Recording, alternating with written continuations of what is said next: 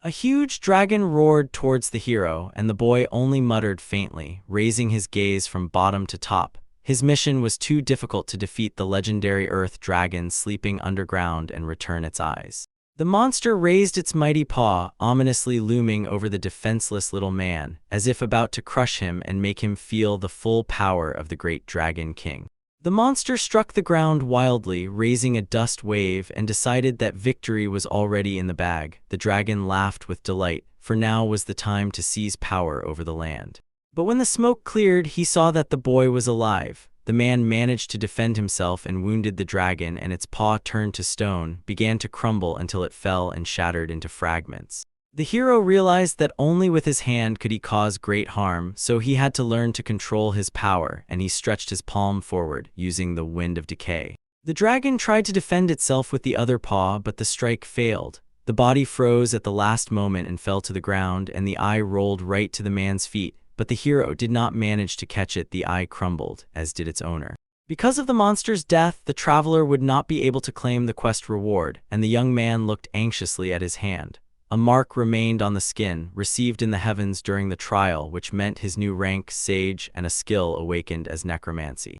At first, the boy rejoiced, thinking that the rank had unlocked something truly powerful, but reality proved harsh. The power was so extraordinary that it literally melted his quest reward, as if destroying the very possibility of claiming it. He wanted to master the new might, but it turned out to be too difficult. When fighting a strong monster, it is almost impossible to defeat it without error, and every step felt like a risk. The hero thought that next time he would take an easier task with a small reward, but his chest already tightened. If he took such a quest, the boy would have nothing to send to his ancestors.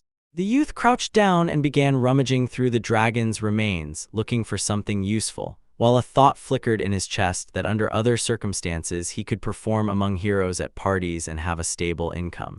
In his father's house, Karn celebrated his 13th anniversary with his parents, and his grandfather solemnly said that now the spirit of enlightenment could grant him the title of sage, but at the same time asked.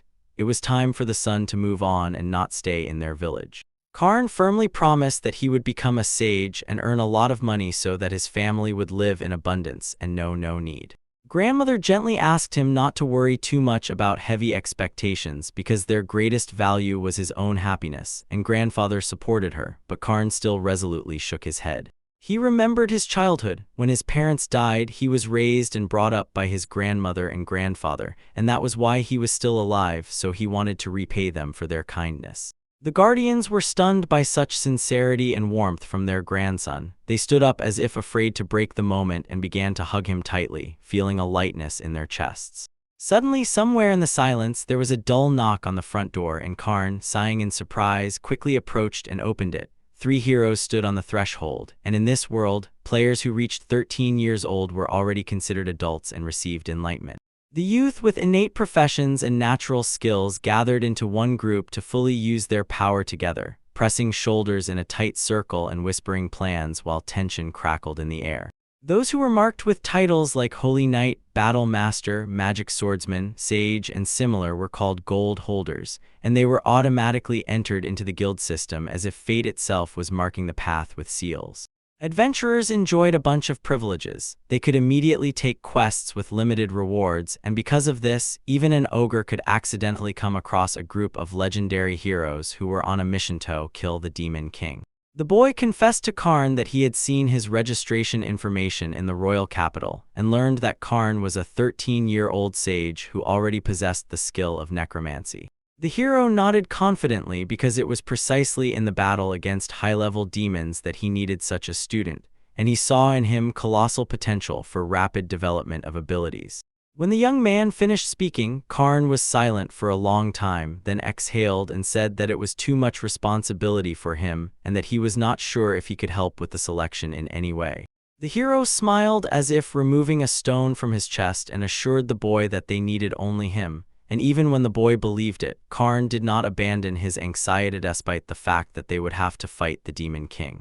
The adventurer convinced him with a financial argument. Heroes receive support from the kingdom, so the little necromancer would have payments every month as soon as he joined their group. As soon as he heard about the reward, the boy immediately grabbed the hero's hand and agreed without hesitation. and the grandfather and grandmother only smiled happily, seeing how their grandson so openly loved money. Eventually, Karna did join the team of heroes. Setting off with the new group, he waved goodbye to his parents, and that was when his adventures truly began. Before the first battle, the hero warned that this enemy was too dangerous, so he ordered Karna to show his power, and the boy nodded to the spirits that surrounded him like shadows, then released a deadly bullet, and the assistants immediately rushed at the monster and knocked it down with one blow. Their next fight flared up against a horde of monsters that surrounded the group from all sides, and the hero shouted in despair that they must protect the city residents at any cost, while Karna suggested calling more allies because the enemies outnumbered them completely. Karna cast a spell to summon the dead. The undead began to emerge from the ground, breaking through clumps of soil, and as soon as a chaotic line was formed, it immediately attacked the monsters. The hero praised Karna for the idea and promised to help the villagers escape while the zombies attacked the monsters. But at that moment, one of the ogres sneaked up behind the traveler, and Karna managed to notice the threat and knocked the monster down with a mud projectile. The mud corroded the ogre's skin, and it began to smolder like smoke, so Karna considered it a complete victory. He had only calmed the earth and the wild spirits of his shaman grandfather, and even rejoiced until he realized that everything was not going as he expected. As soon as they finished another quest, the hero suddenly turned to the necromancer and apologized, then asked him to leave the team, and Karna, surprised, asked if the necromancer could still help them further. An awkward silence fell at the hero's request. He tried to explain everything carefully, but the master directly interrupted the conversation and said that the boy was interfering with their work in the room, adding that through their eyes his skills looked disgusting. The girl suddenly remembered one message. Although she was a tank, Karna still rushed forward and eventually ended up in the rear, where she became completely useless. The battle master could not attack the monsters because, due to the necromancer's disgusting skill, they were taboo for him, and she was convinced that Karna was just trying to take all the work for himself to be the center of attention. The boy did not understand why the girl could not beat the monsters, since when he cast his spells, she calmly and confidently dealt with them as if it were not a problem.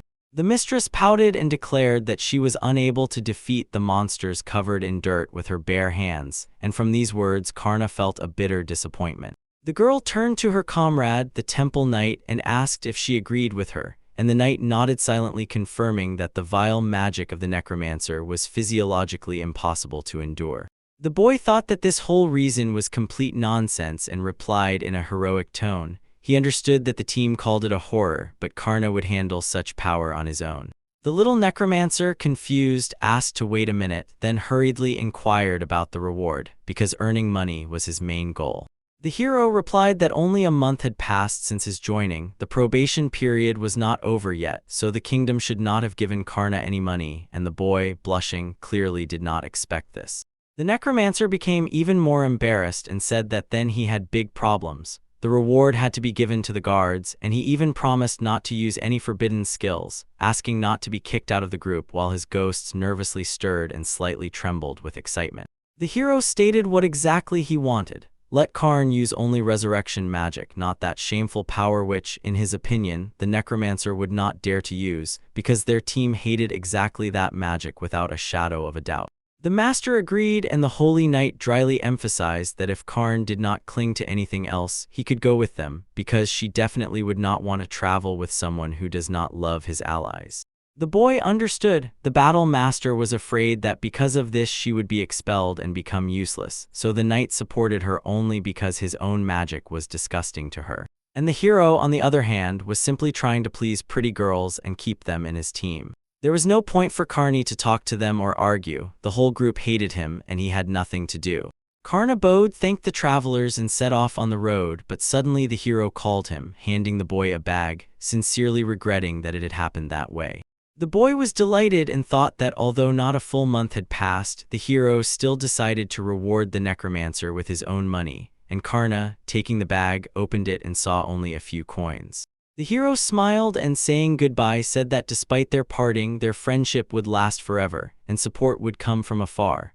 Karna, however, mentally grasped how this man pretended to be good and felt that the truth itself would remain hidden from her until the very end. The little necromancer was eventually kicked out of the first team of heroes, so now he was left without a job and without a place where he could be accepted. Karna stood still for a moment, took a breath, and focused on reviewing the events in his mind, then remembered the story about the Exiles Squad, which had recently become a fashionable topic among poet-bards in the capital. The boy smiled and whispered to the spirits, "If this is exactly what he thinks, everything will turn out as it should, but first he will have to get a job in the royal capital." In the capital, Karna tried to find a place, but things did not go so simply. He asked to be taken into various teams, and each time he heard a refusal, and after the next one, this time from a famous group of adventurers, the necromancer finally broke down and fell into despair. After that incident, when he was kicked out of the hero team, he earned a bad reputation, so he was forced to become a loner and complete quests on his own. After Karna defeated the dragon and realized that he would not even receive a reward for the completed task, he did not know what to do next, and the spirit anxiously asked if everything was all right with the master. The necromancer responded with a smile, saying that he was just a little hungry. The assistants asked if they could bring him food, and Karna thanked them and said that it was unlikely to find anything edible in this cave. Another idea came to his mind. Besides food, there might be treasures in the earth dragon's lair, so Karna drove away the spirits and ordered them to bring something truly valuable. The boy used a phantom search, and the spirits flew up and scattered throughout the cave, and only an old man remained near the necromancer, who patiently stayed nearby. Karna asked the spirit if it wanted to go with the others, but the spirit gloomily replied that it was already too old for such wanderings. His words confirmed the boy's thought. Before him was an ordinary old man, and the boy hoped that these guys would find at least something useful for him. The first chest the spirits dug up turned out to be empty, and later they came across a dead traveler. He had a bottle of water, but due to the body's decomposition, it was clear that it was most likely already empty. One of the spirits went far and came across a castle that seemed to be divided in half by gates. It was impossible to go further, and the boy immediately understood if the ghost cannot pass, then there is a strong barrier, so Karna decided that valuable trophies were definitely hidden behind such a defense. The boy approached the protected gates, reached out to touch them, and felt the dull force of a barrier that did not allow him to take even a step closer. The hero decided to remove the barrier with his own skills and strength, and near the main gates a sharp gust of wind rose, as if the place itself was resisting. The gates did not withstand the impact pressure and simply crumbled, and the necromancer noticed. The barrier had weakened so much over the last 200 years that it was easier to dissipate than to break. The boy called the spirits and tried to enter immediately, but as soon as he took a step, 3 demons appeared next to him. They hovered in the air and looked at the named guest from head to toe with cold curiosity. The beasts landed heavily on the ground, and one of the demons asked what the man was doing near the gates. Karna noticed a distinct mark on his hand indicating belonging to hell. Karna realized that the demon who looked like a human probably belonged to the strongest, and the horned one meanwhile noticed. The boy had already managed to destroy the barrier.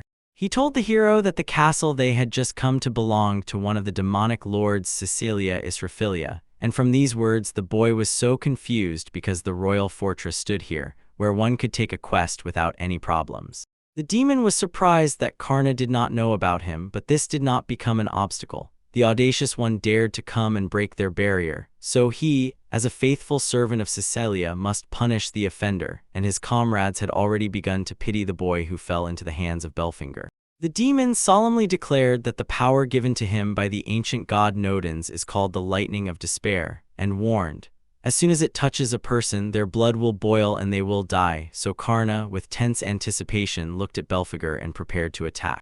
In response, lightning scattered everywhere, and the demon, concentrating all his might on Karna, compressed the space with an explosion that thundered like thunder under the vault of the sky, and then just snorted, admiring how easily victory was achieved. But as soon as the smoke cleared, he saw the impossible. The god himself deflected his blow, and Belfinger exclaimed in shocked disbelief, because the man remained alive after such an attack, and Nodens calmly explained that this weak spell could not harm, so the boy was in no danger.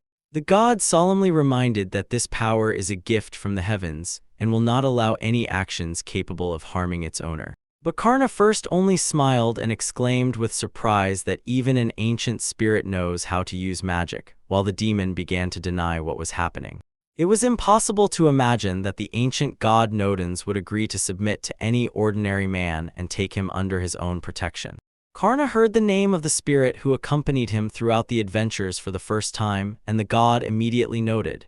Karna had not yet introduced himself to his master. Belphegor, however, became angry that the enemies seemed to ignore him. Nodin turned his gaze to him, smiled slyly, and said that this was a great opportunity to teach the demon to use lightning even from despair. The god asked the boy to lend some of his magic, and Karna did not object. He sharply slapped the god's hand, transferring power, so the man immediately filled with energy. The demon immediately felt it. His grandfather became significantly stronger, and from him came a mighty, heavy pressure, as if the very darkness had thickened. The trident turned into a bow, and Karna drew the weapon and fired a bolt of despair at Belphegor, and the arrow hit the demon exactly, making him growl in pain, and the companions nearby also came under attack.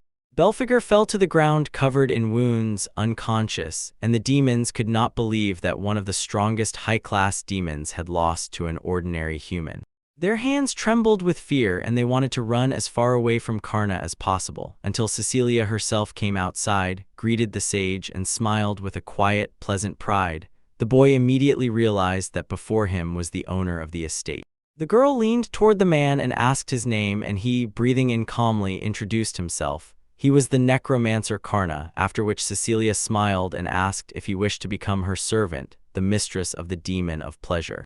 The boy was clearly surprised by such a frank offer, because at first he did not intend to look for Cecilia's castle in the cave, but still the girl said she liked his ability and confessed there was something in him that she loved. Karna sadly bowed his head, not considering himself worthy of her, and Cecilia curiously asked why he thought so, looking into his shadow trembling on the cave walls.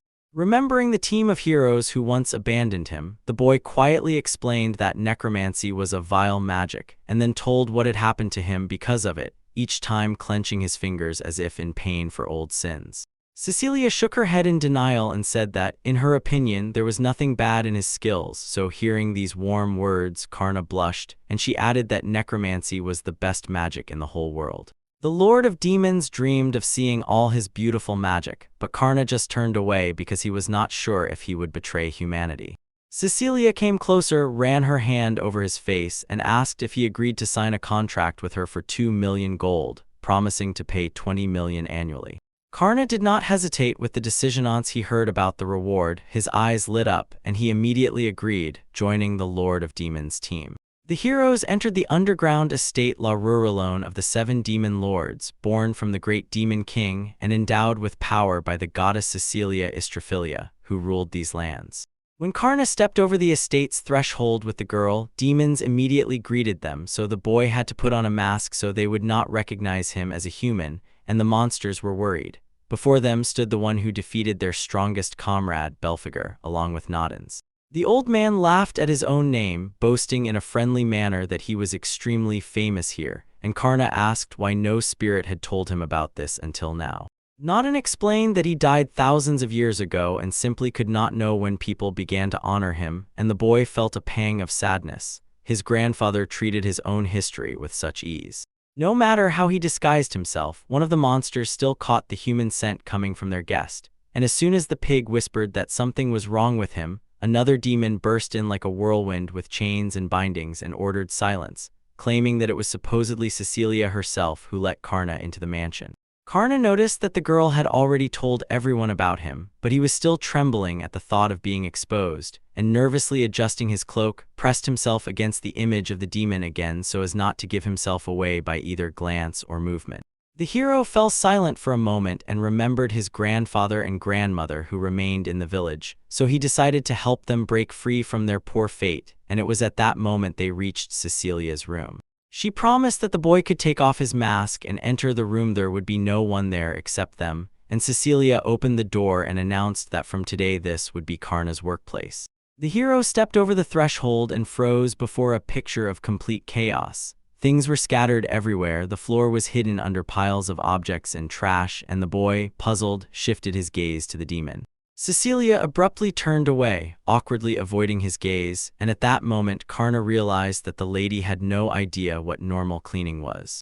The girl blushed and asked no one to tell anyone about what they had seen, because she herself knew perfectly well what a mess she had in her room, and then she excused herself. The more she cleaned, the more chaos grew around her. She looked at the boy and said that this was exactly why he ended up here, so Karna began to guess what his first task would be, and the demon directly stated that she wanted to make him her servant and then she would take care of everything herself. Karna was not against it but did not understand why Cecilia did not choose one of her demons for this task, since she had many of them, and the boy sincerely believed that among them there would definitely be a worthy candidate. Cecilia confidently declared that only Karna could handle this task and no one else, although the boy himself did not fully understand what her conviction was based on, so he chose silence. Before leaving, the demon ruler said that after cleaning the hero could do whatever he wanted, and Karna, still not fully understanding what the job would entail, decided he would do everything he could even if Cecilia gave him any task. The first stop for Karna was the library, and Noddins, frowning, asked why they were there if they only needed to clean the room. Karna calmly explained that they first needed to learn about the culture and customs of demons. His mark suddenly flared up and Karna sent the spirits to find the necessary materials for learning. So the ghosts, quietly rustling pages, pulled out several books and began to carefully review them. When the spirits were just beginning to read the necessary information, they instantly pulled all the information directly into Karna's head, as if the knowledge was already waiting for him. He found out that demons sometimes used dangerous things as decorations, and having studied these tricks, began to understand how to make Cecilia better. Gradually, the hero immersed himself in the secrets of demonic culture and gained other knowledge that would definitely come in handy in every day of his life. Noddin watched as his master read several books at once and knew this works through spiritual searches, and even God was not sure how much time it would take to master such a mountain of knowledge. After a few minutes, the boy suddenly said that he remembered absolutely everything, and Noddin shuddered in shock, while the necromancer gently stroked his spirits and sincerely thanked them. Without this help, he would not have managed on his own. The old man, sitting aside, watched Noddin and thought that even with the help of ghosts, he was still amazed at how the boy's brain could hold such an incredible amount of information. Noddin saw in Karna a truly gifted child and gave credit to the spirits, so now they could get to cleaning Cecilia's room. After 2 hours of waiting, Cecilia's room became cozy and clean, and the girl happily ran inside and immediately felt the difference. It was clear how Karna put all his strength into cleaning, and he explained that he was helped too. Cecilia sincerely thanked the hero and the spirits, and just then a growl sounded in the corner of the room. Something was visible in the darkness, locked in a chest with chains, and Karna warned that cursed armor and demonic books were stored there.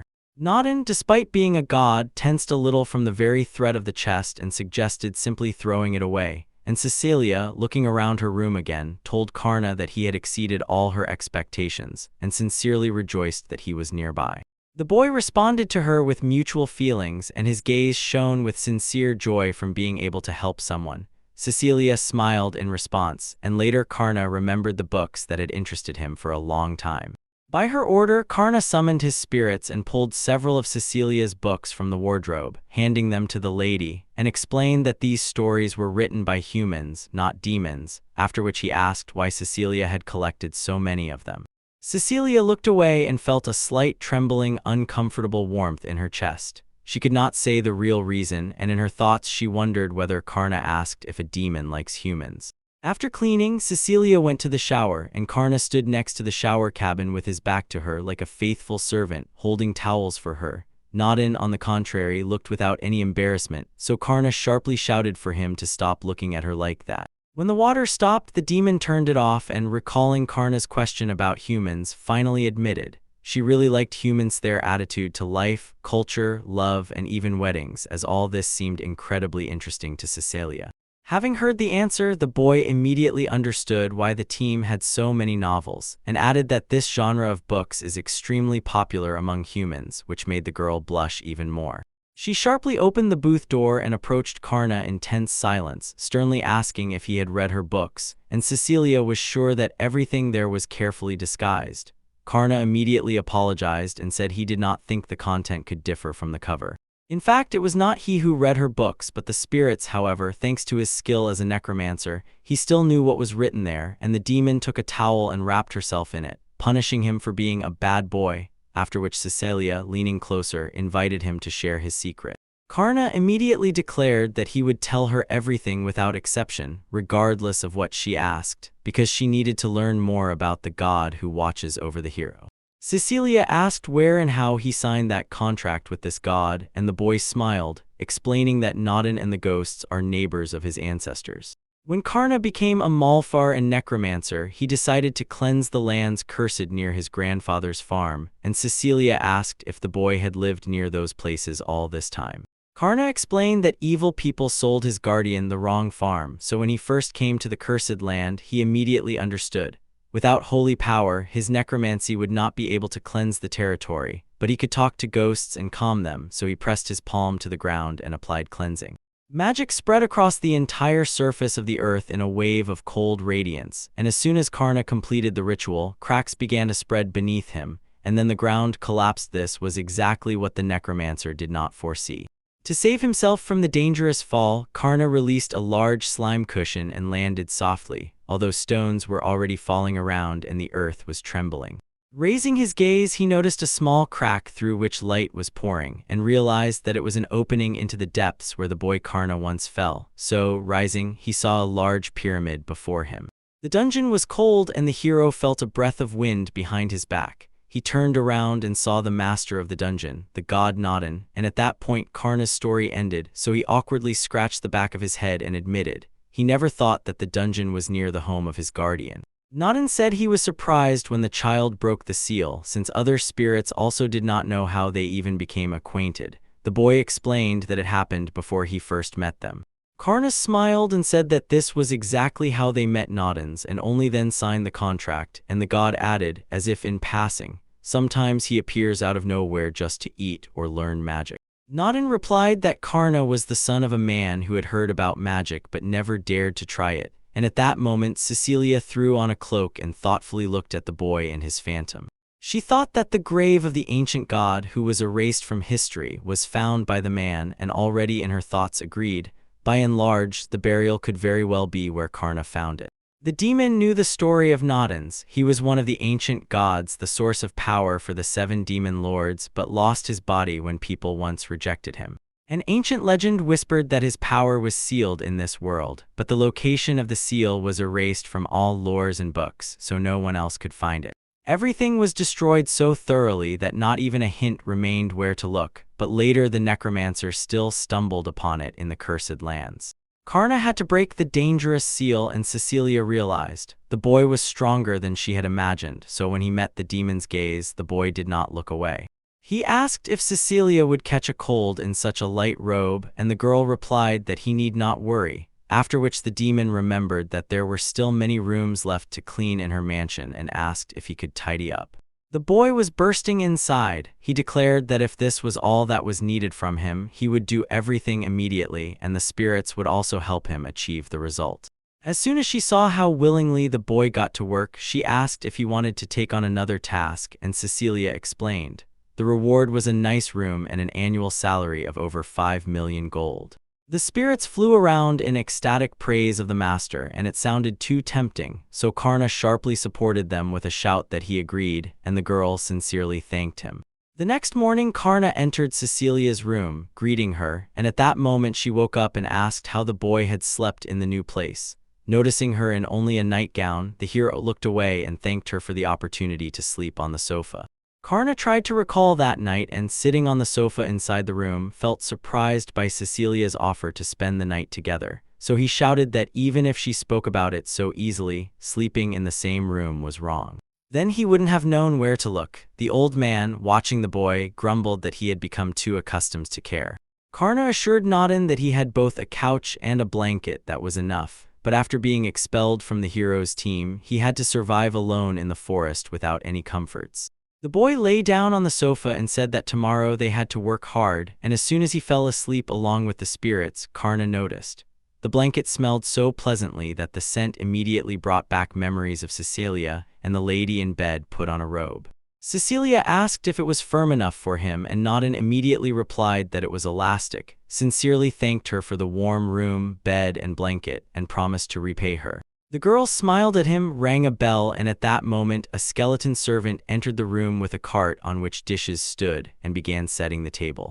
After the changes, Cecilia sat at the table and announced that this was Karna's first task to have breakfast with her, and when she noticed that the butler had stepped away, the boy finally could take off his helmet. The boy took off his helmet and asked if he could really eat such wonderful dishes, to which Cecilia confirmed, and then told the cook the whole situation, and he prepared human food specifically for Karna.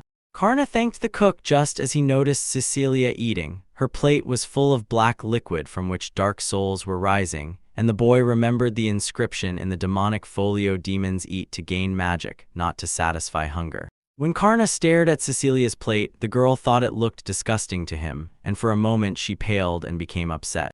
But Karna asked to try instead, and the spirits nearby stirred in surprise, and Cecilia quietly asked if he really wanted to eat her food, to which the boy only nodded confidently. Then the girl picked up her boat plate again, held it firmly in her hands, and handed it to the little necromancer, while Noddins froze in shocked silence. The god doubted whether the boy would survive this, but Karna still dared to taste the demonic food, and the spirits watched anxiously and fearfully as he swallowed the liquid and nodded, as if to say it was tasty. Cecilia was glad to hear this, but Noddins could not understand how a human could like it. Demonic food lacks nutrition, and the taste is bland, so the god sternly replied that it was better to eat trash than that. Cecilia explained that they had long been trying to improve the taste, so now it was at least not as bland as before, but despite her efforts, she still could not make their food human.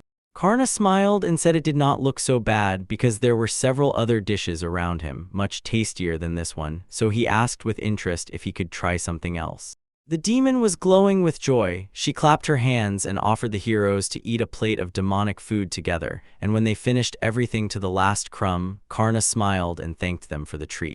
Cecilia, almost immediately changing her tone, moved on to the topic of the day. She leaned closer as if whispering a plan, and promised to tell Karna about the monster he would hunt. His enemy would be a demon, a general.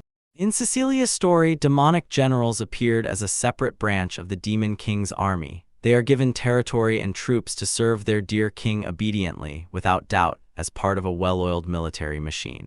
Cecilia firmly emphasized, demons will not obey the orders of the overlord's will. Instead, he must show them strength and power in action so that they perceive him as an ordinary commander in the royal army, and only then, without unnecessary objections, as a general. She added that once a demon becomes a general, his salary doubles or triples and sometimes even rises higher, so knowing how much Karna loved such benefits, Cecilia jokingly asked what he himself thought about it. For the sake of his family, Karna was ready for this. Cecilia explained that they need to start by expanding territories, so the hero suggested capturing his grandfather's farm and Noddin's grave. This did not stop the spirit, and he replied that all his friends grew up where the rulers are, and the ruler admitted. Cecilia worries about her subordinates because Karna's home is within the kingdom. The boy quickly understood what she was hinting at, and Cecilia said, even though she commands demons, it is still a difficult task for her. Cecilia rose from the table and announced that it was time to set off, and the hero asked where they were going, and the girl smiled faintly. Meanwhile, in the demon cave where the ogre base stood, a battle was raging. The giant monster could no longer wait to deal with the knights who had come to him. This giant man-eater was truly dangerous. He crushed cities and ate people, so the army marched directly against him, and with one blow of a heavy club, the knights were knocked aside, scattering on the ground. The royal army, which was robbed day and night, had almost lost its combat capability, and the soldiers stood huddled together, looking at each other in confusion because they did not know what to do next. When the commander saw that the fighting spirit was finally sinking, he stepped forward and thundered, ordering not to give up, because heroes never surrender, and his words made the soldiers' chests tense with determination again. The girl raised her sword, stepped forward toward the ogre, and he, throwing down his weapon, prepared his fist to strike, and the fist heavily struck the commander's armor, making a clang throughout the formation. The girl hit the stone cliff so hard that the silence cracked, and as she rolled closer, the giant hoarsely promised to tear off her clothes and eat her tender, delicious flesh in response. Knight screamed and forbade him to do so. When the monster tore the clothes off the girl and was about to iron them, Ghost shot into his stomach, and he released the victim and fell to the ground. The knight noticed a stranger standing in front of her who cautiously asked if she was okay, and she responded by asking who he was, so Karna joined the conversation, and the warrior got scared because through the mask she saw a demon. She screamed and called the boy a monster, but Karna stood up despite his own fear and said that he would not be an enemy of humanity. He came to the dungeon with good intentions. Karna declared that he came to capture the dungeon, and Augir, who was lying on the ground, laughed. He did not know which kind of demons Karna belonged to, but now everyone was in his cave, so the knight was surprised that the monster was still alive and controlling the situation. The ogre growled fiercely. This was not an ordinary monster, because he served Lord Jirugaz, the lord of the demons of greed, and was part of the ogre army corps, and ahead was the army commander Buruz. Buruz tore the remnants of his own clothes, revealing the mighty mark of the gifted, and believed, if he could beat the dragon to death with his bare hands, then he would definitely crush some demon as well. The girl warrior had no information about her enemy, because the marks of the gifted were given by ancient gods worshipped by demons, and were usually received at enlightenment ceremonies. Buruz was one of the generals of the demonic army, and from his position it was clear that his strength equaled that of a hero, so he could fight on equal terms with such an opponent. Karna understood, against great demons, their strength and powerful skills, and on top of huge muscles, it would be extremely difficult for him. But meanwhile Augir raised his weapon and mockingly asked if the boy was so scared that he could not say a word. Seeing that the giant man-eater was about to rush at him, Karna grabbed a lamp from which a fiery ghost burst out, and with his necromancer's mark pulled it closer, fueling the flame with the power of his own spirit. The ogre rushed forward at the boy, who did not move from his place until the very end, and the monster struck the demon with a spear shaft, but he timely covered himself with the fiery ghost. The knight could not believe that such a tiny creature could stop the attack of the ogre lord, and Buruz shouted that it was simply impossible, and his voice trembled with shock. The thief advised the owner to be more confident and not to fear the great man-eater, and also warned to stay alert. The ghost felt that the enemy had not yet struck with full force, so the next blow could be fatal. Hearing this, the ogre stepped aside and said that they were right, but they had chosen such a fate for themselves. Barry's promise sounded like an intention that this time the little demon would no longer be able to stop him. The ogre gripped his weapon tighter. Karna shouted that they would do everything in their power, and Buruz raised his hammer with a battle cry, preparing for the decisive clash. He struck the ground with all his might, and the soil crumbled into large stones that scattered in all directions, including towards Karna. The boy quietly muttered that it was his turn, punched the air, and threw a fiery hammer towards Buruz, until the colossal flame blossomed and rushed straight at the ogre. He could not believe he would die because of a simple demon. The fire reached the monster, it screamed one last time, and a powerful blow passed through the stone ceiling of the dungeon and burst outside. When the smoke cleared, Karna was surprised and did not see his enemy, so he decided that the ogre had used camouflage and disappeared, but the spirit explained. Buruz simply melted away. The boy did not consider it that simple because he was one of the 7 generals and had not yet fully realized how strong and destructive his blow had been, so Karna said he needed to find the night girl. The girl, trembling with fear, hid behind a large stone boulder and covered her face with her hands, because she had never seen such power before and had not yet encountered black demons. At that moment, the wounded warrior found her in the darkness, asked the captain what to do next, and the girl screamed hysterically that they needed to flee immediately and warn the heroes about the danger. The boy still could not understand what had happened to Buruz and thought that the giant man-eater had simply been reborn somewhere else, and he was not truly surprised by this thought. It even seemed funny to him. The squad began to flee the dungeon in panic. The fire spirit asked whether to stop them, but the boy sharply ordered him to be silent because they had to find that ogre. He released his search spirits, and although they examined the entire cave down to the last corner, their search yielded no results. No one was found. Karna asked the thief whether the high-ranking demons were really descendants of Nodin, but the ghost could not answer confidently. The boy pondered if this was true, they should be as powerful as their grandfather, and the hero could not believe that Buruz could be destroyed with a single blow. Even Nodins did not seem so weak, so Karna began to recall a few months ago when he first met Nodins in a large tomb under Karna's house, where he then asked his grandfather who he was. He introduced himself as a divine spirit buried in this dungeon, and next to him stood a dragon and a fire god, from whom the air carried the chill of ancient power. Nodin asked if the boy really thought he could defeat them, and without distraction, raised his weapon and ordered to show strength. An unbearable flash of despair pierced the sky and rushed straight at Karna, and the boy stubbornly decided, If he won, the spirits would become his subordinates. He hid behind a slimy cushion, but the defense did not hold the blow. The lightning easily pierced it and hit Karna directly, followed by another god who struck him with a fiery hammer. Karna fired slime balls, trying to push back the flames a little, and as soon as the slime met the fire, everything exploded instantly. The fiery wave threw Karna backward, and he heavily fell to the ground, but even so no one could withstand the power of the ancient gods. Nodens had never seen such a strong man, and yet the boy, despite the devastating blow, managed to get up, his clothes torn. Then Karna looked straight into the god's eyes, and Nodens appreciated his brave appearance. And in the boy's mind surfaced the meeting with his grandfather. He thought that his descendants, the demonic generals, should be just like that. The boy looked at the spirit and still believed that Baraz had simply fled, and the thief warned. If the boy stayed close to the master, his power would gradually fade, so he promised to return and asked Karna to be careful. The hero released his spirit into freedom, saying he would call it as soon as he encountered the enemy. And meanwhile, before he returned to the lantern, the boy sincerely thanked him for the help. The boy took off the tight helmet, took a deep breath, and at that moment Cecilia, who had been watching the fight from afar, came closer and said with admiration that she was impressed by the skill of Fire Hammer. Karna, meanwhile, apologized for the demon breaking free. The embodiment of flame and power, the cursed god Vorvidas, possesses the most powerful ability to incinerate everything in his path. The girl had heard legends about him, but only now saw with her own eyes what he was capable of, and the boy sadly lowered his head, while Cecilia jokingly asked how he could have missed the enemy since the ogre had vanished without a trace. The demon crept closer and began gently stroking the man's head, while Cecilia watched him intently and wondered how much strength still hid in his body. Cecilia calmly reassured him, saying that now something else was more important than those escaped Naris, and she handed over a crystal. The boy asked in surprise what it was because the glow made the object look like a real jewel.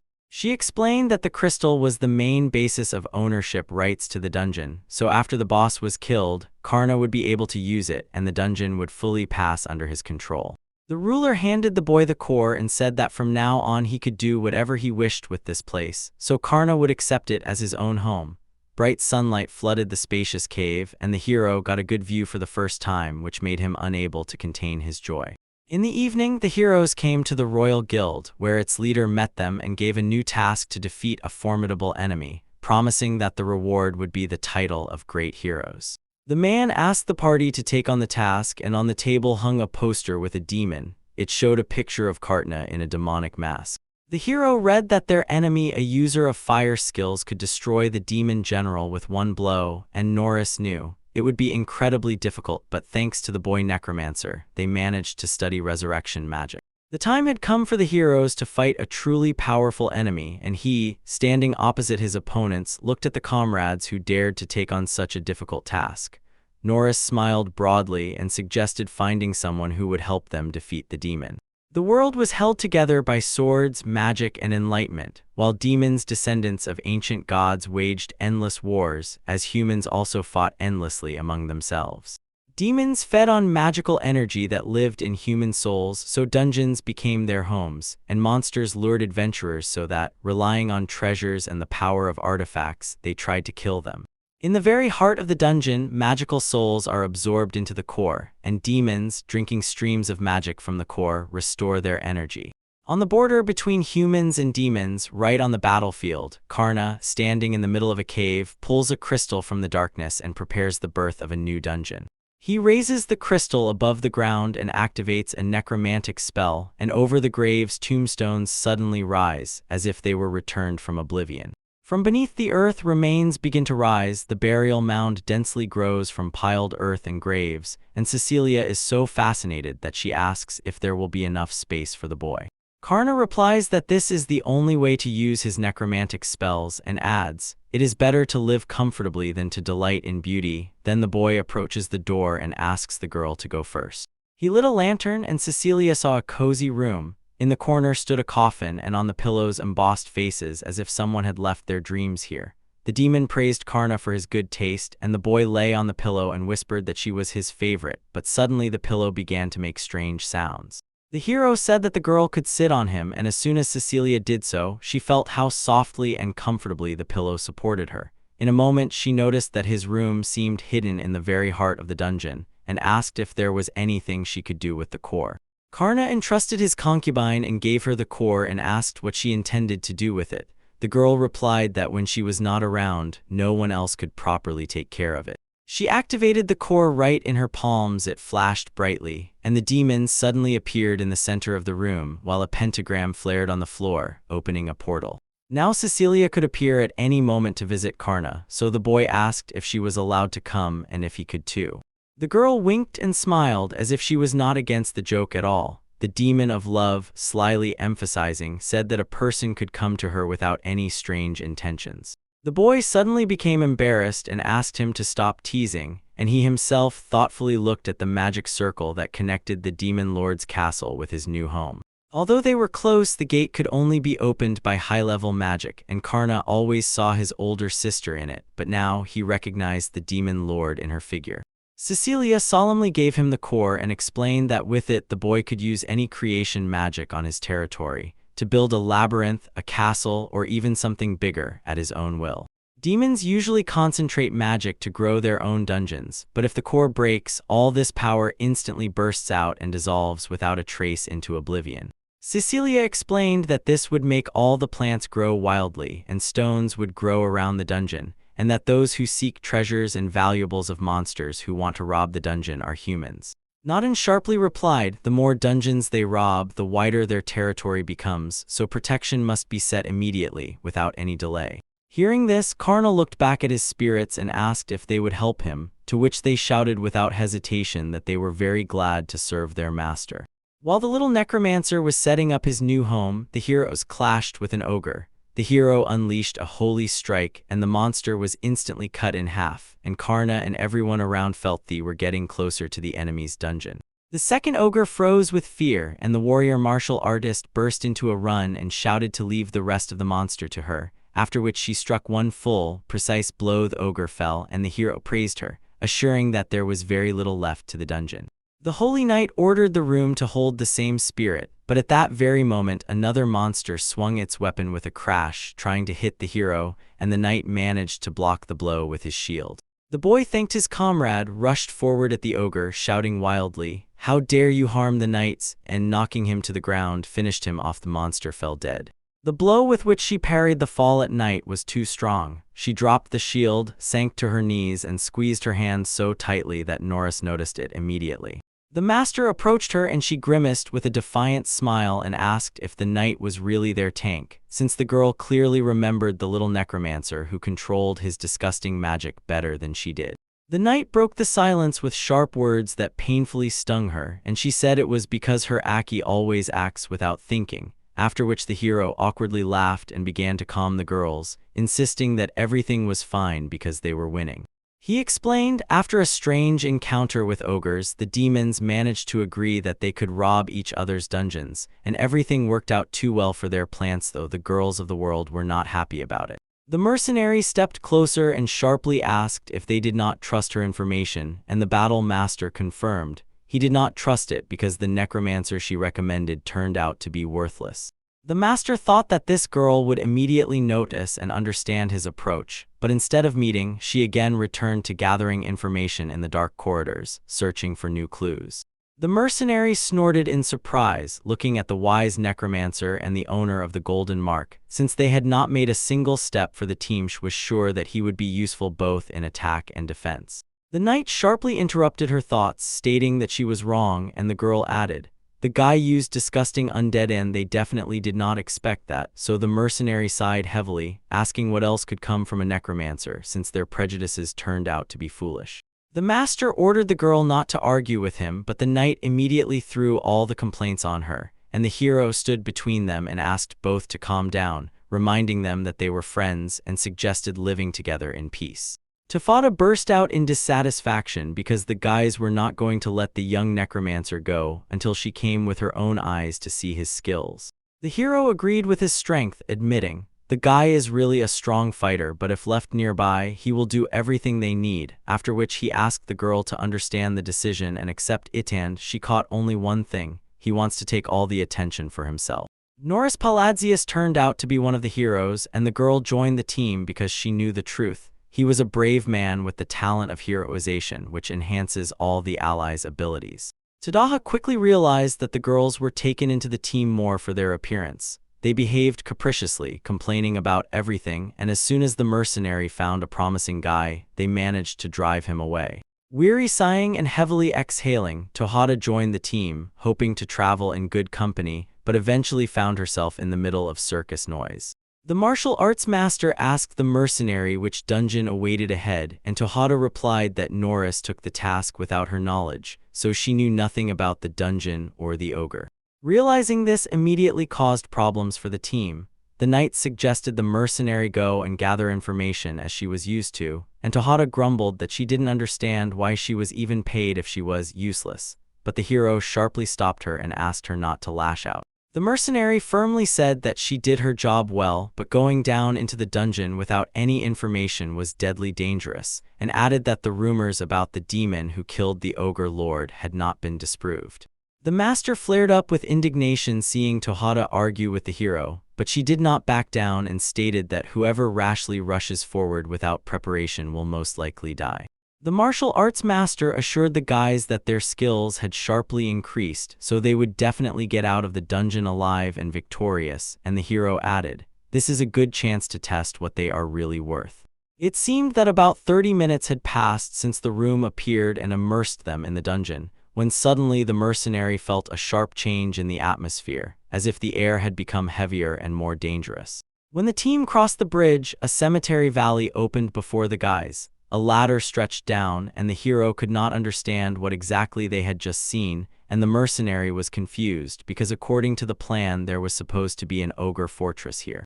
Norris said that everything would be fine and headed down, and the knight and master followed him when the mercenary growled, demanding not to rush, but as always, no one heard her while spirits watched them closely from afar. The ghost warned the owner that the heroes had already entered the dungeon, and Karna sincerely thanked him for the warning. He admitted that he himself would never have believed that they would dare to come here, and the relationship with the guy was strained with his former team. Nodin asked in surprise why the little necromancer was so sad, and the ancient god explained, "The guy has the right to take revenge on the heroes, so Karna supported him even if they were his former comrades, he owed them nothing." The hero decided not to succumb to them, and realizing what horror could spill from his power, did not fight at full strength, already resigned to the thought that he might die in a clash with them, and Karna reminded himself, now he is the enemy of humanity, under the command of the Lord of Demons. The boy sharply grabbed the core hanging around his neck and ordered the Coupon Cemetery to release an army of the undead and finish off the heroes, after which he used the skill, Eternal Grip. Immediately after this, the dead began to crawl out of the graves, and near the cemetery, a fence was raised and trees were grown so as to delay and confuse the heroes in the narrow alleys of darkness. Karna aimed the crystal at the wall, and it revealed a screen through which the little necromancer could watch what was happening, so Nodens was bewilderedly surprised, and the boy only explained, "This is exactly how his phantoms see everything around." Cecilia appeared in his room, came closer, and dryly pointed out that Khan's cemetery is a rather simple dungeon, so the Karn life there is neither an obstacle nor a trial. Nodin did not object, as he believed that this would be enough. The structure of Karna's dungeon and the one in which he was sealed were the same, and in those tombs the undead guarded the oldest gods themselves, so the spirits were sure that the boy's home could not be robbed. The battle master screamed in disgust because Cecilia did not want to fight the dead and asked to take them away, and the zombies were already approaching, so the mercenary reminded her that this was her job, and Norris himself rushed into the fight with a sword. When the zombies were defeated, spirits descended on them and surrounded the people from all sides like a dark funnel of fear, and the hero ordered the knight to use his destructive magic. The girl tried, but nothing happened, and the ghosts began to laugh. Then several cheeky spirits slipped through the cracks and crawled under her armor, coldly squeezing her body. The hero shouted, asking what the girl was doing, and it turned out she was the one controlling the magic in their team, and when he looked into the night, he saw she was just standing still, which angered him. And Cecilia, noticing this, asked if all heroes nowadays are no longer even capable of defeating ghosts and the undead. Karna stated that a hero specializing in physical attacks is absolutely useless against them, and the demon coldly noted that the holy knight lacks the magical power to resist them, until the mercenary snatched a vial of potion and rushed up the dungeon wall. The girl jumped forward and splashed holy water on the ghosts, which corroded them, and Tohada instantly grabbed a dagger and stabbed it into a large spirit, cutting through the darkness with a precise strike. When all the ghosts disappeared, the mercenary woman sighed with relief and rejoiced that she had bought a silver dagger with holy magic, but at that very moment the warrior began to reproach her for slowness. The mercantile mercenary impressed Cecilia, and it became obvious that the heroes were unlucky to accomplish anything without her, while the demon inquired what they planned to do next. Tadada grimly ordered them to retreat and, trembling with confidence, said that they would not leave the dungeon alive because the ghosts they had just scared would surely report everything to their boss. Nora sharply objected that they could not leave empty-handed and insisted on taking something with them, while the mercenary grimly declared that the boy would die, and the hero replied, if they worked together, they would definitely win. Tohada grimaced, pointed to the holy bundle of holy water, saying it was very expensive, and asked why waste it, and the teacher got angry because he thought the girl cared more about money than about the fight. The holy knight agreed with the teacher's words, but Tohada, only with a spark in her eyes, objected that heroes with honor do not think about money, after which the mercenary sighed wearily and promised that they would pay for the water themselves, and the girl confidently said that it would not help them. Watching the girls again engage in bold disputes, the hero began to get nervous, promised to pay for everything necessary himself, and asked if Tohada would now use the holy water, to which the mercenary replied that she would do so only under one condition. She said they would use it only to fend off a truly serious enemy, and for the girl that meant a lot. The hero turned to the other girls and asked if they agreed, but they stubbornly did not want to retreat. Tohada felt that their adventure would end very badly, and the master promised that when they returned to the city, she would tell Tohada everything. The mercenary did not respond to this, intentionally warned that if the heroes decided to surrender, they should do it quickly. Then Tohada pulled up her hood and declared that she would go ahead and scout the first stretch of the path. After some time, the team saw a light ahead, and Tohada thought it would be strange if it turned out to be the exit since they had only traveled a few hundred meters. But the guys, without hesitation, immediately ran toward what seemed to be the exit. The hunter mercenary tried to stop them, but there was no time left. As soon as the heroes reached the passage, iron bars dropped before them, the room suddenly flared with light, and they found themselves in a round hall with no exit. The mercantile girl felt a strange magical stirring next to her and sharply threw the daggers, and a hand with a staff came out of the portal. Karna timely deflected the blow, and the girl's silver dagger did not work, leaving her stunned. The demon smiled, noting that the heroes had indeed fallen into his illusion, while Karna heard her say that it was time to settle the score, and the boy separately greeted Norris, as if emphasizing his audacious confidence. The hero stood in a stance, firmly holding the sword in front of him, and the assistant asked Karna whether to call Grandpa or if he could handle it himself. Karna replied that if people saw how he controlled spirits, his family would be threatened, because in their eyes he was an enemy of humanity. Karna firmly decided he must defeat the heroes at any cost, and without looking away, asked if his enemy was happy to see him here. The hero shouted that the demon should not speak like a human, and Tohada, holding him by the shoulder, asked him to calm down and inquired if he had seen what happened to her dagger, which she had just thrown at the demon. The master only quietly smiled, not taking her concerns seriously, and the girl explained, "This dagger is capable of piercing any barrier created for hunting demons, and their enemies stopped this weapon with bare hands." Tohada noticed that despite the appearance of a child, the enemy was already well trained like a high-level opponent, and the girl drew the dagger, solemnly ordering to act together. But Haraki only grimaced in a smile. Her help would not be needed, so she rushed forward and shouted that she had destroyed the enemy on her own.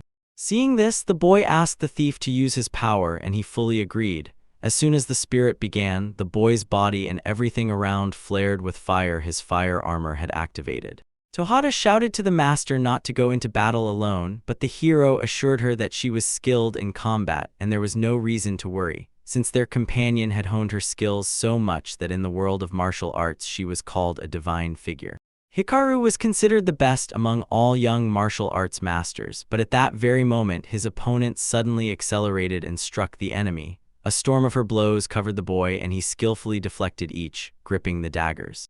The girl was momentarily embarrassed, feeling that the demon was able to return all her attacks. She stopped, as if giving him a window of opportunity, and Karna took the chance to attack. Karna released fiery magic with a sharp thrust. The flame strike shook the air, and the martial arts master, losing her balance, fell to the ground and fainted, while the heroes froze in shock. The thief stretched a predatory smile, as if to say the heroes are too weak today. Karna realized that the fight with the girl would be harder, since even her spirit noticed that the boy was not fighting at full strength. The necromancer was disappointed. Heroes are supposed to face gods and demons, and Karna sighed heavily, clutching himself inwardly with doubt. He thought that the girl could have stopped him differently, for example, by counterattacking after the strike, but she simply fell unconscious. Even though his first fight went so easily, the thief advised not to relax. Meanwhile, the Holy Knight whispered a spell in another language, raised her weapon, and asked God to give her the strength to destroy the demon, using the skill Holy Crusher. The destructive beam rushed straight at Karna and Haraki, and the boy knew, after such a strike, only the name of his master would remain, so he instantly used necromancy and ordered the undead to rise. A wall of the undead grew before him. When the holy beam hit the wall, a powerful explosion thundered and smoke filled the room. The knight happily thought she had succeeded, but Tejada did not share her mood and worried about the master, so the girl waved it off and promised she would heal her comrade later. Tadahi did not understand why the knight rushed into attack when her comrade was lying on the ground, but she did not listen, immediately rushed to the fallen enemy, and through the thick smoke the knight did not see how Karna used the decomposition wind. He immediately dispersed the smoke, hiding the boy. A strong gust of wind hit the heroine. She managed to cover herself with a shield, but it did not save her. The wind broke the shield and then tore apart the armor and clothes. As a result, the girl was left completely naked, yet without any wounds, and Tejada immediately rushed to her and pushed her away, shielding her from the next wind attack, while she screamed that she was lucky to survive, and the girl only cried and could not respond out of fear. When the night fainting passed, Tejada began to think about how to drive out the demons they let through without the holy sword, realizing that the enemy's magic was much stronger, and moreover, he had the master hostage. The girl decided to leave the fight briefly for the hero and rush to help the knight who had fainted. While watching Norris's fiercely clenched expression, Karna wondered what he would do next. The lightning gossip reminded the boy, if he had not held back the strike of the Holy Knight, the boy would have died, and meanwhile the hero was already filled with strength, straightened up, and was ready for a new battle. The cursed god looked at Norris in surprise as he was still calling for a fight, and Karna asked if the hero was really ready to risk his comrades, to which he heard the answer. The team definitely knew what they were getting into. He was not too concerned about the events, because during the Holy Night he had learned resurrection magic, and he did not care whether the girl would die. She was no longer needed by him. Although it was not his direct order, Karna could not tolerate such an attitude. Norris shouted that the demon had already killed himself, and he grabbed his sword and struck with a holy move. The master was still lying on the ground, and the boy immediately understood. There was no reason to help the girl, but he definitely would not allow the hero to devour his comrades again. Karna turned to the thief for help, and without any pause, he immediately took off his mask, revealing his true form, the cursed god. Vorvidas, sparing no effort, struck with a fiery fist, and the flames rose, rushing to meet the heroic holy strike. When the two different forces collided, the pressure in the room sharply increased, and Tejada covered Norris with her body, shielding him from the incredible wave, although she herself was scared to look at such immense power. Finally, the fiery fist unleashed the holy strike, and it shattered like thin glass, and the flames lashed the wall right behind the hero's head, leaving Norris in shock that his attack could not hold back the demon's furious onslaught. The thief declared that Norris was incapable of defeating them, and the boy nervously froze, staring at him until something cracked nearby, and suddenly the blade of his sword appeared before him, pointed right at him. It was a verdict. The holy sword was shattered to pieces, and Norris could not believe that his weapon was destroyed. Fragments scattered, and an icy feeling of defeat hung in the air. When Norris's sword crumbled to dust and cracked into the last pieces, his armor also broke down, and he helplessly fell in his underwear, looking confusedly at the ruined armor and not understanding what it meant. Norris was furiously outraged and asked what vile magic the demon had used, as he had never heard of a power capable of destroying a holy sword, and Karna replied that it was not his fault, but a miscalculation of his hero. Tejada took a step forward, put on the glasses of truth, and, as if aiming at the universe with her gaze, was able to see the name, race, and type of monsters. At first glance, she caught on to Vorvidas and declared that he was not a villain, on the contrary, a complete opposite, a benefactor. In this world, creatures were divided into two types, those who protect others and empathize, and those who think only of themselves. Karna addressed the god and explained that he was treated as if it was done for the salvation of benefactors, and then the thief clarified. He is a spirit called to protect his friends and family, and the varieties of beings are primarily defined by their actions. Tohata reminded the hero that he must swear to fight evil and act only in a positive light, but the girl turned to Norris and indignantly asked why he thinks only of himself, accusing him of a readiness to betray his own comrades. The young man began to feverishly justify himself and deny that he was selfish, and Norris coldly replied, when they were kicked out of the little necromancer's team, he simply gave that boy a wallet with gold. The hero tried to convince that sometimes he could help comrades and that would not be considered betrayal, but the girl immediately noticed. In fact, inside he never did that. She declared that Norris's holy sword and all his equipment had already renounced him, and Tohata looked at the hero through the glasses of truth, as if searching for every inconsistency in him. Tohata saw that the hero now wore clothes and equipment typical of a villain. He lost the sign of prophecy and received the seal breaker, and the man staggered with a scream and could not believe his own changes. Those who have divine prophecy and holy calling are called gifted, and those who lost it are called seal breakers, who are hated to the core in society.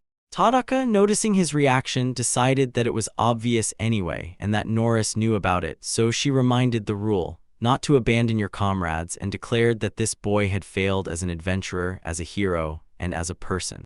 The girl looked at the master and the knight and said that in the team everyone is obliged to help and protect each other, and Norris, feeling the demon's gaze, sharply shouted that he must save himself. Tadhata noticed that the boy was already ready for Bifta. Her rod flared up with flame and she snatched a bottle of potion. Karna immediately struck the girl's hand with lightning and asked if they should stop, because everything looked as if she was already on the edge. Tohata declared that she would never betray the hero's code and fights to the end, so while one hand with the potion froze, with the other she grabbed a dagger and threw it at the demon, but missed. The spirits arrived just in time to help their master. Standing so that his feet were on their heads, Karna lunged toward Takata, quickly jumped to her and struck so carefully that the girl immediately fainted. While the hero tried to break free from the trap, Cecilia did not let him. The demon mistress pressed him to the ground with her heel, and Norris asked indignantly who that was. Cecilia introduced herself as the demon of pleasure and declared that people should know her as the Lord of Monsters. Karna approached the demon and apologized for almost losing control of the hero, but Cecilia only winked and said she did not consider it her merit. Norris tried to escape again, but the mistress's heel pressed him to the ground once more. The hero whispered that if he had known who ruled this dungeon, the Demon King, he would never have come here. The girl stated that Norris had nothing more to complain about. He had already paid for his deeds, and if he had not repeated his foolish actions again and again, he would not have lost the divine prophecy, and if he had helped his comrades, he would have lived longer. Norris trembled with fear and began to beg for mercy, and with the flattering smile of a liar promised to do everything, even ready to become her subordinate. Yet Cecilia was only annoyed by how he behaved. She sharply pressed her chin to the man's bare skin and firmly said that she did not need a pathetic hero like him who disgraces the demonic army. Mysteris added that, unlike him, her subordinates have dignity, which is why they win, because without dignity demons would be as weak and spineless as Norris, a pathetic semblance of a hero. While she spoke, her gaze was fixed on the boy, and Norris felt that the verdict was coming, so Cecilia threw in his face. A hero who betrayed his comrades and completely renounced morality does not even deserve death. Cecilia ordered the man to get out of her dungeon, and he immediately shouted that he would leave as soon as she let him go, so Cecilia and Karna exchanged sharp, silent glances. She was tough and the man understood her. The necromancer used the skill Spirit Flow, and the ghosts, grabbing the screaming Norris, the holy knight and battle master, whisked them out of the dungeon in a whirlwind. When only Cecilia and Tohata remained in the room, the girl looked at him. The boy was also unconscious, and the demon said they would have to talk, so Tohata only nodded bitterly, and Cecilia asked what he thought about his fight with the former team that had abandoned him. Karna rejoiced and promised. As a subordinate of the demon lord who relied on him, he would become humanity's greatest enemy, and the boy happily agreed that he could fight alongside Cecilia. Hearing these words, Cecilia was even more delighted, silently exhaled, and said that they could continue to rely on him because her word had now also become a promise.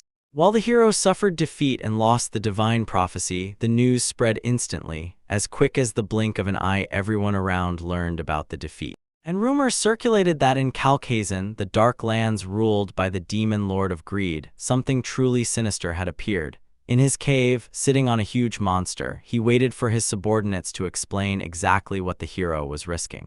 The goblin confirmed this and added that the devilice of love Cecilia had come to their lands, and that the monster army had bowed before their lord, who sat on a fallen dragon. The king was meanwhile in madness. Cecilia, having stolen his prison, dared to come to his lands and take the spoils. Dargaz, the demon of greed, was finally enraged at the audacious girl and could not move from inside with fury. In the kingdom's capital, where the Adventurers Guild stood, there was sharp tension. The leader clenched his teeth in frustration because the hero was defeated, and the events seemed to have become completely tangled. The man still held the opinion that the report was an ordinary fake and ordered his assistant to verify the facts, but the girl, looking at the documents, dryly confirmed everything written was true.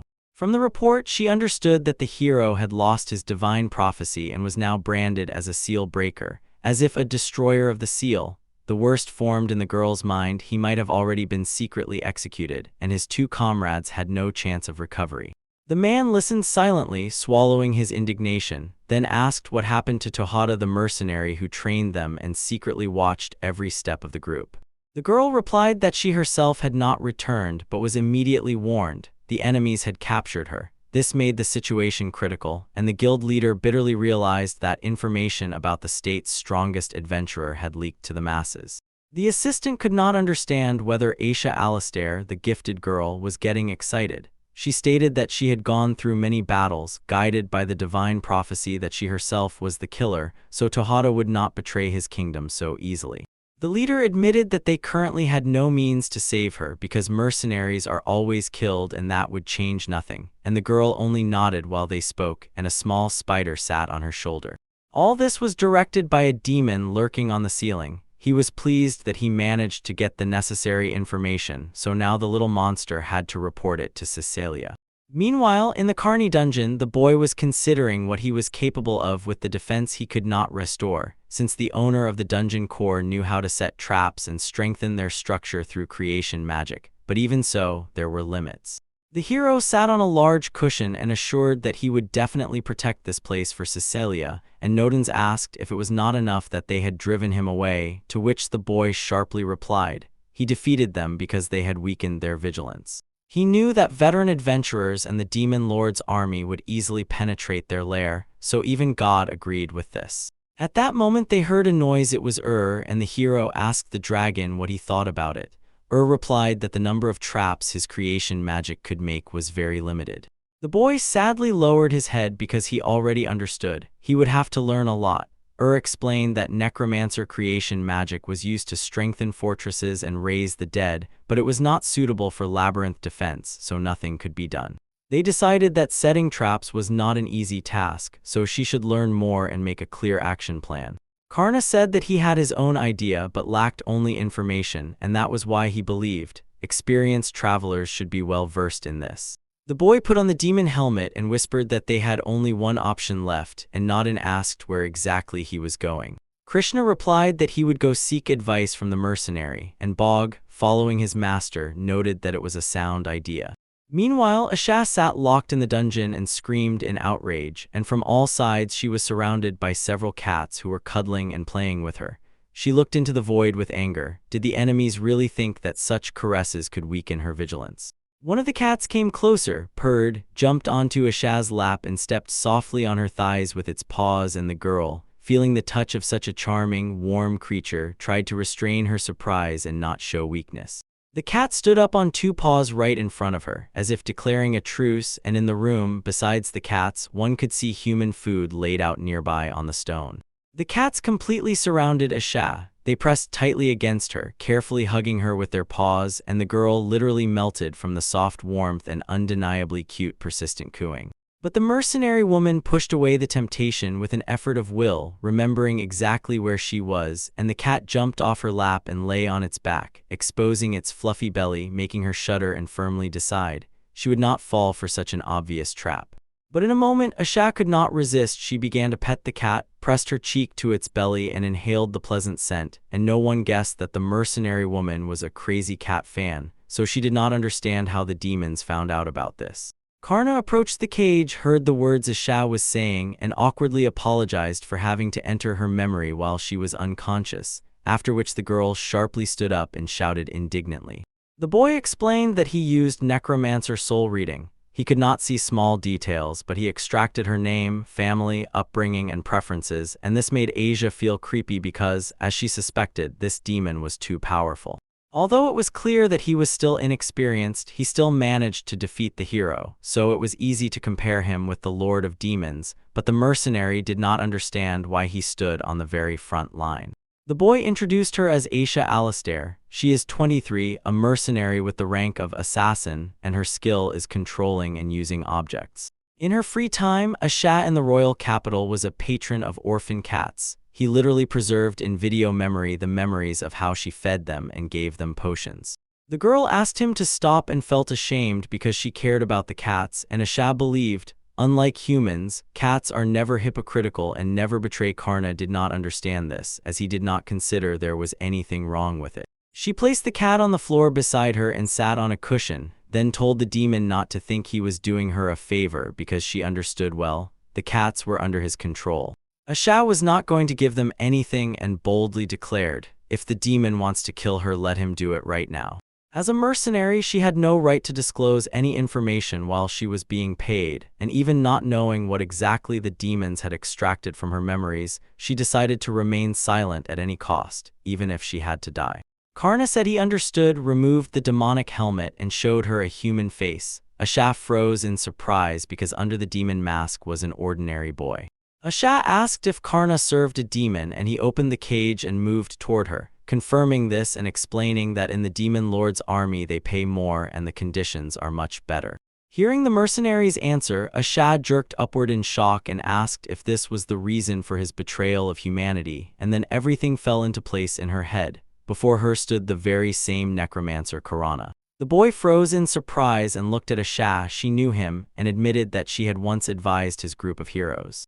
Aisha whispered, bad rumors circulate about Karna, but she herself saw in him a wonderful necromancer with impeccable skills both in defense and attack, so she decided that the boy could be useful to them. While they talked, the cat twirled around one of the spirits as if playing with a shadow. Asha had no idea that Karna would be expelled even before her return, and the boy laughed and asked if that was funny. However, Aisha straightened up and shook her head. She was not in the mood for jokes, and she directly asked if the necromancer joined the demons to take revenge on the heroes. The boy waved his hand, shaking his head, and stated that Aisha was mistaken. Even if he was a little angry at them, he had no time for revenge. Karna sided with the demons only for money. But the mercenaries still found it hard to believe until the boy handed Aisha the sphere of truth, which he had already activated himself. As soon as someone tries to lie, the artifact flashes bright red, as if exposing the lie in the air. Asha took the ball in her hands and noticed how the boy watched with excitement. The mercenary confidently handled magical items, so the girl would be able to distinguish truth from lies. After carefully examining the sphere of truth, Asha realized the item was genuine, and Karna calmly said, then they could begin. The boy repeated that he was a little angry at the heroes, but he did not intend to take revenge on anyone, and Karna only struck at the very bottom because that was how they attacked his dungeon. The girl saw that the ball did not glow red and was quite surprised. Everything the little necromancer told her really turned out to be true. Karna admitted that when he was expelled it hurt a little, but now everything was fine. He was ready to work for Cecilia, and thanks to her, he had already learned a lot. Asha asked the necromancer what exactly he meant, and he explained that people live with completely different cultures, where in demon society strength meant everything, and those who did not have it obeyed the strong. He added that even appearance among the demons works as a status mark. Royal families prefer costumes resembling aristocratic human attire, as if this proved their superiority in advance.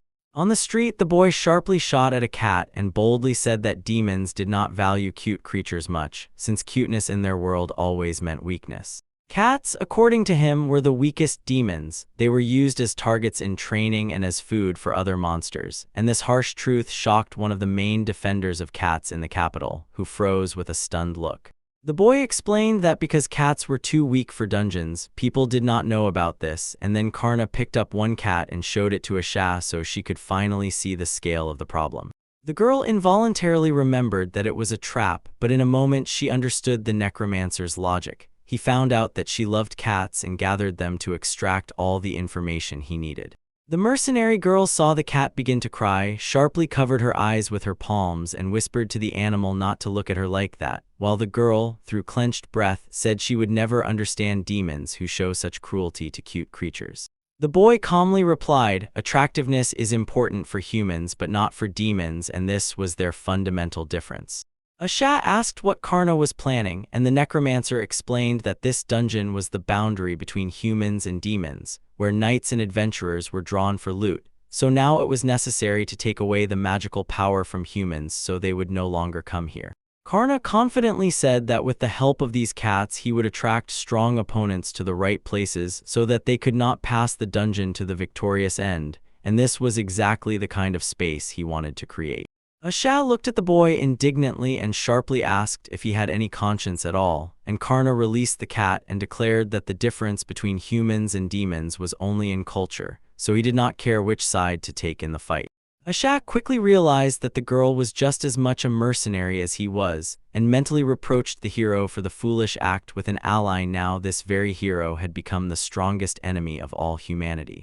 Karna extended his hand and calmly said that he needed a man who understood travelers well to help with the construction of the dungeon.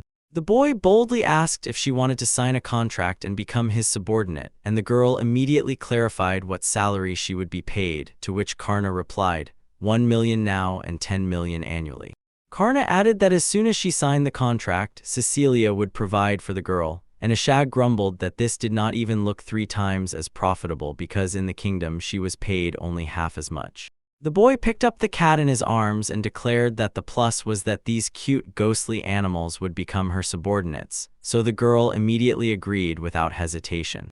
She said she would work with them, and Asha picked up one of the cats and pressed it to herself so tenderly, as if everything she did next was only for her pack. The merchant immediately realized, now she simply had no choice left, because even if Karna were a child, refusal would mean only one thing for him, a reason not to leave her alive, so she decided to pretend to be his subordinate and then quietly kill him. Since each of the 7 lords had 100 million gold coins hanging over their heads, Asha firmly decided that Karna should also receive a worthy reward.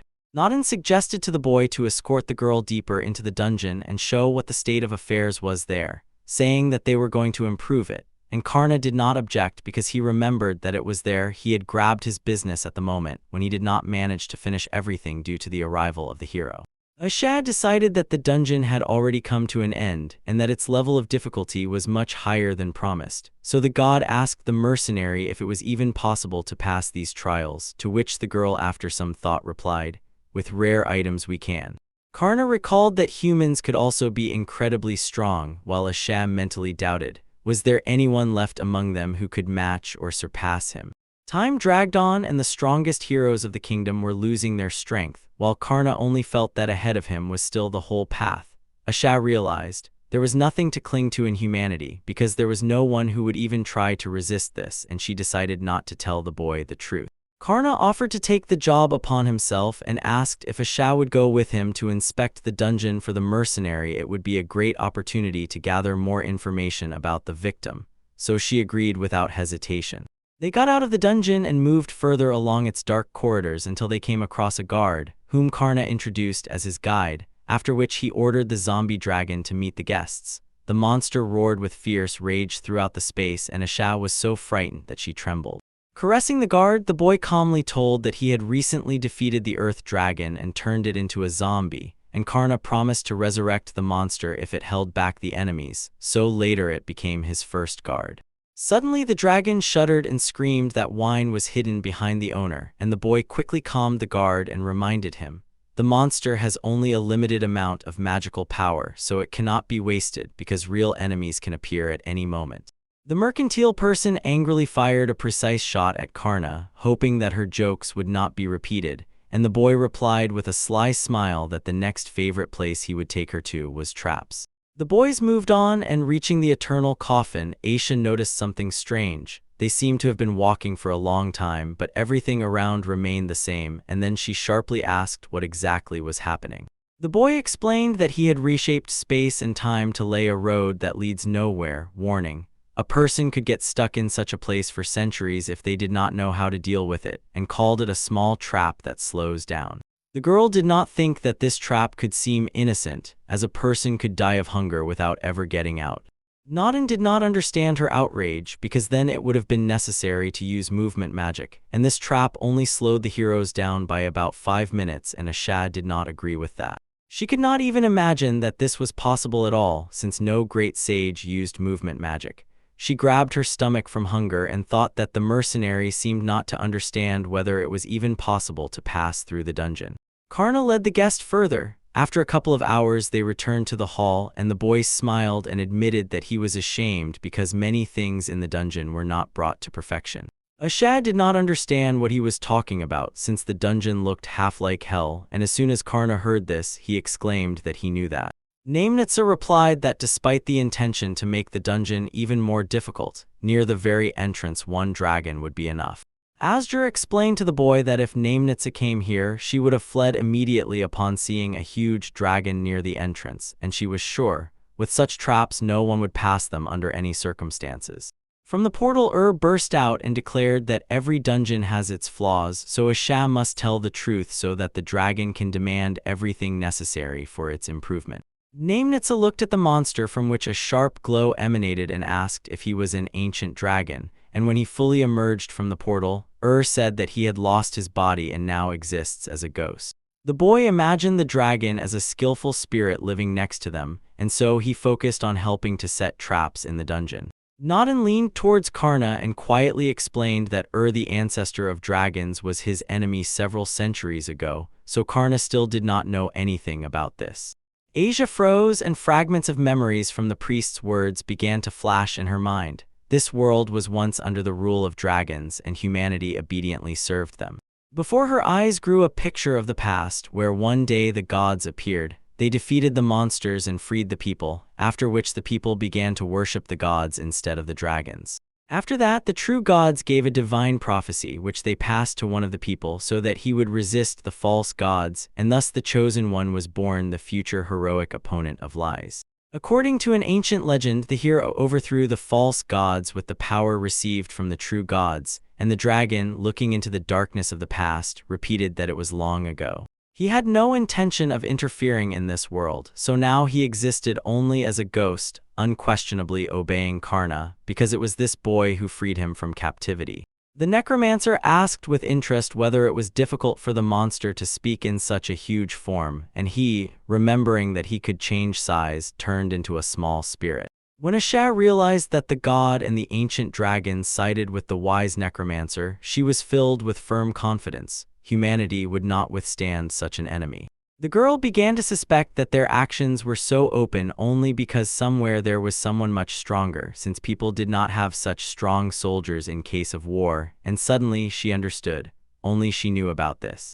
For a moment the mercenary already imagined how the Lord of Demons gives the order to eliminate humanity, and Karna calmly carries out the order without any hesitation. In Asha's imagination, the earth was covered with fire, and this one thought filled her with horror, so Karna, noticing the changes in the girl's mood, asked what happened, and Asha brushed off the terrible thoughts and said she was thinking about the dungeon. Asha reasoned that the dungeon was created to extract all the magical power and at the same time not harm itself, so she suggested hiding it, and the boy replied that if the enemies went too far, everything would end very badly. Asha convinced him even top travelers would cope with his dungeon, and added that mostly ordinary soldiers and travelers would come here. If enough of them arrive, their number will be sufficient to gather the necessary magical power, and Aisha advised to make light at the entrance and in the center so that adventurers would definitely want to enter. The mercenary judged from her own experience. The boy agreed with her words and understood. It was necessary to build a dungeon, not a fortress, and Noddins was glad that they asked for advice from such an experienced adventurer as Aisha. Aisha told him directly that she was a mercenary, so she would not work without a deposit, and hinted, if he wanted quick improvements to the plan, let the girl first think everything through well. The girl was convinced. If Karna and his spirits learned about the current weakness of humanity, the world would already be beyond saving, the end would come immediately, and she did not care about the fate of the government, knights, and the state in general, because she was not of noble birth. But despite this, she intended to protect her friends from Straz, not only from the wilderness but also from the cats she comforted and fed right on the streets. Karna suggested starting by moving the traps deeper and asked what the dragon thought about it. Did not object and said they could start with traps with a combo effect, and Noddin also reminded about the zombie dragon, adding that the guys should carefully consider its placement. The boy noticed that the girl was acting differently than usual and asked what was wrong with her, but she waved it off and declared that everything was fine. She stubbornly decided to infiltrate the demon army and hide the fact that humanity was practically incapable of fighting. A month after the dungeon reconstruction, fierce battles flared up at the entrance to Eternal Coffin. The squad of warriors fought bravely against the skeletons, but for some, the blows were clearly too heavy, even disrupting their breathing.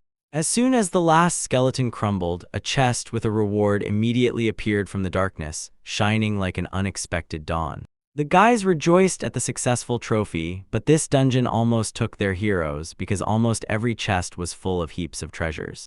The guys were unpacking the chest and greedily examining the loot, but at that moment the wounded warrior stretched out his hand and begged for help. It seemed they had forgotten about him. One of the comrades confidently plunged his sword into the darkness and put an end to the boy's suffering, and when another warrior tried to explain that there was no point in this, the boy coldly replied that they did not need someone who could not even handle a skeleton.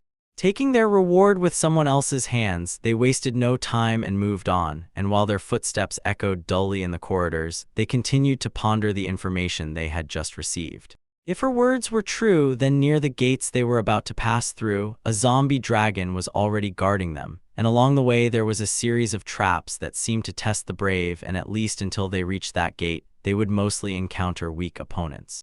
They laughed, imagining how much money they would earn, and also knew that after the incident with the heroes, the Adventurers Guild officially declared this dungeon first class in terms of danger level, so ordinary people preferred to stay away.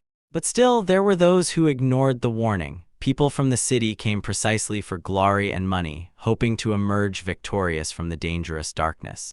But the guards at the gates in the danger zone still did not let any brave soul pass who dared to go through. Meanwhile, near the entrance, the enemies were weak, and Easy Money gathered a whole bunch of adventurers, while something ominous was thickening somewhere in the underground palace of La Rural.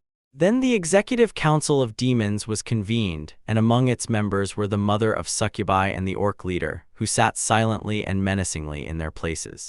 Mammon became insanely angry. He demanded explanations because he did not understand what was happening, and Belfager tried to calm him down, assuring him that there was no point in being angry. Having just summoned Mammon, Belfager asked why he was so spineless and how he dared to give orders as if he really did not understand who, in his opinion, that recruit was. After that, Belfager ordered Mammon to calm down and turned his back on the noise. While everyone was bustling around the room, the chief demon savored every moment with concentration, and the necromancer, brewing tea, noticed how skillfully he handled the simple ritual. He confidently stated that he was preparing the drink according to his grandmother's instructions, and hoped that everyone without exception would like this tea.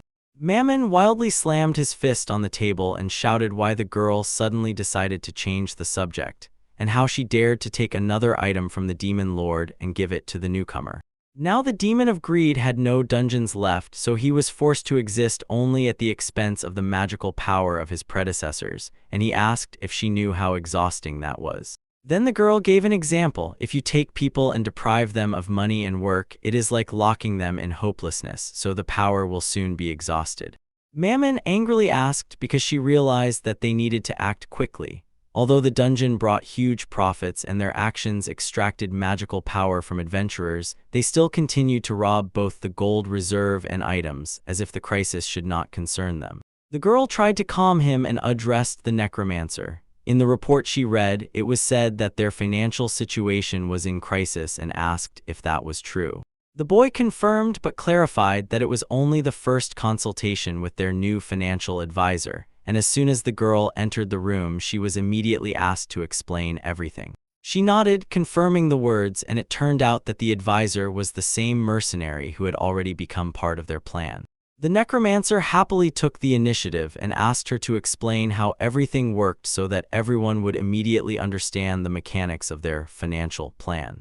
It was Aisha Alistair, the head of Karnaz's headquarters, and the orc leader immediately realized. The girl smelled of human spirit, but this trace was sharply cut off, as if someone had already been silenced here, and he could not understand how Cecilia could have brought a human here.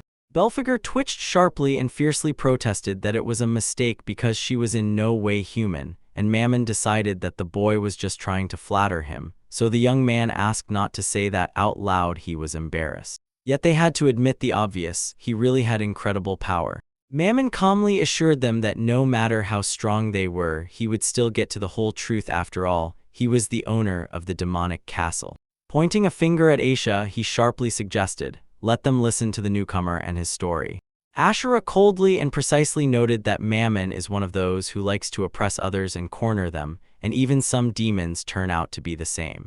Cecilia immediately decided that it would be fun, and the necromancer supported her without any objections. Escharin explained that despite the official status of subordinate and senior between them, there was actually an extraordinary closeness, so the advisor understood. There was no other way they would have to go through this. The girl pulled out a magic stone and a clear screen flashed before everyone, as if she had come here already with a well-thought-out plan. She suggested looking at the real appearance of the dungeon Eternal Coffin, and Mammon immediately looked clearly surprised. Warriors with full bags walked through the dungeon and talked lively, confidently believing that this dungeon was too easy. One confessed to a comrade that he could not even imagine. In such a simple underground room he managed to collect so many magical items and gold, and another, frightened, suggested turning back because they had gone too far. The man assured that everything was fine and said they would take one more chest and immediately return as soon as they noticed the door ahead. They exchanged satisfied glances and decided that this would be the last zone, and then with all their might they rushed at the door and even piled up a whole heap of gold on top. When they finally went inside, it was empty. Trash was scattered all over the room, cobwebs hung in the corners, and the only monster turned out to be a small cat. The guys stopped in surprise. There was no enemy nearby, and one of them whispered that supposedly a demonic cat ruled here. His comrade immediately confidently denied it. One of the boys said, "If the room is empty, it does not yet mean that it is safe," and the comrade agreed. He cautiously approached the small, frightened animal and sat down, asking if the kitten was lost. The warrior stretched out his hand and gently stroked the kitten, and it immediately purred so sweetly that it almost became cozy. Both noticed that the cat really liked it. It exposed itself to the palms, and they could not take their eyes off until something anxious and strange absorbed into the animal's behavior. When one of the boys looked back, behind them a whole crowd of multicolored fluffy monsters was already rushing. They ran straight at them, the stomping trembling. Noticing that it was a spell, he tried to bring his friend to his senses, but every attempt broke against the futility of the ritual. He sprang up, raised his sword, and decided to put an end to all enemies, but his comrade grabbed him by the sleeve and did not let him go forward. While they locked eyes and argued, several kittens suddenly grew wings, as if a dark force was sprouting from inside. Now these were no longer cute kittens. They extended their claws, hissed threateningly, and attacked the warriors like evil creatures from the shadows. The kittens madly pounced on the boys, who did not even have time to understand what was happening, and in a few minutes had already knocked them down, while calmly grooming their fur. The little ghosts closed around the fallen, and even seemed to gloat over their helplessness. After that, they were drawn into a flash of magical power, and the dungeon core began greedily absorbing it, gaining strength. The ghosts gathered all the warriors' weapons and belongings, then approached closely, as if preparing to carry out some treachery against them. As it turned out, they erased memories of everything that happened and then simply threw me out of the dungeon, wishing that I would come back again. The demonic executive advisors, seeing this, exchanged glances and cast their gaze in my direction, but Asha explained, "After the dungeon's reconstruction, the jewels became bait for travelers, a good way to spread rumors and push others there. Using the weakest monsters, zombies, skeletons, and ghosts, they can significantly reduce magic expenses, and as soon as a traveler is defeated, they simply take all his belongings. The necromancer pushed the new advisor forward and coldly and confidently noted that ghosts are capable of subtly changing human thought. As soon as a traveler is enchanted, he loses strength and clarity, and when demonic cats scare him, well, erasing his memory becomes a matter of seconds. The necromancer added that this trick can be repeated again and again without suffering any backlash, so each time they will suck magic from the same adventurers. Everyone froze in amazement because they decided, this is something brilliant that only Belfinger would dare to do. It did not matter how many times they came, because each time they sucked magical power from travelers as if from empty shells. Mammon asked what would happen if they made a mistake and the adventurers began to suspect something, but Ashura assured, it is enough to erase the memory and they will go to the end, not suspecting anything strange. Everything worked like a casino. At first, a person wins big and starts betting more than planned and then loses, gets nervous, and trying to recoup the loss, returns to the game again and again. It was a psychological trap for manipulating human consciousness, and most importantly, this is how they preserve life, because even weak souls can become a good source of nourishment if devoured again and again. According to this plan, the zombie dragon divided the dungeon into two zones, dangerous and safe, forcing travelers to believe that if they do not go deeper, they will remain safe. Even if they are defeated, these enemies will still remain alive. They are too weak, they can be quickly killed, but if someone stronger appears, they will have enough strength to fight back. They expected that travelers would come here again and leave magical power behind. The more such visitors came, the more energy could be taken. The ghosts brought a whole stack of papers and handed them out to everyone who greeted them, while the advisor calmly and confidently explained that now they would show the results of their work. Mammon froze in surprise. As soon as rumors about the dungeon spread, things immediately improved, and the necromancer, unable to contain his gratitude, thanked Aisha and said that everything succeeded only thanks to her. He admitted the traps he used consumed too much magical energy, so people of that level would not be able to bring him any benefit, and he was expecting high-level enemies, but he miscalculated. The new advisor stated that the main forces of humanity are currently occupied with demon lords, so there is no point in sending strong warriors there, and at the same time Cecilia the girl could not allow Karna to learn about the weakness of humanity that now exists. The orc chieftain laughed heartily, pleased that everything was thought out in advance just as one should expect from Cecilia, the leader of the entire demonic race, and the mother of succubi joined in his laughter. But Mammon still doubted this plan. The stage when the cat demons of the weakest monster used magic to subdue the enemy seemed unclear, because demons of such a power level should not be able to use magic. What was the secret? The girl replied that it was a secret and would not tell, but this refusal made the boy even angrier because she used the most valuable thing from the castle and never mentioned it once in the documents. Then the girl, silently listening to his outrage, coldly asked why he did not believe them. She explained that their actions did not bring any real help to the cat demons, so she again turned to Karna and he clearly confirmed her words. After that, the boy decisively raised his gaze to those present and began to tell the whole truth himself, leaving no doubts. Cat demons were considered the weakest among all demons. Their strength was roughly at the level of ordinary animals, so they were often dragged into magical experiments or simply used as food, with no value given to their lives. But they had a hidden power, and Karnata had no doubt. The succubus knew about it because that magical power was directed precisely at her, and then she was asked what was needed to create a magical talisman. The girl froze for a moment, the scales in her head swayed between an honest answer and danger, while she persistently thought about how best to answer that question. She explained that charm is determined by how attractive you are to the opposite sex, and that the higher this indicator, the greater the chances of success. The man thanked the girl for the explanation but corrected her. In his experience, charm works not only in relation to one sex.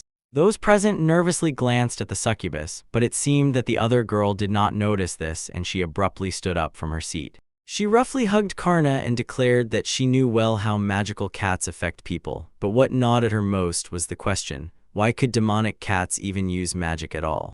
Mammon asked her to stop such behavior, and the necromancer pushed the girl away and firmly said that those cats were to blame for everything. The man stepped aside and called the succubus ghosts, and they immediately joyfully scattered around the room like sparks. All those present blushed in unison and could not take their eyes off that boy. Now he seemed incredibly beautiful, seductive, and attractive to them. The ogre could not contain his admiration and asked why Karna looked so cute to him. Mammon fell under the influence of the spell, although the succubi themselves did not yet understand what exactly the necromancer had done. To understand what had happened, a brief moment of silence and clarity was needed. While everyone was trying to recover, only two girls stood aside, attentively watching how the events unfolded. They were spirits of girls of easy virtue and dancers. They needed a powerful spell that only those with high necromancy skills could use, as the magic affects the victim's brain and deprives them of their mind without any resistance. Azia noted with surprise that this spell even worked on a succubus, who should have been immune to it, and also felt a funny satisfaction from how adventurers are not afraid of low-level monsters until they fall into such a trap. The mother of the succubi sharply slapped herself on the cheeks and finally, with great difficulty, managed to dispel the spirit's spell. But she was left with the question of why this spell had no effect on the new advisor. Azia explained that with the necessary information, one can resist the power of this spell, but without it, even the best generals of the demon army inevitably fall into the trap. The succubus admitted that it was too humiliating for her. She deliberately pronounced her, and then asked if it was difficult to summon such spirits. She inquired how he managed to make a pact with the creatures belonging to the Dark Mother, the true ancestor of the succubi. The man honestly admitted that he simply asked them for help, and since they worked in a nearby tomb, joyfully followed him as if they had been waiting for this very step.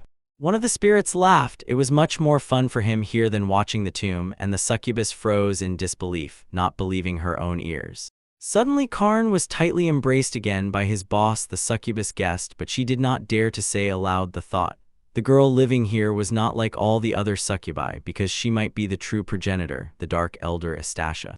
If this is true, then Karn is stronger than the mother of the succubi and even than Cecilia, and his origin is clearly from another category too powerful to be just another monster. Mammon flared up with indignation, not understanding how such an effect could work with his level of defense and how some weak monster could break his resistance at all, but Belphegor immediately cut him off, dryly assuring that this guy looked pathetic right now. It was obvious both were now in a disadvantageous position, so each carefully watched not to get into trouble. Ogre calmly said that they could just wait it out, and the mother of the succubi immediately asked, "Since the minions of the Dark Mother promised help, what does it mean if no summoners are visible here?" The boy, recalling the spirits, explained, "It is worth allowing the disgusting spirit to possess the cat, and then he will be able to use magic. Moreover, his magic already creates a powerful effect." Asha only reinforced the idea, why waste magic at all if cats can handle it anyway? Despite its rarity, such a spirit turned out to be a weak monster, so it was easy to summon it in the dungeon. And if during possession the cats are further fueled with magic, they themselves will quickly learn to use this magic. The succubus asked again, and it became obvious. Summoning monsters capable of using magic turned out to be too easy, so the ogre liked this idea. By spending the remaining power, he could strengthen the dungeon's defense. The remark quickly made sense. There were other low-level monsters with skills that worked against humans. Asia watched from the side all the time, clearly irritated by what was happening, and even more so because of some people. A few days ago, during a conversation about rebuilding the dungeon, Karna suggested using cats against people. In the crowd, a girl was holding a cat in her arms and looked touched, while a boy asked if she didn't want the demons to attack the cats. Then the girl agreed to the proposal. Despite them being monsters, she still wanted to protect them, even risking her own safety. The girl asked him to look into her mind to check if she was lying, and tension and distrust of her own words could be read in her gaze. She equally hated both people and demons, and Azia did not believe in allies because when interests are at stake, everyone betrays and fights over trifles. The confused young man asked if she was a mercenary and if she was paid for fighting, and it was clear on his face that he did not understand why she needed people's trust if she could continue the fight anyway. Despite the divine prophecy granted to her, she still needed money, so she took up the work of a mercenary and turned the prophecy into a contract. Aisha was certain no matter how things turned out, people would betray sooner or later, so she dreamed of caring for the cats as if they were her own family, and she did not care about mockery. Karna told her that he also had a family, He dreamed that his grandfather and grandmother would live happily and without worries, so when Cecilia called and gave him a salary, he decided to work for her. Then Aisha suddenly realized what he was hinting at. He was not just talking about care, but about their amazing similarity in how they differently, yet equally passionately, sought to protect their loved ones. Karna wanted her to achieve what she desired, so he calmly promised they would move forward step by step, without haste and without retreat. Azia sternly asked if he was really sure of his words, and Karna firmly assured her that Cecilia would understand everything as it should be. She was really surprised by what she heard. The necromancer assured that humans and demons would not understand their intentions until they tried, although she still felt that such beings do not change so easily. When everyone finally calmed down and sat at the table, Cecilia stood up confidently and said that she wanted to use this chance to put an end to the unfair treatment of weak monsters, because their skills should be evaluated not only by strength. Mammon and Belphegor, impressed by the girl's brave words, agreed to support her and decided to develop their kingdom so that the new approach would become the rule, not the exception. This caused shock in Asia, who stood nearby and did not expect that their society was still capable of evolving and changing the habits everyone was used to. After the meeting in the underground palace of the rural law, Karna restored order with incredible enthusiasm, as if he had received permission to endow firm order with warmth and new hope. The floor in the room was covered with papers, and Asia stood aside, silently watching the boy who was trying to organize the mess. Cecilia, sitting nearby, reached out and offered help with cleaning, but the boy only confidently assured that he would handle everything himself. When she realized that improving the lives of these cats was truly the right choice, one fluffy one soon climbed onto her lap, settling comfortably. Asia asked if Cecilia was sure that everyone without exception would follow the ban on cruelty to low-level monsters. Cecilia calmly assured that orders from above are absolutely followed by everyone here, and then honestly added that she still had many questions left. The former mercenary honestly admitted, if it concerned humans, everything would be much more complicated, but the interlocutor suddenly declared that under any circumstances even demons would be able to eat her. She trusted Karna and he reciprocated her trust, so she wanted to trust those whom he trusted. Feeling her pleasant words, the boy shyly smiled at his boss, as if he could not believe that it was said to him. Asian noticed the sphere on her neck did not light up, so this girl was not lying. If all this was true, they were much better than those who despised her for working as mercenaries. Looking at Asha, Cecilia said that she had already sent a spy to the royal capital to gather information, and the young man immediately blurted out, "So it turns out we are going exactly to them."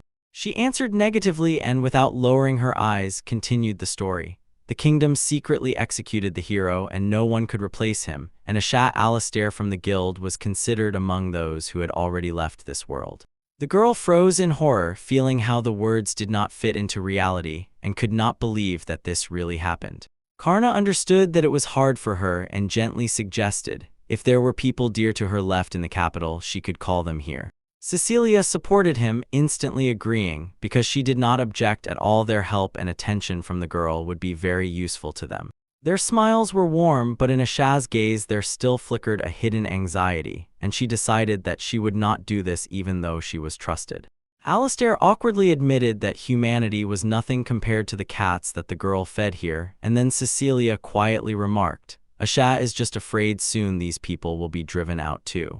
The girl firmly denied that it was nonsense, because in any society the strongest survives, not the one who panics in advance.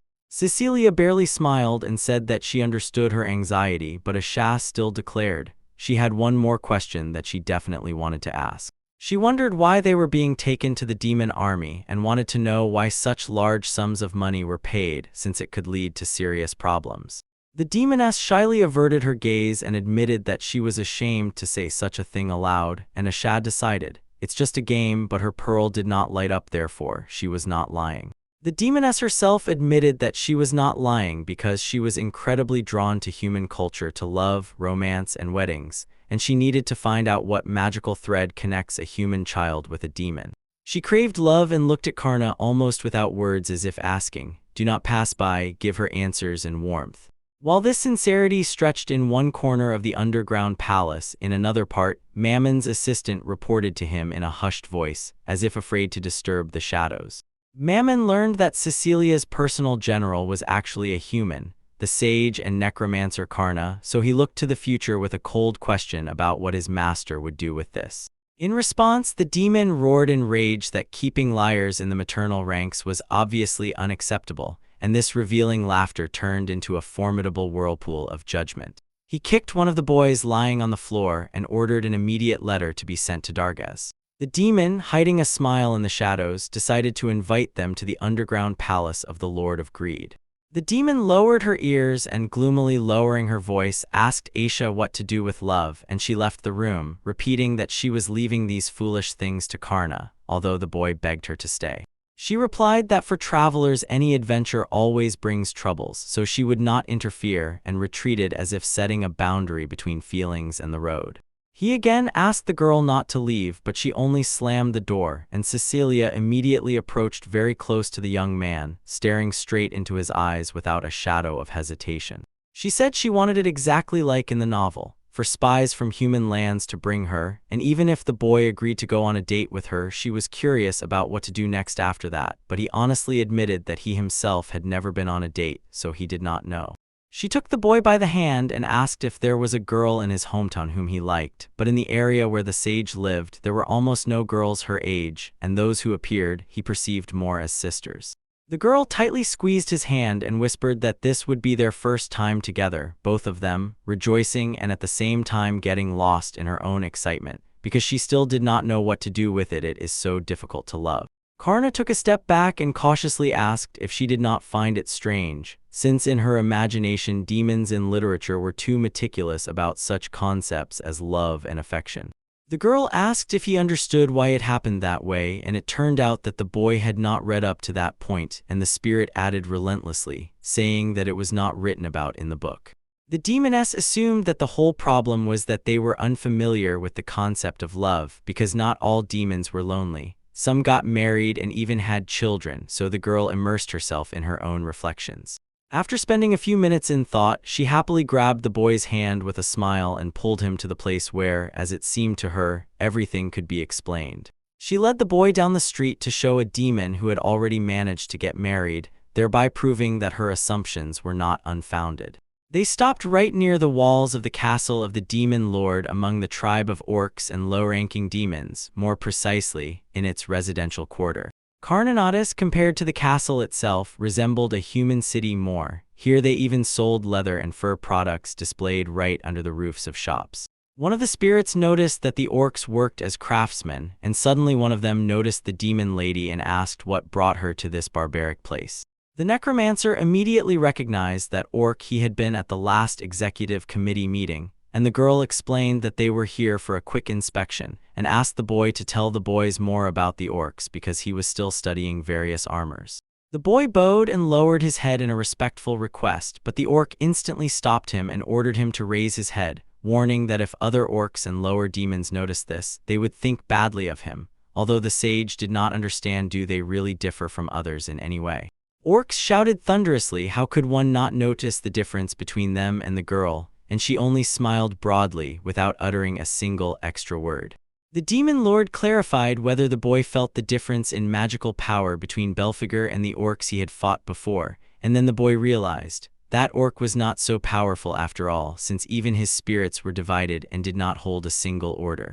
The demoness wondered whether they really needed magical power, because if that boy had already fought against the power of god Nodens and Vorvidas, then the average strength of the orcs in Belphegor was not that great. The orc admitted that to someone like him it might not seem like much, but that is exactly what distinguishes demons, their higher and lower ranks, and added that their power is not from magic. Like humans, it comes through food.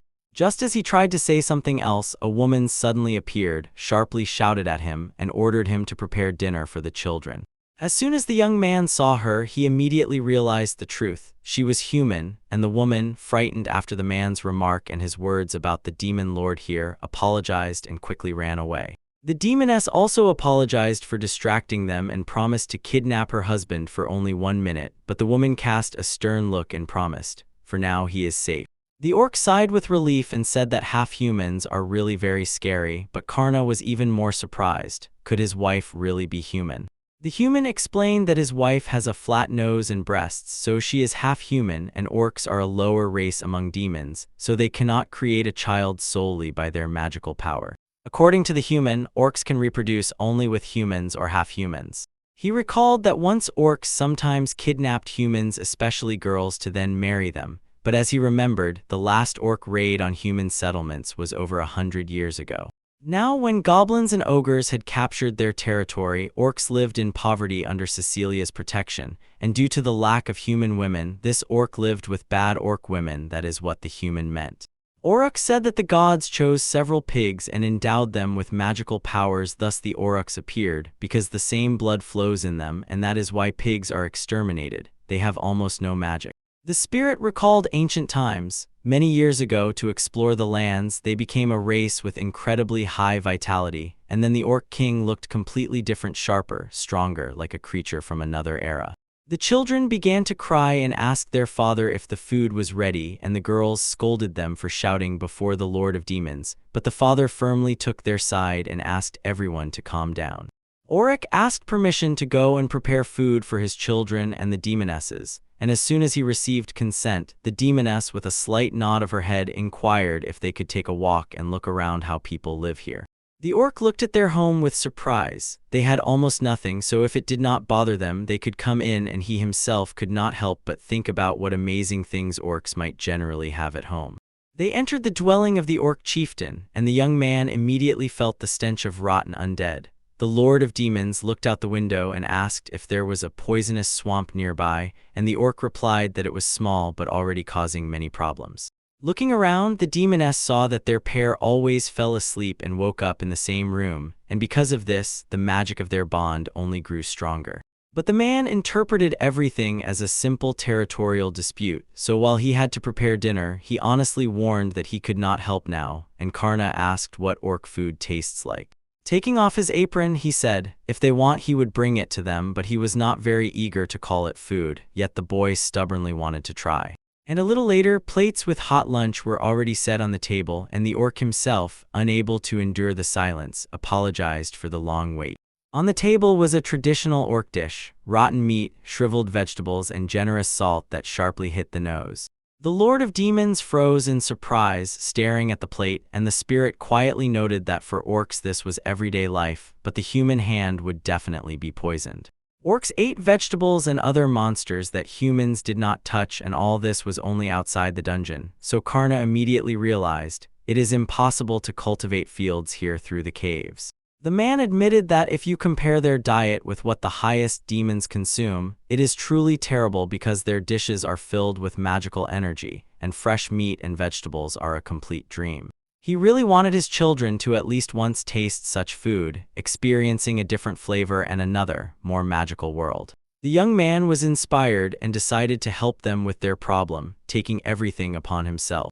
He applied retrospective restoration, rewound time so that the ingredients returned to a fresh state, and eventually a dish in the style of Karna appeared on the plate: fresh meat and vegetables seasoned with salt.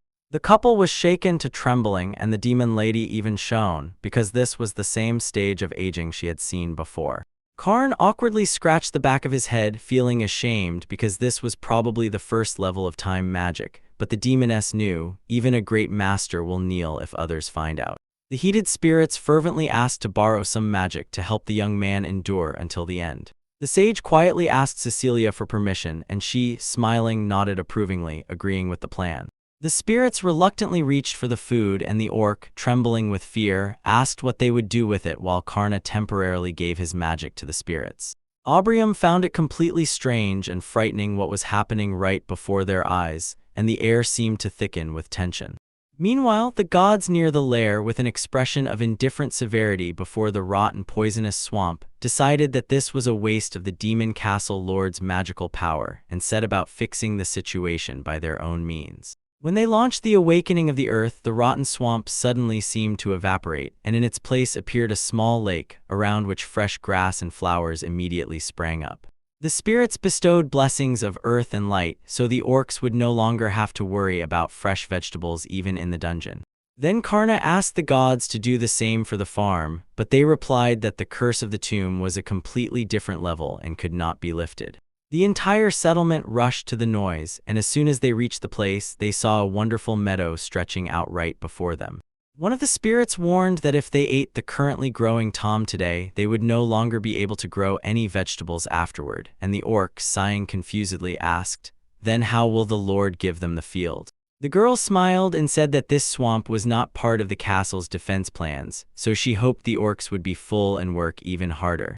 The tribal chief of the orcs solemnly addressed his people and announced that from now on they would be able to eat plenty of fresh vegetables. The orcs choked with joy, shouting in honor of the demonic lady, and even called her the goddess of mercy. After that, they lifted Sedge into their arms, raising him above the crowd, and loudly glorified him, calling him a devoted new general. The chief orc burst with happiness, shouting together with his wife, and Cecilia only quietly smiled. Karna turned out to be exactly as she had thought. The girl fell with relief onto the bed in Rural's palace, happily catching her breath after a hearty meal, and Karna noticed that the orc banquet turned out surprisingly tasty thanks to the fresh meat and vegetables. The appetizer of vegetables and meat, filled with magical power, suddenly turned out to be a miracle completely unsuitable for demons like Cecilia. The young man notices that besides the meat, the rest of the dish also awakened the earth, and getting out of bed, the girl silently agrees with this. She says that Karna made a deal with Nodin and the Vorvitas to show the world his power, and adds, he probably didn't even realize how incredible it was. The man assures her that he really didn't do anything that great, as if everything happened by itself. The demoness admits that she can't even count how many times since their meeting he made her heart beat faster, taking her breath away. Maybe it was love, she didn't know for sure, but she liked the same feeling, and it seemed incredibly beautiful to her. Karna said that although he can't be completely sure about it, he still wants Cecilia to be happy because she acknowledged and accepted him, so he will do everything in his power. "So you really promised to try, even for the sake of this love too?" It sounded like a stubborn reminder that words must turn into action. The girl asked again if what they were doing helped love, and the boy was about to defend himself, but she suddenly hugged him and pulled him so they fell together, laughing, as if it was just a joke. The girl told him that demons do not fall in love and do not marry, because there is an ancient legend about it, about ancient gods who once set this rule. Returning to the origins of demons, it can be said that there are real facts about the birth of the 7 great demon kings. The rise of the ancient gods, the ascent of humanity, the birth of a hero, the destruction of demons, and then their revival led to the story of the 7 great demonic kings and the demonic lineage, where Cecilia, as the demon of lust, received a hereditary seal. Cecilia raised her palm and showed the glowing hereditary seal on it, flashing bright reflections in the semi-darkness. She explained that this seal is the 7th part of the legacy of the god Bastet, and after that decided to show her last trump card.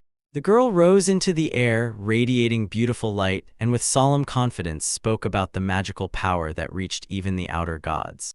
Unfortunately, she is unable to hold this huge vessel with demonic power that she inherited. It cracks, breaks, and splits into 7 parts, so her children may not be able to recreate it. But there remained one way, a method to heal the broken vessel of the ancestor Bastet, and at the same time heal his soul. Instead of creating a new soul with magic, it is necessary to grow an ordinary living being inside oneself, carry this new life in the womb, and form a soul by passing on one's own mark as a legacy. As if the contents of the broken vessel are transferred into a new one, and a shy girl appears where the fragments were supposed to be, so that in the end she made Karna fall in love with her.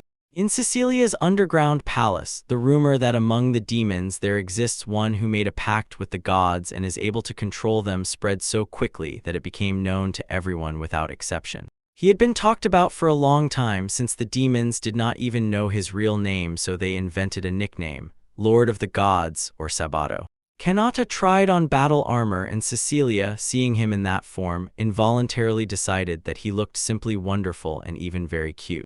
But the boy immediately admitted the armor turned out to be too heavy, he could not move in it, and Asha could not understand why he put it on, since this armor had already been rented out, and usually no one lasts long after that. However, the boy does not succumb to the curse, on the contrary, it can make him stronger, so Cecilia asked if the armor suits him. The boy asked if he could change into his usual clothes, and he was told that it was allowed. Asha, keeping her voice strict, clarified whether it was possible to hide Karna's name and race during the demon army induction ceremony. Karna really had a human family, so talking about it would be inappropriate, but the young man himself saw nothing wrong with it. Being a mysterious demon seemed attractive to him.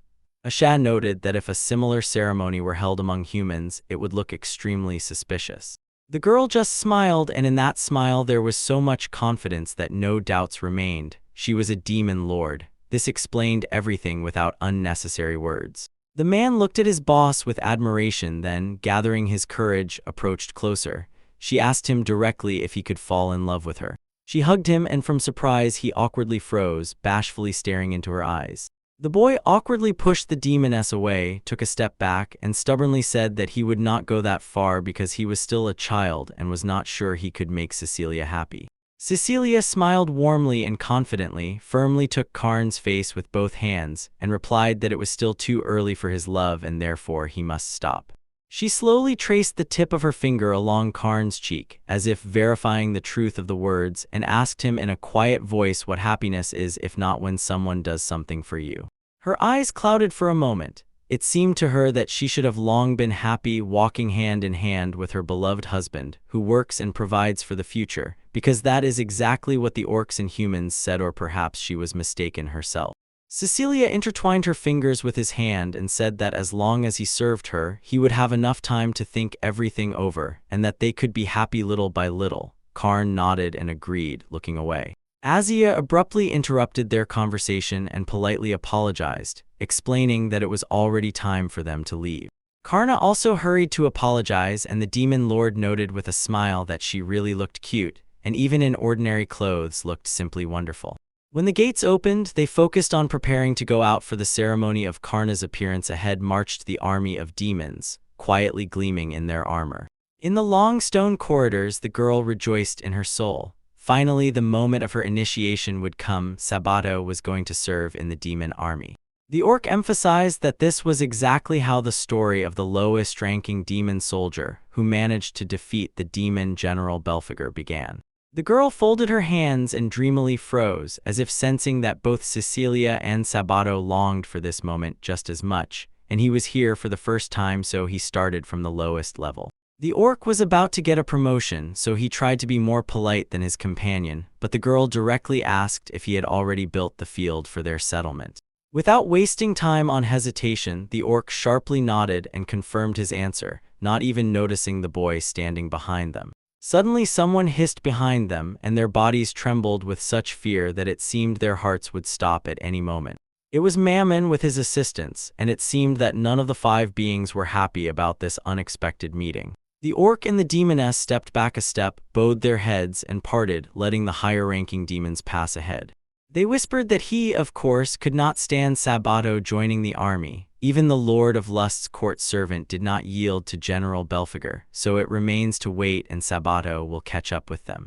Realizing that the idea of fighting for power promised them nothing good, they decided not to interfere and to observe from the sidelines. Mammon decided that everyone should take a look at the necromancer Karn, because apparently the enraged demon was planning something dangerous. At the ceremonial event, Karn proudly walked through the parted monsters, firmly holding Cecilia's hand.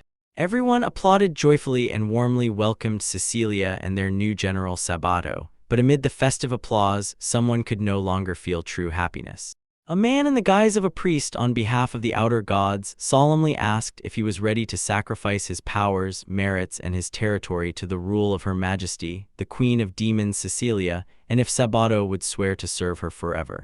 Without hesitation, the boy firmly grasped the girl's hand and sincerely swore, and the mark on his hand brightly flashed, as if confirming the pact with light and magic. Suddenly, with a crash, the doors burst into the hall, breaking the silence, and everyone turned around. It was an orc who ran in to report trouble. Stumbling from haste, the orc loudly shouted that enemies had attacked them, and fear swept through those present like a wave. Belphegor became angry and sharply ordered the orc not to act foolishly, because only the royal devil family knows exactly where they are now. They simply cannot be attacked. But the monster stubbornly insisted that a whole army of marauders and cannibals was already heading to the castle to destroy its gates. After these words, a loud roar arose and the orc fell to the ground powerless, while Belphegor decided to destroy the insolent bastards himself and quickly flew away. In front of the main gates of Demon Castle, the enemies went mad. they furiously broke the gates and pushed forward, regardless of anything. The gates had already been torn down by cannibals, and the orcs gathered into battle positions, preparing to defend at all costs. A giant monster stepped beyond the gate and crushed an orc underfoot right beneath its feet, making the ground tremble. No one could understand what happened to the barrier. It seemed to suddenly just stop holding strength, and the orcs decided it was broken, but in reality, Mammon was to blame for everything. The monster did not stop. It swung its pitchforks heavily and struck the orcs, sweeping them away with a shockwave. They stopped him for a moment. Someone shouted to the barbarians not to spread out too wide, because the orcs were already lying on the ground and, curling up in fear, awaited the blow of the heavy hammer. It was Belphegor who threw a lightning bolt. He reacted instantly and hurled sparks directly at the giant creature, which evaporated on the spot without a trace. The orcs admired the power of the demons because they saved them from inevitable death. The orcs were delighted that Belphegor came to their aid, and he ordered everyone to be on alert and hold the enemy in place until reinforcements arrived. The arrogant demon pondered how much stronger he was, as he felt significantly more powerful than Karn.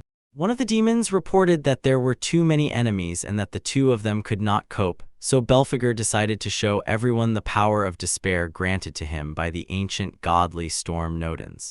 In a fit of fierce rage, Belphegor smashed the enemies, delivering devastating blows while simultaneously covering the rest of the demons.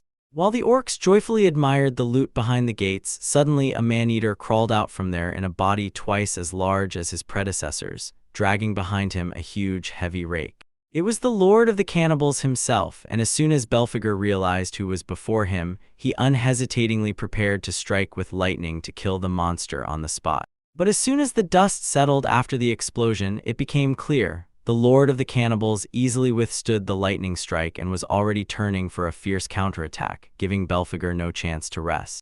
The demon barely managed to dodge a series of heavy weapon strikes from the terrible creature, feeling the air whistle nearby and how each enemy miss brought disaster closer. In the central hall of the demon lord's castle, the creatures impatiently awaited news, and finally the demon, running wildly, brought them a report of what had happened. The main gates were completely destroyed, and the castle trembled anxiously under the enemy's pressure, as it could no longer stop the advance. Belphegor raised his voice and threw all his strength into holding back, but the forces were unequal. A moment more, and they would break inside. It was truly terrible. If the barrier had remained intact, the enemy could have been stopped, but Cecilia was haunted by one worry: how did the opponent know exactly where the castle stood? The entrance to the underground passage was hidden not far from human lands, but finding it without research skills like Karna's was practically impossible. The demons began to loudly quarrel and curse until their lord realized there was a traitor among them. Karna asked if this was the same barrier he had destroyed, and the girl confidently said she had immediately restored it. After that, she ordered one of the demons to find Mammon, as he was responsible for this barrier. The girl paused again in thought. Either a mistake had occurred or someone else was to blame. She cut off her own doubts and firmly decided not to return to this topic. The demoness turned to Karna and offered him a chance to work as a warrior for some time and prove his usefulness. The young man took the demon lord's hand and, despite the ceremony being interrupted halfway, already behaved as if he was henceforth her subordinate. Promising to protect her, the boy set off toward the exit with unwavering determination, leaving behind fragmented oaths and tense silence. Clenching his fist, the boy called Yuru, and he immediately understood that it was time to act. Out of nowhere, a huge dragon appeared, and everyone around was struck as if by thunder. No one even suspected that such magic existed. The dragon immediately touched the spatial barrier, a huge field that envelops the castle and controls the life flowing through someone's veins. The dragon bowed his head and apologized for briefly taking away the barrier, as it was urgent, while the demons wondered whether he obeyed Cecilia and whether it was Sabato's power. The demons did not believe and took it all as if it were just a joke, but although it was impossible for the century-old dragon to restore the barrier alone, he still began casting spells to return the protective field. The dragon suddenly flared with his own radiance, and at that very moment luminous lines of the magical barrier were born, like drawn in the air with living coal. These flickering stripes stretched all the way to the castle gates, enveloping the stone with a cold glow and shocking everyone who managed to look. Not far from the gates, an unexpected explosion rose, scattering debris and destroying part of the enemies with a shockwave. Belphegor decided that the barbarian army had opened fire directly on the castle gates, so he stepped back and tensely watched the next moves. The magical barrier once again tightly wrapped the demon castle, and the dragons solemnly explained that this was a space-time barrier. It hides the space inside and turns the entrance into a trap, so now it is impossible to get in without a special ability that can restrain and slow down advancement. The young man smiled and joyfully thanked Yura for her help. The demons froze in horror, not believing what they saw. What kind of space-time exchange this was, what ability to overcome time, and how such a thing was even possible, but most importantly how powerful that sign was.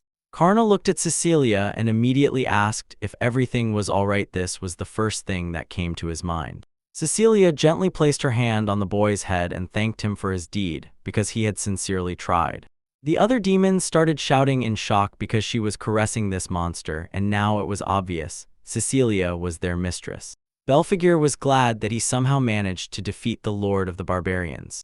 The attack had already subsided, but there were still too many enemies beyond the barrier, and the demon, unable to endure the hopelessness, decided to unleash a storm of despair on them. But unfortunately nothing came of it. The plan fell apart and the demon's impulse faded. The barbarians laughed as if the demon had already spent all his magical power, so now they had an unquestionable advantage. One of the cannibals approached the demon and swung a huge club to strike, but the demon had no choice. He had to cover himself with his hands.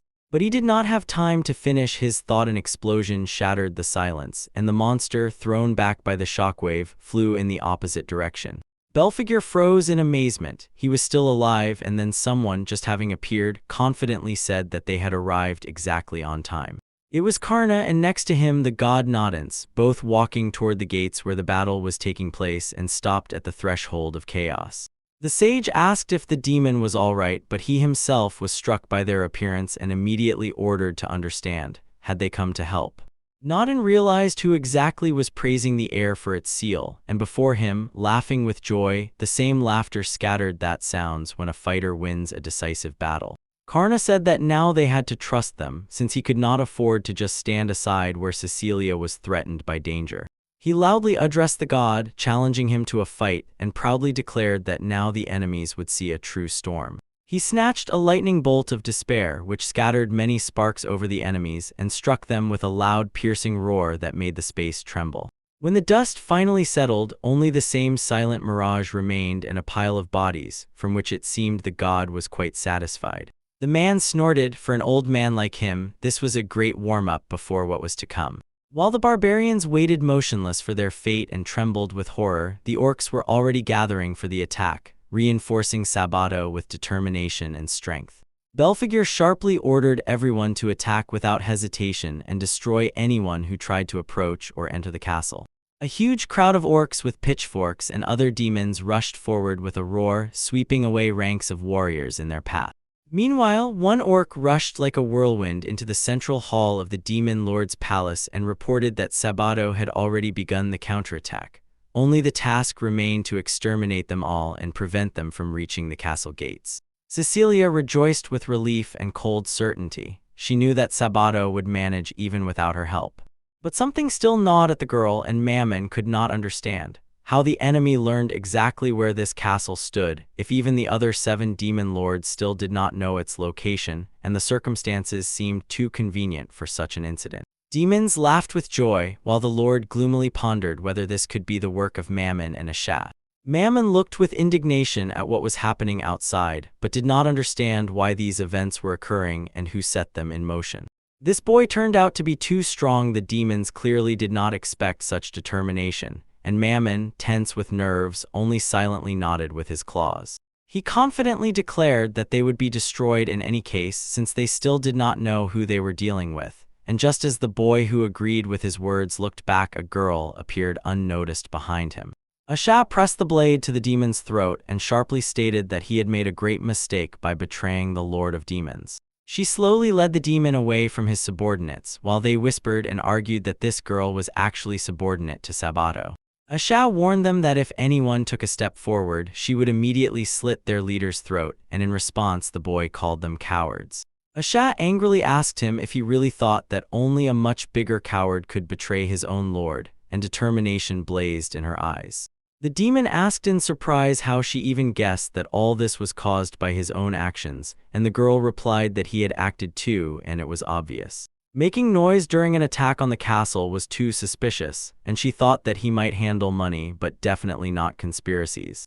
Azia told him without a shadow of doubt he would not be able to win, so either surrender or say goodbye to this world immediately. But suddenly a strange noise sounded behind. She sharply turned around to catch the source with her eyes. Someone delivered a powerful blow to the girl's back, and she, together with Mammon, darted sideways in one swift move, escaping the next strike. She lunged backward and landed perfectly, but it no longer changed anything. Despite her honed reaction, someone grabbed her by the throat and lifted her into the air. She decided that it was the invisible hired assassin attacking her, using camouflage and invisibility techniques, so she sharply raised her hand to strike. But her hand was immediately grabbed, and the invisibility began to fade. The man coldly stated that she was mistaken. The same man who was tightly gripping the girl's neck called himself the devil and turned out to be the demon of greed, Gurgaozaraga. The girl's blade with a dull clang slipped from her hand, clanged on the floor and fell, losing its power and shine. The man was not going to let her go, and frightened demons silently watched the scene from the side, not taking their eyes off. He specified about the very same woman who had rudely insulted her, and even Mammon involuntarily held back, frightened by his mad gaze. After that, he said that Cecilia could wait while he dealt with the situation. Aisha hovered in the air, and Mammon brazenly asked if Gurgaus had really come to save them. The man instead glared fiercely at the demon and asked again what exactly he had said. The demon of greed smiled and declared that he did not need worthless subordinates like him.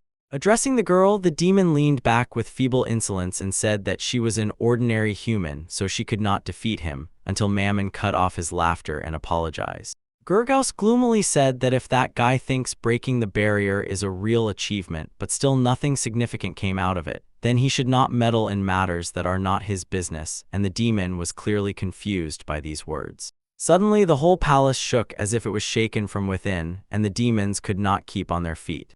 Then the demon of greed solemnly proclaimed that they are already here, and pointed to 3 great demons of greed whom he kept under his command, emphasizing that this is not at all the same as Demon Lord Bellows. The man declared stubbornly that he would not lose to their necromancer, and Mammon, with a confident gleam in his eyes, assured that he could tame the outer gods. Gurgaus replied that the outer gods indeed draw power from the 7 demon lords, but asked if he could control more than one, because otherwise he would just be deceiving himself, trying to capture mighty undead by calling them gods. Gurgaus, glancing sideways at the dark river, assured, whatever the truth is, a living person cannot compare to the power of a demon lord. They are in the same boat, so the main thing is not to lose vigilance. The man squeezed the victim's throat so hard that the wheeze turned into a trembling whisper and, threatening, assured, even if he was replaced, he would hold the position to bury the hero and also take on the 3 great demons of greed. Legend said the strongest cannibal samurais possess the sacred sword Valvados, which was stolen from human lands, and they are supported by the best summoners and magicians from the demonic lineage. One can defeat them, and these words raised the spirit of Mammon from oblivion. With lips dried from rage, the man uttered an oath. He would never surrender, even if darkness closed over him. On the battlefield, Karna and the 3 great demons of greed had already clashed. Space seemed to smoke with the anticipation of disaster, and each of their steps echoed with a formidable pre-strike. The chosen by the sacred sword, the unparalleled samurai Iha Ali, the sorceress Susya Rusi with the evil eye, and the great sorcerer Puditoya Rai with the mark of spirit magic. All 3 arrived by the order of Lord Gurgaus, ready to carry out his will without hesitation. They rushed into battle against the necromancer, but he did not flinch at all, immediately calling in Bora, responding to attack with attack. The necromancer used an absorbing flare against several demons of greed at once, and the biggest blow was suffered by Iha Ali Iza, who stood next to the young man and felt the world around twitch from the power of the attack. But it all ended instantly. All 3 were quickly broken, and they scattered in different directions, losing balance in the shadows of the fight. While the gods sat on the samurai, 2 others with desperate tears apologized to Karna and the gods for what had happened. The choreographer recognized Barrow and struck the demon again because he had stolen a weapon that was supposed to belong to others. The sage asked if this saber really belonged to Barrow, since it was exactly the one Karna had borrowed when he was learning to fence, and Barrow agreed. Yes, he was right, but now it was only a hideous ornament. The god continued to beat the demon for his deed with the sword, and the man, sobbing, justified himself, insisting that the weapon was already like that when Gurgaus gave it to him. Grabbing Barrow by the head, he tearfully demanded confirmation if it was true, and the demons solemnly swore that what was said was the purest truth. Belphegor froze in amazement. 3 giant demons who could together defeat a huge army were felled by a single blow and, sobbing, begged for forgiveness. Karna asked if these were the strongest of the entire army, and the samurai replied that they were indeed, ordering them to attack the necromancer within the grid plan to get rid of the Lady of Lust. The man realized the plan in horror and understood. Their target was Cecilia, so panic froze on his face. Karna demanded an immediate explanation, sharply approaching closer and not taking his eyes off the man while he silently swallowed fear. The man finally said that the war of the demon lords continues until the soul of the enemy lord is destroyed, so it must be removed now and not allowed to escape. Bora suddenly stopped and realized that they needed to return to the palace immediately, and when the boy finally said that he was leaving them in Belphegor and going away, the air seemed to become heavier. The man appeared in him as relief and delight, immediately agreed to help, and fervently asked to save Cecilia without wasting a single minute. Having noticed their generals, the barbarians realized they were doomed, and the panic-stricken crowd rushed to seek salvation, but because of the guard they could not approach closely, so losing their exit, they rushed straight to the castle. After their boss was eliminated, no one controlled them anymore, but even so, they could not be allowed through the castle gates. The guards blocked the way, sensing danger in them. One of the demons called for help to Belphegor, and Sabato immediately promised to take care of them, deciding to act quickly and decisively. Then the young man decided to help them a little and Thisand directed his magic to change the course of events. He used control over the dead. From the ground the bodies of fallen cannibals slowly rose, and they ascended into the air with a terrible howl, their eyes flashing with unnatural light. The demon froze in surprise because the boy did not turn these corpses into zombish, did something else, and it was visible to the naked eye. Karna smiled and confidently said that it was better that way anyway because they were still fresh. The demon snorted, calling it disgusting, but did not argue. He climbed down from his place, and another very noticeable warrior appeared behind him. Among those who stood up was Ogre Road, the same one whom the demon had defeated with incredible effort. Then he looked him in the eyes and convinced him that he would handle the rest of the matters himself, so the young man could go, and Karna only bowed and politely thanked. Having spoken his commands to his spirits and stepping directly onto them, the sage moved forward and vanished as if dissolved in the technique, Phantom Step. At that time, in the castle of the demon Lord Mammon, he inquired what exactly Gurgaus would do when he took him with him to Cecilia. Gurgaus answered without hesitation. He would take everything he could from the girl and then throw it away, and these words bound Cecilia even tighter. Fear gripped her chest like an icy clutch. Aisha spun in place in her mind, replaying information about the opponent who did not let her go for a single second. The demon lord who ruled the Carcassan desert bordered human lands, and his king of tribal raiders was mostly cannibals and ogres. He did not care about holding land. He wandered from place to place, raiding human territories, and it is said that under his command were 3 great generals, and at the same time he possessed colossal power. Asia could not allow this demon to win because then many would die, so she rummaged in the bag on her back, quickly searching for what she needed. But deep down she still preferred to see a sweet boy and a demoness mistress of lust, just not this, and with such thoughts she sharply pulled some object from the bag and threw it on the floor. The object rolled and stopped, flickering with bright, dazzling light that cut the eyes in the darkness. Mammon closed his eyes, and Gurgaus, covering his eyes with his hand, asked if the girl had decided to entertain him with some of her abilities, but Asia instead sharply kicked the demon and declared that this was simply her way of fighting. She created a smoke screen, sharply turned around and rushed to flee, sincerely understanding that she would not have enough strength anymore.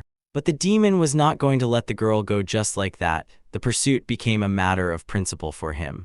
He used a spatial blade, and the blade cut through the smoke, but the girl managed to dodge while the other demons did not, and they were struck by the blow. The deafening scream of the wounded demons shattered the silence, and the spatial blade confirmed everything. This was the final form of the martial arts master. By the fighting style, Escher understood that he was facing a killer, but only a true martial arts master could possess such technique. While the girl hesitated whether he could obtain 2 marks, the demon refocused and prepared to attack again. He used the storm to spin a giant hurricane and directed it straight at Asia. This storm turned out to be a spiritual wind magical gust, and the girl was surprised not even by its existence. She could not withstand the blow, sharply flew up, crashed into the wall, and helplessly fell to the ground. The demon approached her, picked up the ball nearby, and sharply asked if she was the one who caused him so much trouble and even blinded him. How could she even hope to be released from here so easily? Casting a questioning glance at the bullet, he understood. Nothing unusual therefore, the golden seal holder was strengthened. He pressed the girl to the floor and grabbed her hand, sharply explaining that this was a great and rare power, so he needed it right now and demanded, "Where is her seal?" With a bold and incredibly fast movement, he tore off the upper part of her clothes, ripping the fabric into small pieces. After that, he launched a new question, boldly suggesting that the seal could be either on the hands or on the feet. He smiled boldly, stepped back a step, and commandingly asked, "Show it."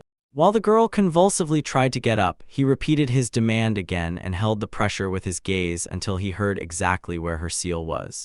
He grabbed her with his own hands and raised his hands up, as if searching for something he desperately needed. She tried to break free and resist, but could not understand what exactly Gurgos was after from her. On the girl's chest shone the mark of the seal, which gave her the ability to create objects. The demon covered the seal with his palm and amid her terrible screams took the seal for himself, like a trophy. After that, he threw the seal on the floor, no longer needing it, and laughed loudly. He touched the new seal on his own hand and shone with joy as soon as he noticed the girl's ring began to quietly glow.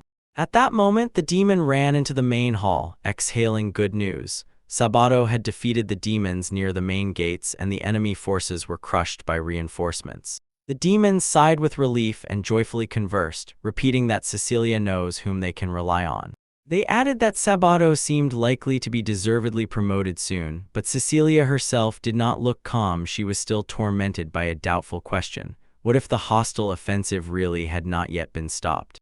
After this attack, they learned the location of the castle, so the second attack promised to be more dangerous and much harder. And Cecilia, imagining herself in their place, decided to use the first opportunity to get rid of the Lord when suddenly a ghost rushed out at her like a whirlwind, and it shocked her. Cecilia decided that before her was one of Sabato's ghosts but immediately realized it was not him, and in panic asked what had happened and why they were frightening her. The spirit replied that everything was much worse than she could imagine. Mammon summoned the demon Gurgos and he, together with his forces, is rushing here non-stop, so Cecilia has to flee immediately.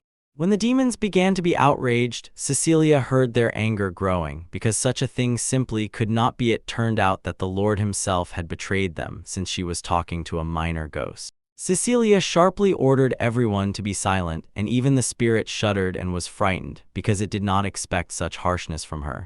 The demons froze, overwhelmed with indignation, and silently watched with fury. The Lord recognized the ghost, listened carefully, and then sternly asked why this girl had gone so far. It turned out that it was a Sha. She herself did not become a ghost, but only used a ghostly ring to leave her own body and fly here. The girl reported that the demon of greed took her with the help of a seal, and perhaps now he has her abilities, so she can remain in this world only as a ghost if she gains power. Asha added sadly that she had only 3 minutes left, and the lady was no less angry at this news than her subordinate. Mercenar persistently demanded that the demoness join Sabato and they escape together before it was too late. Cecilia sharply asked if it was time for humans to set 2 demon lords against each other. The demons whispered in surprise. Could it be that she really has human subordinates? And Asger honestly admitted that he also thought about it, but still feared if something happens to the girl, Karna will be furious. The quarrel intensified. If Karna gets angry, then not only the ruling forces of the demons will suffer, but also humans, and everyone will be destroyed. Asha, worried, apologized, but Cecilia asked her for help. The girl asked if she could move to Asia right now if they helped her, and at that moment it was clear, even the ghost herself did not expect such a turn. Asha looked at Cecilia with surprise, and then the demons began to argue heatedly, reproaching her for risking her own life for ordinary people. They managed to assure that it could be left to them and they were ready to fight for her life, but Cecilia knew the truth, then they would simply disappear. The demon mistress took the ghosts in both hands and solemnly said that as long as they served her, there was no difference between humans and demons for her, because she loved them and would protect all her subordinates.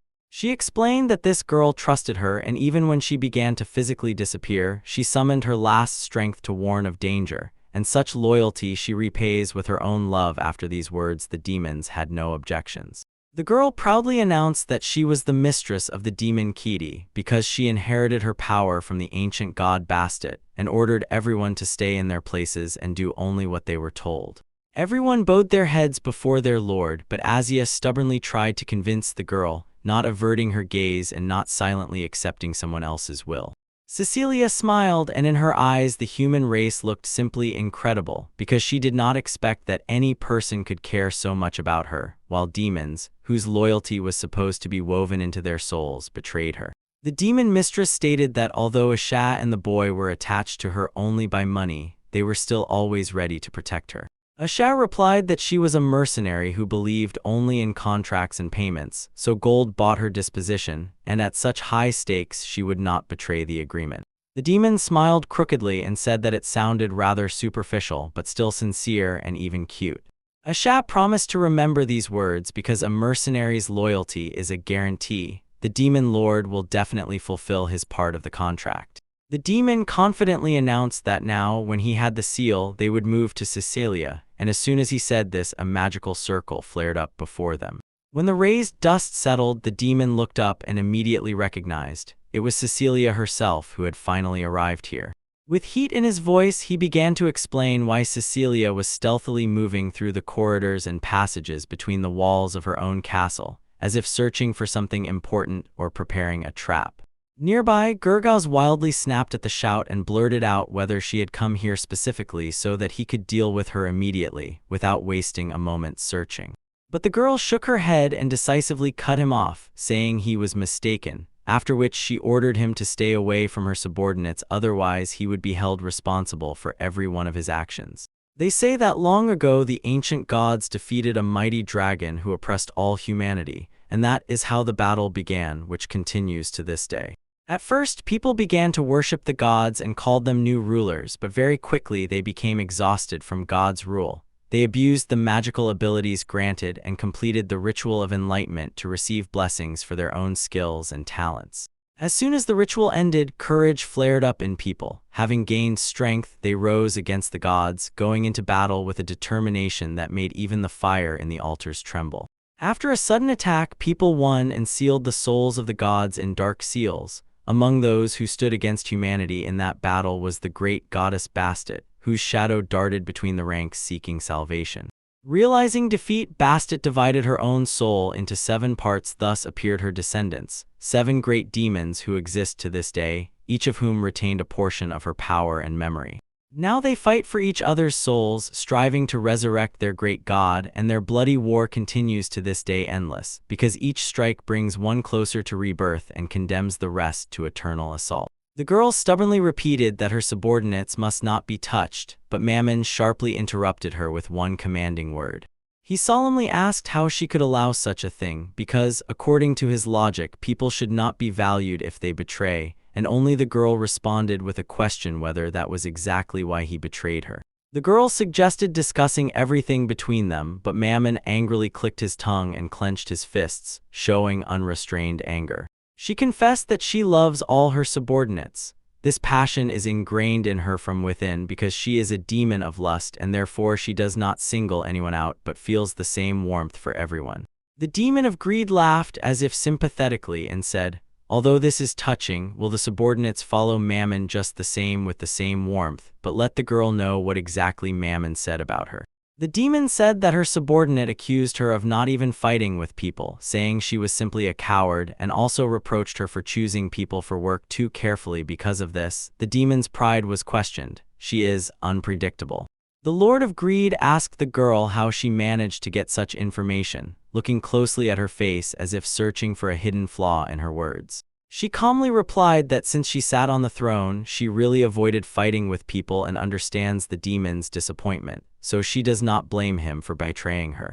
But Cecilia confessed that she does not like all her subjects, only those with whom she can walk hand in hand gently, yet stubbornly defining her rules. Mammon could not stand it. He shouted at the ruler that people are enemies to him, but she again and again intercepted his gaze with a question, asking if he really thinks so about them. The demons, whom the great goddess Bastet created from birth for revenge on people, seemed merciless, but could there be only one reason for this? Mammon asked why the girl denies the testament of her ancestor, but the demoness could not understand why anyone would want to change anything if he did not even inherit her will. She asked why the man holds a grudge against all humanity and what exactly he feels, but he found no words in response and only muttered something indistinct. Gergau suddenly hit the boy from behind and laughed, pushing him forward as if forcing him to finally answer that girl. And then the boy sharply asked, "Isn't it pleasant to win when lack of food makes one hungry, and satiety gives strength, since he already knows the truth about souls, hatred, and legacy?" The man asked why cruelty could not be the reason, and why it must be considered evil from the very beginning. The demon of greed spoke confidently. He always gets what he desires, and in his opinion, that is exactly what the path to the throne looks like. Mammon inquired where the demon was leading his prey, and heard in response that he needed the soul of this girl and the throne itself. Mammon added that he would reward the demon for betrayal if he proved his own worth, and gave him full freedom to decide what to do with Cecilia. Hearing this, Mammon clenched his jaws and sharply, with uncompromising determination, promised he would prove that what was said was true. Silence hung in the air. The demons silently exchanged glances among themselves, and then the Lord finally turned back to Ash. She wove a magical barrier around herself, hoping for salvation, but Gergis only laughed, for he did not mean Asia. He roughly ordered the girl to come forward, but she boldly objected that those were her words, after which she suddenly lunged at the man. Both used magic to remove the enemy. Their powers clashed in a confrontation, and everything around suddenly burst into dazzling light. Mammon closed his eyes and even turned away, unable to endure such radiance, for these rays were incredibly blinding and literally blinded. The flash was followed by a muffled explosion that spread throughout the area and forced every gaze to stick to that part of the castle. Karna also immediately noticed this and decided that this was how the clash of magical forces manifested, so he quickly realized, together with the spirit, the demons seemed to be already here. The man was determined to find out that Cecilia had to be exactly there, and standing firm, he assured everyone he was already coming to the girl's aid, and the companions asked him to hurry. It was a story of a battle that lasts very, very long. Once upon a day, the ancient gods defeated a great dragon that oppressed all humanity. After the victory, people began to worship them and considered them as if they were new rulers who came from outside. But over time, humanity grew tired of God's rule, and eventually people abused their own magical powers and completed the Enlightenment ritual to seize blessings for themselves through their own skills and talents.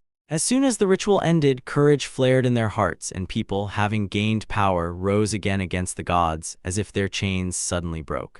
After the sudden attack, people defeated the gods and sealed their souls in dark seals, and then the great goddess Bastet descended to the world. Her shadow fell on the ruins. Bastet divided her soul into 7 parts, and thus her heirs appeared 7 great demons born in darkness and existing to this day.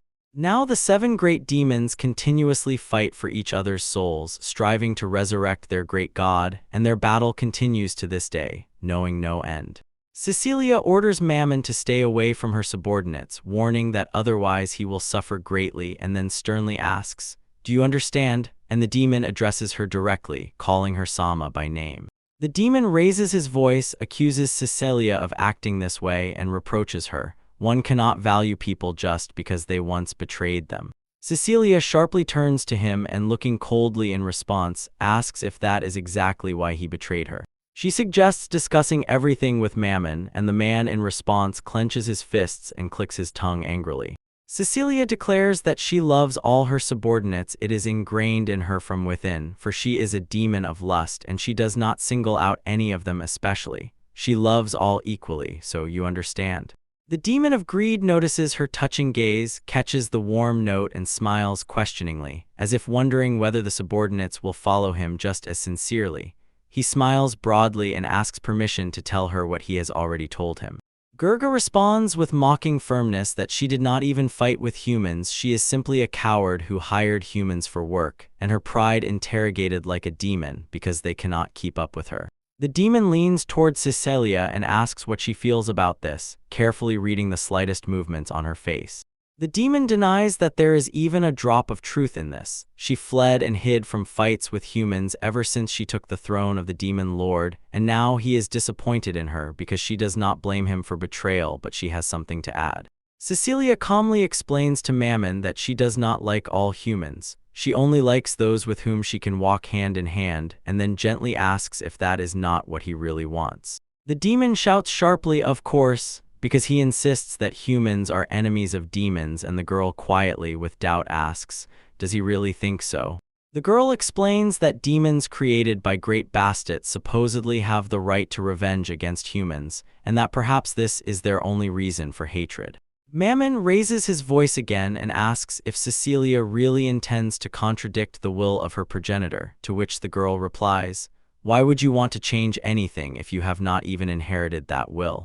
She inquisitively tries to understand why Mammon holds a grudge against humanity, what exactly he feels and why he hates humans so much, but the man cannot find any words.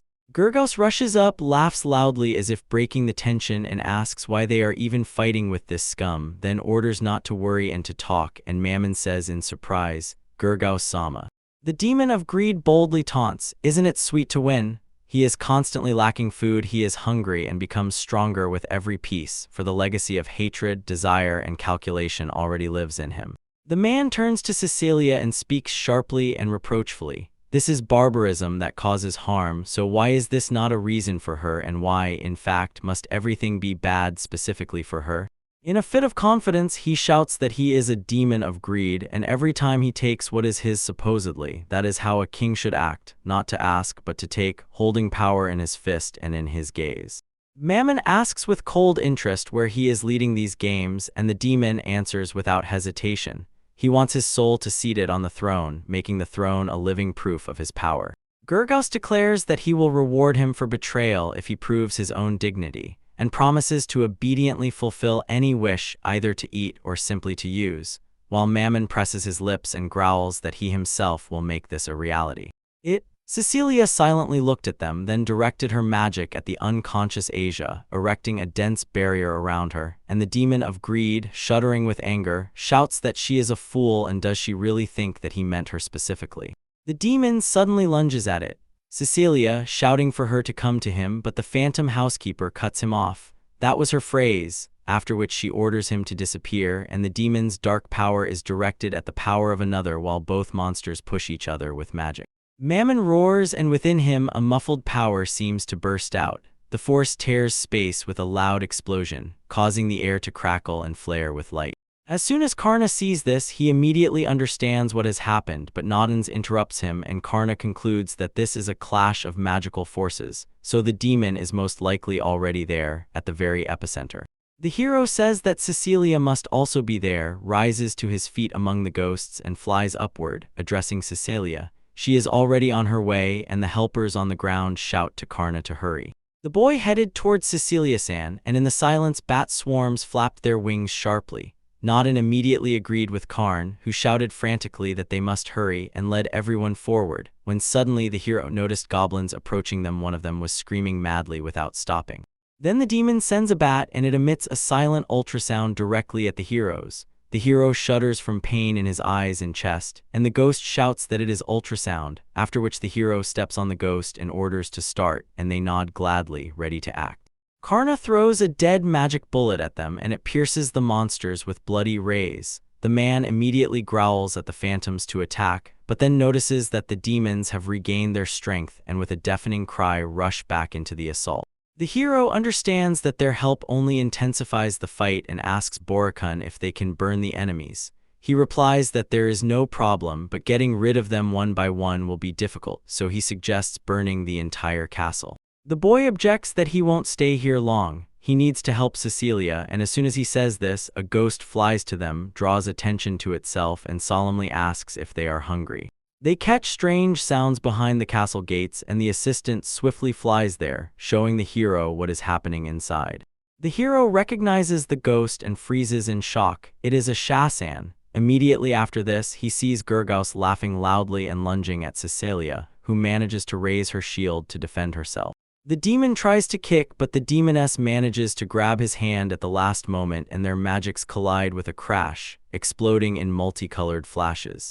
Gurgos moves into close combat and starts hitting with his hands, while Cecilia defends herself with her own strikes. She responds with a sharp kick, then the demon raises his shield, but her magic cuts it along the arm, and the demon, looking at her, laughs quietly. The man heals his wounded hand and tells Cecilia that this is a very strong barrier. Even if you hit with all your might, it is impossible to break. The girl asks in surprise, "Is that all?" Then notes that it worked too quickly, so perhaps he needs to try even harder. He wonders why she still does not dare to attack, as he feels her magical power is definitely higher than his, and maybe she can defeat him with one precise strike. Cecilia demonstrates her power and boldly asks if he is already begging, calling him a little devil and saying, "Can't he say please?" Mammon is horrified by this sight, twitches, and whispers that it is incredible, as he had no idea that Cecilia Sama was so strong, while Gurgos meanwhile turns his head and asks, so the demon really did not know this about his mistress. He explains the 7 souls created by Bastet are a symbol of the 7 sins, and each of them embodies one of the 7 great demons. Dayan can become stronger only by defeating other demons and absorbing their souls. But if the soul is defeated not by the demon lord but by someone else, say, the hero, it will still be reborn as a new demon lord somewhere in this world. However, after each reincarnation, the strength and soul of this demon are exhausted, and Gurgos continues, adding one more important point to his words. The Israphilia family are the only descendants of the 7 great demons who have never reincarnated. Gurgos notes that Mammon has almost no combat experience, but his magical power is off the charts, so he cannot be taken off guard even for a moment. Cecilia lets him finish and calmly asks if he really understands what he is talking about, since the magic of the divine ancestors' times is incomparably stronger than anything that exists today. She asks him not to try to justify his own weakness, and Gurgos just smiles in response and claims that she is truly strong. Wasting no time, he closes the distance and starts a new attack, shouting that because of his strength, Cecilia is the best catch in the whole world. Demon S strikes again and declares that he is too cruel, so she really hates him, and the demon of greed replies that he also does not like little girls, so they are on the same wavelength. The demon of greed explains that they can destroy the demon lords to snatch their souls, but if there is not enough time, the magical power will dissipate and disappear, so they need to manage to pull them out of the dungeon. Gurgevs confidently says that with her help it will succeed, and with a barely cheeky smile asks, "Isn't that funny?" Mamana sharply exclaims that he is right, since the soul is a vessel that holds magical power, so there is a limit to how much it can hold. If the soul is stolen, only the outer limit of the retained magical power will rise, and it will be transferred to only one person. So when at that moment a person defeats the demon lord, it is as if the demon lord destroys 2 people. He looks at Asia and continues to repeat that while the demon reincarnates, people can expand their territories even before his new offensive, and even the human race, which in theory should be the weakest, has not gone extinct. Mammon does not understand the main thing, how a woman who did not steal the soul of the demon lord can have such power, and Gurgos responds with a blow to Cecilia's shield and says that, simply put, this is already too much. A man breaks the barrier with a scream, the shield crumbles, Cecilia curses and manages to dodge the blow, sharply recoils and orders the demon to shut up, it annoys her. She hits too hard, but the demon manages to jump back, an explosion tears through the air and Gurgos groans and shouts that it should be this way, because Cecilia turns out to be much stronger than he thought, and with each blow his increasingly worse desire ignites. The mistress orders him to be silent again because he is disgusting to her, and he strikes again. Small debris and fragments scatter around. The demon responds by tearing into an attack and shouts that she must get the same until the clash of magical forces flares up. From the top of the tower, small debris falls on the little demons, and they scream, poking each other with their eyes as if at every rustle they are ordered to run quickly, otherwise they will die. The fight does not subside, and Gurgos, desperately raising his hands, confusedly realizes that his power is dissipating, and he screams at the moment when the covering magic knocks him off his feet. Mammon dodges with a mocking exclamation, whoosh, and Cecilia grits her teeth and thinks she must immediately stop the explosive magical force, otherwise the whole castle will shatter. She grabs his hand and exhales sharply. Her nails crack and then split as if they swallowed their own rage. She still manages to calm herself. The demon of greed settles down, laughs, and politely states that she did wonderfully, since Cecilia has more magic than he expected, and this makes him want her even more. Cecilia replies that it is too early for him to laugh because if she waves her finger once more, he will die, and Mammon, trembling with fear, shouts, "Could she be talking about Gurgasama? He is sure it is impossible." Gurgos gets up, laughs again, and asks Mammon not to be afraid, raising his hands as if showing invisible guilt, and asks if she sees the marks he took from human heroes. Asia screams silently, and Cecilia's gaze slides over her and freezes in surprise while the demon calmly explains, "He removed these marks from the old high priest and king of spirits." The ghost hoarsely says she heard. They both disappeared more than 10 years ago, and from this the girl suddenly realizes she is curious whether she knows what talents were hidden in these people. The assistant answers clearly and without a shadow of doubt. The first is an advanced warrior with incredible combat skills, and his talent is to reduce the enemy's magical defense to 0, cutting through the defense with one move. The King of Spirits raises a mighty aura and can strongly resist anti-magic, causing even dark spells to slow down and crack at the edge of his power. Cecilia already understands what this signal means. The demon is capable of breaking through her defense and destroying magic, and Asha confirms as long as the ruler fights magic, everything will be extremely dangerous, but there is still a way out. She finds a colossal advantage in this. Previously, everything Cecilia did was just a release of magical power, but now it is enough to use combat magic and she will become twice as strong, allowing her to destroy everything held by anti-magic.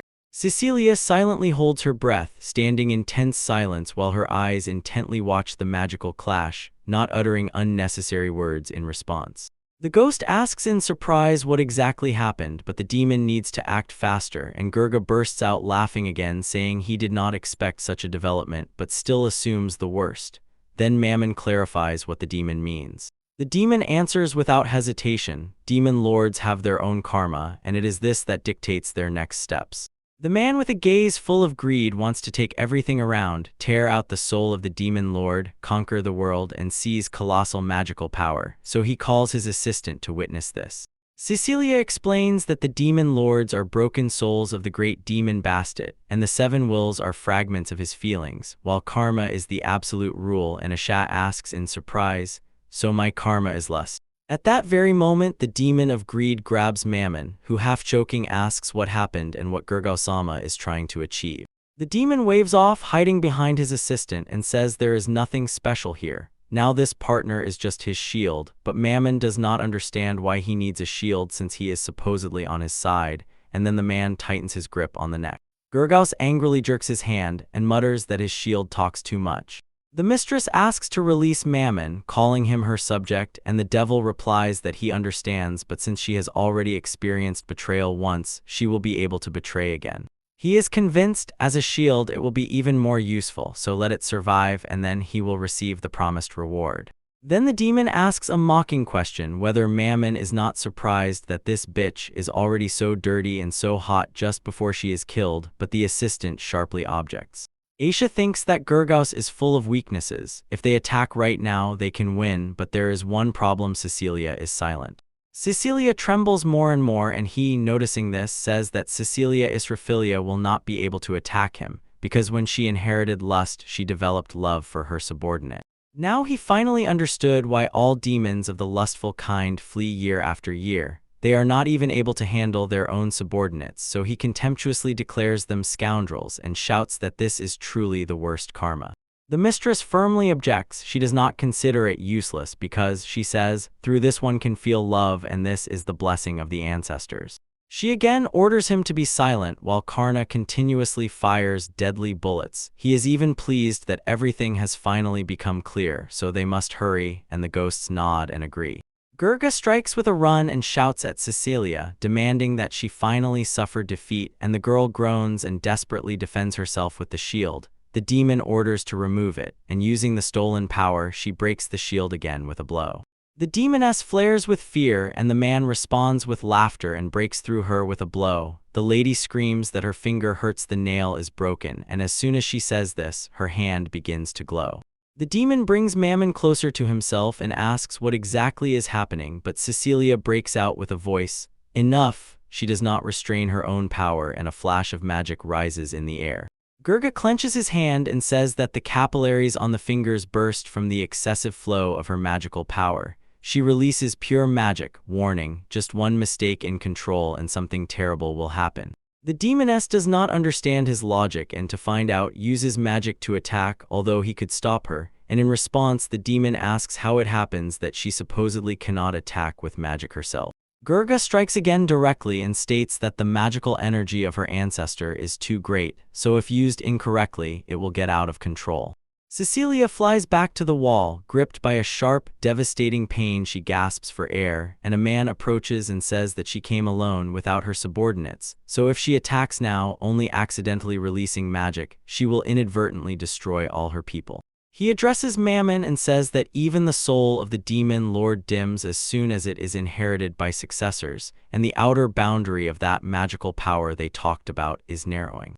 If the ancestor's magical power was 10,000, then the current successor of the demon lord has only about 500. The power is depleted with each reincarnation, so this is quite normal for the demon king. Gurgaus turns to the girl and explains that she inherited the magical power of a divine ancestor, but he himself does not understand what she should do with this gift, and convinces her that she will never be able to use it properly. Mammon wheezes hoarsely and he mocks the girl, reproaching her that she is not even able to use her power properly, and from these mockeries her shame tightens even more. The demon continues, the slightest attempt to use magic and everything around will be destroyed, and he himself deeply regrets that her abilities turn into such consequences. Now Cecilia can only squeeze out defensive magic and is unable to attack, and this makes her rage boil. She cannot even use real powers. He perceives this as a ridiculous weakness. Gurgaus lifts Mammon's face to Cecilia's face and whispers to him that he can pay in advance. He is literally standing before him. These are the lips of his queen, and turning away, Mammon mumbles to the other demon that Cecilia hates him. He tells her not to worry and insists that he will continue until he squeezes all the magical power out of her, and then the demon suddenly bursts into uncontrollable laughter. Asia grits her teeth and thinks that everything has become really bad because Cecilia is in trouble. If she had simply lost, Karna could have revived her, but Karna stated that he has no intention of killing her, so then the only option is to submit if Cecilia is taken hostage. The spirit understands, if this happens, humanity will come to an end. Asia understands that there is no other way except to help her, yet she does not know what she can do. She has no items, not even a magical seal, so she is truly powerless. Later she hears a call, turns sharply, and begins to look for Carnahan, who says that this is a spiritual conversation. Carnahan asks if she is dead so he can later resurrect her, but now he asks to protect Cecilia and solemnly promises he will fly very soon. Asia hesitates, thinking she would do it if she could, and considers that she is only capable as a spirit. The hero promises to make a contract with her, and then she will become a spirit just like his grandfather, and with interest asks if she agrees. Asia looks surprised at such an invitation to become a spirit like herself and agrees because she understands. She needs to do something, and Carnahan thanks her for this decision with relief. She utters the spell Awakening, and the air flashes with magical light. The spirit sharply recoils in surprise, and Asia's heart beats too fast in her chest as if this is not the place for it. And at that moment Gugraz breaks away and, also confused, turns sharply. The demon does not have time to understand what happened, but when Asia suddenly transforms, she commands the monster to get out of the way, casting a shadow of fear in all directions. Asia calls the demon of greed a monster and shouts an order for it to immediately clear the way. Cecilia immediately realizes this is her chance, casts a spell and sends the demons back, while Gugraz closes the defense, too late to expect such a blow. The men crash into the wall and the maid falls helplessly to the floor, and at that moment the reborn spirit begins to scream piercingly. The demon covers his ears with his hands, the pain tears his head like a blade. He shouts for her to finally shut up. Cecilia covers her ears and Asia tries to understand what is happening, but an uncontrollable magical force bursts forth. A scream explodes from her chest, and she feels it inside herself. The girl understands this is a death scream, a special ability that drains the life force from anyone who hears it, and only the undead, those who are already dead but still walk, can use it. Aisha does not manage to finish when Karna appears. He covers the ruler with his body and asks if she is okay, and Cecilia is glad that he came. She smiles because Karna-kun has enough strength to act just in time. When Aisha sees him too, she asks to wait and tell what happened to her, and the hero smiles and says that he had no time, so he enhanced her abilities with magic, and everyone thinks that everything turned out well. Naden, laughing, assures that everything will be in reliable hands and jokingly asks Asia if she likes it, while other spirits meanwhile ask about her belly and nod friendly. Grandfather solemnly summarizes, the spirit of death, a sad woman, appeared only because he received magical power from Karn. He explains that this is only part of the process, and Asia suddenly realizes she needs talent, but even with it she does not want to remain unhappy. Naden replies that he has talent and is proud of it because it helps to reveal oneself, so thanks to this he was able to awaken, his soul became strong. Naden intensifies the pressure and asks the girl if she does not feel the mighty power of the bound spirits. Aisha answers that the borrowed power is strong and mighty, but she still does not know how to use it properly. Naden warns that her power is limited by the spirits, and if she becomes as reckless as Gurga, destruction awaits her. The demon of greed mockingly admits, Karna is truly a worthy necromancer since he is capable of such things, and it sounds like a cruel compliment. Karna asks if it is true that this is the real appearance of his outer gods, and the man admits that he does not know in what wild backwater he encountered them, but still cannot blame such scoundrels for losing their way. Karna mentally addresses the spirit with a silent question whether he is really a man, because otherwise this whole story will turn out completely different. Naden orders him not to be deceived and says that such lies are not worth believing, so the boy steps forward. Karna addresses the joyful Cecilia and assures her that all this will soon end. She just has to wait a little, and the storm seems to be in its final stretch. Mistress sternly warns, Gurgos knows how to steal others' marks, and that is why he is so strong, and Karna again asks if it is really about them, after which he says that everything is already clear to him. The demon of greed shouts that whatever he says, everything will soon end for him thanks to these marks, and proclaims, the Lord of Greed, Zaraga Gurgos, will destroy him. Karna asks him to stop using this ability because it is terrible, and the man wonders if he really knows the true nature of his power, to which the hero confirms he has already heard this before from his grandfather.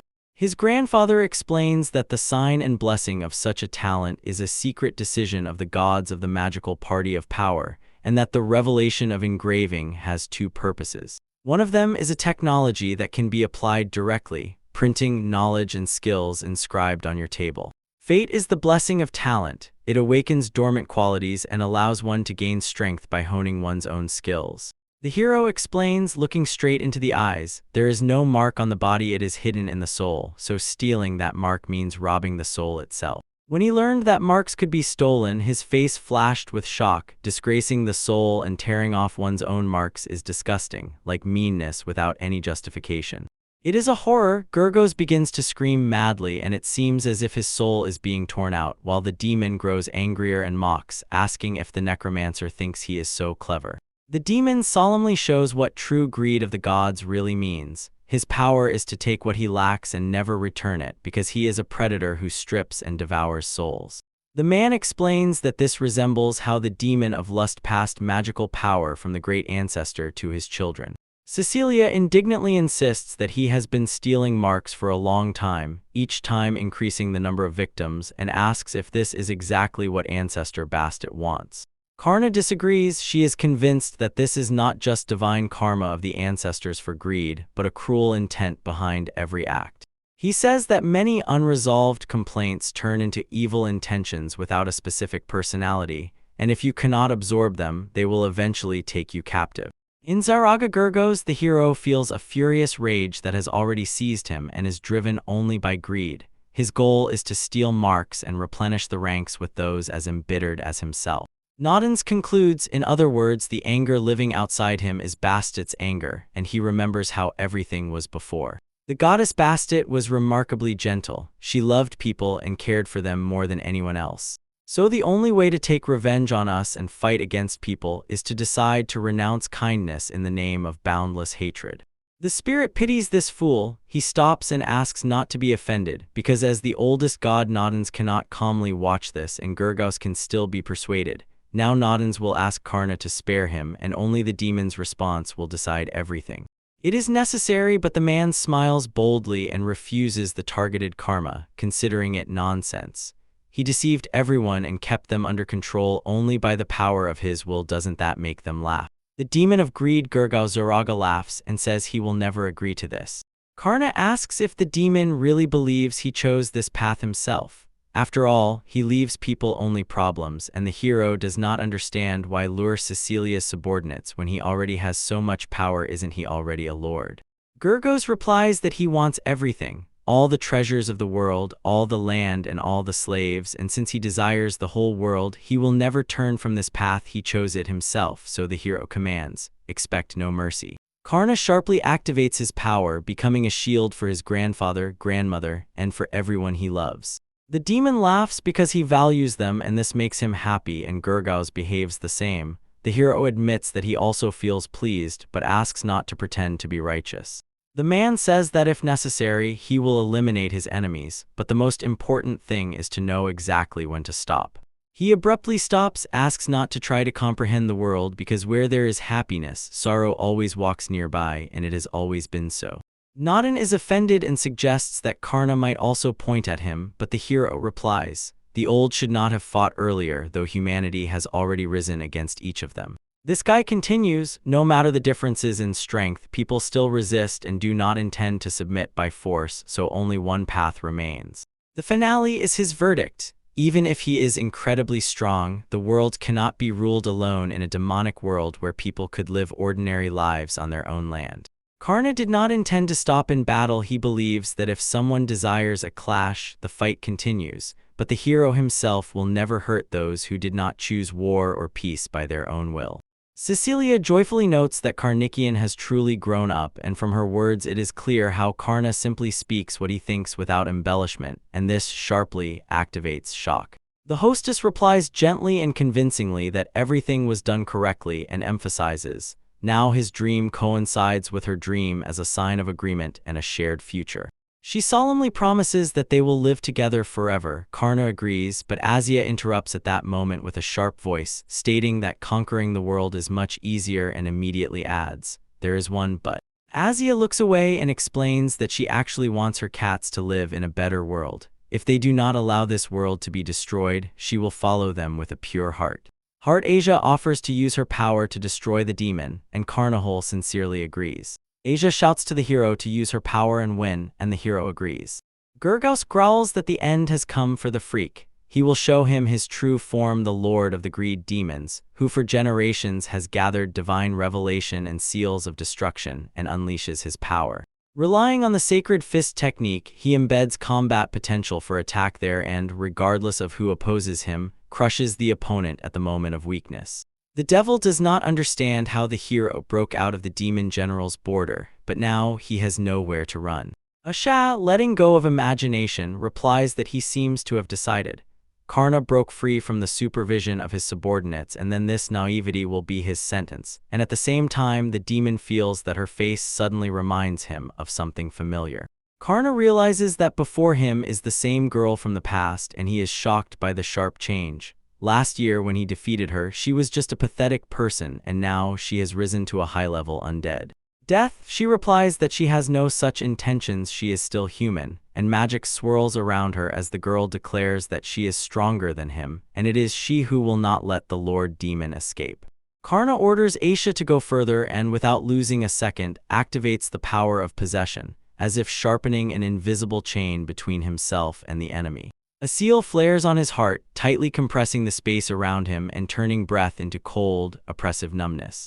Karna thinks that Aisha's specialization is assassin, but when her divine protection disappears, the girl does not break. She understands that the skills and experience honed on the battlefield remain with her, and while the hero strengthens her with magic, she will be incredibly strong. Aisha shouts that she is completely his and Karna can do whatever he wants with her. The hero agrees to lend her his power and instantly disappears. He falls on the soul thief, and dozens of shadows crash down on him like a dark pack trying to surround him from all sides. The demon is stunned to trembling at this moment. The boy tears souls from Gurgos, cutting through space with flashes of harsh determination. Only us can escape from the Lord's mouth while Karna cleanses those he has stolen and binds them to himself as if restoring stolen fates. Gurgos screams madly that his marks have been stolen and, outraged, cannot understand why he cannot protect himself, since magic, as he believes, should not affect him. When all this falls on him, Karna explains that the situation looks like a semblance of stability, as if something holds and resists, and the demon, having gathered a mountain of divine revelation, has become powerful but lacks the magical power of the earth. Naden says he lacks direct tempering because weakly manifested resistance to magic can be suppressed by a difference in strength, and Gurgos finally understands that it is about magical power that surpasses Cecilia. The demon curses and attacks again, striking, and the hero defends with a lightning counterattack and hits the demon right in the face so hard that the echo of the blow tears through space. The man bursts upward, raising a roar, and crashes into the ground with such force that dust flies from all sides, then declares, "Greed is a power that steals souls," while the demon can only wheeze in response, and Karna has definitely figured it out. The hero repeats again that greed is a power that steals souls, and as if confirming his own guess, he already understands it in general terms. Gurgos rejects vacations, he wheezes hoarsely and tries to get up, but the hero does not let him finish speaking, stands behind him and delivers another strong blow. The Lord screams even louder, breaking the silence, while Karna rushes from his place and reaches for the mark on his own sword, trying to make it before the demon finally overpowers him. The man finds the correct soul mark and sharply asks if it belongs to Azia, and Gurgos responds with frantic shouting and bursts into rage. Karna ignores his screams, tears the mark from the sword, and takes it back. Then the hero returns the mark to Ashate, had been hanging in the air above him all this time, as if tied to a thin thread of fate, and now receives what was taken from her. The Lord does not understand how this can be at all. It is the same as his own ability: greed, theft, and destructive appropriation of others' property. The boy explains that necromancy is not only raising the dead but also controlling and finally manipulating souls, and he almost hit the mark because he saw in Ashi's memory how he was attacking. Next to Hector, Azia continues to think. In a normal situation, this would be impossible, but Zeroga Hraga was unlucky. Karna turned out to be stronger than the Lord of Demons. She says his defeat happened because he himself made them his enemies, dooming them to resistance. Gurga bursts out screaming and insists that there is a monster before him, but he cannot believe that this monster can match the level of this entire universe. The demon asks what they will do next, and the hero replies, "We will destroy you," but the old man and others insist on an important conversation, so they will wait a little longer. A little later, Naden noted in his notes that Bastet acted unfairly. The demon remained in this world alone without a lady, so irritation nodded to him from within.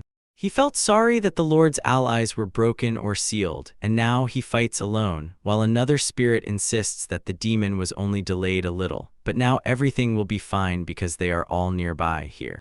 He asks Karna to free him, and the hero agrees and immediately begins to fulfill the request, breaking the chains of magic.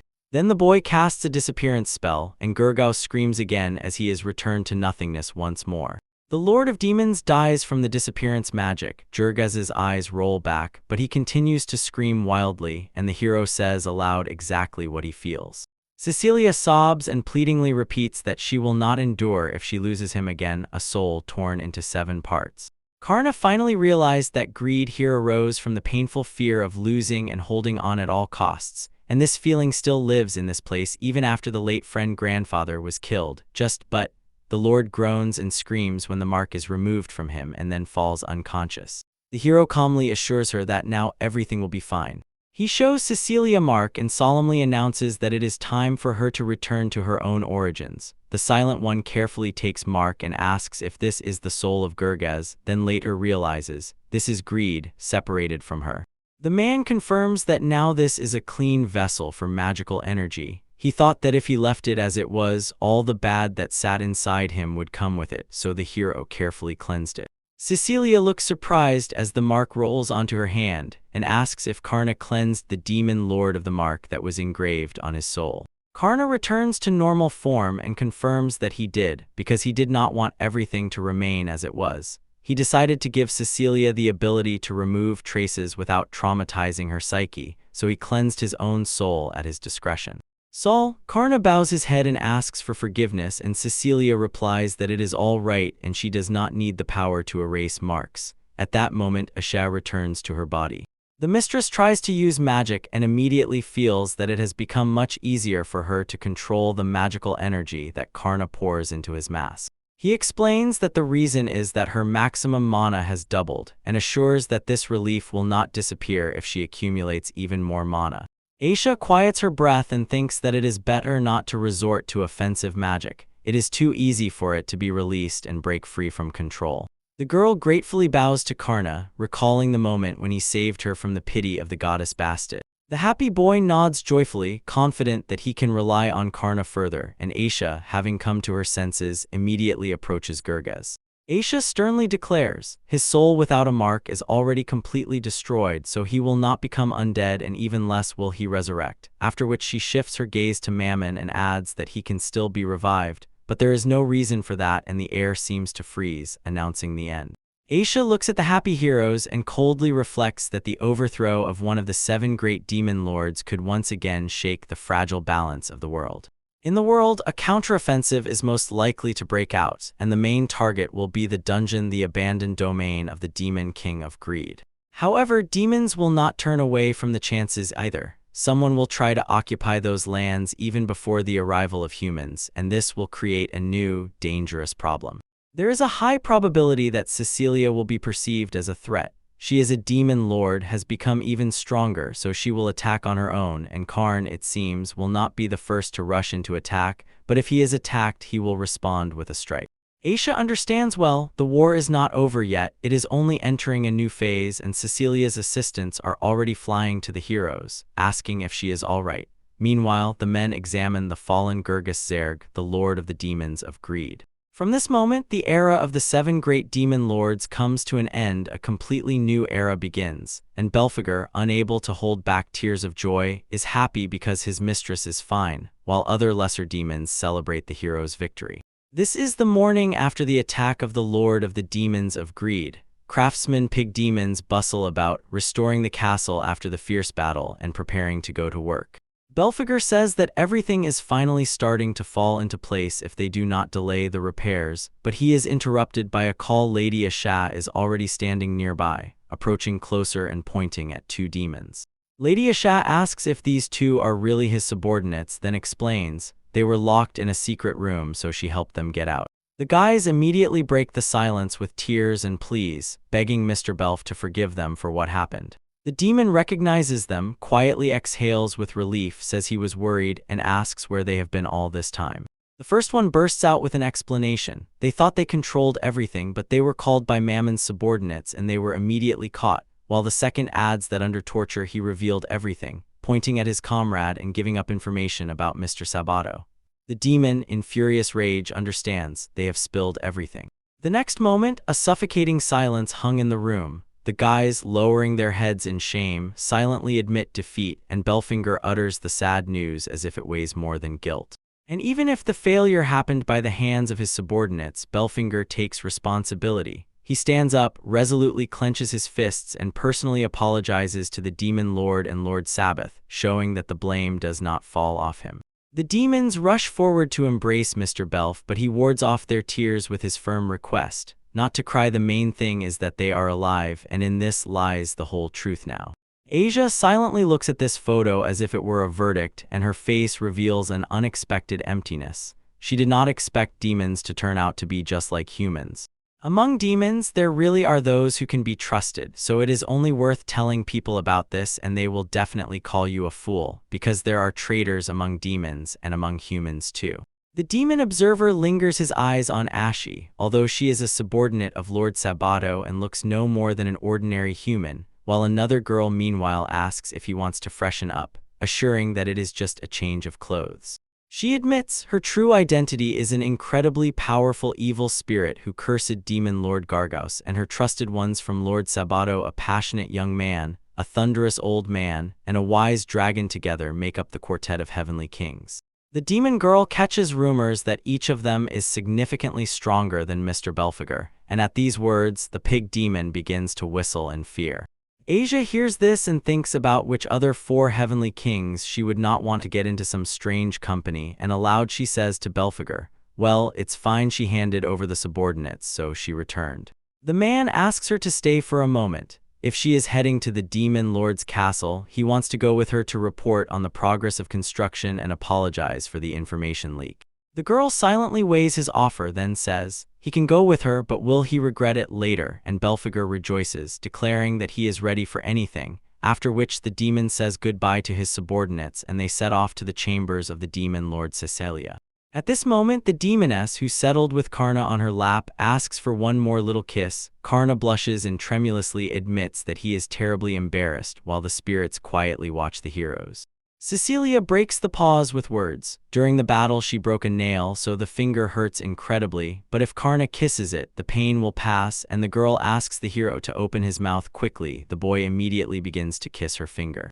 Cecilia suddenly shouts that it seems to her as if he is licking her whole body, although in reality it is only the tip of her finger, after which she pulls out her hand and licks the finger herself, boldly concluding that Karna is a very bad boy.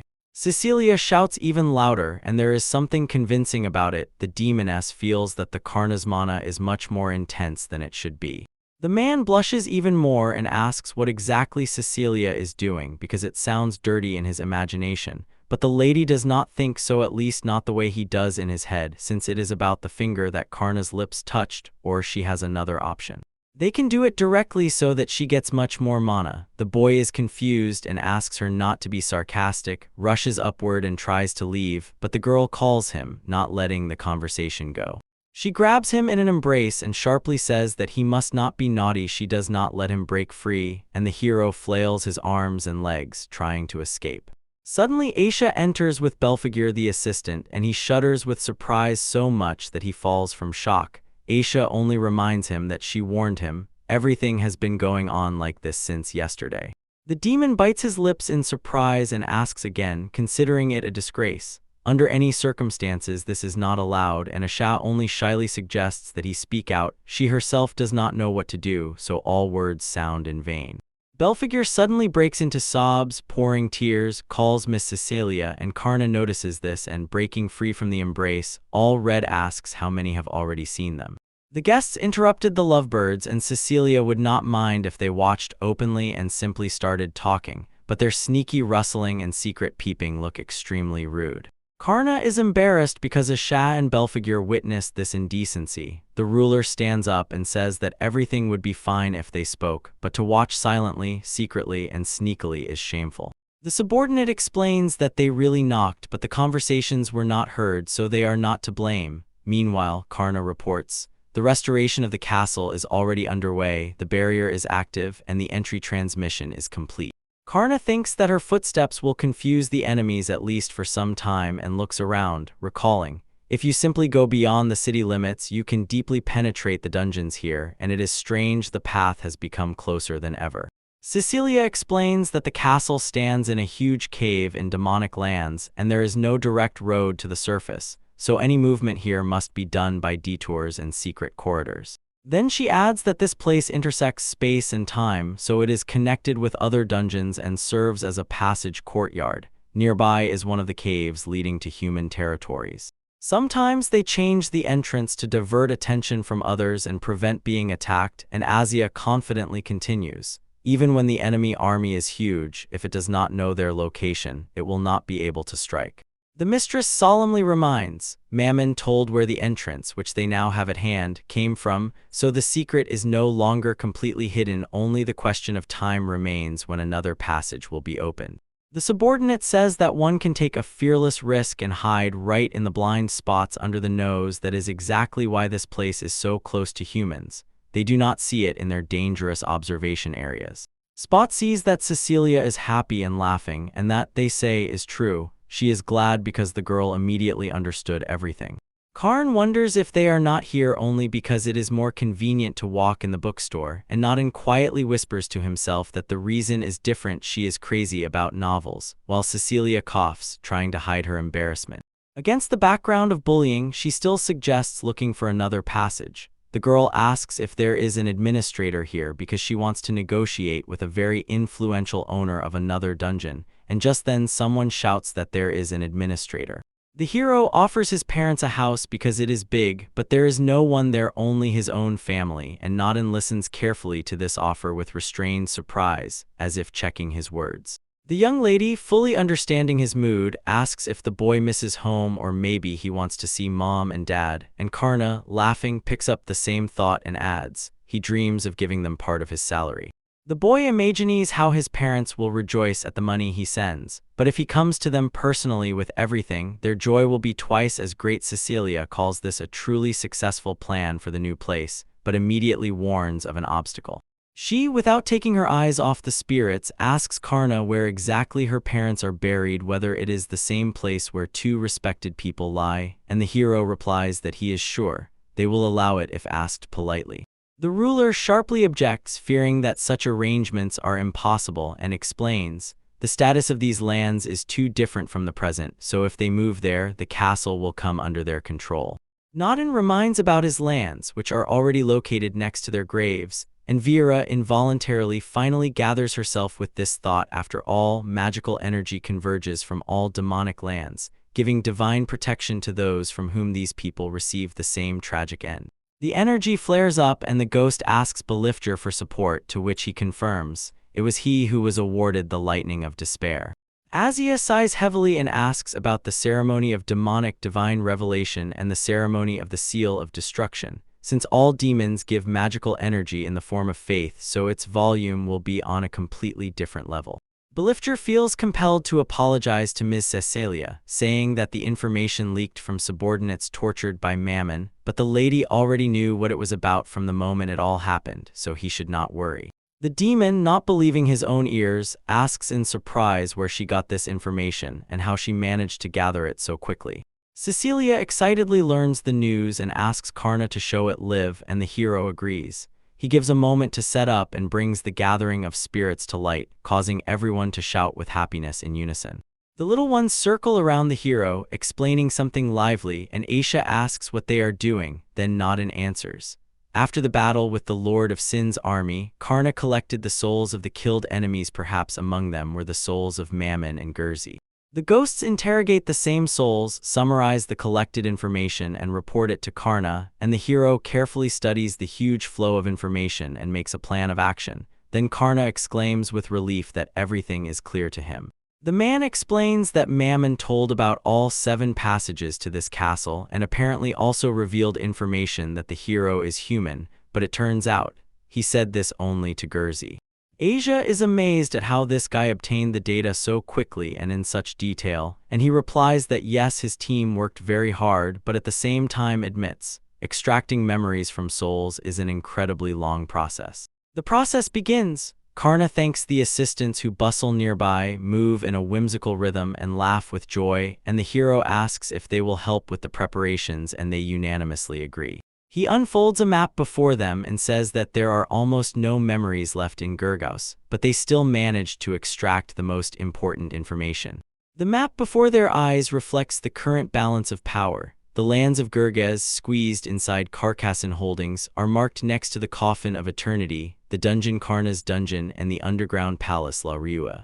Asia explains that the Carcasson domain is a valley covered with grass where there is very little magical energy in the land, so such a plot is paid for very dearly, even if there is at least one source there. He reminds that for generations the demon lords of greed have continuously attacked humans and other demon lords, so their treasures are hidden everywhere, behind every shadow and every crack. Asia thinks aloud, if the demon lord of greed commands orcs and goblins, then how much could they have plundered on the borders? Karna joyfully interrupts her and makes a deal instead of an answer, saying that there is a whole mountain of money there, and it is hard even to imagine how generously everything is prepared. The girl picks up his words and slyly suggests that there are probably not only money there. Cecilia explains that for them magical energy is more valuable than any wealth, and magical items and precious stones that accumulate this energy are called the heritage of the gods. After the defeat of Gurgos, their protection disappeared and the treasures remained lying open and unguarded. She is confident that the battle will break out any moment now. Both humans and other demon lords will bring huge armies, so a great war will unfold. Belphegor rejoices because war is exactly what they desired. He speaks with inspiration. The power of Lord Karna, who is even accompanied by external gods, gives a chance to capture all of Carcassonne before the information spreads among the enemies. He is convinced, when the power of greed is conquered, Lady Cecilia will also become significantly stronger, and if other demon lords attack them, it will only work to their advantage because after victory they will remove competitors. As a result, she will become the sole ruler. Naden says that they too will not spare efforts to free her soul from chains, and asks if the lady wants to try to conquer the world. Cecilia silently listens to them, lowers her ears, and, pouting, refuses, since the capricious demon lord still remains motionlessly beautiful as before. The mistress does not dream of world domination and does not intend to conquer the world, and because of this Belphegor screams wildly in surprise. He does not understand why Lady Cecilia refuses, since this is a rare opportunity to restore the glory of ancient times. The assistant calls to unite the souls of all demon lords, awaken the power of the ancestors, and become a great demon lord, asking if this is not the dream desire of every demon lord or even an ordinary demon. Cecilia agrees that the revival of the great demon lord is exactly what she desires, but admits there is one significant problem. Conquering the world sounds like a headache she does not want, so she can only lead those who obey her by their own free choice without coercion, because nothing good comes from violence. Belphegor seeks support from the ghost. Maybe Mr. Naden will support him, he thinks, while Karna asks the old man if he is going to conquer the world. The ghost snorts with laughter and waves off with a short "where to?" The ghost says that once he already had experience of world conquest, but when Naden and his followers rebelled, their rage disrupted his plans. They opposed him and overthrew him from the position he held. The assistant itches even more and seemingly justifies himself, saying that this is only part of the story, and besides, is it fitting for him, the loser, to talk about any triumphs or victories?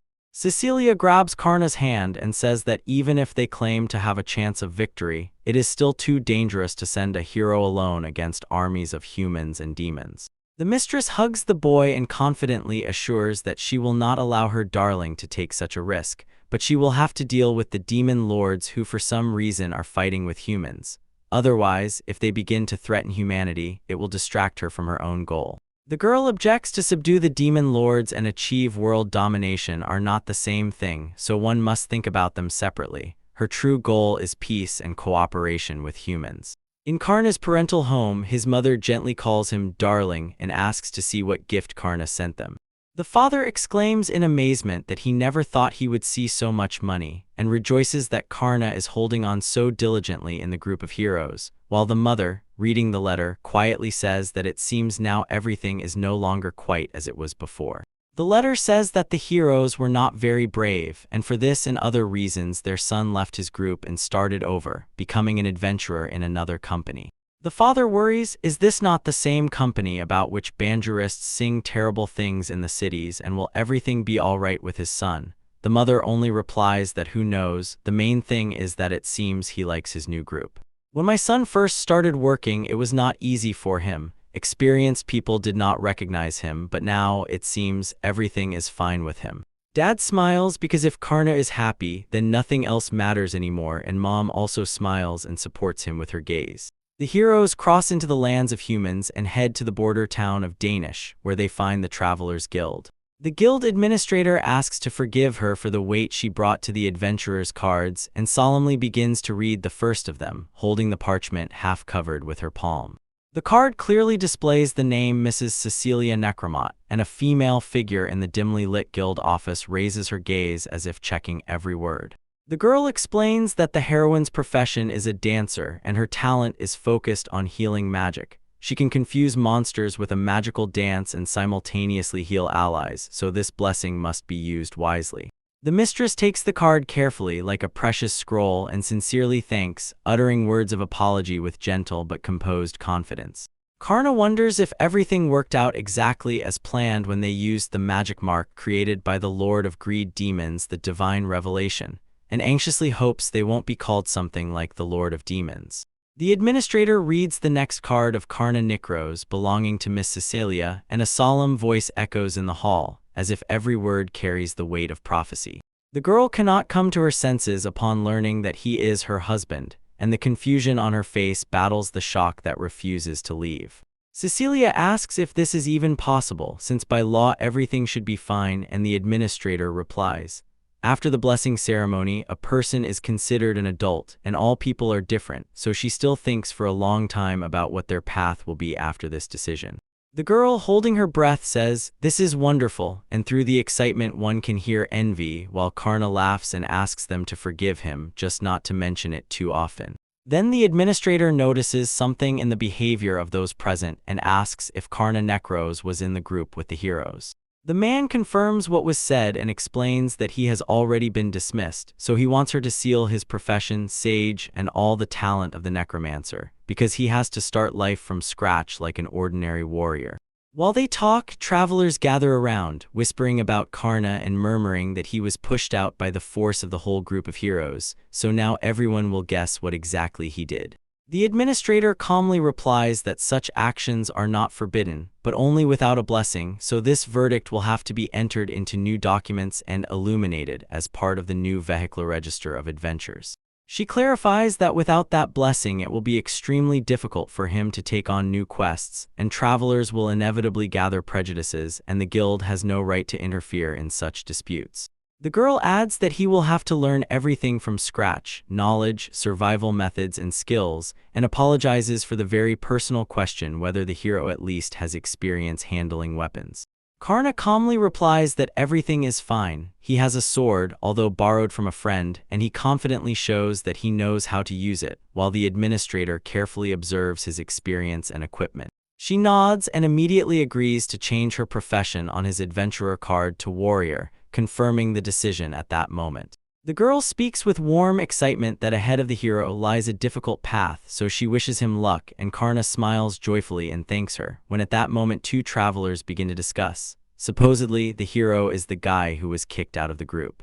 One of them laughs, teasing the situation because that's how it looks, and demonstrates how the bracket walks with such confidence, while the second curls his lips and says that this very bracket annoys him, after which he suggests giving a lesson, and the atmosphere sharply heats up in the air.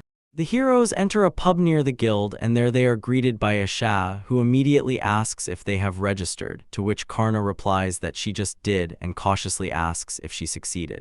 The girl nods in response. She also managed to register her profession as thief, and her talent is related to the flea market, so now about Asha it is believed as if she fell in battle. She explains that a camouflage mark could have allowed forging a blessing, but it turns out differently. In this case, the hero was really executed here. Karna inquires about the fate of the Holy Knight and the Battle Master, and Asha replies that one of them is the daughter of an aristocrat, and the other is the daughter of a great merchant, and there is a high probability that they are still alive thanks to connections. But their adventurer careers seem to have come to an end. The hero lowers his head, sniffs hoarsely, and finally realizes how everything is really arranged. The assistant cautiously asks if the hero is satisfied with this result, and this probably annoys them both terribly because Karna waves it off. Strong statement, but I have no good memories. The girl looks at him in surprise. He is so kind that he seems to sympathize with them, so the guy asks her not to say nonsense and takes food from her. Asha shouts that she just started it, and the hero quickly eats the sausage with a happy smile. He grabs it again and confidently says that it is not bad at all because it is tasty, and the guy sincerely thanks her for the treat. The girl twitches, screams sharply, and blushes, looking away as if she was caught on something too personal. Cecilia wondered what had happened, squinting at the strange, funny expression on Asha's face as she watched her get lost under the gazes. She turns away and waves it off. Nothing. While Asha tries to understand in her thoughts what this feeling is like, a warm trembling in her chest from the smile of this boy, and whether it is really some kind of magic. She slaps her cheeks and tries to calm down, but does not understand why this is happening to her, Cecilia, while she calmly finishes her drink. The girl screams with delight. It is incredibly tasty, and she finds it strange that there is not a drop of magic in this drink, yet it still tastes like that. Naden's laughter sounds nearby because demons who feed on magical energy do not digest ordinary food, so they can eat as much as they want and not gain weight. Cecilia wonders if it is possible to offer people human food as entertainment and recalls that the demon Lord Gluttony once did something similar, and when she immediately hears her own answer, Karna says, "Nothing terrible, everything is fine." He asks if it is okay that she left the castle, and the maid answers that there is someone to take care of it in her absence, and in the evening she will teleport back, so he does not need to worry. For her own purpose, she strives to get as close as possible to people to gain their trust and open the way to understanding. The hero asks his grandfather if peaceful coexistence between humans and demons is really possible, but Nodance only shrugs weakly because demons feed on the magical energy of humans and therefore cannot simply destroy humanity. He explains that nowadays people seem to be squeezed out of their power by slavery and victories in battles, while in his time people gave the same magical energy to demons through their own faith. Cecilia stopped a bloody large-scale war with many victims and now must receive magical energy from the dungeon, so Karna hopes that the suffering will fall on her share as an adventurer and not become fuel for the war itself. After considering what she heard, Karna concludes that humans and demons still cannot coexist peacefully because their powers and needs are doomed to clash. Eventually, Aisha interrupts his thoughts and insists that they need to leave the city right after lunch, and Cecilia is surprised. She thought they were in no hurry, so she intended to visit the bookstore and look at other things. The assistant aloud suggests that Aisha just wants to see the sights, agrees to use counterintelligence magic so they are no longer pursued, and adds, saying, "Let the heroes not resort to foolishness." She especially asks Karna not to do anything, and the boy inhales sharply in surprise because he does not understand at all why they talk about him that way, and happily assures that there is nothing to worry about. He has been traveling alone for some time.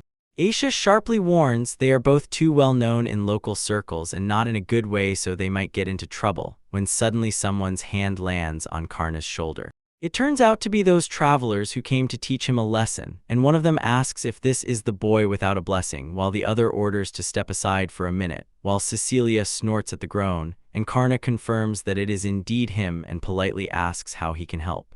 The bald man shouts in a wild voice, then suddenly underestimates his own adventures and calls himself a warrior without any blessing, as if doubting, isn't being a warrior just waving a stick?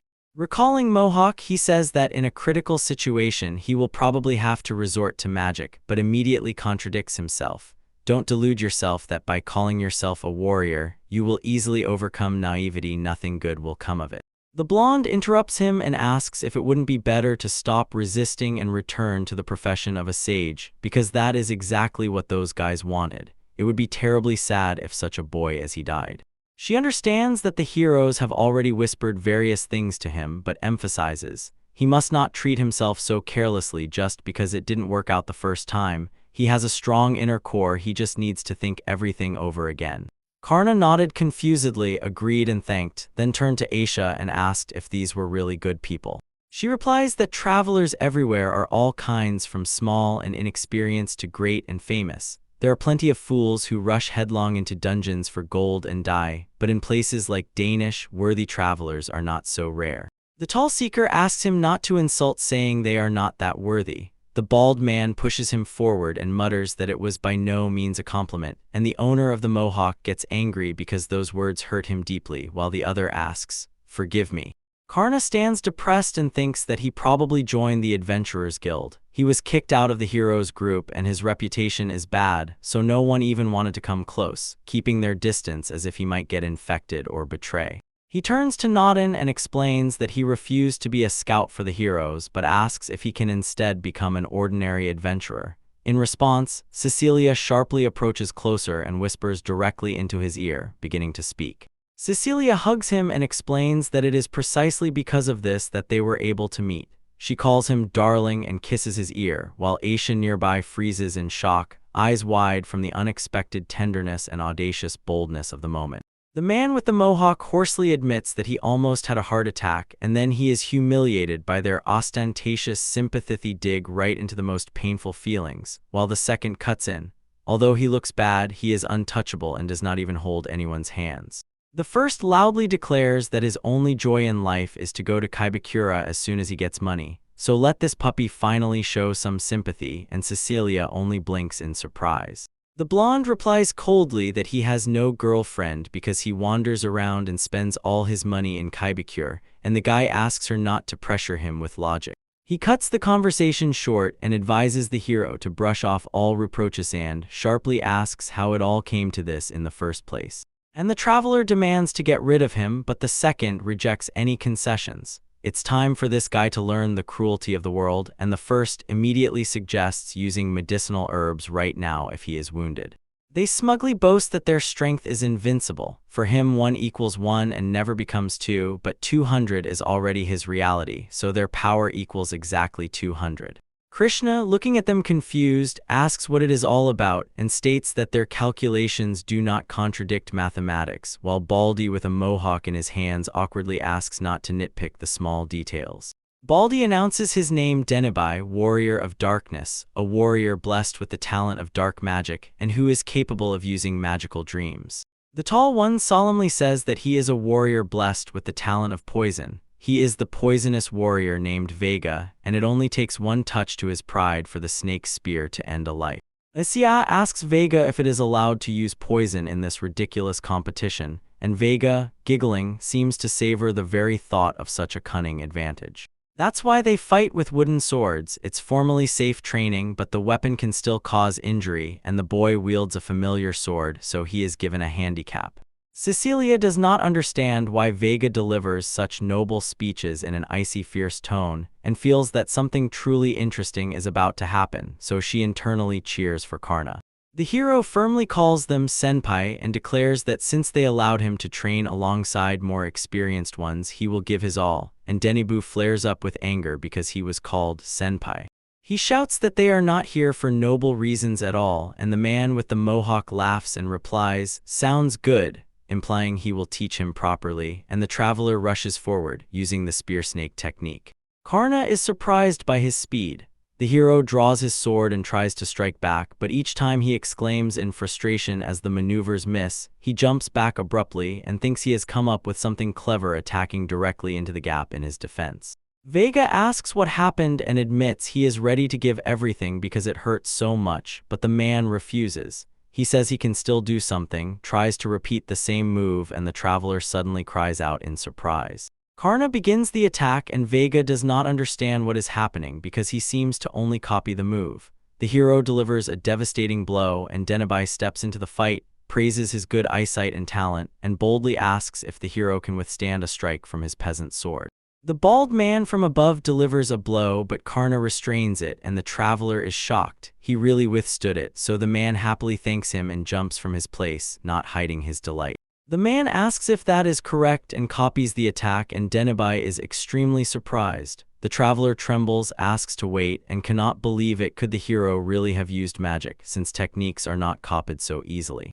Karna agrees that it is impossible, but instead explains. His talent is necromancy, so during battle, by touching the enemy's soul, he can directly learn their experience. Nodin is confident that magic is not needed, unlike those who have warrior abilities. Karna is still weaker, but if he trains in battle, he can become stronger, so he resorts to phantom training.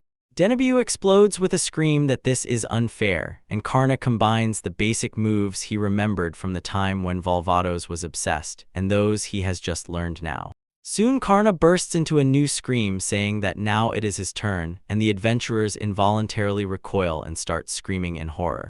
Karnadil delivers a devastating blow, and the warriors break the silence with silent screams, only half-open mouths and horror in their eyes. Quiet, they fall unconscious. The hero calmly exhales, smiles, thanks, and then asks if he can ask them for one more favor.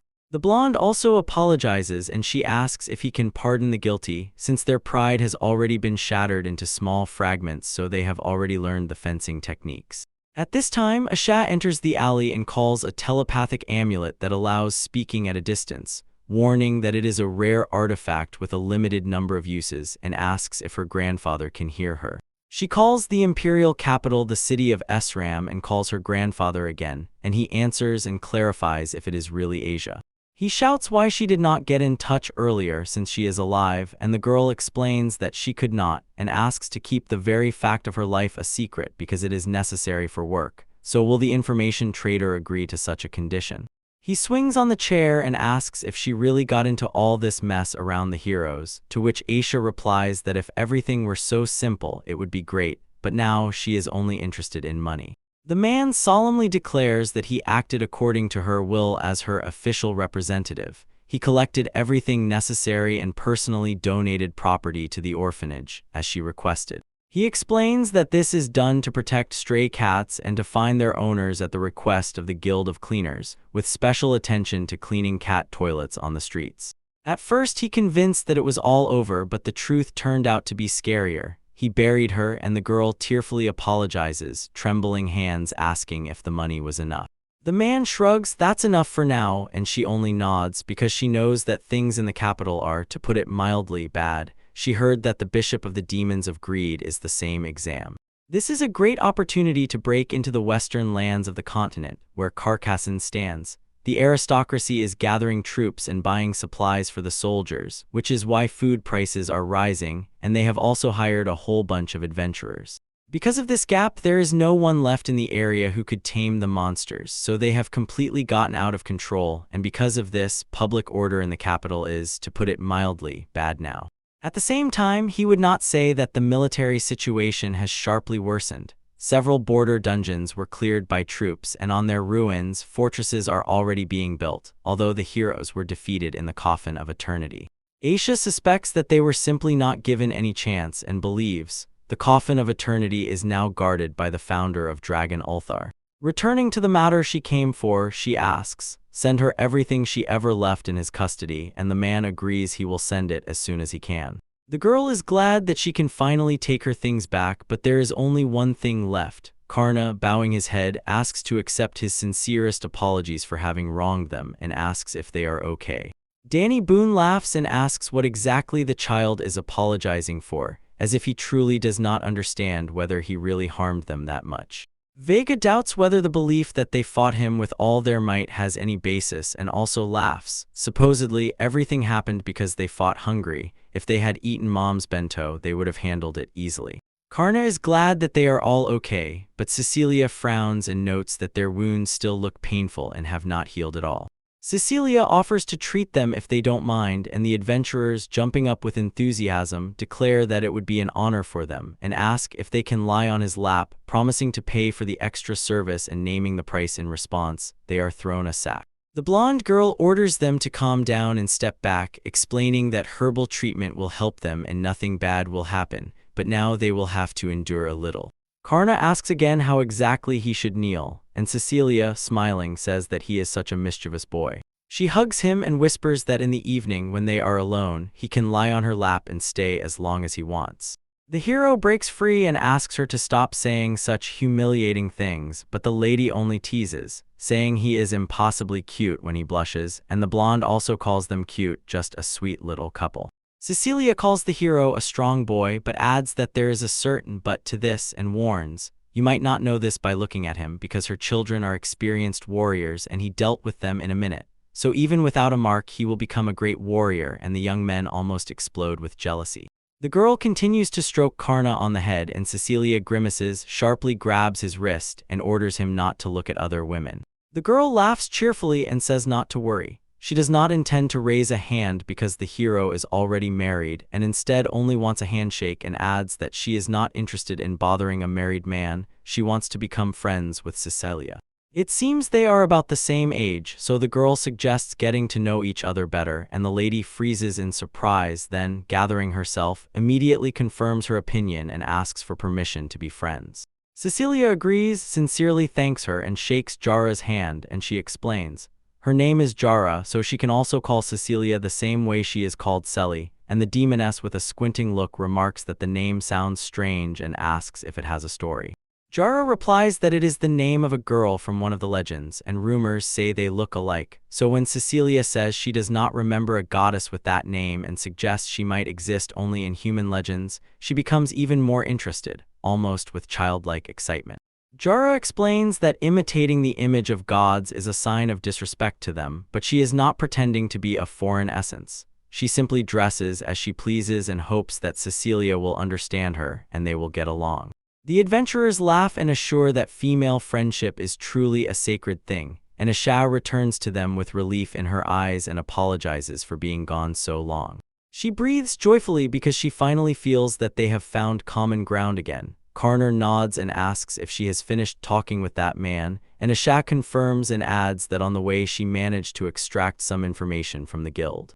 The road from the city constantly echoes with the distant rumble of the demon lord's army, as if their camp is already nearby and they are launching attacks on merchants and travelers, so a task has appeared to eliminate this threat. Although it seems small, it is too much of a hindrance. Asia suggests taking this task together, the two of them, and at her words, everyone's facial expression immediately changes from surprise, and Yaru immediately picks up with a question, whether they intend to act the same way as 3-2 or somehow differently. Aisha, as if not waiting for an answer, suddenly takes the initiative and offers to clear out the remnants of the demon Lord Greed's army themselves, showing determination as if she already hears the rustling of their future trophies underfoot. She believes that Cecilia now seeks peaceful agreements with humans, but may change her mind as soon as she learns how weak they are, and it would potentially be more profitable for her to turn them into slaves, although this is definitely not her style. Yet travelers and humans need to prove their strength to her, and Karna asks if this means that after the troops who pacified the demons set out on a campaign, there is no one left to hunt them. Jaru explains that the army prioritizes supply routes and turns a blind eye to everything else, so they are unlikely to even look into such a remote area. Vega quietly chuckles and says that the man usually lags behind by at least 2 weeks, and Karna replies that they are working properly, yet he still does not make contact, even now that he has a family. Izia asks them to stop comparing their villages because she is a city girl, and adds uncertainly that they are all the same provincials, but the guys only respond that they will stop now. Stop, the girl sighs and continues, because there is no point in counting on calming the troops. The local lord ordered the Travelers Guild to clear everything out, spending any funds on it, and the payment is 180,000 gold. When they divide the reward among 3, it comes out to only 60,000 each, and in her opinion this is too little for such work, so each should be paid much more than ordinary mortals, 150,000 per month, and the adventurers agree with her. They insist that there is no other choice. Garu agrees to go with them because they cannot leave all this to others and bear the responsibility alone. Denibu says that he was born and raised here and that his family lives here, so if the roads are blocked, everyone will suffer. He will not ignore this, and Vega laughs and replies that of course she will go with him because their friendship is unbreakable. Asia tries to tease them. Supposedly they are such simpletons, but Cecilia calls these guys interesting. They look like villains, but in reality their souls are kind. Karna shouts that he also wants to help because the townspeople are in trouble, and Cecilia mentally agrees that their enthusiasm is worth supporting. She replies that of course she doesn't mind and asks Asia to listen to the end. They need to forget about the Adventurers Guild forever because she received a task from the Trade Guild. While they were getting to the city, many merchants and travelers disappeared without a trace. Almost all, it seems, were kidnapped by bandits, and the Trade Guild promised 1 million gold for the release of the captives, which left everyone stunned with open mouths. The girl calmly explains that everyone will receive 190,000 each, and she will take the rest for mediation regardless of whether they agree to it. The adventurers burst out with joyful cries, and Karna spreads his hands and exclaims that this is incredible. He didn't think Asia-san was so skilled in negotiations. She smiles proudly and says it was not in vain. She worked as a mediator between professional adventurers, so she fairly receives an additional copper coin, and the hero hugs her tightly and whispers that she is amazing because he never suspected what she was capable of. Asia blushes with embarrassment and begs him to step away from her because hugging like that is not allowed. She tries to break free from his arms. Meanwhile, on Berry Isles Highway in the mountainous area, demons scream frantically that they have nothing to eat, and one, approaching the cage, laughs, "Soon there will be fresh meat." He smiles predatory at the girls, unlocks the cage, and grabs one of them. She immediately starts screaming from fear and pain. The goblin laughs and says that she is such a tasty girl, so maybe they will get something too, but a huge demon roughly pushes him away. He growls to let him know his place, otherwise he himself will be eaten, and then orders her to immediately tie the girl to the interrogation bar's hole. The goblins do so and ask the girl, who is sobbing, not to resist. She moans for a long time while being carried on a stretcher until the heroes appear in the camp. Karna takes a decisive stance and Noddens asks if he is ready to act, but her words drown out his impatient whisper. The spirit seems to lift their fragile tension into the air. Azia replies that it is too early, they need to wait, and the hero tries to argue, but the girl immediately stops him. They will save them, they just need to stick to the plan. They understand that this way they will have time to pull all their lives out, but warn each other. If they act recklessly, they can slip up and make a fatal mistake, even harming the prisoner. She explains that magic cannot heal either the body or even the soul because the former hero Norris said, "The dead can only be resurrected, not restored by the power of healing." Karna looks at her with surprise, quiets down, and quietly says she believes her. Aisha announces that since he agreed, it is time to start and that they are already here, while heavy sighs are heard in the darkness. Travelers appear and immediately attack the goblins, and Denibu asks what they intend to do with the girls, while Vega laughs and threatens them. One of the goblins breaks into a scream and orders another to die, and one of them raises a weapon before his comrades and declares that these are enemies, they must be torn to pieces. The goblins rushed at the people, but the largest of them prepares a counterattack. At full voice, he raises two weapons above himself at once. At first, he wildly swings his weapons with a shout, then, gathering all his body, throws himself straight at the goblins in a decisive clash. The goblins scatter away, and the head declares that before them is a true hero. Denibu has the profession of a warrior and the talent of dark magic, but does not cast spells. Instead, he channels pure mana directly into the weapon, increasing power, although this is less effective than true magic. Not letting the opponent recover, the boy rushes forward and shouts for the enemy to take the snake spear, after which the blade hits and he convulses from piercing pain. The enemy falls to the ground and the boy shouts in despair while the head explains, "The poisonous talent first suits the assassin profession perfectly, and therefore Vega combines it with quick spear strikes to achieve the best effect." Their ingenuity and ability to get the most out of their blessings are truly impressive, but does the number of talents capable of this gradually decrease over time? If so, humanity may be on the brink of declining. It did not expect this at all. One of the goblins suddenly stabs a healthy man with a blade and he silently falls to the ground, while the goblin, mocking, tells him not to boast and calls him a little man. The boy says in a trembling voice that he is urgently calling for support, and the girl replies that she hears him and will still be here right now. The girl opens a jar of honey, starts pouring it on herself, and squints, asking if he wants to see how tasty she is. Because this is Irutero, her profession is laziness, and her talent is the queen's temptation. The goblin says in surprise that she is indeed a tasty and appetizing girl, and she replies that it must be true, and if he listens to her first, she will allow him to try her. She takes out a whip and sharply tells Agru to listen to what she is about to say, holding his attention with a single glance. After this, the ogre, looking at her lovingly, begins attacking his own servants, who are shocked and exchange glances, unable to believe their own eyes. People finally realized he took the bait, and although they themselves are slow-witted, the effect will not last long, so they must attack while he is not asleep and not come to his senses. The boys break away from their place and rush into attack, striking all enemies they encounter on the way, like a wave that washes away obstacles. One of the goblins boasts that they are strong and says to report everything to the boss, but the next moment someone from the attackers crashes into him and it becomes clear that it is a young boy and a girl. A man, pressing closer to the grate, asks the people in the cage if they are okay. They have come to rescue them, and the girl is already unlocking the lock, from which girls run out happy because they are finally free. Everything went according to plan. Denibu and Vega distracted the enemies so that the ogres would not notice them, and then they were able to calmly rescue all the prisoners. In fact, most adventurers fight exactly like this. Knights go forward and attack head-on with magic and weapons, but many heroes died even before they managed to adopt this tactic. The girl says they may seem weak, but they never lose vigilance because they are travelers, people who always keep their eyes open. The blonde boy nods happily and shows respect, and the girl considers this a wonderful trait, since technical and combat skills complement each other, but strength without wisdom does not work. If Karna had just stormed them by force, nothing would have come of it. To save the captives, you need to sneak up on the enemies unnoticed, because they would easily win anyway if they just sent a pack of ghosts that fly and vanish without a trace.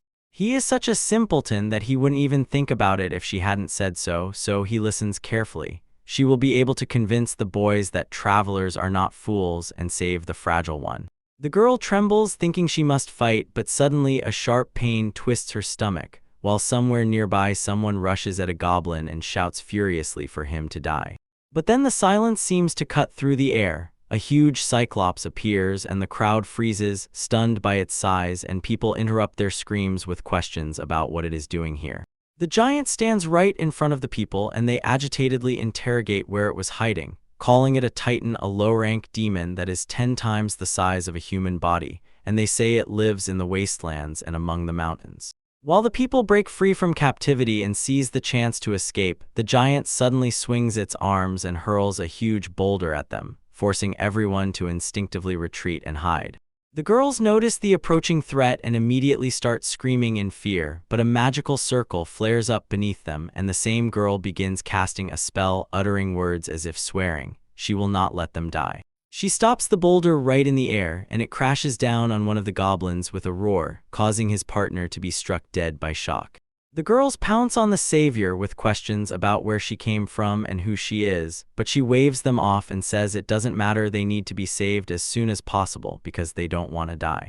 They bow to her and sincerely thank her, and she understands. It is entirely correct that she took the role of support, because from the top of the cliff she could see the wasteland completely, as if on the palm of her hand. Cecilia exclaims that it is so good here since she finally ended up right here and makes fair reproaches. They spent a lot of time freeing the prisoners, so where did the giant come from? And the girl replies that it is the magic of the seal. He was sealed in an object that served as a catalyst, and he was with them all the time, but this magic is far from simple. The creature sitting in the giant's hand hurriedly says that everything was done correctly after all, they are by no means fools, and then names him Nezuru, a mage with a special talent for seal magic. He calls him a faithful titan and orders him to crush these people. The giant attacks with a roar and tramples the enemies with his foot. The guys swear they will hold him back, and the girl immediately runs away. Suddenly, Cecilia appears right in front of them. She leaves the rest of Carney and takes the situation into her own hands, and the guy immediately agrees with her decision. The girl makes a sharp teleport, transferring all 3 of them to a safe place, and in the dust asks what that just was. She asks with surprise if it was really teleportation magic. The guys deny it, saying it can't be because it is too complex a spell, and all 3, exhaling hastily, look down at what the boy is doing. Then this boy thrusts his sword right under the foot, and the goblin hisses, orders silence and no panic, saying, because of such a cheeky one. The protagonist lays out a slimy cushion. The giant takes a step, steps on it with his foot, and slipping, loses balance and falls. At that very moment, the goblin, flying out of his rush, falls to the ground with a scream, while the giant is already lying motionless, crushed by his own loss of balance. The main hero sharply grabs his head and says that only the titan remains, then reaches out trying to catch that boy, but his attempts are in vain. The target slips out of reach. That man activates partial possession. The ability allows borrowing power from a spirit with whom you have a subordination contract, and now his experience, abilities, and blessings are gathered in him, including he took the blessing of the killer from Asia. When he uses the assassin skill, he fights with this sword, relying on his weapon mastery, special assassin skill, and basic technique, as well as a deadly technique that effortlessly finds a weak spot and delivers a vulnerable cut. The main hero lands on the ground and blood gushes from the giant's neck. He instinctively recoils back in shock, still not believing what happened. The main hero turns to Ashi and says, "I did it," emphasizing that he defeated the enemy not by brute force but by clever cunning, and asks if everything was really done correctly. The girl starts scolding him and sharply asks if he has lost his mind, because that was already too much. In her eyes, offense and anxiety, and at the end sounds a broken relief. Cecilia, thanks to everyone, because that's all. Everyone around freezes in shock. This guy defeated the Titan, his sword is sacred and looks incredible, and he also became a new hero, while this beauty has teleportation magic, so she seems like a world-famous sorceress. Rubiata starts saying that this is the team of the new hero and the Holy Maiden, and in every voice there is a wave of gratitude. They sincerely thank them for everything that happened. The guy denies it, it's not true, and when those present finally calm down, he explains that he is actually an ordinary traveler, while the girl wonders how he can be called that. In the border town Danish, in the Adventurers Guild, someone solemnly speaks about the taming of Demon General Nezuru and the slaughter of the remnants of the Demon Lord Greed's army. After that, they mention the rescue of the survivors and the girl greets them, announcing a reward 30 million gold, so she pours heavy bags of money onto the table. Everyone looks stunned as the treasures shine too brightly in the lamplight, and someone asks if it is possible to walk the street with money in hand in such a wilderness, when suddenly they are attacked and they are told, "No one dares to hit heroes who killed the demon general." The girl adds that the Lord sent them a letter of thanks, and the local dignitaries will come to congratulate them through a banquet in their honor. In the ruined kingdom, rumors prevailed that the invaders did not need anything too valuable, because the minions of greed had already managed to take almost nothing. Near the new heroes, there was a real commotion. The crowd enthusiastically pointed at them, and the girl, frowning, directly asked if they were not confusing big words with reality.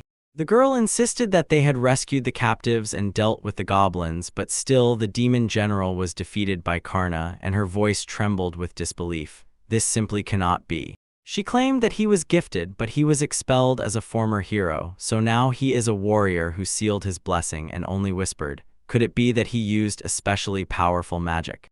They presented her with logic. Supposedly he just summoned a slime, but the girl sharply denied that this was enough to kill a titan, and then only one conclusion remained: his partners did not have incredible blessings, so they killed him.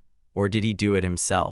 It is indecent to reveal all the cards of the traveler so that they do not give her any hints, and they themselves did not deserve these 30 million. Let them keep it in their guild, and one bag will be enough for them. She claims that she can only rely on her fingers and asks if he even knows, while he himself does not know, and the boy replies that it is a lot of money, so how much food will he buy now? The girl wonders if this means that he is the Black Knight everyone talks about, and he denies it. It is Karna, and he is not capable of that. She immediately understands that it is about the beauty who helped him. She says it is not her, but Cecilia, and adds that she also treated the wounded. Her blessing is healing magic. Then the girl asks where Karna is now, and the boy replies that he is unwell and will not be there. She cannot comprehend how this is even possible, and clarifies what to do with the invitation from Lord, a personal envoy who is supposed to subdue the demon general. The guys actively discuss how they will wait until he commits, and then together pounce on the treats, and the whole company immediately starts eating. The girl asks if it is allowed to eat everything without permission, and she is coldly told that here it is not just allowed, here they are obliged to finish everything, so she suggests giving Karna the entire trophy supply. The guys say that then he will 100 accept the task. He cannot refuse, because rich people mostly like to give out rewards and keep their promises. With gratitude, he will give Karna some hard work, but in the current situation, this means one thing: he will be sent to war immediately. Therefore, if they eat everything to the last bit, the blame will fall on themselves because they want it themselves, and the girl understands. Karna will remain free. They are smart, and she also desires this. One of them will write an apology letter to the one who sent the message, because the main thing here is care, and the girl says that there are so many requests now that it will take too much time. The man replies that he appreciates how they themselves will decide whether to leave the city or to turn to them, calling their attention and support such care. They say smart things but behave foolishly, and this is their peculiarity, because of which it is hard not to notice the contrast. The girl is happy because she came to the bookstore for the first time, and Karna adds that she really shines with joy. If she does not mind, she will carry her books, and the girl replies that this weight is like a trophy for her. Cecilia says that her free hand is a little lonely, and if he helps, he looks at her hand shyly, as if afraid to make a move too abruptly. The man agrees and takes her hand, and she smiles gratefully and asks if they will go together now. He tells that the girl created a magical teleportation circle just to deliver books, and wonders, could she really be so crazy about novels, to which she replies that at first she just took information from there, and the more she read, the deeper she fell in love. Two beautiful hearts finding each other after various hardships look incredibly touching and beautiful at this moment. Cecilia began her journey from Pragani Dansha because it is much more convenient from there to get to the magical circle hidden in a cave far from human eyes. But she made the circle not only because of the books, and later she will tell him that everything will be fine, while he asks if it is okay if they appear simply in the Adventurers Guild. She asks if it would be best for them if they became famous, because then it would be hard for them to leave. Supposedly, they would just earn money and move on, and the guy responds by asking if this is even the last day in the city. Cecilia tremulously tries to say goodbye to Jaru and her friends, so they decide to stay a couple more days, and she looks at the guy, asking if he will go on a date with her. The man looks shocked by the very date, and she, with just her tone, drives him to nerves so much that he grabs his head and helplessly asks what he should do, because he doesn't know how to handle dates. The man frantically thinks about how to go on a date but cannot figure out how to do it properly, until during the flight some creature curiously asks if date means an ordinary dinner. One of the guys shamelessly suggests, how about hunting divine and ghostly beasts, and if he generously gifts the girl their meat or fur at the victory banquet, no beauty will be able to resist you, and a third assures that this is not a fiction, so he should just roast the beast. The dude nods that the idea itself is not bad, but suddenly asks an awkward question: where in this city can one get divine game? The main heroine looks shocked because she expects not guesses from him but a concrete answer, and he himself has no idea where to take her. They walk, holding hands tightly, and he has the thought that bringing her to hell from the entire spiritual world would be even easier. He focuses on how to find the perfect place for a date, and suddenly a plan flashes like lightning in his head. They head to the hotel with their pets, and as soon as they reach the room, the girl lies down on the bed and confidently says that this is the highest bliss. Here lie the cats, she rejoices, explaining that enjoying drinks and snacks on her day off and sprawling on the bed with them is the best thing one can imagine, and nearby are already laid out bags of chips and soda. Someone sharply calls Ashy, and says they see her literally for a moment, and she sleepily asks what she needs, explaining, today is her day off, although she is still used to telepathic communication, but she really doesn't like that she seems to be watched. If it's not something urgent, they will talk tomorrow, and the man, swallowing his nerves, admits that he is going on a date with Cecilia, but he has no experience at all where exactly and how to take her, so he hoped to ask her. The girl sharply reminds that she has nothing to do with love affairs, and the main character apologizes and says that he has no one else to rely on, to which she smiles distrustfully. He behaves so childishly, as if he does not understand what he is doing. She thinks that he is still too young for such things, but still decides to give advice. If this couple quarrels, the whole world will literally go awry, and among adventurers there is one specific place. A place, she cuts in, suggesting to go to a suitable pub and play gambling games. If he drinks alcohol, then he can cheat, and he will definitely win. The man mumbles in response that he does not know how to cheat and cannot imagine how to even start gambling. If this were in the capital, that would still make sense, but in such a backwater there is nowhere to properly find a guide and even places to go to tasty restaurants. So in complete disorder she wonders, is there really nowhere to take her out of here? Suddenly the girl remembers that she herself has never been on a date, and the boy asks about it despite her age, so she flares up with anger and sharply throws, "Is that my fault? She was born in the slums, trusted no one, and always lived alone, holding only on to cats, and after receiving a blessing she had to become a mercenary, and she was definitely not in the mood for a date." The main character apologizes and asks where they should go, and the girl flares up with rage again. How can he not know this? He broke her heart, and the conversation ended there, and she, angrily slamming the receiver, lies down in bed. In bed she thinks that he is rude. If he had just thought everything through carefully, he could have found the answer himself, because the problem is not where to go, but with whom, and then you can take her anywhere. Probably he is just too happy. Because of this he confusedly does not understand what is happening, because he is still a child. She was interested in what it is like to have a family, a younger brother or a son. The boy felt that she had cut off the connection, and understood what exactly he needed to do, and the girl guessed that it was telepathy, probably from Asia. The boy asks in surprise how she even found out about this, and she answers that she knows everything about her beloved husband. The guy awkwardly admits that he did not know where to invite her, so he consulted with Asia. She thanks him for his seriousness, but regrets that because of him she was disturbed precisely on a day off. Then Cecilia suggests slightly changing the plans and says that there is one place she wants to visit, so let the boy follow her. They make their way through the noisy city, looking around, and Cecilia, with a joyful smile, shows the boy the place she had told so much about. Near the beautiful carved doors, Cecilia solemnly says that this is a cat club and admits she had long dreamed of getting here. The time has come, and the boy asks if there are not too many adults here because he is still too young, but Cecilia replies that since he has received the blessing, he is already considered a wealthy adult, there will be no problems, it's time to go. The girl winks at him and promises to entertain him fully, and Karn decisively takes a step, choosing the adult path. Cecilia says that she had long dreamed of being right here in the cat bar, and they both stand right in front of the entrance, staring into the darkness behind the doors. She calls Karn inside, promising full entertainment and in the cat bar, and they both stand right in front of the entrance, staring into the darkness behind the doors. Inside, the girl addresses Cecilia and says that they had been waiting for her arrival, then clarifies whether he has a good masquerade because only people can see her exactly in this form.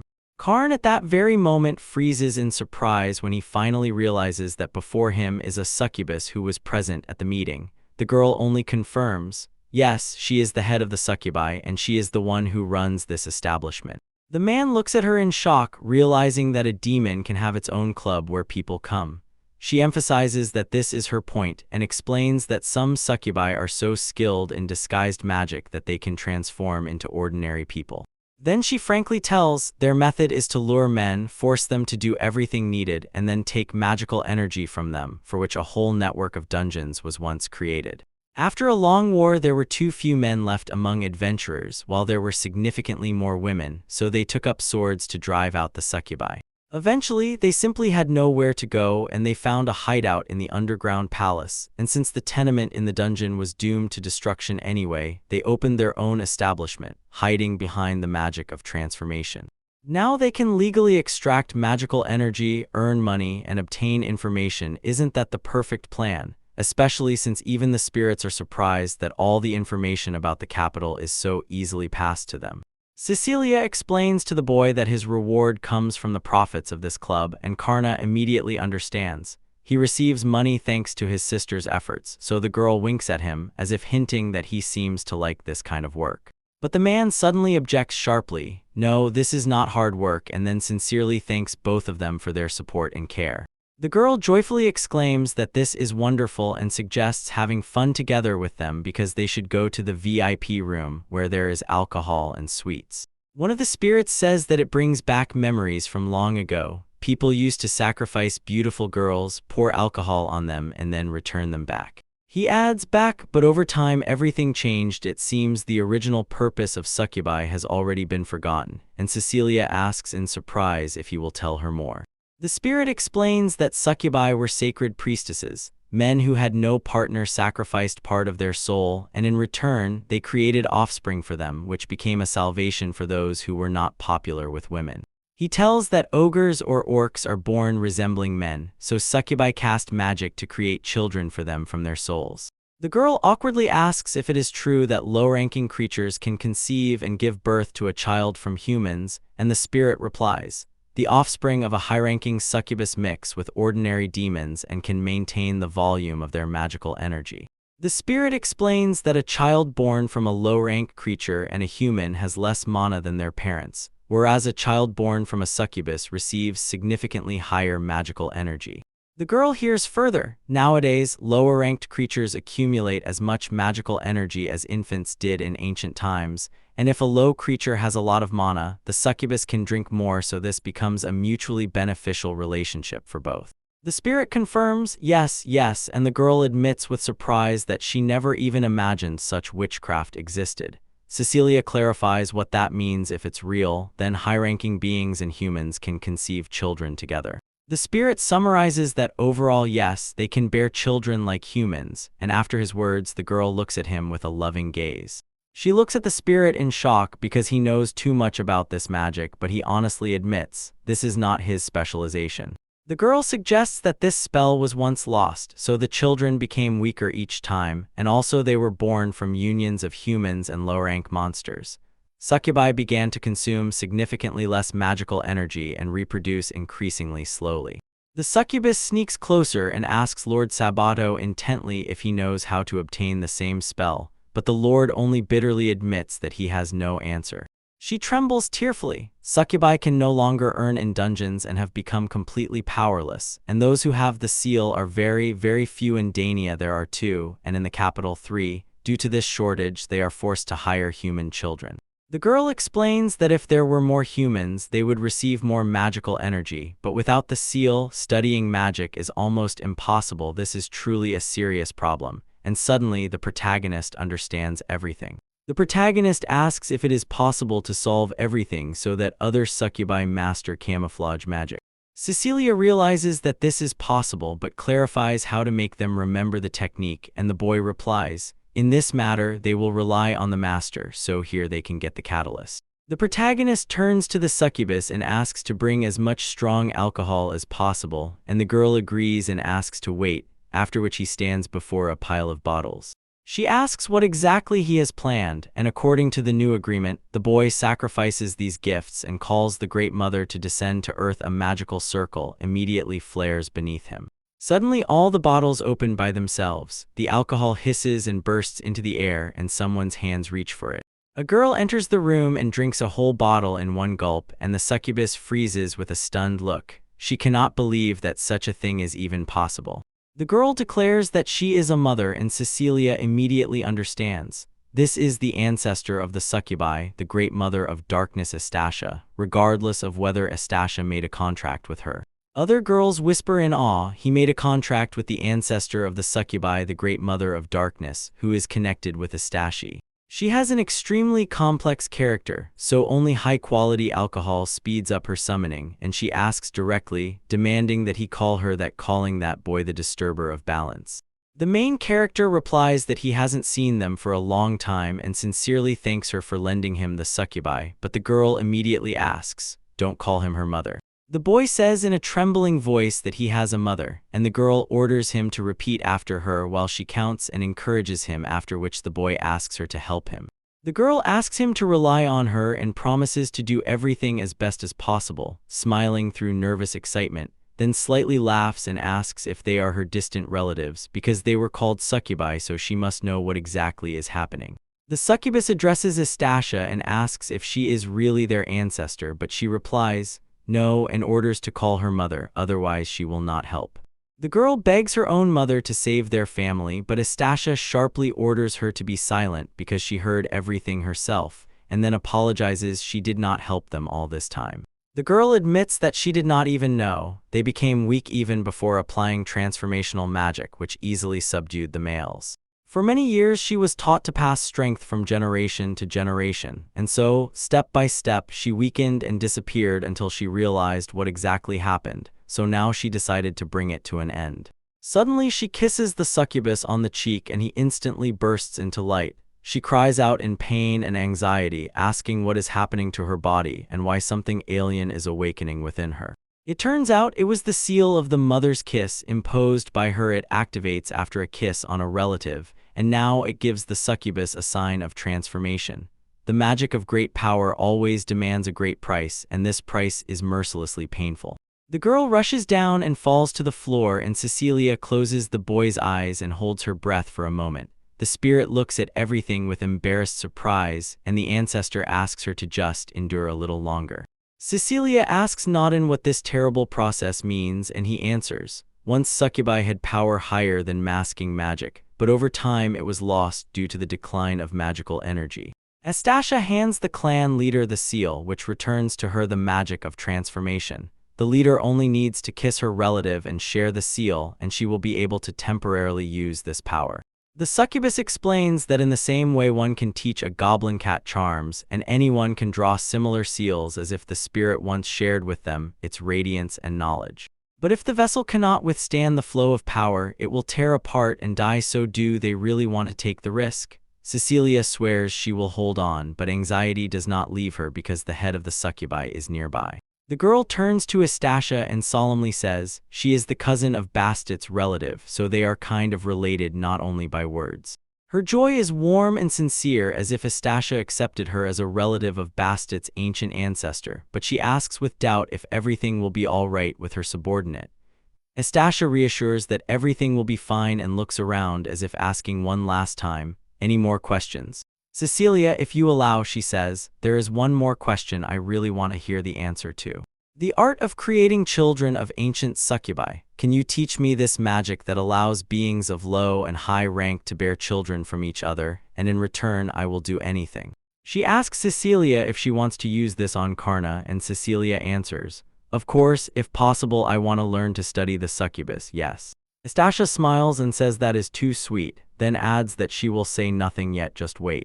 He calls her Grynia, and she immediately jumps up, angry, orders to call her mama, and then swiftly flies away. Cecilia insists that she disappeared, and I will wonder why she never wanted to teach her, but the spirit only hints. The thing is, that woman is incredibly capricious. Perhaps some circumstances hinder her, and Cecilia asks Karn if he can call her once more. But right now it is practically impossible. If she is not in the mood, she will not listen to any words, so it's a pity, but this matter has to be postponed. However, someday they will definitely want to try to have a child together, and Cecilia winks at the boy, as if pushing the moment forward. He is deeply surprised. This is the domain of the former Lord of Demons, born from greed, and nearby the human city of Carcassonne is already rising. Outside the window, people look out onto the street and whisper to each other about what is happening there and whose troops they are, for they say, could this be the army of the Holy Church, if the Lord of Greedy Demons has already been overthrown, and now they have a chance to capture the western lands of the continent? The man quietly tells the woman that the church has started a holy war, and the king ordered all princes to gather around the hero, but the hero himself died during a recent incident. The man assures this is not Norris, but a true hero you can rely on in distant lands. Lord Hickles has awakened, the strongest former hero who was once sent into retirement. The girl clenches her hands and thinks that she must immediately report to the Lord of Demons, because people have already begun to act and move as if they decided to seize the initiative. On the border between the former domains of the King of Greedy Demons and the province of Carcassonne, one of the demons, gripping his weapon in his hands, rushes forward swiftly to strike first. In the darkness before the army formation, demons face the humans, and the commander, raising his voice, shouts about the blessing of the formation while the fighters raise their shields in a tight wall. Demons from the charge throw themselves at people, but their attacks dull against the defense. They strike with blades and claws directly at the shields, as if trying to break through the fortress itself. One of the demons momentarily confusedly realizes that they are already winning, and one of the people, in the heat of fear and tension, focuses on the army's blessing, as if it gives him the strength not to break. Then the laity begin the assault, and the commander, tearing the air with a shout, assures the soldiers that the god of war is on their side, after which the fighters rush forward straight at the demons. A bloody slaughter unfolds. People desperately destroy the demons, and those, feeling their own weakness too much, understand that it is time to flee and save themselves.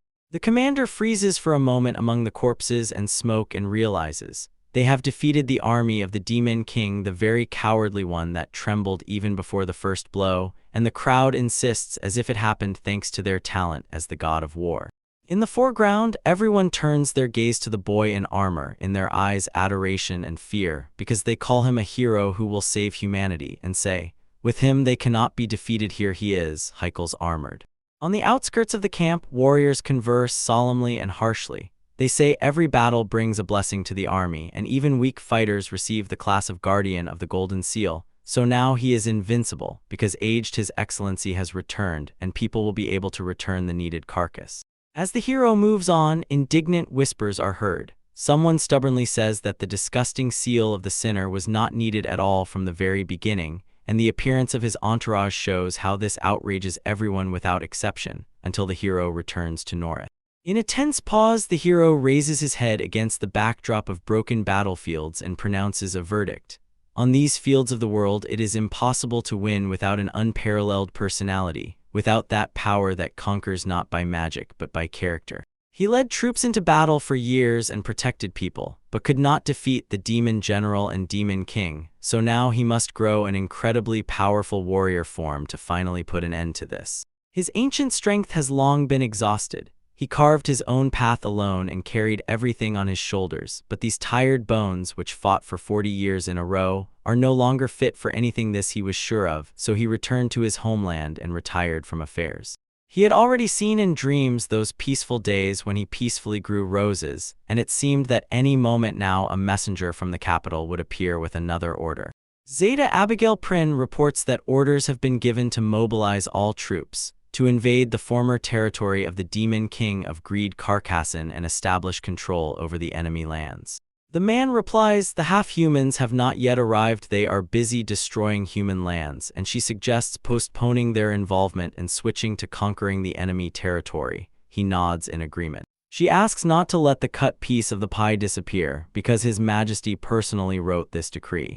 Then he orders them to turn away from the suffering of the people and asks the impossible, assuring, this is their chance, as they will be able to reclaim Carcassonne. They will have to deploy troops along the border, gather forces, and confront the other demon king. This is a well-thought-out plan. If they do not hurry and remove the remnants of the army, much innocent civilian blood will be shed. The prince's troops must stay nearby and hold reserves, so pass on this order to them. Let them deal with the remnants of the Lord of Greed and liberate the provinces of Julian along with its cities, and let them decide whether to hand him over. They cannot fully trust each other, but this should be enough. In the dungeon, in the coffin of eternity, Yuru is urgently interrogated about the same question, and he thanks them for hearing his call. The man replies that they were just on the eve of leaving the city, and it seems those they saved managed to learn their names and came straight to their tavern, overwhelming them with assignments. The girl nods yes, and none of them looks too urgent, so most likely, the base needs to be moved to another city, otherwise, they won't even be able to reach their goal when they start exploring the targets. Unfortunately, instead of the needed path, they only gained new friends, and the spirit with a bitter smile notes that the unpredictable actions of people always catch everyone by surprise. By the way, there are a whole bunch of cats here, and if this is from the dungeon, then what happened there? A group of fighters engaged in a clash against the cursed cats and robbed their dungeon, behaving boldly and shamelessly. The villain in an elegant suit unfastens the shackles and gives the command. The shackles must lead his enemies forward, and they, agreeing, break into an attack, tearing through the space before them with a roar. The girl pushes away her thoughts for a moment and says with disgust that it is disgusting even to look at him, and the man asks if she knows him. She replies that he is the same mercenary as she is a notorious bandit. Behind him stretches the gambling business, and he himself is an underground boss, so criminal syndicates exist not only on the pages of books but operate right now in the shadow of money and bets. His strength is the craft of a slave trader. The contract of subjugation of slaves applies to those who personally signed an agreement with him, and the girl asks the spirit to show him a breath in the dungeon as proof of real power without masks.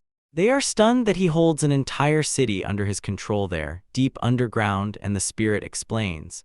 Merchants usually wander where there are many people of higher status, because they are the ones who build cities on the surface and control everything that happens within their walls. The girl asks with interest if this is an underground city, and explains that the local settlement survives thanks to the resources of the dungeons.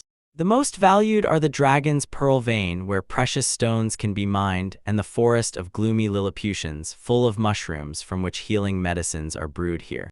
People gather around these places in search of raw materials and build cities, but until the territory is taken under control by a certain boss, such activity is considered illegal, and it seems the same happens there.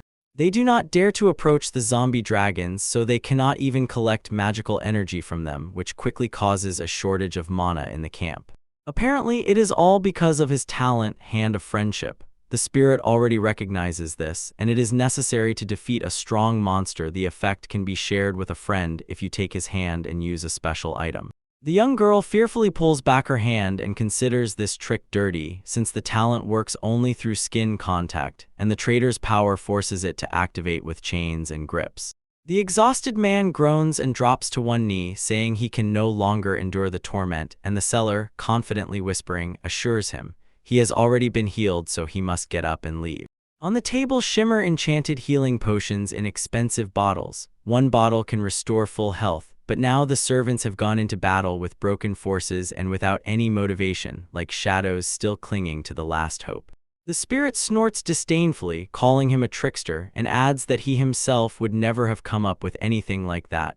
Meanwhile, the second, gloomily looking into the darkness, says that he uses his own people as cannon fodder, so these actions are vile and disgusting. The girl nods with confident relief, saying that she did the right thing by not sending the cats, because the slaves would have been healed anyway by any magic, and they would definitely have revealed their tricks, but during that they themselves would have exposed themselves to attack. The spirit finally admits that is why they begged for help, and with apologies turns the boy away, because the girl already understands they have taken too much from these people. The main character feels from the very depths of the dungeon how much anger has accumulated there, and understands, as soon as he releases it outside, it will be able to influence these lands. The spirits say as long as human anger remains on the surface, the second will destroy this merchant as if carrying out a sentence sealed by time itself. The man thinks if he is punished, another will take his place, so the girl suggests increasing the difficulty, making the adventurers' escape from the dungeon inevitable so that they can no longer gather magical energy from them. So the main character sets a rule, looks at his own anger, and sees how much has accumulated in the dungeon before it breaks out of control. The man is about to cast a cursed return enchantment on these lands, firmly holding some artifact in his hands and preparing to speak the words of the spell. The guys carry the girl and someone cruelly suggests throwing her out, saying she is no longer needed. Let her die suddenly, and at that very moment a black aura sharply bursts out of her.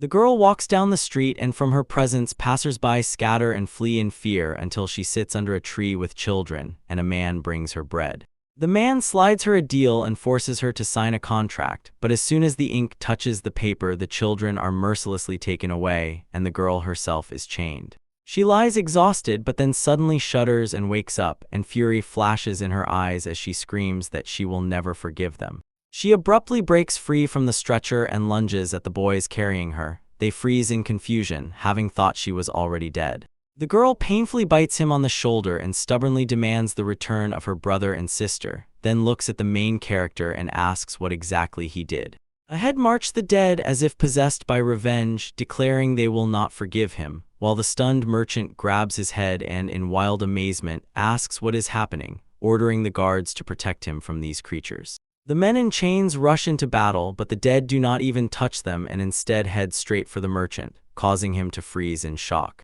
They swiftly, like a broken stop, throw themselves directly at him. The merchant desperately shouts what is happening and what exactly they are doing, ordering the immediate neutralization of the dead, while one of them demands the return of what he took from her. She screams frantically, demanding that he give her brother and sister back, and the crowd immediately attacks him, while the boys try to control the situation, and the chain suddenly breaks along with them. They rejoice that the chain has finally broken and flee in panic, until the girl sharply asks the main character what exactly he did this time. He explains that they poured all their magical energy into the ground, and because of this, the evil spirits turned into undead who will still take revenge on the guilty, and then everything will be cleansed of filth, and she angrily replies that he has completely lost his mind. The main heroine asks her to wait while he makes a statement, which one of the boys solemnly hands to him in a helmet, and the people immediately begin to whisper and wonder what happened to those zombies. Supposedly, they behave like madmen. The crowd freezes and looks up at the black silhouette above them, asking who this figure is, and then everyone realizes it is the main hero. He announces to them that he rules the underground labyrinth, sends a warning, and from now on allows revenge to be carried out on his lands, since the embittered spirits can turn into undead and execute judgment only on those guilty of sins, not touching the living, pure in soul. He gives them the right to undergo trials in the dungeon and live on his territory, but orders them not to forget the condition and to remember the boundary assigned to them. He reminds that he constantly watches them. If they continue to commit crimes and atrocities, he will come, but if punishment must occur, he may suddenly disappear, and people whisper as if the lord who defeated the former hero almost crushed them with his gaze. The main hero removes his helmet, reveals his face, and asks his friends what exactly they feel at this moment. The girl finally understands. He took advantage of the thirst for revenge and placed a curse on them, so the criminals will be punished and the innocent will not suffer. According to human laws, everything is fair. The man explains if the wickedness of the spirit is not too strong, it directs it so that he does not overdo it, and then he will not allow mutual hatred to arise. The main hero smiles and declares that the dungeon core is pure pleasure, and thanks to it he effortlessly gathered the memories of these lands. The spirit solemnly says that his blessing will help the young man master the basics of magic, take full control of it, and apply it on his territories, a usual matter, and the boy immediately understands. He did roughly the same in the orc lands. The spirit asserts that the principle of operation is the same, and the boy thanks him for showing his own example. The girl cautiously asks the spirit if he understood why that warning was necessary, since he gave the inhabitants of his domains the right. She reasons this way: as long as good people live in peace, they are safe, and this attracts refugees and those who hate war, so the camp population steadily grows. The spirit turns to the advisor and directly says that he counts on her support, and she only nods confidently, Karna is truly an incredible person. In the camp of the noble united army, the rumor spreads instantly. Someone half whispers to another what exactly she said then. A man slams his fist on the table with a bang, making the plates shake, and announces that their united army of 20,000 has already performed a feat, won a battle to suppress the unrest in the West. So now they must see the matter through to the end. Zeta Abigail addresses the Duke and firmly objects. His Highness Hickles does not think so, because the ruler of these lands died at the hands of the Lord of Demons of Greed, and the capital is shaking from colossal destruction. Almost all other cities have also fallen into the clutches of the enemy, so if they are not liberated as soon as possible, people will continue to suffer endlessly. Everyone says that she delivers loud speeches, but has she not forgotten the main thing? The hero's defeat is her fault because the ogres captured his armor and tortured him. He thinks the girl believes. The truth on her side is that she is to blame since she failed to convey the threat in time and caused trouble because of it. Therefore, she can no longer afford to falter. She needs to strengthen their rear so that it fights confidently and without unnecessary worries. The man asks to wait a bit and clarifies. Is it true that the Order of the Royal Knights is advancing on Carcassonne, and is their border still holding, since this is a good opportunity to seize at least some loot? One of the guys nods and says that the army of the Lord Demon of Greed was marauding and even ate a dog, and no one has found any treasures yet. They must tear those treasures from the dirty demon claws and return them to the owner. The idea sounds convincing, but the girl mentally belittles their plan. The man declares that the army will start liberating the capital and swears they will clear the signposts and on the way get rid of the remnants of the demon army and cut off supply routes, although my Lord Hickles will probably be dissatisfied. The girl asks who will take care of liberating the rest of the territories, and the man answers confidently. What exactly is needed? Since bandits mostly operate in the capital, it is worth dealing with them, and the rest will scatter. The girl asks to wait because His Excellency ordered to deal with the remnants of the army, so they must liberate not only the capital region but the city itself to the last corner. She will plead, but the man responds curtly. If it is really necessary, let her take care of it herself, and he would rather keep the scoundrels who drove the hero into the grave away from his army, so he pours alcohol directly on her head. While the kingdom has not yet appeared, everyone is equal, both knights and soldiers. He does not need inspectors, so he simply turns away and tells him to leave. She thinks she will not be able to return to the order if she does not fulfill her duty, but he still, no matter what, tries to save at least someone, even if it is only one person, clearing the way in the whirlpool of danger. Eventually, it may happen that the newly minted hero who defeated the demonic general will be able to move forward. His name will be whispered with respect. The Black Knight Trubaka. In the provincial town of Kamorium, far from the main events, separated from Danix City, the winds carry the smell of ash, and the street lamps flicker as if warning of the trouble already breathing around the corner. The city was turned into hell by the claws of the soldiers of the greedy demonic king, and the demons laugh and shout that their drink is incredibly tasty while cruelly torturing people. One demon drags two girls by a chain, ordering them to come to him, then throws them into a huge barrel of water so that the voice solemnly announces, "The sacrifice is accepted, and now it is time to start gathering magical power." The man with a predatory smile claims that they still have magic, even too much of it, so the demonic torments will not be in vain. The girl begs in a pleading tone to be saved, or rather better to be killed, but the man replies without pity. He will squeeze all the magical power out of the victims without a trace. On the stage works a suction cauldron that pulls all the magic from the doomed people, and every sound it makes sounds like the triumph of the invention of ancient gods. It was designed for monsters, but it drains people perfectly, as if they were the best prey.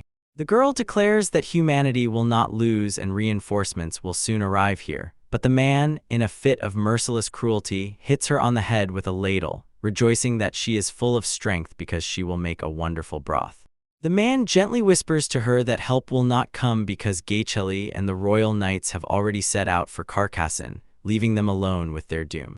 The allied army of lords is trying to hold the capital Leon, but humanity has already abandoned this city, and the walls seem to breathe emptiness. A man in a cap squints and says he likes the expression on her face because her despair is a wonderful seasoning for soup, and if Holgas were here, he would let him try the most exquisite the soup of despair. He tries it and nods enthusiastically that it is tasty, but the princess has no strength left, and although it would still be possible to return to Carcassonne, contacting the other armies of the Demon King will be extremely difficult, so wouldn't it be better to build a dungeon here? Here he will survive thanks to the name of Juicy Demonic Dishes, because the main trump card is already in the hands of his boss. But suddenly a girl flies down from the roof of the house behind him and stabs a dagger straight into his neck, coldly stating that he will not be able to live. From the blow, he falls dead to the ground, and the girl reaches for a large pot and asks if it is alive. She takes it in her arms and calls it reinforcements, although she herself is not a soldier, only an adventurer, and she already understands the enemies are still nearby here. The girl asks her to leave it and run further to free other people. She asks the girl not to worry, saying now everything will go as it should, and at the words from somewhere above, a spirit appears, blowing cold on her back and shocking her. The flying spirit reports, Alsha is now a guy of their own, because the enemy commander has already been defeated, and Cecilia immediately asks Karna how many orcs and goblins are left, and the guy answers that about 3,000, saying this is only enough for warming up. The man returns to Mrs. Zeta and asks her to hide, assuring that they will handle it quickly, but she rejects his request. There are as many as 3,000 enemies. Karna picks up the report. According to intelligence, there are no strong opponents among them, so for him it looks like there are 0 enemies in front of him. The girl frowns and tells him that he is wrong, and the boy awkwardly replies, "This is just incredibly strange. Where have all those strong ones he was waiting for gone? They defeated Gurgaus and there is no one stronger than him, so vigilance cannot be lost. One must act carefully but quickly." While the protagonist firmly insists that he will save everyone, Cecilia supports his words, and he himself gains confidence that it will be so. He did not expect that after a second meeting with Zeta, the one he once saved from ogres, she would ask to liberate the entire city. A few days ago in Dainty, Cecilia, holding a suitcase, suggested moving out of there and moving on, while no one had yet asked them for anything urgent. Suddenly Zeta ran up and asked if they were the Black Swordsman's team, and they replied that they had not heard of such, because from her dirty clothes it was clear she had been on the road for a long time, and she wore the shining armor of a royal knight.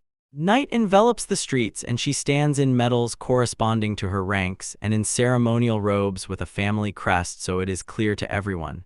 This is a royal knight who was stripped of status due to guilt from committed offenses.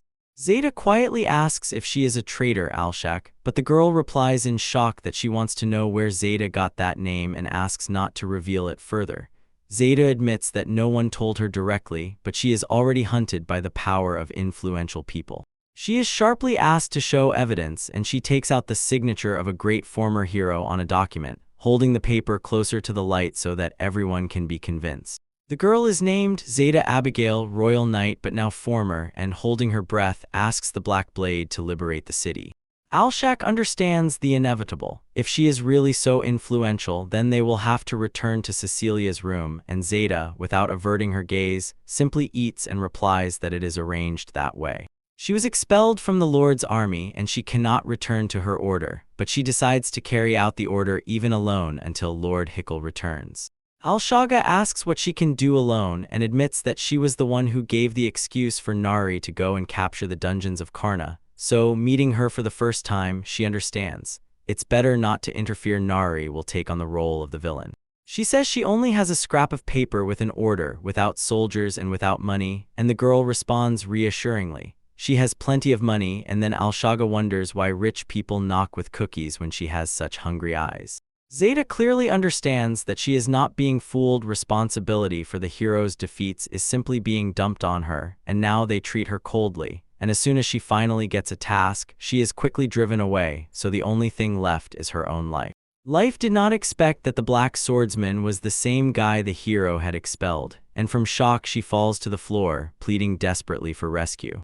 If we leave the enemies alive, people will suffer. Karna was also an ally of the hero, so does he really not want to save the world? Cecilia objects. She expressed herself incorrectly, because people will suffer not because of Karna's inaction, but because of the enemies themselves, and it is the army that must save the people. She admits her own feelings, but bearing the blame is cruel. She understands that she is asking too much, but at the same time danger looms over humanity. Cecilia adds that besides the rest of the enemies, power is still growing both in hero killers and in fire casters, so if nothing is done, humanity will perish. They need to unite for the sake of family and friends. Alsha asks about the firebenders. They are definitely gaining strength, and this man will do nothing, but people do not understand this. If those left among the enemies are destroyed, they will be able to target the eternal coffin. So it turns out that saving humanity may require harm to Cecilia, and the girl looks at him with a warm, slightly sly smile.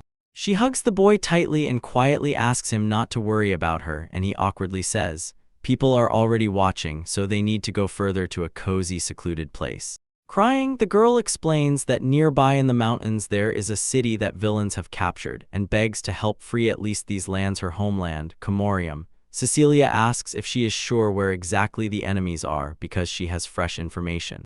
She was tied up by Belphegor, 3 greedy demonic generals whom Karna had already captured, and everyone is shocked that they are alive. They immediately told about Cormoran. When it comes to the place where the greedy demon king hid his century-old treasures, the greedy inheritance, the boy was so shocked that he swore and froze as if he did not believe what he heard. In the border town of Comorium, the protagonist slashed the air with a steel sword and sent the enemy into oblivion. People burst into joyful cries, insisting that they have been saved, and call him the honored sword, a true hero, without any doubt. The rescued run up to Zeta and say they believed it was she who would bring them a hero, but she only sighs and replies that she did nothing, so they should thank the Black Knights of the Sword. The girl cries out that she is glad they are alive, and Cecilia gently soothes the child. Everything is already fine, and he can go to his mother, after which the boy thanks her. Cecilia smiles and says that children are not to blame for anything, then asks Karna if he is finished. He replies that yes, although half the enemies fled the city, they politely agreed to deal with them. The man says that it is not really personal, but if they are left alive, it will cause trouble. One of the attackers goes mad, muttering that he should have been called to fight immediately, then attacks and decides to destroy the rest right here.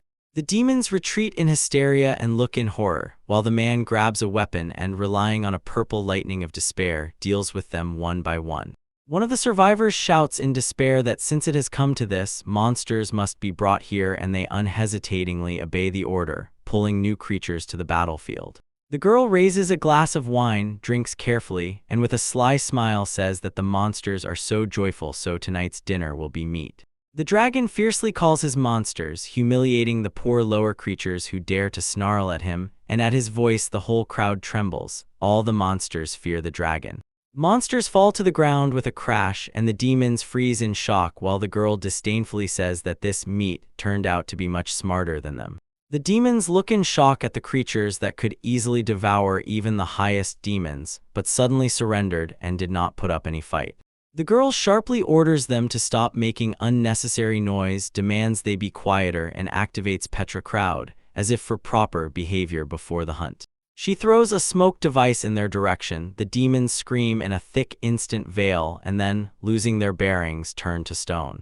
The dragon tries to thank the dungeon professor, but it turns out that everything is already over and everyone has long been killed, after which the creatures panic and shout for him not to deprive them of pleasure.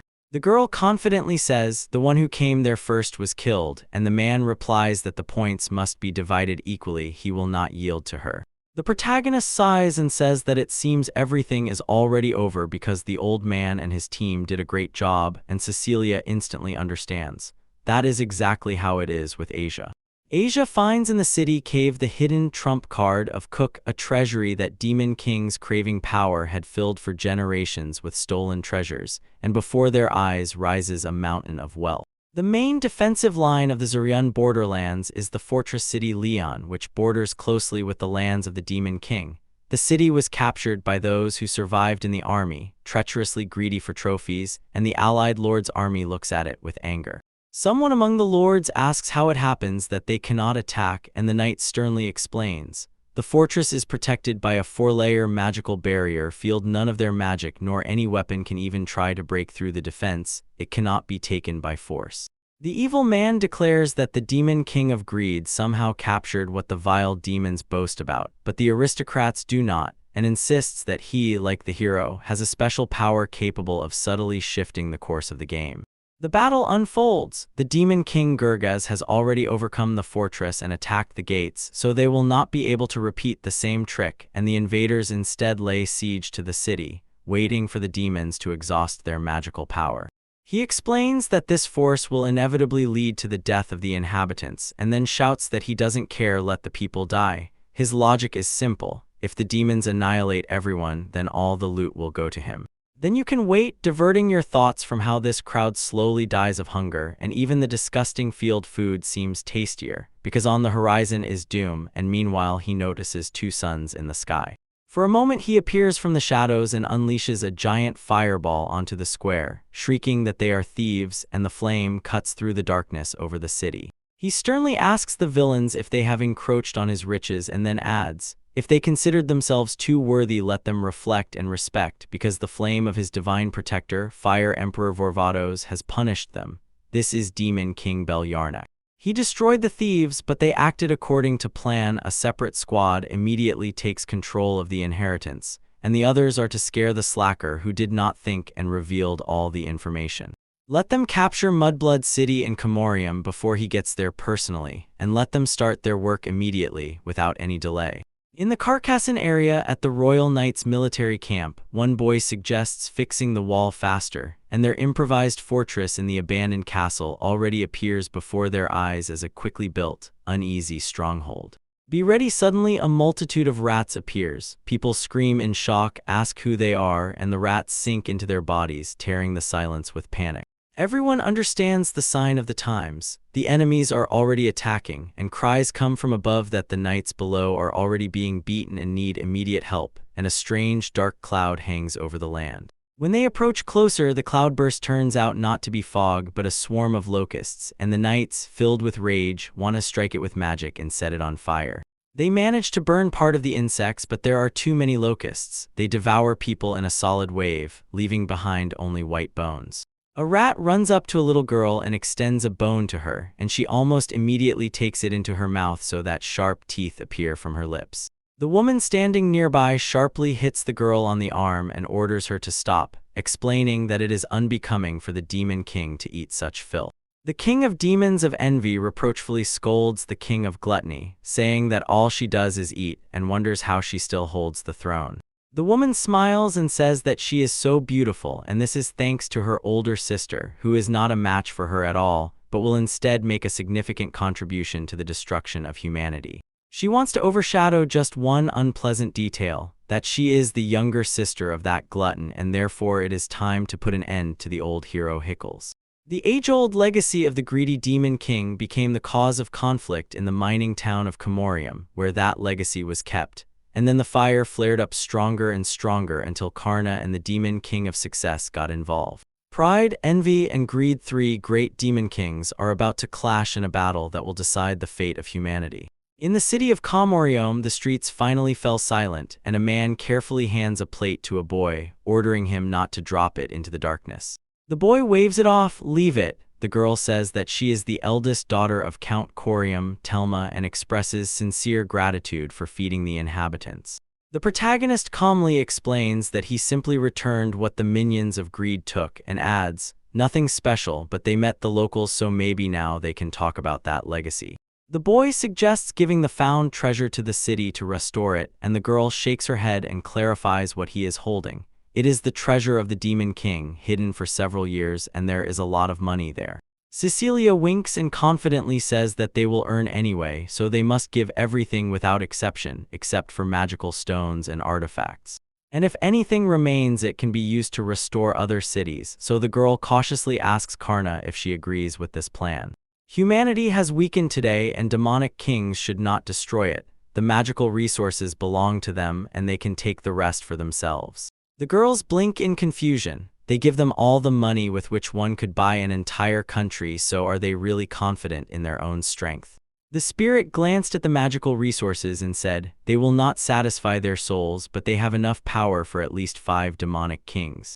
The girl frowns indignantly. When they are compared to kings, she does not understand the difference, so she asks if they are sure they can build a career and achieve their desires in this confrontation. Glory stands before the main hero and he waves it off, saying he does not need it. He wants to be a simple traveler, so if anyone is to help, let each sacrifice with their own hands. Karna once transferred money only to her grandfathers and grandmothers, and the girl calls them grateful and offers support to those who now need things to save the city. The girl looks doubtfully at their work and whispers that they cannot be called heroes here. In their team are the Devil Lord and her fiancé. But suddenly a meteorite falls on them from above. It hits the target exactly and scatters everything around, sweeping debris and dust in a whirl of fire. The demon laughs through the rumble and declares that miserable humans would even throw a feast because of his fall because it is a stamped meteorite. They tell him that it is too much, saying that this way they will not understand where their heritage is, and he replies that they must find it. He orders the demons to find the legacy immediately before the Pride King arrives, otherwise he will turn them to ashes. The demons obediently nod in the darkness. He gladly sets cities on fire, inhaling the smell of burning human fat, and shudders. Why in this stench is there only fire and smoke, and what exactly went wrong? One of the demons notices that the city is under a dome shield, and with mocking anxiety asks what kind of delusion this is, who could possibly escape the most destructive force of his sea. Your sign, and he immediately rushes to attack the main hero, while the latter silently, motionlessly looks straight at him, as if preparing for a strike. People on the streets froze in amazement. It was the army of the Demon King, but how they managed to hold under the blow while the wall stood far away and allowed its forces to safely work out the defense. They were incredibly lucky that the Demon King hit exactly like that, and Zeta managed to notice it. The fire magic flared up incredibly, as if cutting a path in the darkness. The demon himself was in shock. Someone managed to protect themselves from his flame, and he could not believe that they would have to retreat at all, because the Demon King of Pride had already given the order to seize the inheritance and burn this city. And then all the demons synchronously began to prepare fire attacks, pouring the magical power of the entire elite team into the flames, so the next strike was supposed to wipe them off the earth with ashes. Later they resort to the sunfall, and the girl rushes to the princess and asks her to hide behind her, because she wants to save her from this devastating flame at all costs. Cecilia tells Karna that Zeta has lost consciousness, so now he can act, and the boy immediately agrees. The protagonist pushes Wall to strike. Wall replies that Karna has to beat them, and the boy asks to flare up with heat so that he appears. The protagonist rises above the ground against the demons, throws his fist forward, and releases a fiery Kagetsuchi, cutting through the air with hot flashes. He repels 3 attacks flying from the demons in response, and the demons are shocked. Their strike hits a deft, steady counter. The fire attack covers them with an avalanche of flames. The demon screams in shock from pain, and in a moment a huge explosion rises over the field. Demons fall dead to the ground, and sparks flash in the air as if the strike itself tore the silence. The main hero lands, freezes for a moment, and realizes the power was greater than he could have imagined. He thought about the prophecy of Wall. The words were true. The fire of the enemies turned into his seal, so they could not defeat him. The louder their attack became, the stronger it accelerated itself, exactly as much as their own power grew. Now the scale is clear, and he remembers. This is why he did not use this magic during the battle with Galgez. If he had used it then, he would have destroyed the entire Demon King's castle. The god of fire made it clear that the power works without any compromises. The girl looks satisfied. The demons are already defeated. She says that only the soldiers of the Demon King of Pride can have such a powerful seal, and none of the other Demon Kings have such a strong fire spell. The boy asks if they are descendants of Wall, and he replies, maybe these people are descendants of the races he once ruled, but that was a long time ago. A sudden lunge forward and her breath seemed to dissolve. The girl awkwardly apologizes and asks in surprise how she could have lost consciousness and what happened to the enemies. They are stunned by the high-level demon, but still focusedly examine the consequences, amazed at how skillfully they managed to repel its attack, for in their eyes there is no longer any doubt that they are worthy of the title of hero. The girl assumes that maybe they came for the inheritance and says, we need to get everything out of him, but he is dead. It's like interrogating an accomplice who can no longer respond. It seems funny, but it is still real. The main character leans over the body and pours into it the energy of memories, trying to read the truth from the last traces of living memory. A creature bursts from the maw of the demon general and flies into the darkness, and as soon as it looked at its hands, its face contorts with fear, as if it did not expect this. The protagonist suddenly pulls him close and, through all the demon's memories, looks straight into the very essence. Overall, he received information from his own soul. The demon king of pride destroyed the city and the entire allied army of lords, so the warriors needed the legacy. The knights are now breaking down from envy and greed. Cecilia asks about the alliance, but they will still tear each other to pieces. After this, Karna says that no one knows the reason, but the demon king of pride somehow subdued 2 kings. The girl asks if everything is alright with Hakel's and the knights, and the boy replies that they are already coming here, although the demon king will arrive earlier. The girl, with a trembling voice, asks Karna to protect the people, and Cecilia coldly explains they can hold the defense, but if Karna fights the demon king, even a normal strike from any of them can destroy everything around. One of the girls sharply asks if they are going to send a child to the battlefield, and in this question there is shame for the very thought. It would be a disgrace if the girls justified themselves or retreated. Cecilia proposes another plan, to leave a trail for the enemy and push the people to flee to an abandoned place where they can fight, but admits that it is difficult because there is no city willing to accept so many people. Cecilia emphasizes that they cannot abandon the legacy. Sooner or later, the 3 kings will turn against each other, and the winner will be the one who manages to devour 2 opponents and take everything. She warns about the consequence. Then a triple demon king will be born who will have the souls and powers of all 3, and thanks to the magical power of the legacy, he will not even have to restore what was lost or gather strength from scratch. Looking at the sources of energy, Cecilia believes that Galgaz sought to take her soul, then restore his powers using the legacy and set out to conquer lands. Looking back at these landscapes, the hero wonders why even after Galgaz's death his companions still remained here, and asks if they can explain it to him. In the hellish darkness, the protagonist knows a way to fight the demon king without hurting anyone, and finally understands why these people stayed in this city. The reason and method turned out to be one and the same, so he asked the ghosts to find out everything to the end, and it became clear that everything was connected in a single design. Alright, we will manage everything, only need to activate this and he will help them so everything will work as intended. Soon they will create a dungeon and Mrs. Telma will become its mistress, so the girl was utterly shocked by this news. Karna thought for a long time and finally came up with a brilliant plan to defeat the demon king so that no innocent person would suffer, diverting attention only to the enemy. The essence of the plan was a special hangover vaudeville, a magical trap where Mrs. Telma was to become the main element, and her proposal suddenly stunned Telma herself. But he had doubts whether a person could withstand such a test and whether she could handle this complex plan, so Telma, although skeptical, still became interested and tried to find out how realistic it was specifically for her.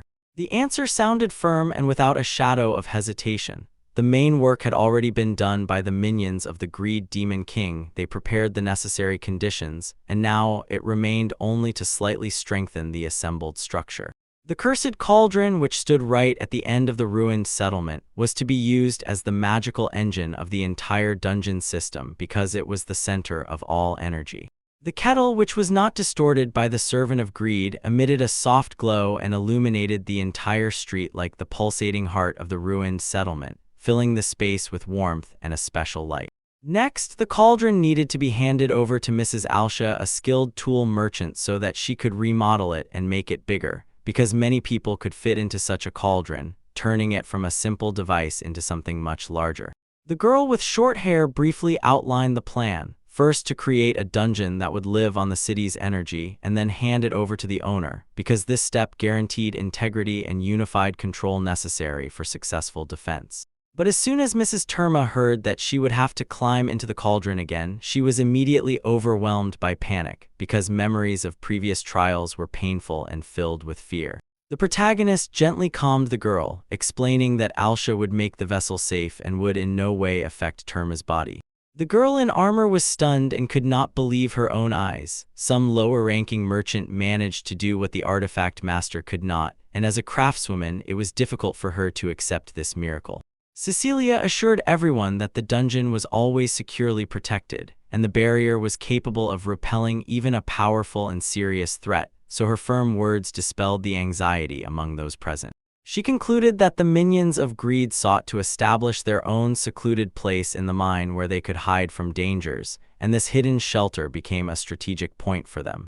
For the city to be truly complete and live in peace, the unity of its inhabitants was needed, and Lady Terma was the chain that guaranteed order, protected tranquility, and kept everyone together. Moreover, Terma had a high level of magical energy, like a natural talent and a special gift that could come in handy during battle. The same Terma admitted that her talent existed, but it was weak and hardly stood out among other mages, so modesty remained her distinctive trait. To show off her abilities, she stepped forward and demonstrated magic. Suddenly, a mysterious glowing sign flared on her hand, attracting attention and causing genuine admiration. Then Terma cast a hot water spell under the tree roots, and the space around filled with hot energy and magical power, which everyone present felt. The moment froze. Everyone watched in amazement as one of the floor tiles changed into a pit with deep, clear water, as if a portal to a completely different dimension had opened. Terma explained to Cecilia and everyone present that her gift was connected to hot springs with healing properties. They healed wounds and restored strength to tired souls. Inspired by these words, Cecilia took off her boot, carefully immersed her foot in the spring water, and felt a pleasant warm embrace spreading through her body and seemingly nourishing from within. She froze in complete ecstasy and clearly felt how her magical power came alive and was filled with new nourishing energy, which made her want to smile and act, inspiring everyone around. The whole company gleamed joyfully as if they had received a promise of the future. Now they were ready to build an incredible dungeon that could withstand any defense, and among their ranks was still a dragon, a mighty owl dragon. The owl dragon, unable to bear the weight, impatiently demanded to start construction immediately, as if he already saw how his role would become decisive, and was eager to fight and work. The girl, inspired by her own words, felt how her significance and unique talent filled her heart with joy and confidence. The wise old man confirmed her faith and explained that they would use not only their own strength but also his vast knowledge to overcome the impregnable shelter. Cecilia shone with enthusiasm and declared that she was also ready to take on the task, for her energy and determination were at their peak. The main heroine looked at her attentively and asked if she was ready to pass all the tests and give her all to achieve success.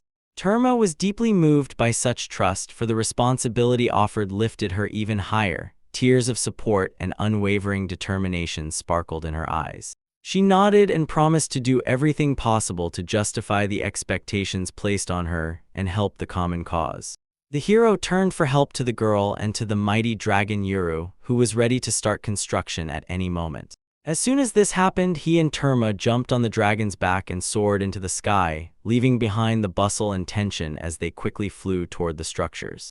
When they rose high to survey the entire area, the girl felt a slight fear, but along with it, an exhilarating feeling of flight and new experience. While they were in the air, the city rapidly changed. Columns, walls, and other architectural elements grew everywhere, as if they were truly created by magic. They landed near a huge fountain in a spacious room with high walls, and the space was already beginning to fill with life and energy. Everything was built in just half a day, so credit had to be given to the dragon, because it was his breath and strength that created real miracles. The girl compared that creation to the act of creating the world, and for the dragon it was a simple and natural thing, as if it was meant to be. The main hero anxiously stared into the crystal, where terrifying visions of demonic armies flashing were already advancing, and the threat felt real and very close. The crystal clearly showed the army of pride demons ready for a devastating strike, and from the wave of excitement and fear, the hero's heart almost stopped. The young man and Terma united to repel the enemies and protect their dungeon from destruction. They were determined and ready to defend, not a step back, despite any danger. The demon carefully examined the interior of the bathhouse. Hot water flowed from all the statues and flooded the space, as if animating the stone with life force. Then from an ancient hole in the floor suddenly burst a powerful stream of water, and the room became both lively and mysterious. The devil could not believe his thoughts. It seemed to him as if someone was playing a cruel joke on him, because a public bathhouse in a human city looked completely absurd to him. He found it hard to believe that he would ever really see such a place in the underground world, where usually only cruelty and cold prevail. After a thorough search of the city, which was surrounded by demons, it became clear no living person remained here, and the only checkpoint referred to the next stage. Only General Ice remained. He glared angrily at the soldier, expressed dissatisfaction over the failure, and did not hide his anxiety for the future. And the queue broke off and he realized that no one had asked for his opinion. The soldier thought too much, disrupting the rhythm and only distracting and complicating the task. The soldier fell to his knees, begging for mercy, and at that very moment the ice magic suddenly disappeared so unexpectedly that everyone was filled with surprise. His comrade lifted him up and set him on his feet, whispering that he was lucky to survive, and ordered him to be extremely careful. The general asked a question, awkwardly staring at the incredible scale of the dungeon. Could people really have built such a defense? Akias opened his palms and unleashed a powerful icy attack. The spell Cossidus Cold. Ice covered everything around him, forcing everyone to rush for cover, saving their own lives. The cold magic penetrated every corner of the space, tightly shackling the buildings and streets of the underground city in icy chains, as if the city itself had become a trap. Snow whirlwinds wildly spun over the square, filling it with icy silence and complete immobility. But the surprise was different. The building remained unshaken, without any damage or even a scratch. The demons were stunned because usually such attacks sweep everything around, but this time the walls stood firm. Although the dungeon was usually easy to destroy, this time the barrier proved so strong that it withstood all blows wave after wave. The general concluded that this was not just a protective barrier, but most likely a spatial division, a magical barrier of incredible power. Moreover, the dungeon owner was helped by another powerful mage, so the defense became almost impenetrable. The general gave the order for everyone to attack, confident in the invincibility of his own army and the magical power of his warriors. The dungeon was built precisely to collect and accumulate magical energy, so it had no way to stop such a large-scale invasion. Hundreds of winged demons took off from their places and rushed into battle, grabbing weapons and casting deadly spells that hissed in the air. Now Terma plunged into the healing water, immersing her body up to her shoulders to restore strength and gather herself before the next strike. But the water turned out to be too hot. Terma jerked, sharply gasped back and quickly left, unable to withstand the temperature. She was persuaded to step aside so that she would not harm herself and not lose strength during the events. The protagonist entered the command hall, firmly focused to take control of the course of the battle and make decisive decisions. He reported to Mrs. Syria that all security systems were successfully configured and working properly, without any failures. For his work, Karna received sincere thanks and an invitation to join the team. His achievements and skill were publicly recognized. But in the young man's thoughts lived only one thing: caring for the dungeon, so he politely declined the offer and asked to be allowed to continue helping there. The fighters tried to joke with him, but he coldly and firmly cut off any conversations and kept his gaze only on the main thing, as if time belonged only to the execution of the plan. Girls who had seen everything from beginning to end could not take their eyes off. The scale and possibilities of the creation were impressive, and a miracle was felt in the air, about to unfold completely. The wise grandfather, hiding a smile in his beard, explained, "Such magic is not within the power of every wizard. Only those who have signed a special contract with Dean have access to it." Demons gathered the plan in the shadows. They wanted to turn the magical cauldron into a huge, safe bathhouse where residents could rest, recover, and regain strength. They unbearably wanted to find out how the residents felt inside and what was really happening deep in the dungeon, where every whisper could be a warning. They froze before the screen, on which numerous baths flickered with happy, relaxed people who looked completely peaceful. The inhabitants rejoiced because they had finally found such a method of defense and felt absolutely safe, as if behind a strong wall. Zeta jumped out of the steam room as if ignited by flame. Her cheeks and skin were red from the heat after sitting a long time in hot water. She rushed to the princess, trembling from the heat, and tried to find out the freshest news about the enemies and the state of defense as quickly as possible. She was told that their magical barrier had just repelled a powerful attack and still held strong, not allowing any threat to break through. Zeta tried to show what was happening through the crystal, but it malfunctioned, and anxiety immediately spread in the room. The princess turned to Kern for help, since the crystal no longer reflected the state of the dungeon. The grandfather explained that the young man could only create the dungeon of the dead, so they chose the princess to govern it. The defense relied on the powerful magic of hot springs and the cauldron. They sustained life and order in the dungeon. Peering through the crystal, they saw the demonic army preparing for another strike, and the tension immediately rose. The main heroine asked the princess to activate her protective powers so she could stand until the end and be ready to defend. The princess touched the artifacts and spoke a spell, after which the guardian monsters emerged from the shadows, ready to fiercely defend the territory. From the water emerged spot elementals, magical beings that flared with runes and decisively rushed into battle as soon as they received the order to guard the approaches. Despite this, the Demon King's army continued to advance relentlessly, pressing the defenders so closely that they had no moment to rest. The demons approached the large hot bath with water, spreading their shadows around and preparing for the final conference, as if this place were a sacred table for a decisive conversation. The clash, the water before them boiled and surged as if a powerful explosive force was about to burst out. The force burst upward to the ceiling and erupted as a huge geyser, causing the demons to momentarily falter and lose concentration. From the water emerged a gigantic spa elemental, threatening and majestic. It unfolded, ready to defend against the attackers. The demons tried to break through the elemental barrier line, preparing to attack and destroy exactly what it guarded. But the enemy was not destined to hold the initiative. The elemental clapped its hands and raised a powerful stream of hot water that crashed down on the opponent. A stream of water with a roar drowned the demons, forcing them to retreat and seek refuge in the burning embrace of the elf. The general set up barricading anti-water barriers to protect his people and hold the occupied position. The element desperately tried to break through the barrier, delivering powerful punches without pause, leaving the enemies no chance. The element, to gain a moment and catch his breath, scattered loose dust and pebbles around the defense, trying to weaken the enemy's protection and break it.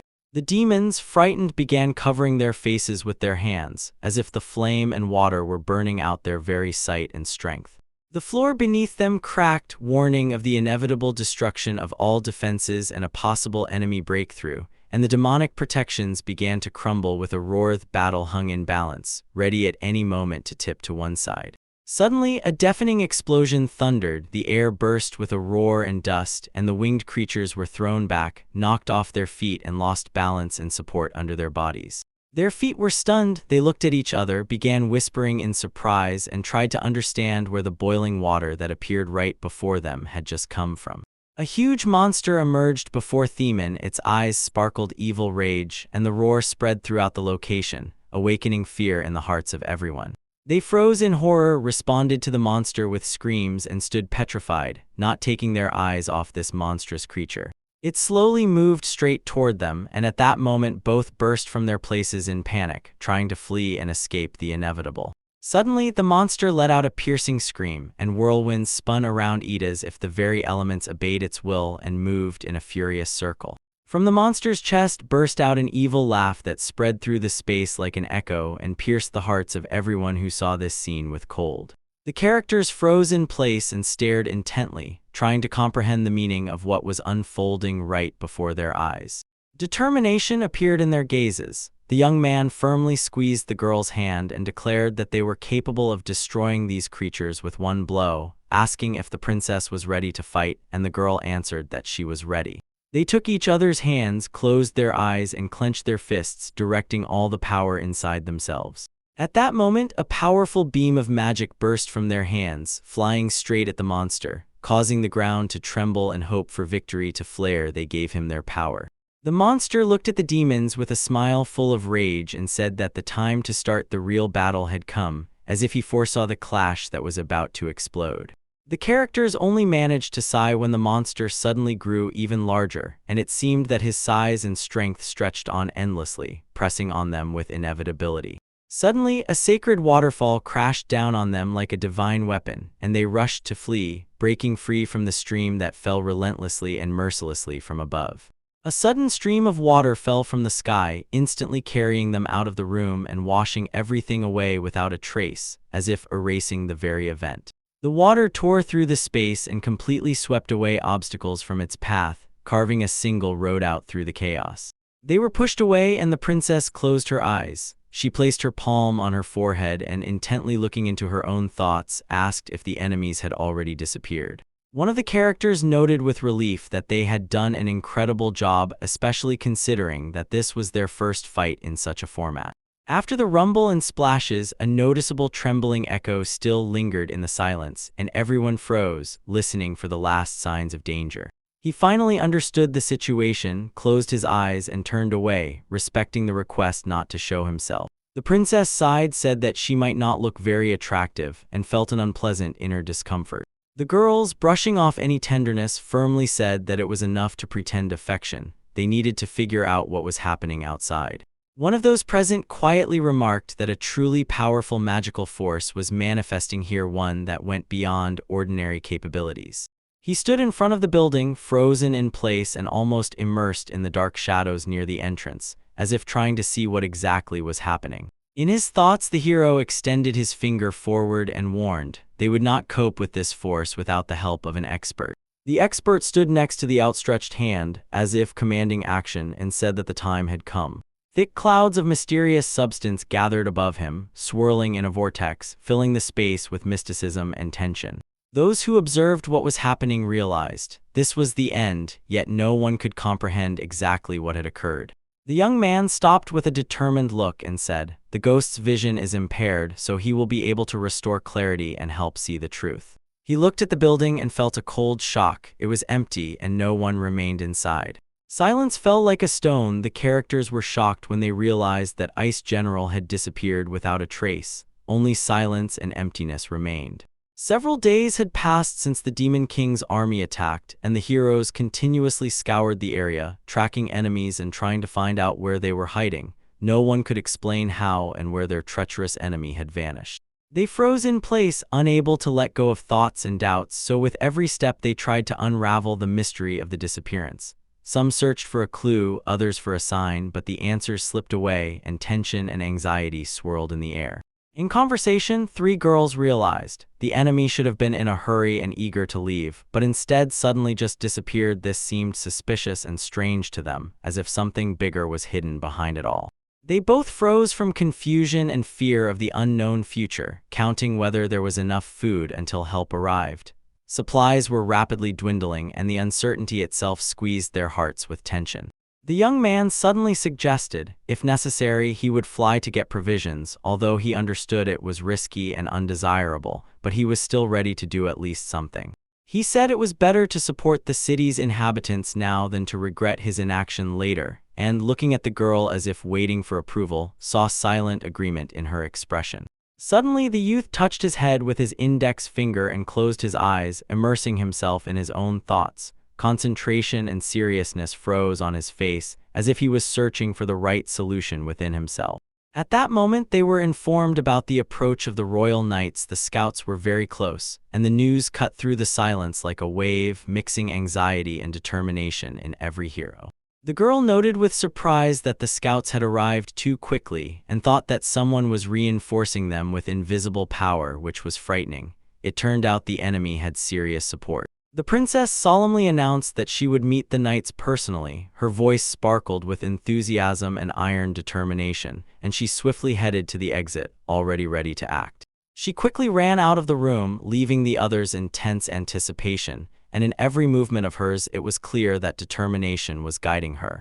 At that very moment, Cecilia shared with everyone her bad premonition that had not left her since morning. She felt that danger was already nearby and waiting for an opportunity. A crowd gathered on the stairs of the huge building, closely watching what was happening and freezing in anticipation of the inevitable explosion of events, and the air was so tense as if a thunderstorm was about to break out. Two of those present honestly admitted that this was a dungeon, and their suspicions were confirmed as soon as they saw the dark entrance into the ground, which seemed to breathe mystery. Zeta greeted them and sincerely thanked them for the visit and support. Her voice was warm and sincere, and joy shone in her eyes because the helpers had arrived on time. One of the knights sharply gave the order to draw swords, and the subordinates instantly picked up the commands. Steel screeched, the air became heavy, and Zeta had a feeling of the approaching inevitable disaster.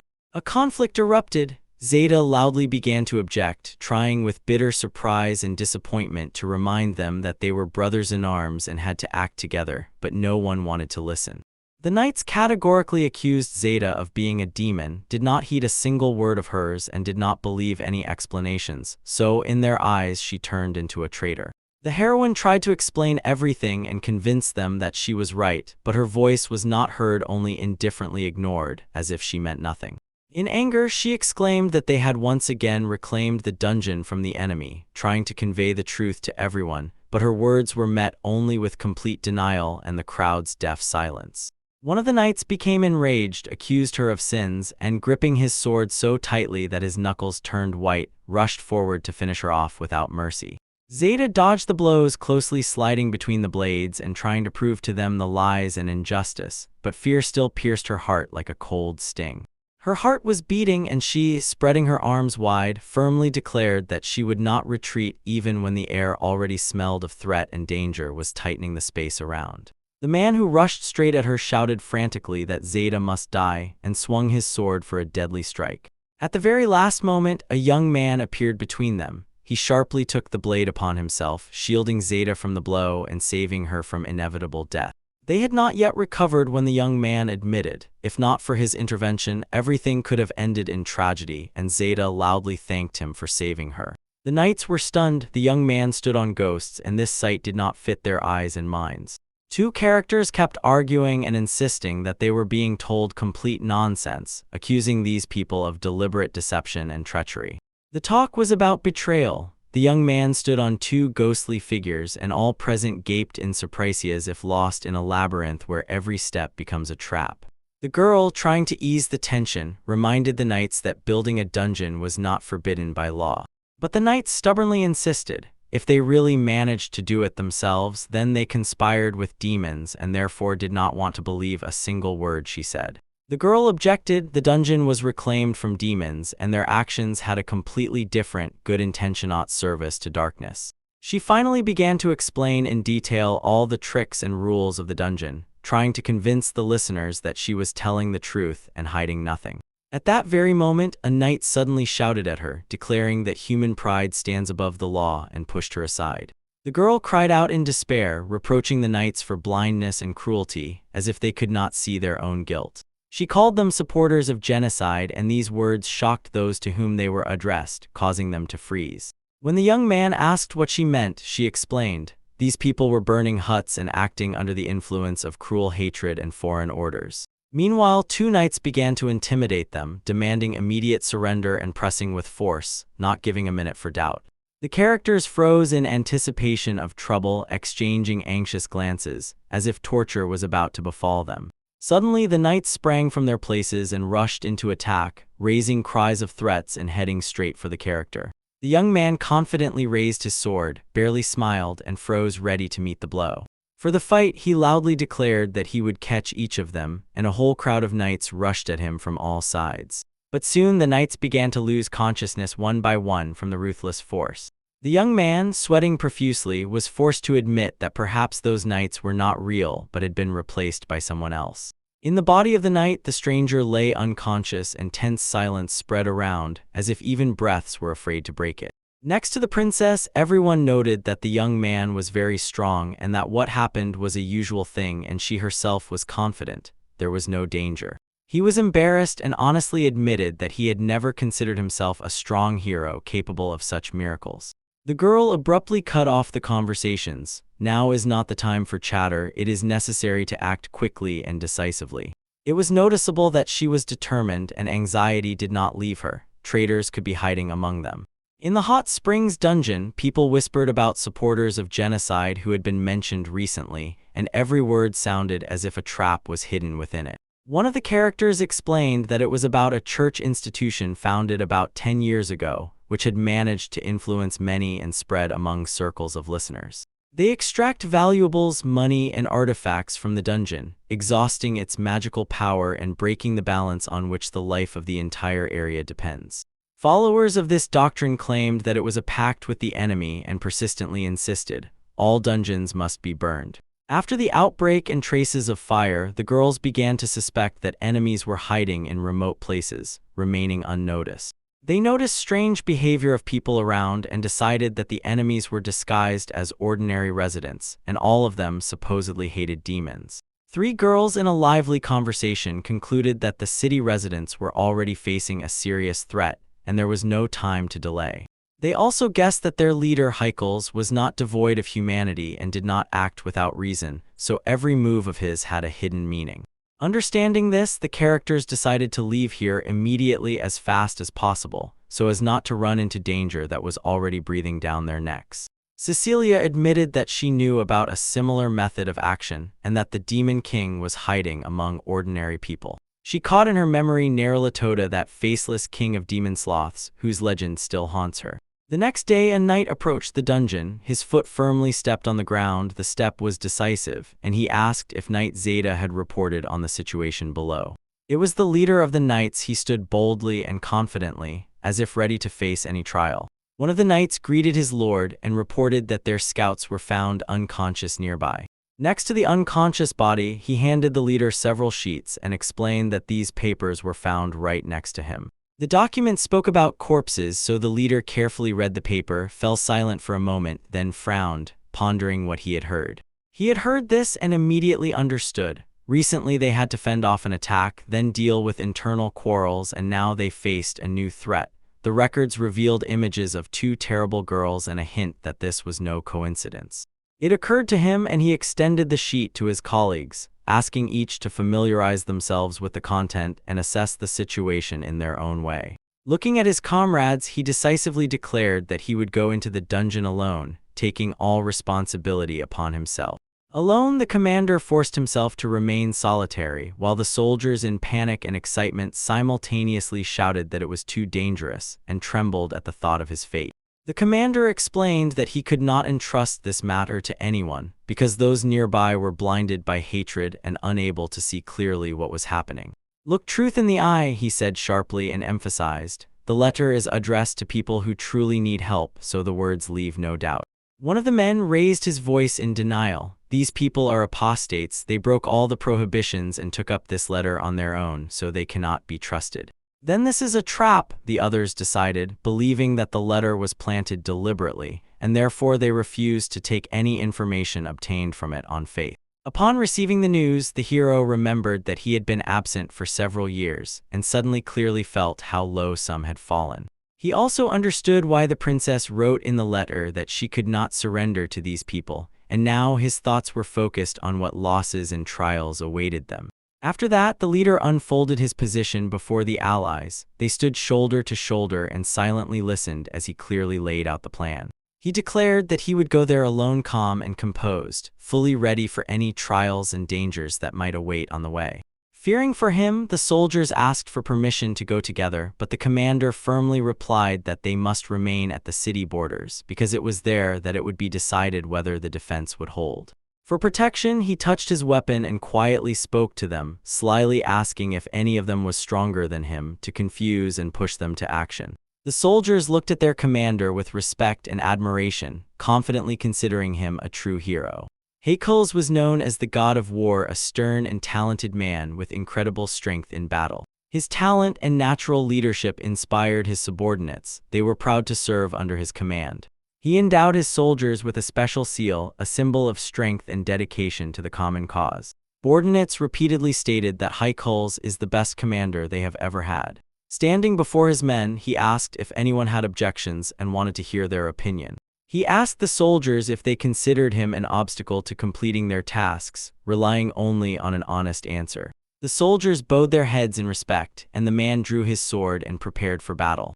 Suddenly, he jumped out of his place and rushed forward, demonstrating courage and determination that inspired admiration among his subordinates. The hero, with burning determination, charged into battle against the monsters, and a fire of fearlessness blazed in his eyes, as if he lived only for this clash. He rushed at the enemies, the saber in his hand cutting through the air with a threatening whirlwind, and the clang of metal in the dungeon pierced the silence and made the opponents shudder. With every strike, he beheaded the monsters, and they spectacularly flew into the air, scattering into pieces, while his movements were refined. The blade in the hands of a master danced without any unnecessary gestures. Looking back, the hero realized the blood he saw was only an illusion, because these monsters were created by magic and had no real flesh, so everything here lacked reality as it should be. The conclusion about the dungeon owner suggested to him that the main elements of the place were fire and water, so the defense turned out to be even more cunning, and the balance of the elements raised a powerful magical veil that was extremely difficult to overcome. Hiclex began to think that the master cleverly turned on the steam to hide his presence and reduce visibility for the newcomers, which confused everything around and prevented focusing on the real threat. He pondered, this dungeon is by no means simple because its magic and traps weave a complex labyrinth for anyone who dares to enter, and everything here was thought out to the smallest detail to scare and destroy enemies. Enemies were nearby. The hero's gaze slid over the water. It rustled, bubbled like a living creature about to reveal its secrets, and it was not just a creak, but a feeling as if the water was waiting for a signal. As soon as the action began, two heroes suddenly emerged from the water as if held by a bubble slowly rising to the surface, and they swam towards Hiclex. Their arrival was unexpected, yet at the same time inspiring hope. They rushed swiftly to him and delivered an address with deep respect and devotion, emphasizing that they had come just in time, and their voices sounded firm and confident, uplifting the spirit of Hiclex. One of the newcomers, Zeta, said that he could cut off her head if he deemed it necessary and apologized to her for her faults, as if his threat concealed a poignant sincerity. Hiclex understood. The heroes were testing him whether he had come alone and whether he was worthy of the trial he would soon have to endure, so he accepted this test without unnecessary words. At that very moment, Princess Terma ran up to him and informed him that he had successfully passed the trial and earned respect and trust, and her joyful, relieved voice sounded as if the long-awaited news had changed the course of events. Terma admitted that she had been too bold with him in the letter and that the blame for this lay with her. Her gaze was filled with remorse and readiness to atone. She asked for forgiveness and understanding. Understanding this, she handed Hiclex the core, a symbol of the test and trust, but he froze in place, silently immersing himself in his own thoughts, carefully sliding his gaze over the object as if searching for a hidden meaning in it. The princess looked at him with large, hopeful eyes, and he noticed that the dungeon was built with considerable care and skill, so respect for its creators arose naturally. Pointing his gaze at the dungeon, he asked who had helped them build these walls and corridors, and the girls, noticeably freezing, tried to hide details until he shifted the conversation to the mysterious black swordsman. Exclaiming, Terma stated that that man was one of the adventurers who saved them all, and that this young man protected them everywhere, and her voice sounded confident and sincere, as if gratitude could not fit in her chest. She asked the hero to meet the black swordsman in person to clarify everything and finally establish mutual understanding, and in every word of hers there was a seriousness and sincerity of intent. The commander decided that the girl was unlikely to lie. Her trusting speech was so convincing, as if she spoke from personal experience, so he was already planning his next move. Then he continued to reason. His defense against psychic attacks was strong, so he was not afraid of the insidious methods of his enemies, and this only strengthened his confidence and calm. His thoughts returned again to Zeta. He suspected that she might know about the conspiracy and felt anxiety. What if they decided to eliminate him? He stood still, immersed in his own thoughts, and clearly understood. He lacked vital information to make a final decision. Hiclex returned the sword to its place and put away the weapon, as if symbolizing his readiness to move on to the next stage. Firmly and decisively, he declared that he was ready to meet the black swordsman and learn the whole truth, and his voice sounded confident without any hesitation. The girl explained with a pause that he would be escorted out with due respect, fully understanding his position and firmness of decisions.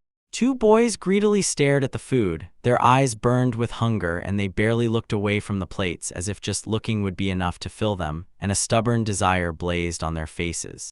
Impatiently, the characters entered a huge hall where many people had gathered, and the commander, looking around, asked what this place was. He was told it was a dining hall, a space for rest and food. Suddenly, all those present turned to the commander together and greeted him, saying that he had come to help and that everyone was sincerely glad of his arrival, and their voices sounded warmly human. But one of them advised to wait a little now so that everything would go smoothly, and the people looked at the heroes with enthusiasm, feeling their support and presence nearby.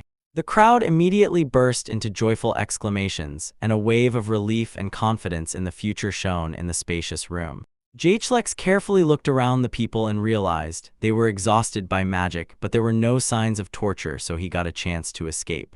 Zeta confidently led him through the corridors, showing the way to salvation, and Hiclex looked back and stared intently, trying to understand how ordinary life could exist in this torture chamber at all. They entered a bathhouse where many happy people were bathing in warm water, and there reigned silence and coziness quite atypical for a dungeon. He was surprised that in such a place people could relax so much. Usually fear and tension prevail here, but now sincere joy and rest. Zeta led the hero to certain doors and, smiling, prepared to introduce the one they were waiting for, while her confidence made his heart calmer. She looked happy, opened the door, and behind it stood a serious man along with several other people, and tension immediately thickened in the air. Cecilia warmly greeted the commander and said that they had been waiting for him for a long time, and every word of hers sounded sincere and full of hope. The commander felt that things were not going as he expected. He fell silent, only his mouth opened in surprise and his eyes recognized a familiar face in a moment. Among the people he recognized Karna, a former ally of the ancient hero Norris, and next to her stood Asha Alistair, a mercenary who had just disappeared from sight. And the commander sharply called Zeta and ordered her to tell the truth about whom she really knew, which made the girl freeze in shock at his harsh tone. The women did not immediately understand what was happening, so they confessed confusedly. They had heard about Karna, but never knew anything about the heroine, and their faces showed unclear hesitation. The girl calmly looked around at everyone present, especially carefully at the commander, and her gaze showed confidence in a hidden intention, as if she had not yet said the main thing. Her voice filled the room with power, and she suddenly declared that her name was not Syria at all, as everyone thought this phrase shocked everyone, and confusion reigned in their eyes. She clearly introduced herself, Cecilia, Queen of the Demon of Lust, and this confession stunned those present and turned the atmosphere in the room inside out. All the characters opened their mouths, widened their eyes, and could not believe what they heard, while anxiety and tension hung in the air like a thick shadow pressing down to the ground. Halex sharply began to draw his sword, and his face was filled with determination and aggression. He was ready to face the new threat and protect his ally. His allies felt the commander's words cut through the room with a cold smile. He declared that the Demon King of Lust was a true great lord whose power and influence should not be underestimated, and irony rang in every phrase, yet the tension in his voice did not disappear. Asha stood silently, staring at Karna, and distrust and expectation mixed in her gaze, as if every moment was a test and they were waiting to see what the friend would do next in the next moment. The young man abruptly broke the silence, announcing that the conversation was far from over and much remained unspoken, and his voice sounded confident and persistent, as if he was about to reveal a secret. Suddenly Hiklex drew his sword and struck the boy. Confusion immediately spread among everyone in the hall, as each froze, trying to understand what would happen next. Hiklex shouted something fiercely and stubbornly, and Asha quietly said that Cecilia was right, confirming the significance of her words. Respect and agreement sounded in her voice. Sharp clashes continued in the Royal Knight camp. Magic and blades flared up again and again in a furious exchange of blows, and the air buzzed with the roar of battle and the whistle of attacks. Suddenly 3 demon kings appeared among the fighters, and their arrival immediately threw the hall into chaos and fear, as their power became obvious to everyone. The knights insisted that they had a magical barrier to protect them, but one of the demonesses flared up with rage and exploded, shattering the very certainty of safety. She exclaimed in despair that some magical barrier might still hang somewhere further, and that it should no longer stop her. In the air, the demoness bit her finger and instantly pondered, her hair twisted like snakes, reflecting the flame of inner rage and a firm resolve for decisive action. She burst out with a cry of anger that such lawlessness was unacceptable, and with this phrase revealed all her anger and the hidden meaning of a threat. She stepped forward and with a single sweep of her hand activated full dominance, ordering everyone to disappear immediately. As soon as she appeared at that very moment, the strongest magical barrier fell, and the knights froze in shock, having completely lost their strength against her pressure. The demoness laughed with a sly smile, confidently knowing that her cunning plan had worked perfectly. The little demon whispered inquisitively whether they could already eat the knights since they were left unprotected. One of the knights remembered his commander, realized that all the knights had been deprived of protection, and fell into deep despair. The demon with fire magic began to cast a spell, forming a destructive firestorm that was meant to wipe everything off the face of the earth. The knights screamed in fear, realizing the horror of what was to come and their own helplessness before the element. The flames rushed toward them, covering everything around and sowing chaos and merciless darkness. The destruction was complete. the demon stood and watched the forest burn, and his cold gaze did not tremble with any emotions. And just as mercilessly, three demons, having finished their task, looked at each other with satisfaction, rejoicing in what they had done. There was also dissatisfaction. One of them was outraged because she did not like the smell of burning, and she complained about it. The little demon, like a child, naively complained that he had nothing to eat, and irritation slipped into every word of his. The man admitted that he had overdone it a bit and accidentally set everything around on fire while the fire grew and trees and dry grass were being devoured.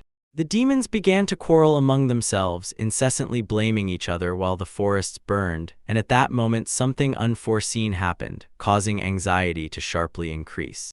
They did not understand what exactly had happened and why the plan had failed, so their fights and mutual accusations only worked better like chaos, accelerating the catastrophe. Worse was that at that moment new people appeared, an old man with a militant appearance and such confidence in every movement as if he had come to command the fire.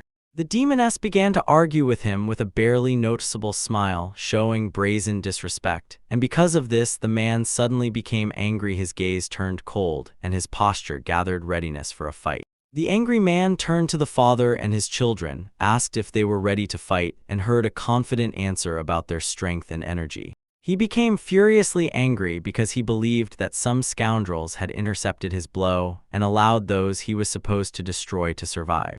This angered him, and in the next moment the glutton joyfully asked if they could now eat these survivors, and at her words a storm of rage arose among the demons. The demon kings suddenly encountered mighty beings of the gods, and their power and grandeur turned out to be much greater than all expectations, so the meeting became a clash of two worlds filled with tension. The gods showed incredible power. Their figures shone with light, and magic rose in waves, as if insurmountable even for the mightiest demons, and their presence blinded and instilled awe in the souls of the demons.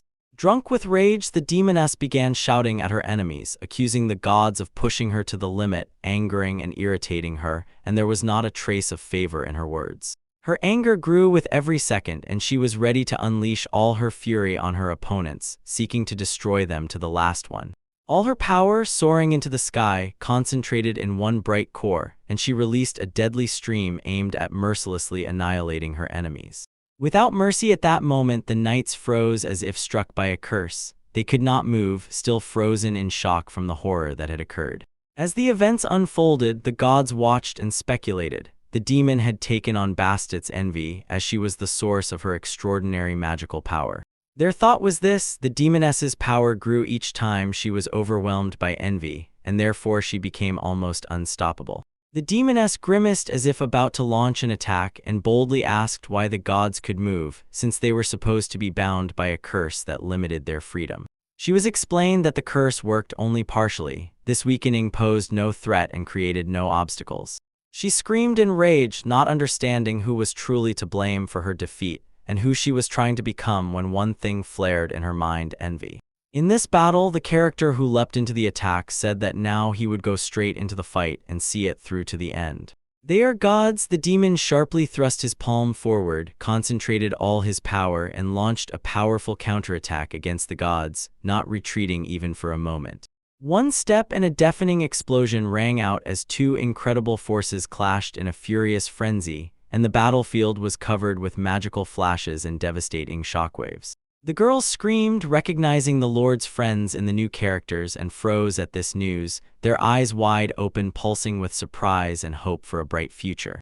All the characters unanimously agreed with this statement. They had truly come to help and stood on the side of good and trust, and a warm, friendly atmosphere filled the air. Cecilia took another step forward, confidently introduced herself as if she wanted to clarify the situation and strengthen the alliance among all parties. At that moment, Karna solemnly waved his cloak, as if marking the rhythm of the ceremony and demonstrating strength and readiness for serious business, and those present held their breath in admiration.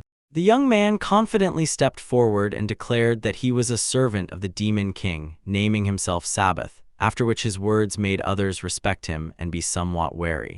Zeta suddenly remembered the helmet and what it meant, and from that moment the conversation became tenser, as if every word could trigger a hidden threat. The heroes bowed before their allies and apologized for hiding their true nature, hoping to avoid misunderstandings and direct conflict.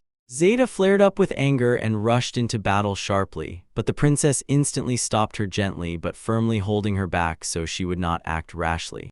The princess explained that these two had indeed helped them in difficult situations, were reliable, and were respected among their allies. She took Zeta by the hand and asked if she was really ready to kill those who had shown them kindness and supported them at the right time. At that very moment, Cecilia reminded everyone that Karna had saved the girls from ogres, emphasizing this was their joint merit and a manifestation of true friendship, so she spoke warmly to build trust among all. Zeta lowered her head and asked anxiously whether the heroes were telling the truth and not hiding anything important from them, for her voice trembled. It contained both doubts and a desire to know the truth. The heroes confirmed with their friendly smiles that they were on the side of the allies in good, and assured they were ready to fight for the common good, combining strength and hearts for one goal. Hakelake stood frowning and did not believe the words he heard, thinking that the demons were lying and playing with words and hopes. His restrained, suspicious state did not allow him to accept what had happened as the truth. He remained alert and stubbornly held on to his doubt. The demoness declared that she wanted to stop the war because she had traveled a lot and truly understood the world and human life well. She spoke firmly and decisively, approaching the commander, who in response drew his sword and prepared for any development of events. However, it is quite possible that Cecilia admitted she liked human culture and she valued its diversity and richness of traditions. With sadness in her voice, Cecilia said that she did not want humanity to perish, but the demons were also afraid of their own death and desired. She wanted to live, so extending her hand, she proposed to unite and find a path to peace and understanding, opening a new chapter in their history. Their story was etched in Hakelex's thoughts. His gaze became focused and stern, and doubts swirled in his mind whether to accept Cecilia's proposal and whether to trust the demon who had recently been his enemy.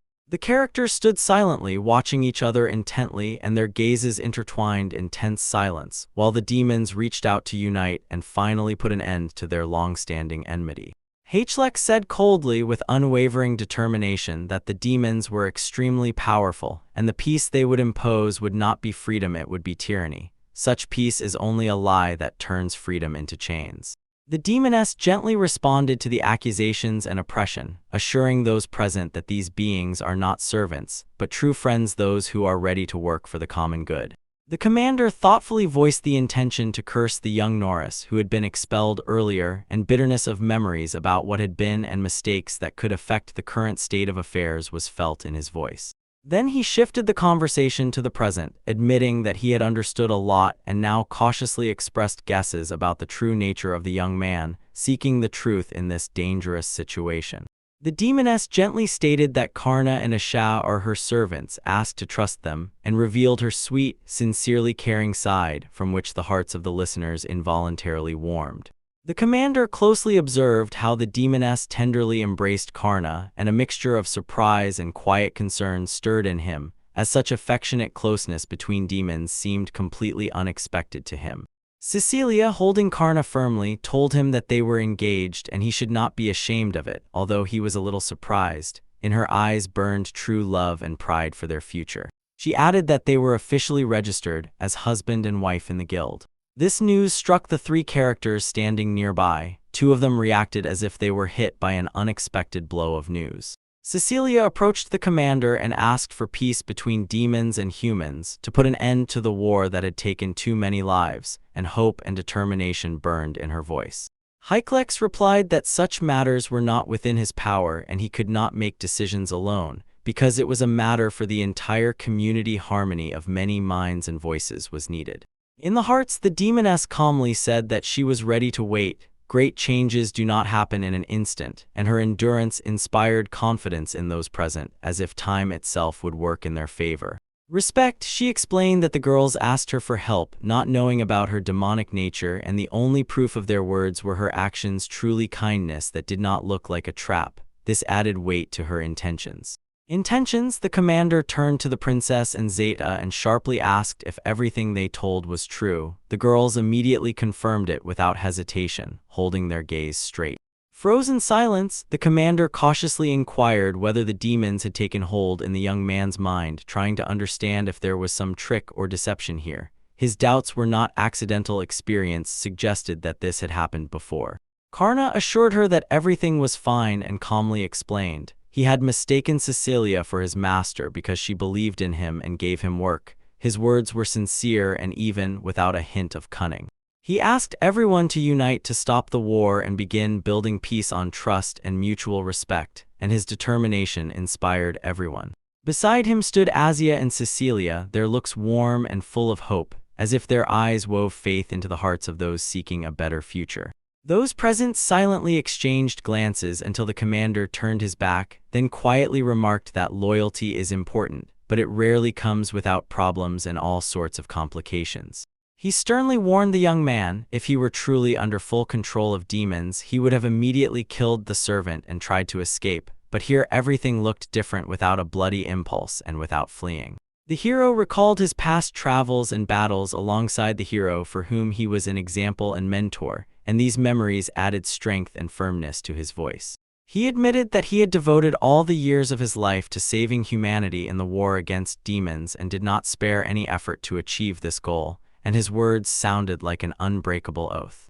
After the death of his best friend, the hero Hiclex inherited the will and continued to fight for a bright future, feeling how this duty heavily settled on his shoulders. He froze and watched as the man reached out to his friend's body, and at that moment understood how painfully great their loss was and that he himself would have to finish what was started. The hero watched as a mark was placed on the fist of this man, a sign of strength and duty, which already hinted that his own fate would be mercilessly crossed out. The country plunged into chaos. The king and nobility cared only about their own wealth, and the church, inspired by hatred, sowed discord among the people.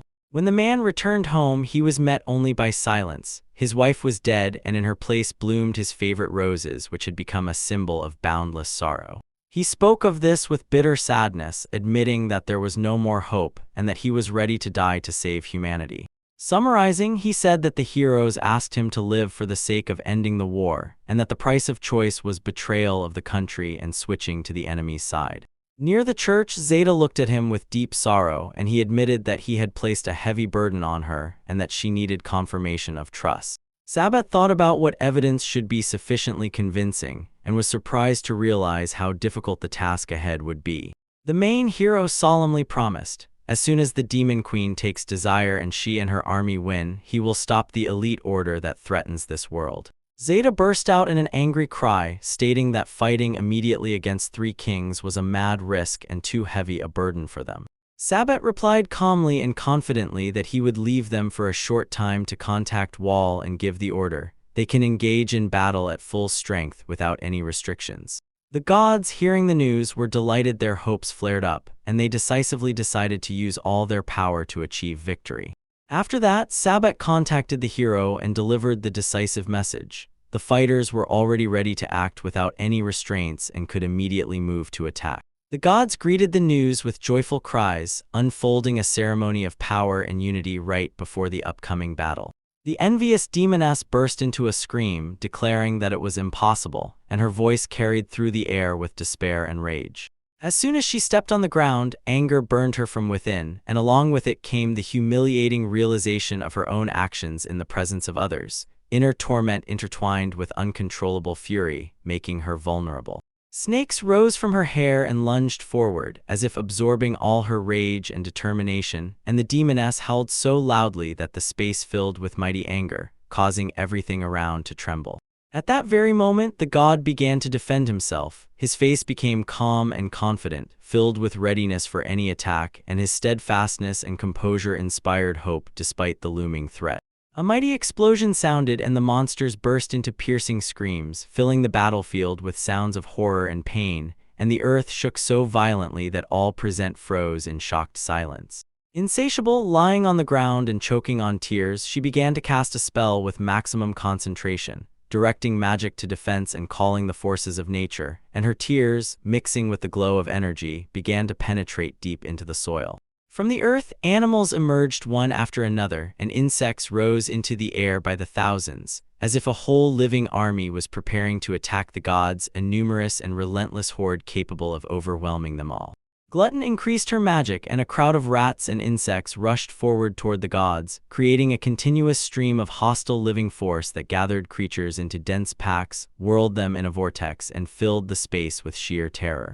The god thoughtfully surveyed this boundless crowd, quickly realizing the danger and scale of the catastrophe, and his gaze reflected the full seriousness of the situation and the determination to take a step capable of changing the course of events. He noticed this pitiful spectacle as a symbol of madness and chaos, while the demoness Glutton continued to desire to devour everything in her path, and his words sounded with a note of pity and condemnation. The demoness suddenly grew to unprecedented size and, choking with rage, loudly shouted that she would leave no living creature on her path, and her boundless power overwhelmed everyone with fear. The god said if she and Bastet are satisfied with such order, she may act, but he warned that she still does not understand the consequences of her actions. His words contained both a warning and a sign of something unspeakable.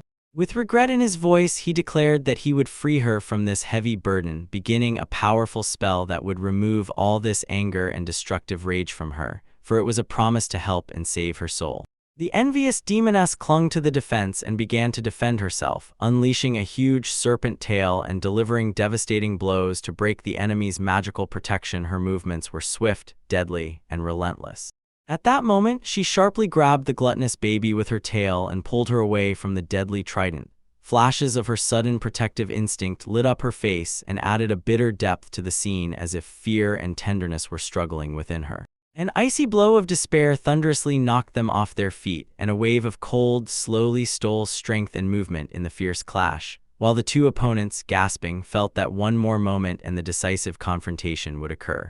A sudden powerful explosion of rage rolled through the space, flooding everything with heat and debris, and cast death upon all insects and rats, cleansing the battlefield of the horde and shifting the balance of power in the battle. This event became the turning point. The hero exhaled with surprise, unable even to imagine that a demon could save another demon, and his voice trembled with admiration and sincere respect for the strength and devotion that the creature before him had just demonstrated.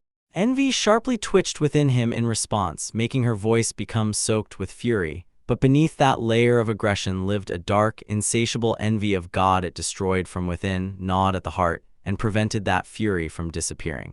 She looked at him with unquestionable superiority. Her eyes blazed with rage and determination to destroy the enemy, and her aura filled the space with threat and relentless power. God froze in a tense combat stance, preparing for the next move, and noticed two demons flying away from the battlefield and vanishing into a dark cloud over the horizon. He did not take his eyes off them, watching them go, stunned by their strength and speed, and clearly understood these creatures would surely become involved in the events ahead. "Come," said the character, asking Karna whether to release the demons so they could return later or keep them under control for safety. Karna replied that he would arrive soon to resolve the situation. Meanwhile, a fierce duel erupted on the battlefield between the small god and the fire demon, their powers thunderously intertwined, destroying everything around, while fire and destruction sent flashes and explosions into the sky.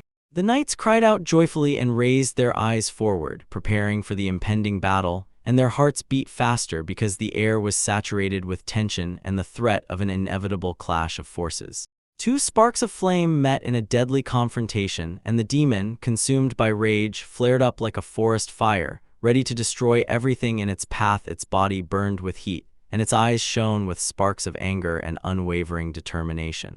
He launched an attack with a fiery lightning bolt, hurling it with incredible speed and force, thus entering into battle with God, where mighty blows collided, producing a dazzling flash and a fiery whirlwind.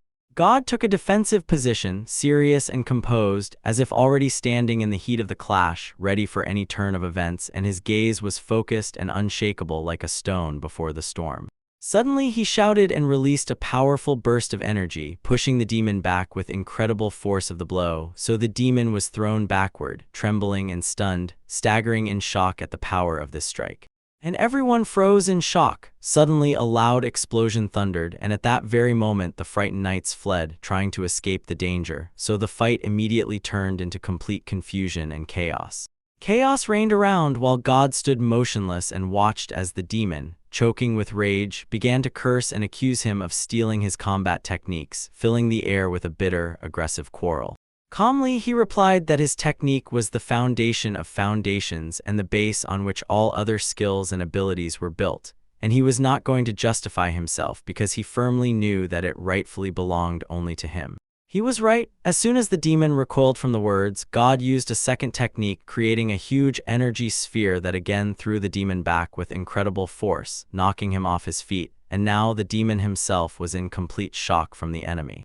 Everything in the demon flared with rage, and he defended himself with all his might, trying to hold back the attack and stay in place, but his body convulsively intercepted the movements, preparing for the next counterstrike. He was shocked by the skill of God. He did not expect such agility and strength that surpassed him, and the wonder in his chest mixed with anger and despair.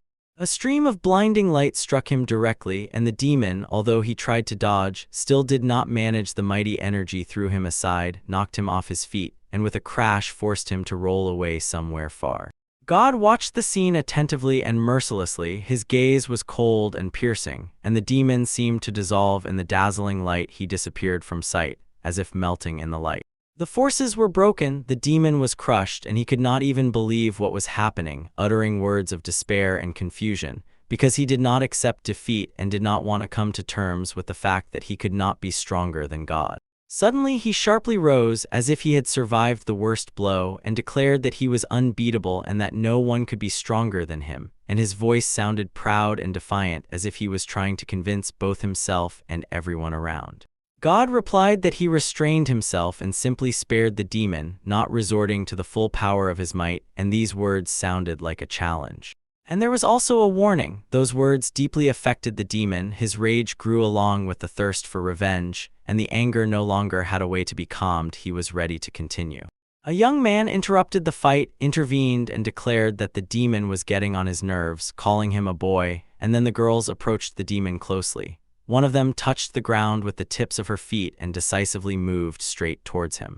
God noted with a barely noticeable smile that she really was a girl, and a hint of mockery was woven into this tense confrontation, and his gaze was playful, confident, and as if he already saw the next move ahead. The demon exclaimed in confusion that he could not believe his own eyes. Such power came from the girl, and he tried to understand what was happening, but suddenly felt mixed feelings from surprise to anxiety. The girl met him with a contemptuous smile, and this angered the demon even more, who declared that she was only squeezing out pity, trying to belittle his power and influence. Proudly proclaiming his confidence, the demon asserted that she considered herself higher than him, and he was the descendant of the god of fire and possessed a power that no one could even imagine. Then the girl replied that at first he was a solar god who liked battles and swift movement, so that was why he was called a god. She added that the true purpose was to warm the earth with warm rays, to bring life and light, not destruction. Then, discarding any intentions to destroy, she asked if he called himself by the name of the outer god Varvatos, and the demon nodded, confirming his agreement. The pact stirred the air. The girl soared into the sky and declared her intention to borrow power from Karni, feeling the approach of a new and important stage of the battle and a surge of might. A metamorphosis instantly occurred in her eyes. Her body flared with bright light, and around her emerged a stream of fire that formed a fiery vortex and filled the space with incredible power. And majesty appeared. Her hair turned into living fire, dancing, flickering with all shades of flame, and the demon, looking at this, froze in deep amazement and confusion, completely not understanding what exactly had happened and how such a thing could even be. She transformed into a beautiful and powerful woman, whose beauty and strength were so striking that one could not look away. The god became majestic and invincible, and the demon froze in astonishment, impressed by his mighty, dazzling appearance. The demon screamed in confusion and amazement, and the goddess replied that she had not taken such a form for a very long time, because this likeness drains her strength. The goddess said that she had not been in this form for a long time and sincerely rejoiced to meet them again. Her voice sounded warm and confident, filling the space with special power and light, and joy and might blazed in her eyes.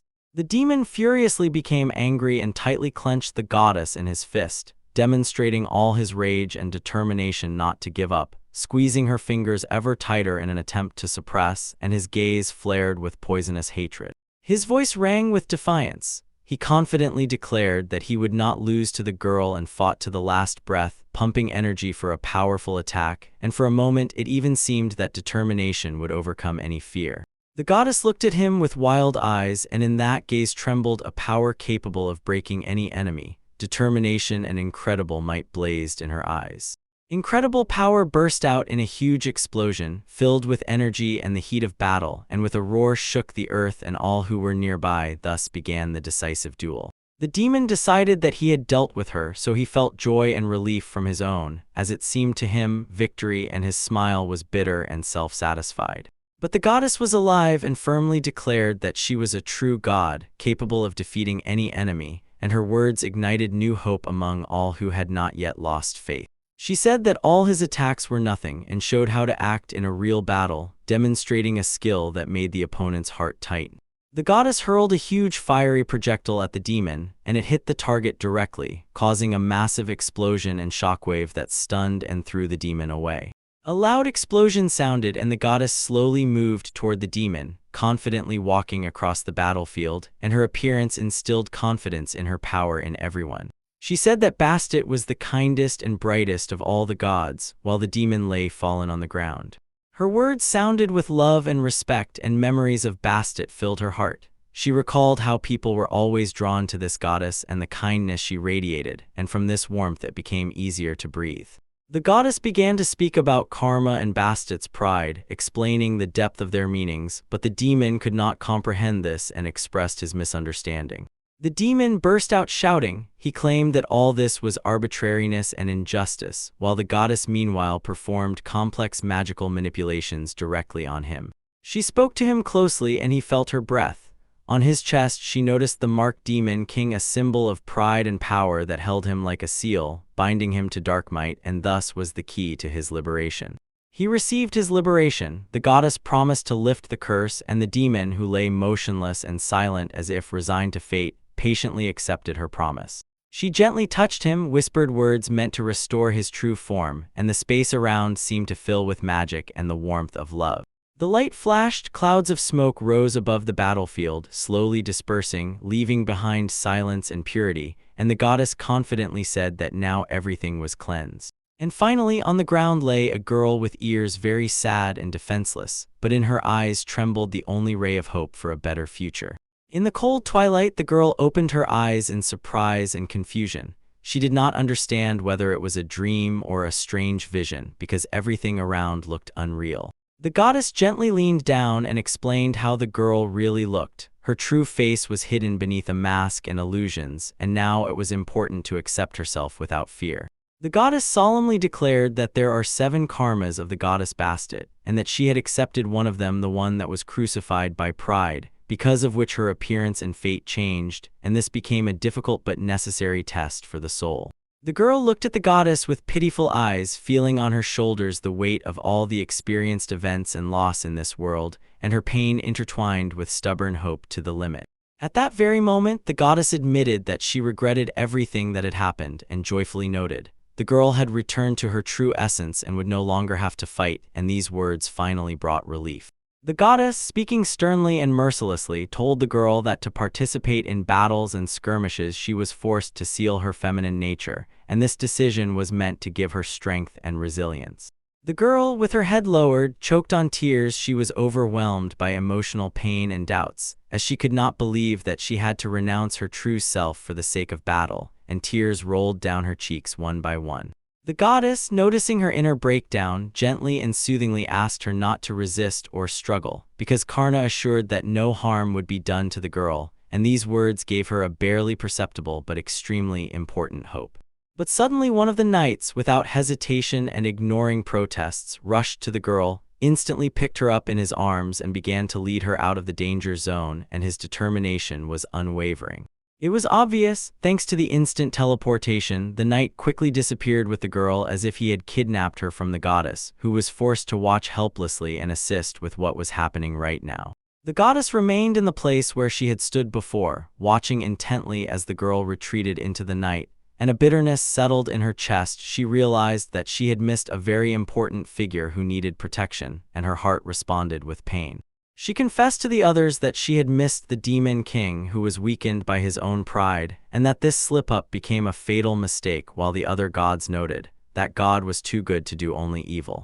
Suddenly, the man in the black cloak sharply turned and confirmed Karna's words with a firm, unwavering voice, demonstrating iron confidence and full control over the situation, and nearby a young man took a confident step onto the ground. The hero in the black cloak and closed helmet declared that the demon no longer posed a danger, and that the events were now completely under control, and his words sounded so resolute that the air seemed to tense like before a decisive strike. His own power immediately became visible to the knights. They instantly recognized in him an influential leader and god, and the looks around flared with a mixture of amazement, anxiety, and respect, because they understood a new factor capable of shifting the balance of power had appeared before them.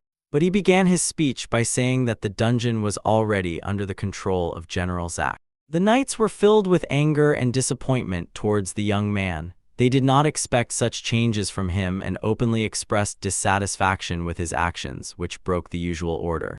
One of the knights insisted that they were not capable of dealing with Karna's former power, warning the others about upcoming difficulties and showing an accurate assessment of the situation.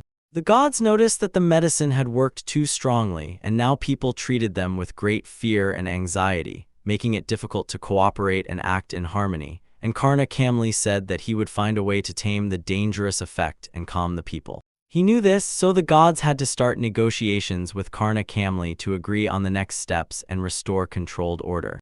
The young man met the knights, handed them the contract, and confidently assured that he had no intention to harm them, but wanted to fulfill the agreement so that both sides would have a chance for peace and cooperation under clear conditions. Despite the mask, in every movement and every word of his, there was visible unwavering determination and strength of character. He asked whether they were ready to fight or preferred to die, placing them before a great responsibility and a harsh choice. The knights froze confused and stunned because they did not know how to respond or what to do in such a tense situation. Their inner conflict was reflected on their faces, and fear and anger mixed in one look. His gestures were precise and indisputable, like a decree of fate, and it was then that even more knights came dense, cold, and merciless, as if darkness awaited the next step. Suddenly the hero dashed forward but turned into a commanding order to stop. At that very moment, Commander Hycalex appeared at the gate, solemnly and confidently entering the battle to control the situation. The commander suddenly entered the game, and everyone present had to see him with their own eyes. His appearance overturned the course of events and sharply raised the army's fighting spirit. In the heat of the conflict, the commander confidently declared that he fully understood the situation and knew exactly what was happening, emphasizing his own responsibility and leadership so that people would find calm and faith. Contrary to expectations, he abruptly announced the end of the operation, which immediately caused a commotion among the allies. They bombarded him with questions and could not understand why he made such an unexpected decision. He raised his hand in a commanding gesture and ordered the royal knights to retreat and return to the border, and his voice sounded angry, his movements firm, and his gaze unwaveringly determined. The allies obeyed the order without hesitation. They quickly left the battlefield, leaving it empty and quiet, and this created a deceptive calm before the next event. A close comrade asked the commander if he intended to leave forever, and Hycalex replied that he had no right to simply retreat. All his intentions and plans remained a secret, which thickened the anxiety in the air. The commander declared that he would not retreat a single step and stood firm before Karna, demonstrating determination to defend his beliefs to the end like a rock that withstands the storm's blow. He reminded the young man about the existence of contract magic and said he was ready to test it on himself, fearlessly going to the end for his own ideals, and this phrase sharply raised the stakes. The tension was off the charts. The knights were in complete shock, not believing their own ears and not understanding how their commander dared to take such a step, risking everything for a magical agreement. Surprise, fear, and helpless incomprehension froze on their faces. So far, Raggedy Karna has commented that all this makes the situation simpler, hinting it can be resolved without further conflict, and his words added confidence to everyone present that the edge of the quarrel can still be stopped. Halix received a scroll with important information, read it carefully, and before deciding anything, asked if they were forbidden from conquering dungeons, demonstrating readiness to follow the rules. Karna replied that he does not seek war, emphasizing, "This is a common desire of demons," and declared his intention to peacefully resolve the conflict. The compromise was that demons can build homes in demonic quarters but do not intend to govern them, so their gesture appeared as an attempt to coexist and respect human boundaries. The knights did not believe his words, deciding that he was trying to deceive them and use these promises for his own purposes, so their doubts and feelings of treachery grew. Dissatisfied with this distrust, Karna began to explain that demons simply do not want to waste time counting taxes and bureaucracy, and thus their practical approach to the situation became even more obvious. One of the knights, trembling with fear, began shouting to his commander that this was too dangerous and risky. They cannot trust demons. The commander responded confidently and coldly, proclaiming that humans and demons will live together in a new world and that they must prepare for this future now. Emphasizing that an era will come when this world becomes a world of demons, he caused a wave of anxiety among those present, as this meant radical changes to the familiar, established order. As soon as the words about the demonic world were spoken, one of the knights was shocked and could not come to terms with such a turn of events, but Haikalex made a proposal and decisively approached Karna, demonstrating the intention to change the course of events. Drawing his sword, the commander accused the hero of humiliating the people, trembling with deep outrage and seeking to protect honor and dignity before everyone. At the same time, he drew two swords from their sheaths, showing everyone that he was ready to fight and determined. He declared that he challenges the young man to a duel to finally settle the conflict.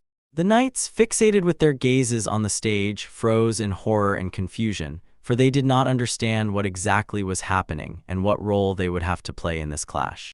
Despite their own fears, the knights stubbornly held on to confidence in victory. They relied on their honed swordsmanship and rigorous combat training. In response, the demon declared that he would enter the fight himself, demonstrating his own bravery and unwavering determination, and rushed forward headlong, not afraid at all. Karna explained that he had to do it personally because he was a general, and his collected, firm gaze without words proved how serious his intentions were. He drew his sword and prepared for battle, demonstrating absolute readiness and confidence in his own strength. People look at Haikalex with hope, believing in his power and skill to win, and this ignites their fighting spirit and determination to fight. The two leaders, a human and a demon, stood opposite each other, firmly gripping their swords, and the tension in the air became unbearable, for the decisive battle was moments away. It could be felt on the skin. The fight had already begun, and their feet surged forward in a swift rush. Their swords met each other in a fierce, taut-to-the-limit clash, where every strike could change the outcome. Resolutely, the two knights clashed blades, delivering blow after blow with wild seriousness and tension, as if every swing decided the fate of the duel.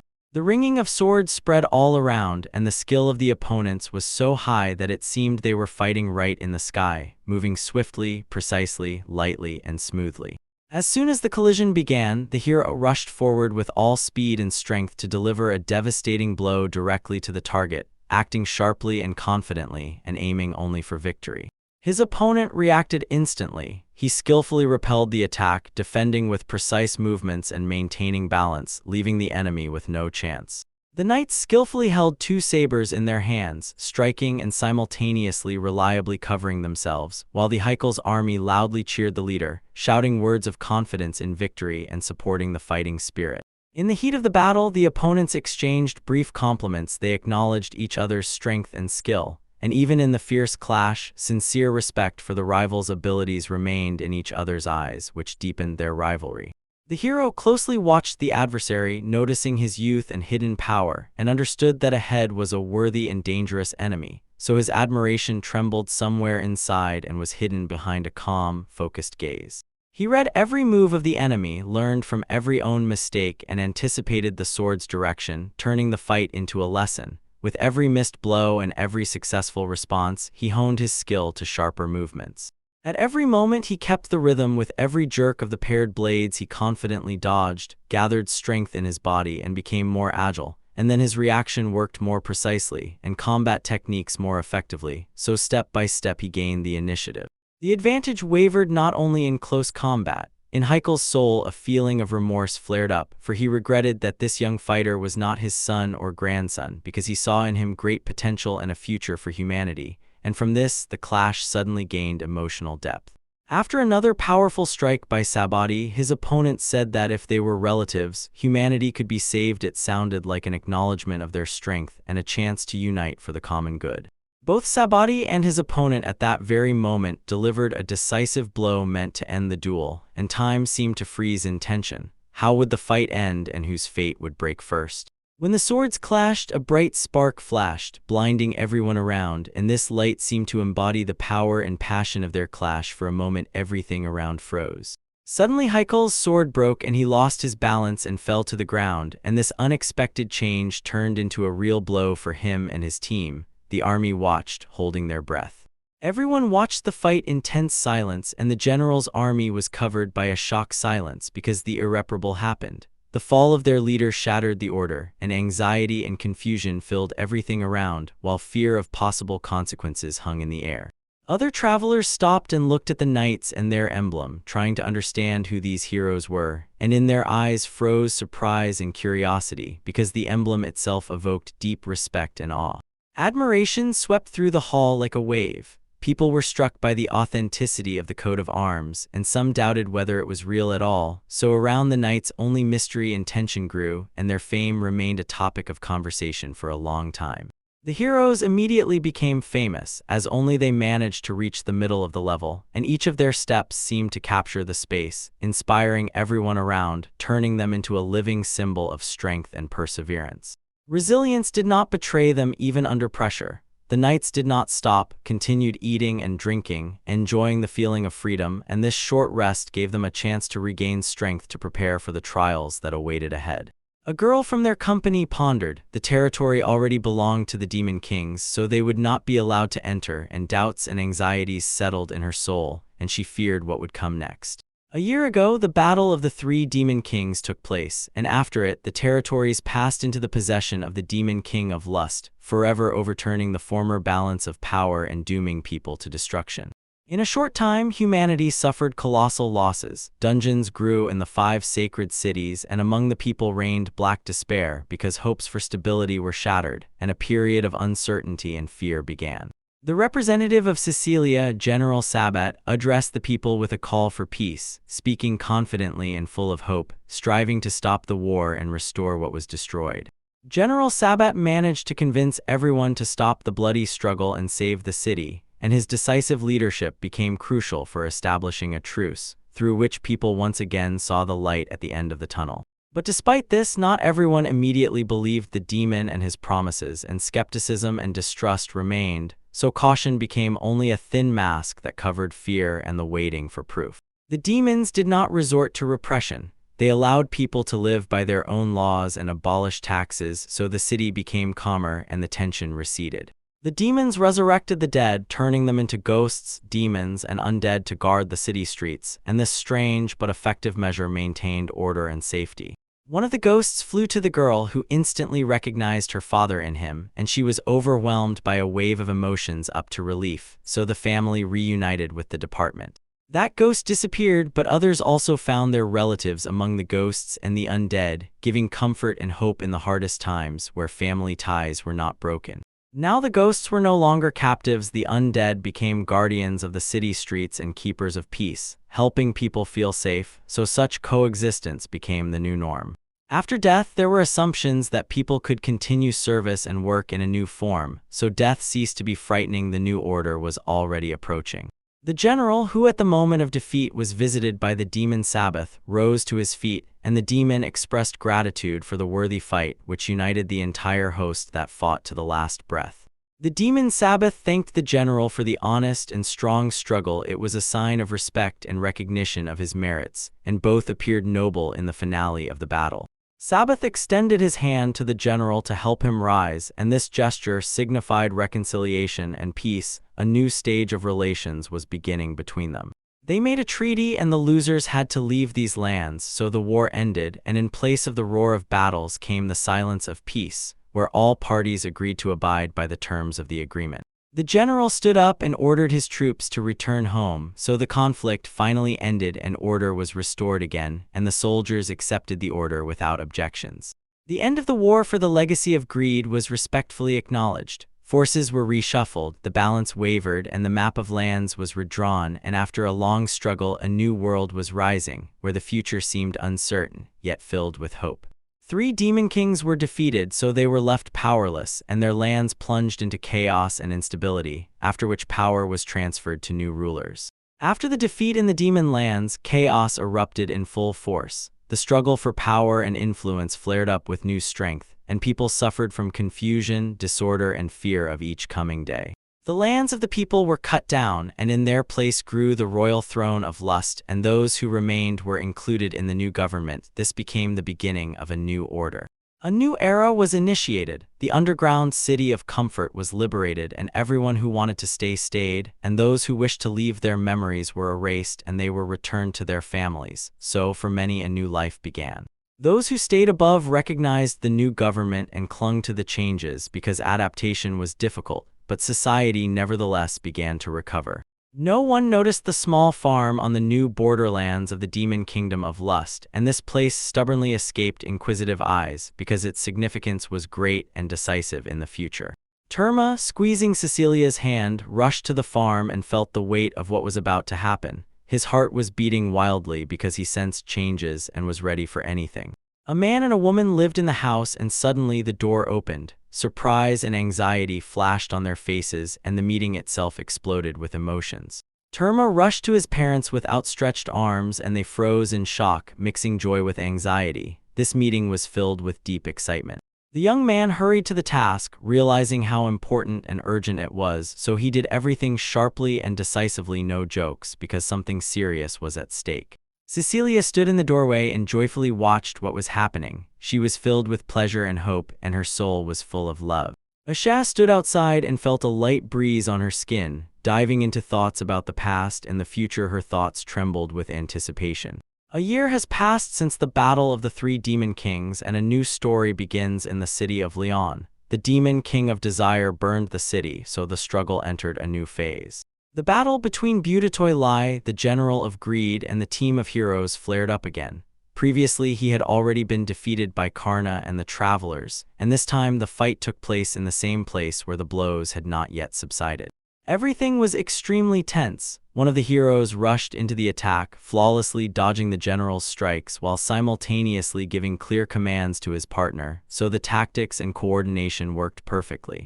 The partner dashed forward, but the general responded with the spell breath of scorched earth. He fired at the stunned enemies and suppressed their advance, so the power was stunning and at the same time deadly dangerous. Just as the partner was about to say something, the general's tail grabbed him by the neck and sharply interrupted all movements, demonstrating not only strength but also incredible agility.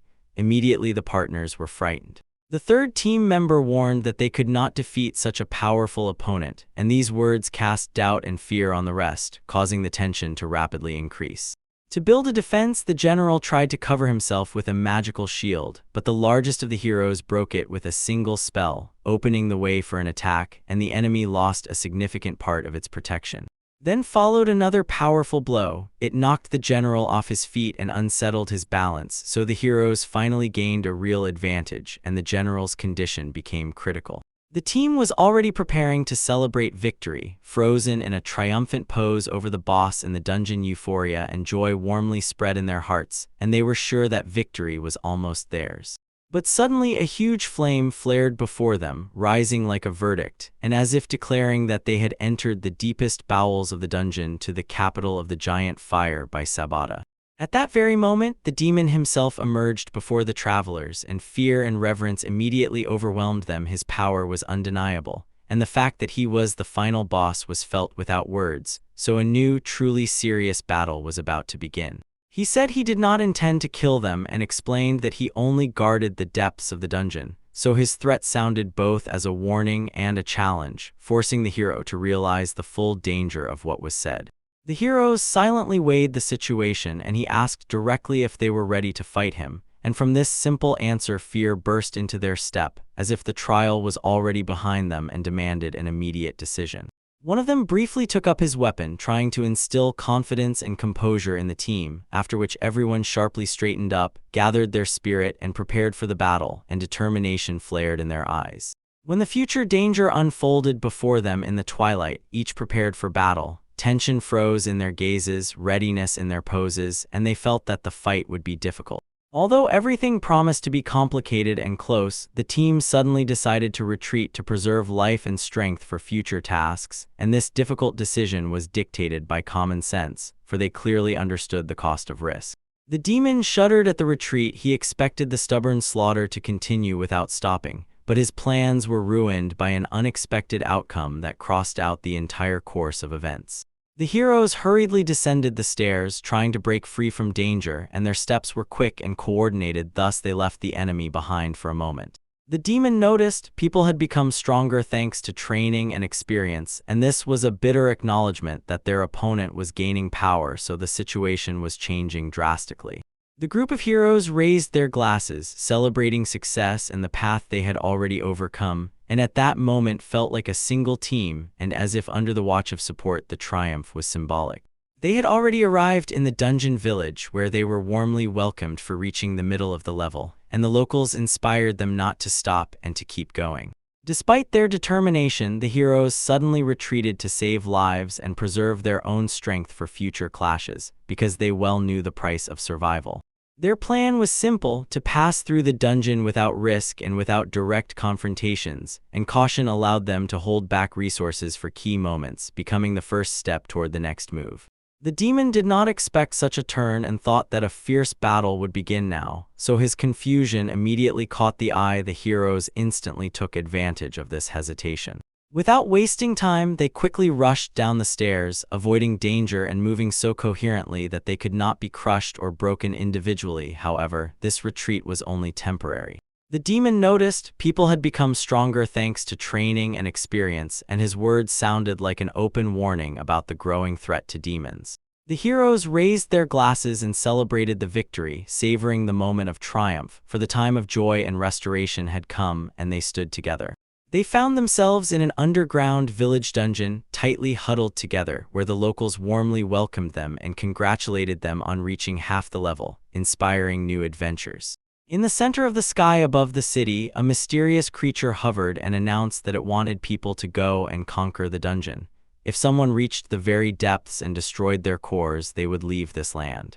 The realm of the Demon King opened its gates, so not only locals but all people of the world could participate, and there was a devilish undertone in these words.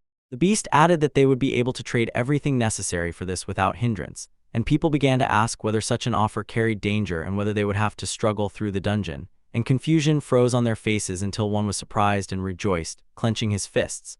Since they can sell items to everyone from the outside world, it means the chances will increase. The stranger quietly explained that precisely for those who considered it truly dangerous, 3 levels were provided in their torture chamber: upper, middle, and deepest. The lower, the more difficult the trials become, because the levels hold the core in one weave until the last step, and none of them guarantees their own safety, but the upper level is intended only for beginners, and even if you suffer defeat, you will still survive and not receive serious injuries.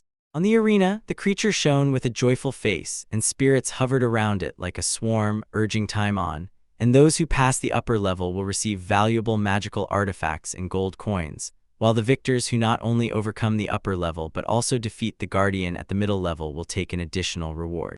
The reward will be special badges and titles, and those who conquer all 5 great dungeons and collect all the badges will be solemnly honored. They were invited to the main military base, Lust Demon King Lalarum Underground Palace, where people could challenge both the Lust Demon King and the King and try to save humanity, or submit and become their comrades, and this very thought ignited inspiration in their hearts.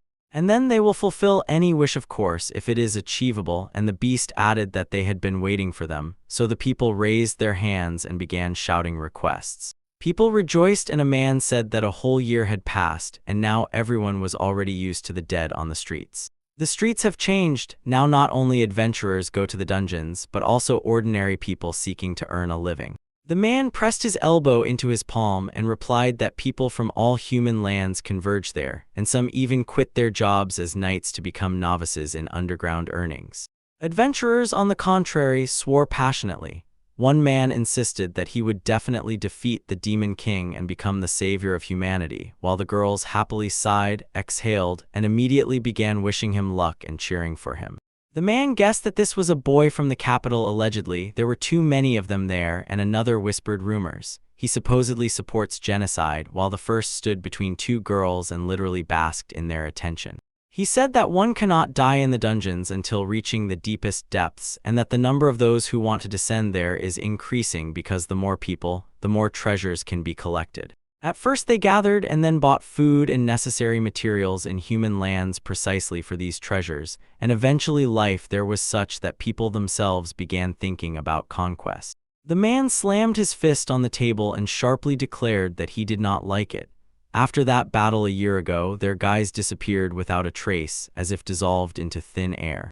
The heroine recalled the silhouette and whispered that the strange night girl who approached them became an ally of the Demon King, and this was no longer just a scary legend, but something much closer and more dangerous. Everything was suspicious. He rustled some object in his hands, muttered that they hardly communicated, yet they still needed to save themselves. The boy raised his head, pressed his fist to his chest, and apologizing to his mother, promised that he would not be delayed long. He said that 4 remained, and his plan was simple: to pass through the dungeons, collect all the badges, and meet the Demon King, and then they would immediately understand where Kar and Siv were. Sari left, and since that night when he agreed to the girl's request, no one saw the trio anymore. Rumors say that both the Black Swordsman and the beautiful Holy Maiden also lost to the Demon King.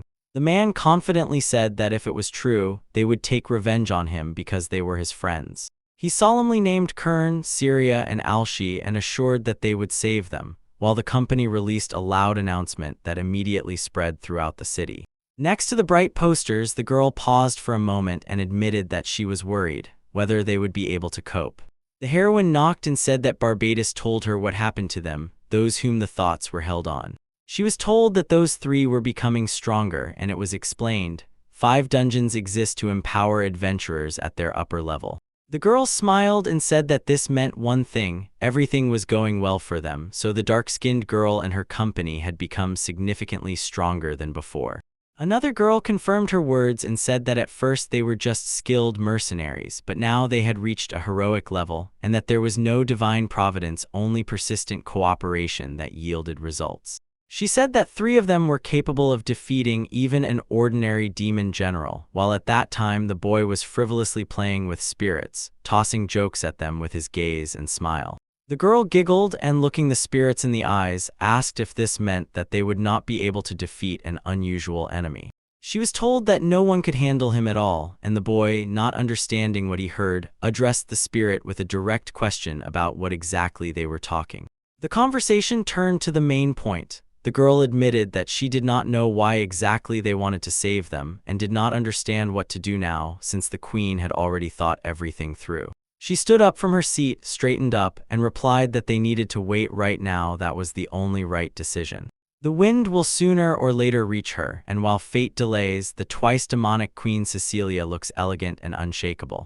It is then that she will reveal her true self and offer them a deal they cannot refuse. They were given a choice. The girl asked what exactly to do between enemies and friends, and then declared that she would watch how they act and asked not to spare them in the dungeon. In the dungeon, the demoness declared that now it was time to gather the generals of the 5 great dungeons. A lot of time has passed since they convened the generals' meeting in the dungeon. She activated teleportation magic and summoned demonic generals. The knights began shouting that they must retreat immediately, but the devil laughed and rudely mocked the people, summoning an even more powerful purple lightning of despair, the middle defender of the figure in the dungeon of the bell-headed. Belphegor, recalling the hero, admitted that there are exceptions, and at that very moment a demon flew up to him and reported that teleportation magic had been activated. Belphegor understood it was time to go to the meeting because the dungeon was closed for a moment, so he asked the shop to rent flying monsters. When the door closed, the demon flew away and ordered to guard the dungeon until he returned, and the subordinate nodded and promised to carry out the order without delay. One of the monsters said that they had not seen each other for a long time and greeted Belphegor, as he was the protector of one of the 5 great dungeons. Orc Camp, a representative of the orc race, next to whom stood the former General Greed Eye. The demon, having asked who guards the monster behind his back, inquired what happened to his face and then asked how they were doing. Tension squeezed the air, so they only exhaled, and the girl confessed that she did not think she would come to a meeting with a demon gen. "Generals," she said, "I will never marry again," and they told her in response that men like it when a quiet girl suddenly becomes wild. At night, the demon decided that the courtesans were managing their earnings well enough, so he ordered not to interfere with their income. It was a dungeon where, alongside the closest comrades of the great Astasi, the sensations became 10 times stronger, a room from which you cannot leave until you fulfill the condition neither hiding nor escaping is possible. The demon said he was glad about their victory and asked how the dungeon's defense was. The girl replied that everything was fine and that she had a reliable bodyguard. Former Greek General Suzuya Lui confirmed this and said he was confident that the dungeon's defense could withstand even the harshest assault. He would have tried, but the demon replied that they had become much stronger than a year ago and at the same time noted, "The development of humanity is impressive, so one cannot relax, one must continue to strengthen." Their strength was felt immediately. The average defender of one of the 5 great dungeons, the abandoned fiery city Butatoilai, sat calmly eating, as if guarding order even during danger. The boy threw himself on the floor and apologized, trembling, that he was too weak, and the demon sternly asked him not to humiliate himself like that. "Don't cry," said the demon, and asked if he had already arrived, the leader of the abandoned fiery place. The girl replied that she thought he would come together with Sabat, and the other agreed and added that he was a high-ranking head of the eternal gravedigger. They came and asked if it was really them, the last ones they had been waiting for. And they were confirmed, yes, they were the last. It was Shiaja, the god advisor, and Aisha Alastair solemnly said she would await further orders. The girls, quietly holding flags in their hands, began to greet Cecilia while waiting for commands from above. Sabat stepped forward and, in the name of the twice-crowned Demon King, announced the assembly of the demon generals. All the troops of the twice-crowned Demon King marched together to the square, as if the darkness itself opened for the great gathering. At the meeting of the demonic generals, not only generals gathered, spirits and even gods joined, settling as shadows around the council table. Godi, the girl, sat at the table and said the meeting was starting, and the boy asked all heads of units to report on the situation in their dungeon. Asia began to explain where the Eternal Tomb is located. It is the main headquarters of the army and the Demon King in Lust, which serves as a passage to the underground Palace of Lust. But in reality, the palace can be accessed through any of the 5 dungeons, so no one should know this. However, this particular dungeon attracts the most people, especially supporters of genocide. Their supporters include many noble knights and quite wealthy travelers who recruit strong warriors by offering generous rewards. Their plans involved those capable of defeating the mid-level defender, the zombie dragon, and advancing further, earning the right to access the next stage. The dragon goblin cat is an evolutionary form of the devil cat, capable of transforming into a phantom monster with a higher status. The devil cat, a high-level dark god, the god of death, could also fight alongside another high-level monster, crushing the silence of the dungeon with just one step. The response was immediate. They rushed into battle, after which they erased the memories of those creatures, revived them, took their treasures, and released them as if performing a ritual. The girl sharply said, "Go, they will attack again soon," and it was a decent reward, while the boy only gloomily added that she, as always, squeezes every last drop even from her enemies, and it was terrifying. She explained, to protect the dungeon, it is enough to create an endless corridor, but if they wanted to preserve magic and gain benefit, then this was the best option, behind which spells flickered in the darkness. The monster said that the problems had not disappeared yet. With the increase in visitor flow, illegal housing developments are growing right around the dungeon, surrounding the entrance with cramped, chaotic huts. The dungeon lives by the cold principle of demon politics towards humans to rule, but not to govern. So their followers, shadow traders, and adventurers gather into gangs and fight to seize the underground passages themselves, each for their own benefit. Asia replied that it was getting out of control. If the territory continued to be eaten away by disorder, everything would turn into lawlessness, so perhaps they should intervene. Intervene? It sounded decisively. The queen shook her head and said she did not think that such people would appear and become a problem for their order. The man admitted that he heard the truth. They are refugees from destroyed cities. He could not properly take care of them, but he also could not drive them out of the place where survival remained. The cursed resurrection turns hateful souls into undead, but it activates only when the victim is already alive, so most crimes remain minor and do not generate strong hatred.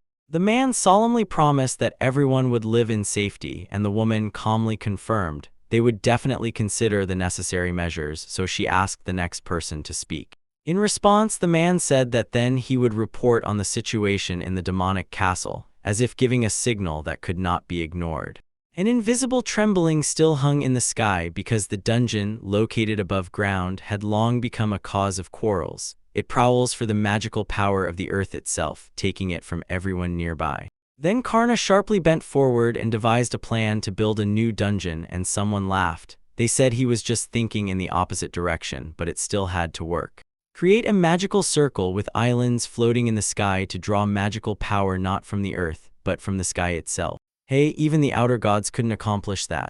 I didn't have time to think through the consequences. The demons said that the higher demons from the Lust army have wings, so now they can fly in the real sky, and it looks incredible. The girl asked if it was possible to draw magical power from the sky because it probably affected her too, and she was told that this was a new approach for them, so they are currently gathering data. The queen ordered, if something unforeseen happens, report it to her immediately, because it seems there will be a slight shortage of magical power, and the man confirmed this, adding that the dungeon is now in the sky. Getting there won't be so easy. The rental of flying monsters became so popular that even rich people come here just to fly, and the dungeon and entertainment zone operate like a real amusement park. Knights mostly go to this dungeon, those capable of riding horses, but from time to time there are a few desperate brave ones who go without draft power support. The creature confidently stated that there is no need to fear the defense, because so far no one has managed to pass beyond the middle level, so the path further still looked almost unreachable. They say that such progress was achieved thanks to the efforts and growth of the average defender Belphegor. Then the demon boldly replied that he had not yet reached the peak of his abilities. He achieved a lot, and he was immediately reminded not to be too modest, so the demon swallowed part of the dungeon's magical power and noticeably strengthened, rising to a new level. Now he surpassed the generals of other demons. Belphegor replied that it happened thanks to their great and gracious favor. The girl said that it was the result of his efforts and his truly merciful heart. She also promised to try to become a worthy mistress for him and to thank him sincerely.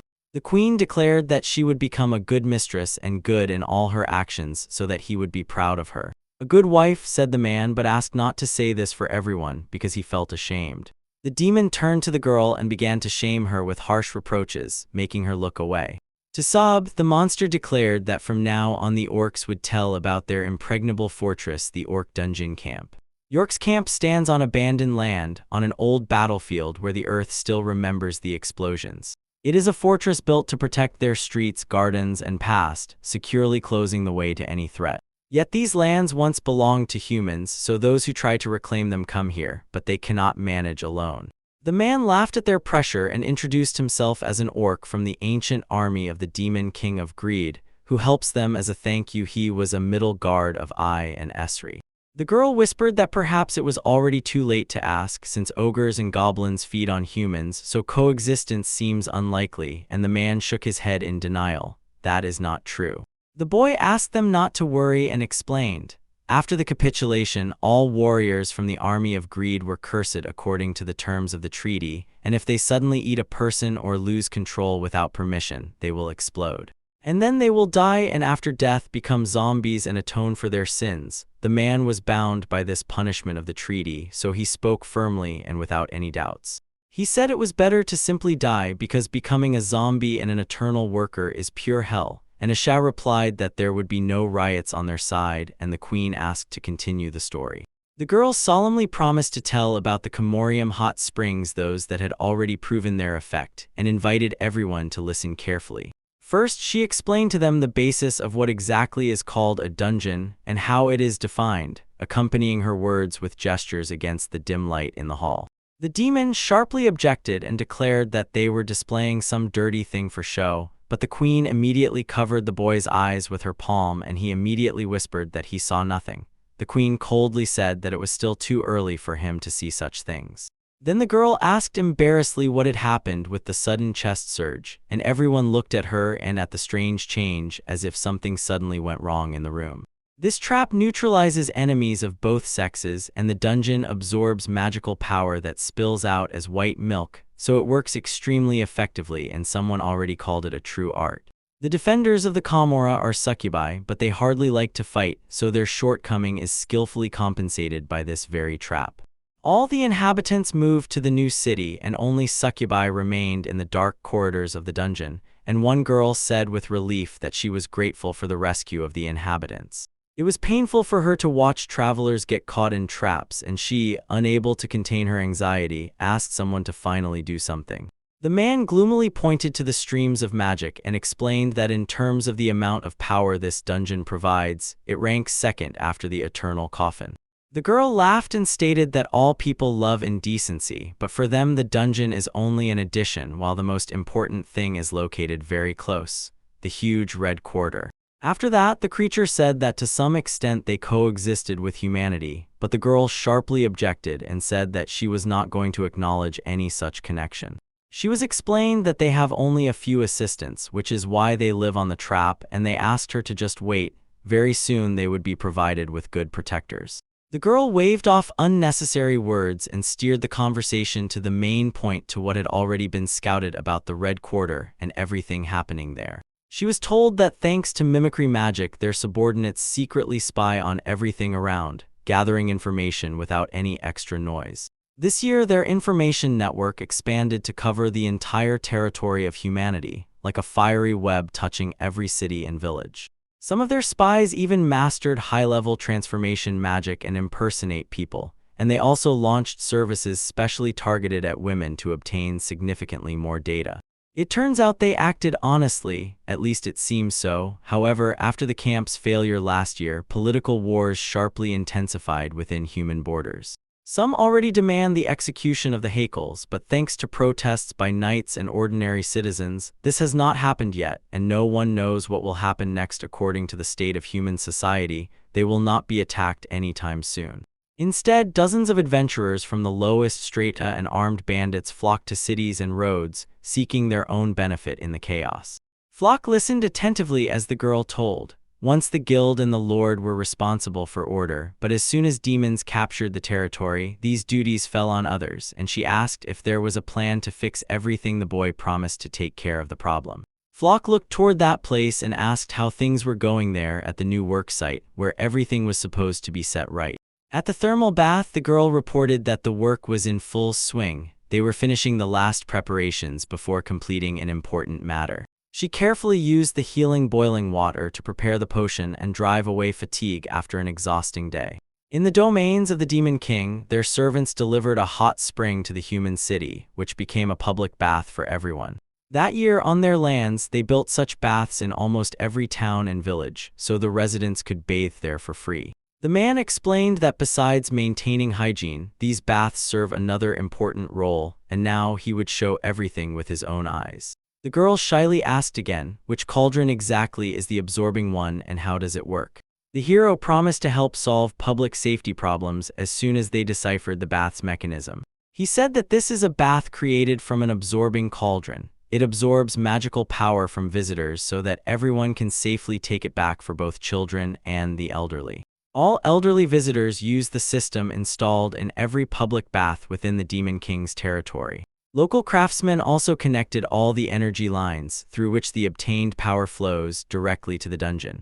In the palace, the queen explained, she takes magical power from those who bathe in the hot water. This device is presented as a gift to humanity, but in reality, it resembles a tax. For them, a bathhouse in their own district is a luxury, so the girl is confident that people will go there with pleasure, and meanwhile, as energy flows from the former region, they will collect an incredible amount of power. The man solemnly declared that thanks to this energy they would be able to solve public order problems by establishing a connection with all the spiritual lands behind. A dragon appeared in Bonnie and began to roar so loudly that the walls shook as if from thunderclaps.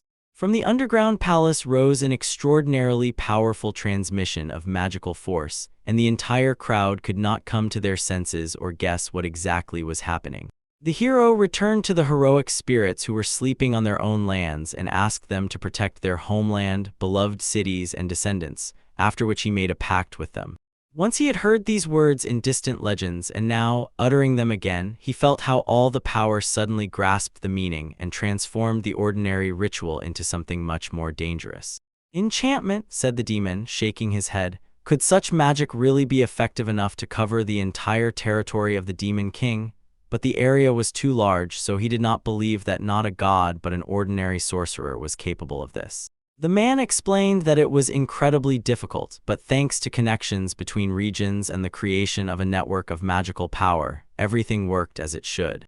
Heroic spirits are well-oriented in what happens in the places familiar to them, so they can protect the local residents, and when their help is not needed, they fall asleep, spending very little magical power, so they are not personal spirits, but their state is always calm and controlled.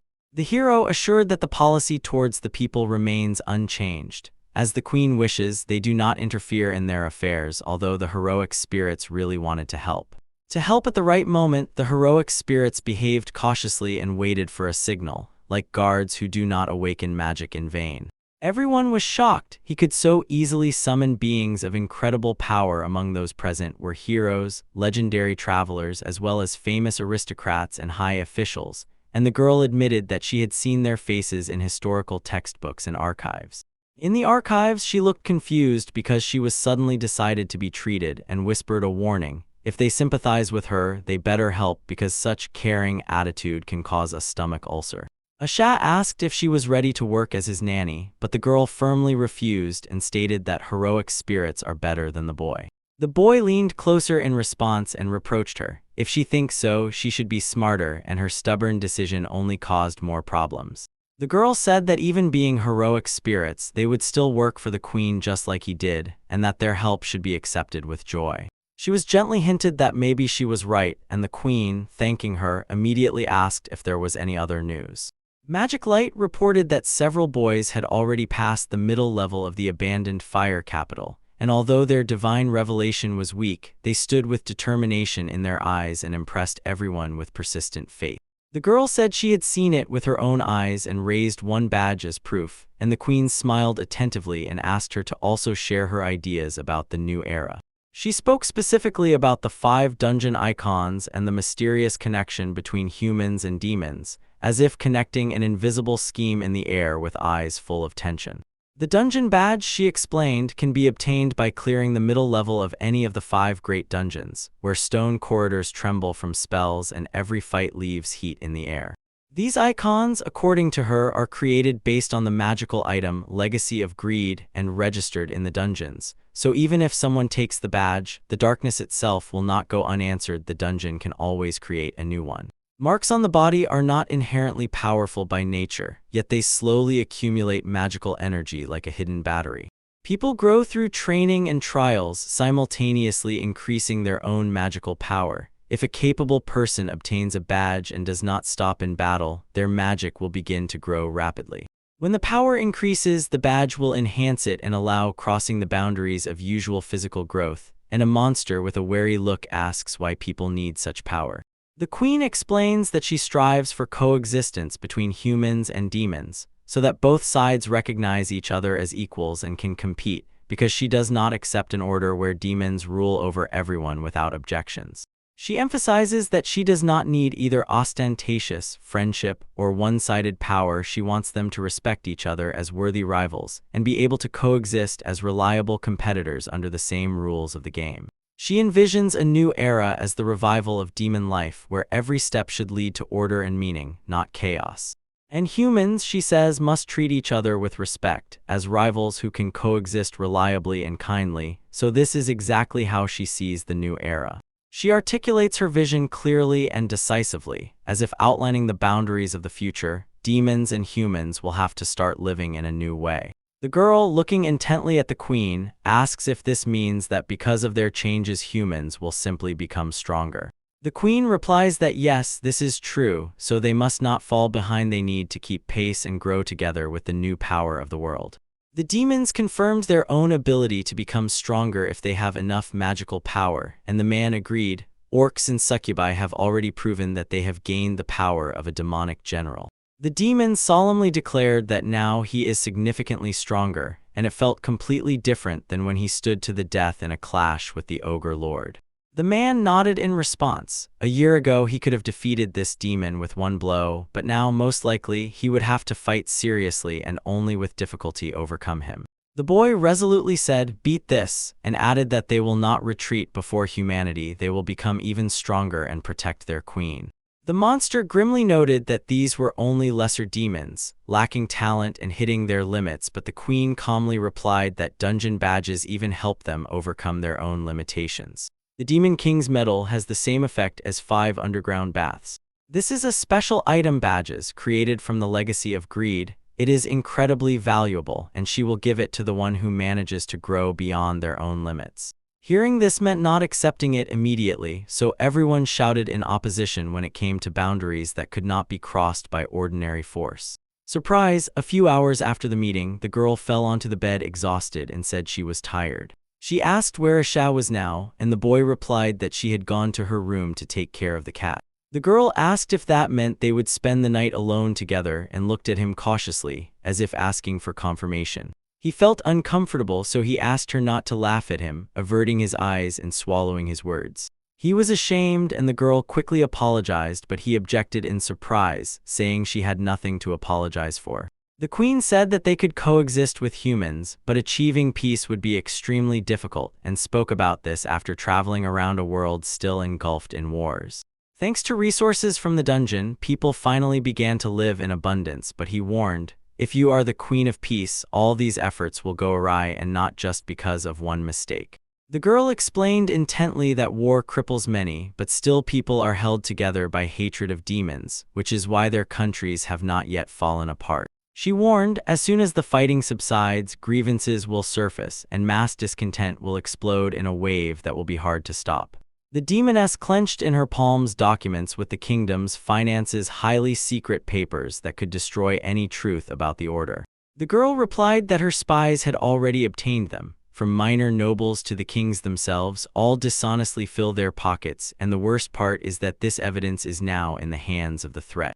She was certain among the people there would be those who understand the end of the war can ignite outrage, and an uprising may flare up, and in the worst case, chaos will destroy the countries.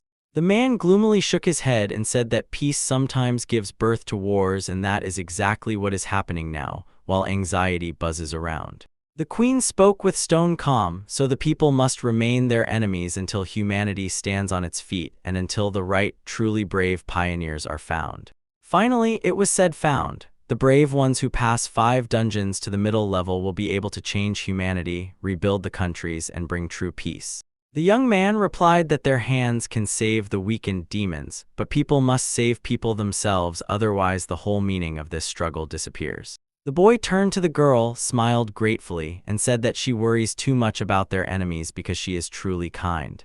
The hero said he wants to support her and serve her, and his words sounded resolute, like a promise in the twilight silence. The girl replied that he should give proper thanks, because thanks to him she was able to achieve so much, and sincere gratitude was felt in her voice. The queen suggested they meet with Giles and the others later, and with a glance hinted that these people were not indifferent. The boy guessed that they would come to them themselves. The girl agreed, he is right, and maybe it is worth believing in them and just waiting, and the boy quietly laughed, hiding anxiety behind a light tone. Suddenly, there was a knock-knock at the door, and 2 declared that urgent news had come from intelligence, so the queen allowed them to enter and asked what exactly had happened. They apologized to her and reported that changes had occurred in the territories of the 3 demon kings: pride, greed, and envy, capable of shaking the very foundation of their world. Greed and envy raised their armies and invaded the territory of Prague, causing the city towers to tremble from the thudding of countless footsteps. The demon forces subjugated by pride acted as if the world order had already been broken. Their presence destroyed the rules by which people live. The castle of the fire volcano began to collapse rapidly, and tongues of flame burst from cracks in the stone, as if a beast had awakened in the depths of the castle. The core of the high-level fire demons are descendants of the outer god Barbarus, and for several generations they have threatened humanity under the leadership of the demon king Pride. The man shouted in panic that the majesty of Pride had not yet awakened, but his interlocutors assured him he had already awakened. But he still does not leave the room and continues to lie motionless, as if since he fell to the ground, he has remained there. He had been in bed since last year after that defeat, and the devil grumbled that such seclusion undermines the fighting spirit, while another confirmed, "The master is nearby, but they can no longer endure it." The man declared that if the matter was really so, he would force the majesty of pride to renounce the status of king. He could not believe his own eyes. The salamanders had been eaten, and now it was unclear what kind of creatures could have swallowed the detached spirits. One of the demons began to beg. The enemy had already arrived, and the castle was surrounded by a swarm of locusts. The demon king of gluttony had betrayed his own and led everything to defeat. The woman laughed and declared that this was a vague statement, as if there was more meaning in it than truth. It was Kyle Kai Bayaku, the king of demons of envy and the king of demons of gluttony, and he came straight to their castle to destroy the balance. The woman called them fools and said, 7 great demon kings are doomed to devour each other, and only the stronger one wins, because even the mightiest sooner or later comes to their twilight as a law. The girl said confusedly that she did not understand, but they replied that she meant something else. There must be only one king, but they had 2. The woman pushed them away and, without restraining her contempt, said that she did not need their comments. The demons began to fall under a barrage of energy, and the girl asked if she could eat all this. She was told she could, but only as a snack. The girl exclaimed bon appetit and laughed, praising that it was incredibly tasty. She asked for more, and the woman snorted that the snack was not enough. It was time to move on. Enough! Cut in the Queen of Envy. The main course was still ahead, and she threw her powers forward, restraining her excitement, because she had waited so long that she was already afraid she would not make it in time. The weight of that year was still trembling, feeling that those monsters were about to attack again, and she was gathering her magical power with all her might to protect her sister. The demoness said with annoyance that it irritated her greatly and was unbearable for her, and all who were stronger than her must die. She must be the absolute measure, only she and no one else. But the girl saw no way to defeat them. In the magical sense, they were too powerful, so there was only one thing left to strengthen the girl's power and then go on the attack. The girl, with a confused look, said she did not understand and asked if there would be food, to which she was told they would give her that demon for her to eat. So she clarified whether they really wanted to give her his impressive magical power. The demon boldly flashed a smile and whispered that she really wanted to eat him. She swallowed him, and the girl admitted she had never tasted anything like it. It was tasty, juicy, as if true power was in every bite, and then the woman promised to give it to her. But the girl hesitated. She did not want her own sister to eat her later, so she first decided to feed her pride and only then act further. The sister of gluttony could devour anyone and turn what she gained into mighty power, that is, eat pride, become greater, and then give all her servants if after the exchange their power equaled hers. This would work and be good. If not, then she would defeat her sister with her own cunning and grow even stronger, and the girl considered this the perfect plan, while another was already ready to win. When the queen immediately seemed suspicious to her, the girl only smiled. It seemed as if she was plotting something, but in reality, the queen just wanted to eat. They said the demonic king had become too charming, apparently all because of pride. For pride, the demons asked her if it was true that her karma was broken, and did not hesitate to insult the queen and her army with bad words. The karma of the demonic king of pride is his incredible self-confidence, the foundation of his self-esteem, and he shamefully lost. He turned into a woman, so now it just looks pathetic. The woman snapped in a malicious tone and said she felt worthless, so first she would show who was the boss here, and then give her to her sister so she could feed on her. The girl tried to push her away and started screaming, shouting that she actually really wanted to eat her. The hero froze on the threshold, clutching his thoughts while everyone waited for explanations. For help, the man apologized for being late because he had to deal with strangers. The girl said it was already late, and he was forced to justify his tardiness. His lateness angered the Queen of Envy. She called him a weakling and declared that they would not be defeated by such cold, while the girl countered that ice, like another skin, was crisp and tasty. The man bared his fangs and shouted loudly that these fangs were his tragic, inevitable power. The queen addressed the traitors and said she understood what had happened that day. The girl assured that they did not know what happened next, but only one thing was known. The demon king Pride left his fortress and fled. The demonic flame, it is said, acts with the best intentions, so it removed karma from him. The woman explained that the demon king Pride was their enemy, so there was no need to pity him, and the queen replied. She understood that, but he was still his descendant, and she felt sorry for him. But she destroyed an entire army of aristocrats, and no matter how tragic her fate was, now this power had become dangerous. The girl said that a fierce conflict had erupted among them, and this was a great opportunity to strike back, since they had raised excellent warriors of the level of a demonic general, primarily Belphegor. So she believed, as long as the enemy was far away, they could protect their lands. The queen admitted that today she was extremely active and rarely offered such things because she usually acted cautiously, and the girl replied that demon kings who directly threatened humans were their enemies.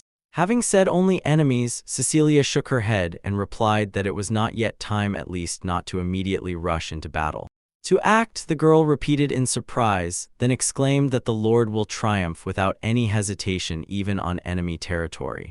The queen coldly concluded that would only be the case under one condition: if they relied on Karna. She wanted everything to last forever but said it was impossible because the system built on a single genius was fragile and illogical. As a telling example, the broken army of the demon king Pride. She implied that such a bet on a single idea cannot withstand even the slightest shift and is doomed to fail. She called the level up fun and with a smile said that this is exactly why she loves this state. The queen assured that they would not just waste time, but use every opportunity wisely.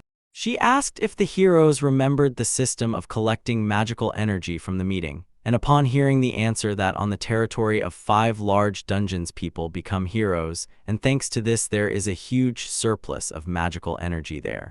The girl explained that in the dungeons of other kings the number of people decreased due to magical power, and the creature added, all this resembles an indirect siege.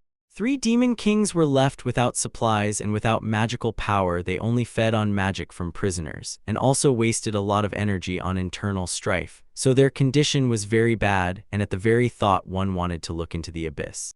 They did not need to hurry. Over time everything would weaken anyway, and the queen said that time was on their side, so for now they would do their own thing. The girl asked how things were going, because it seemed to her that nothing urgent was happening. She was told that the matter was extremely urgent. She had been patient for a long time, but could no longer endure it. No one understood what such an important matter the queen could have, so they wondered if she was going to attack humanity, but this version was immediately rejected. The queen would not break the agreement with Hickles. The queen said that they would set out and visit Karna's to see his family and properly announce their intentions.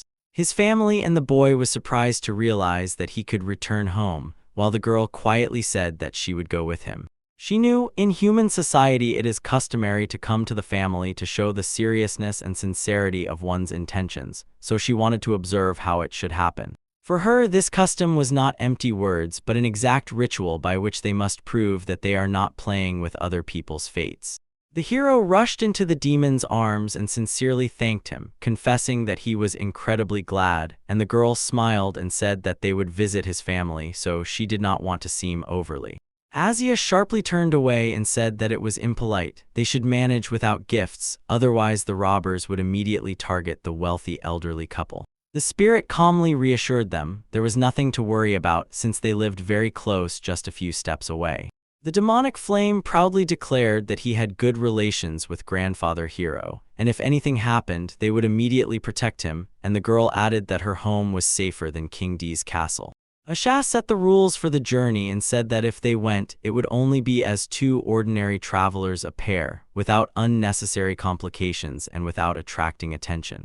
The queen asked if he had heard about this couple and then added with a smile. Her facial expression was like a scene from a romance novel. The girl said that they had already found something to do, but she would stay near the castle on watch so they could leave. Now she could rest and play with the cats without being distracted by conversations.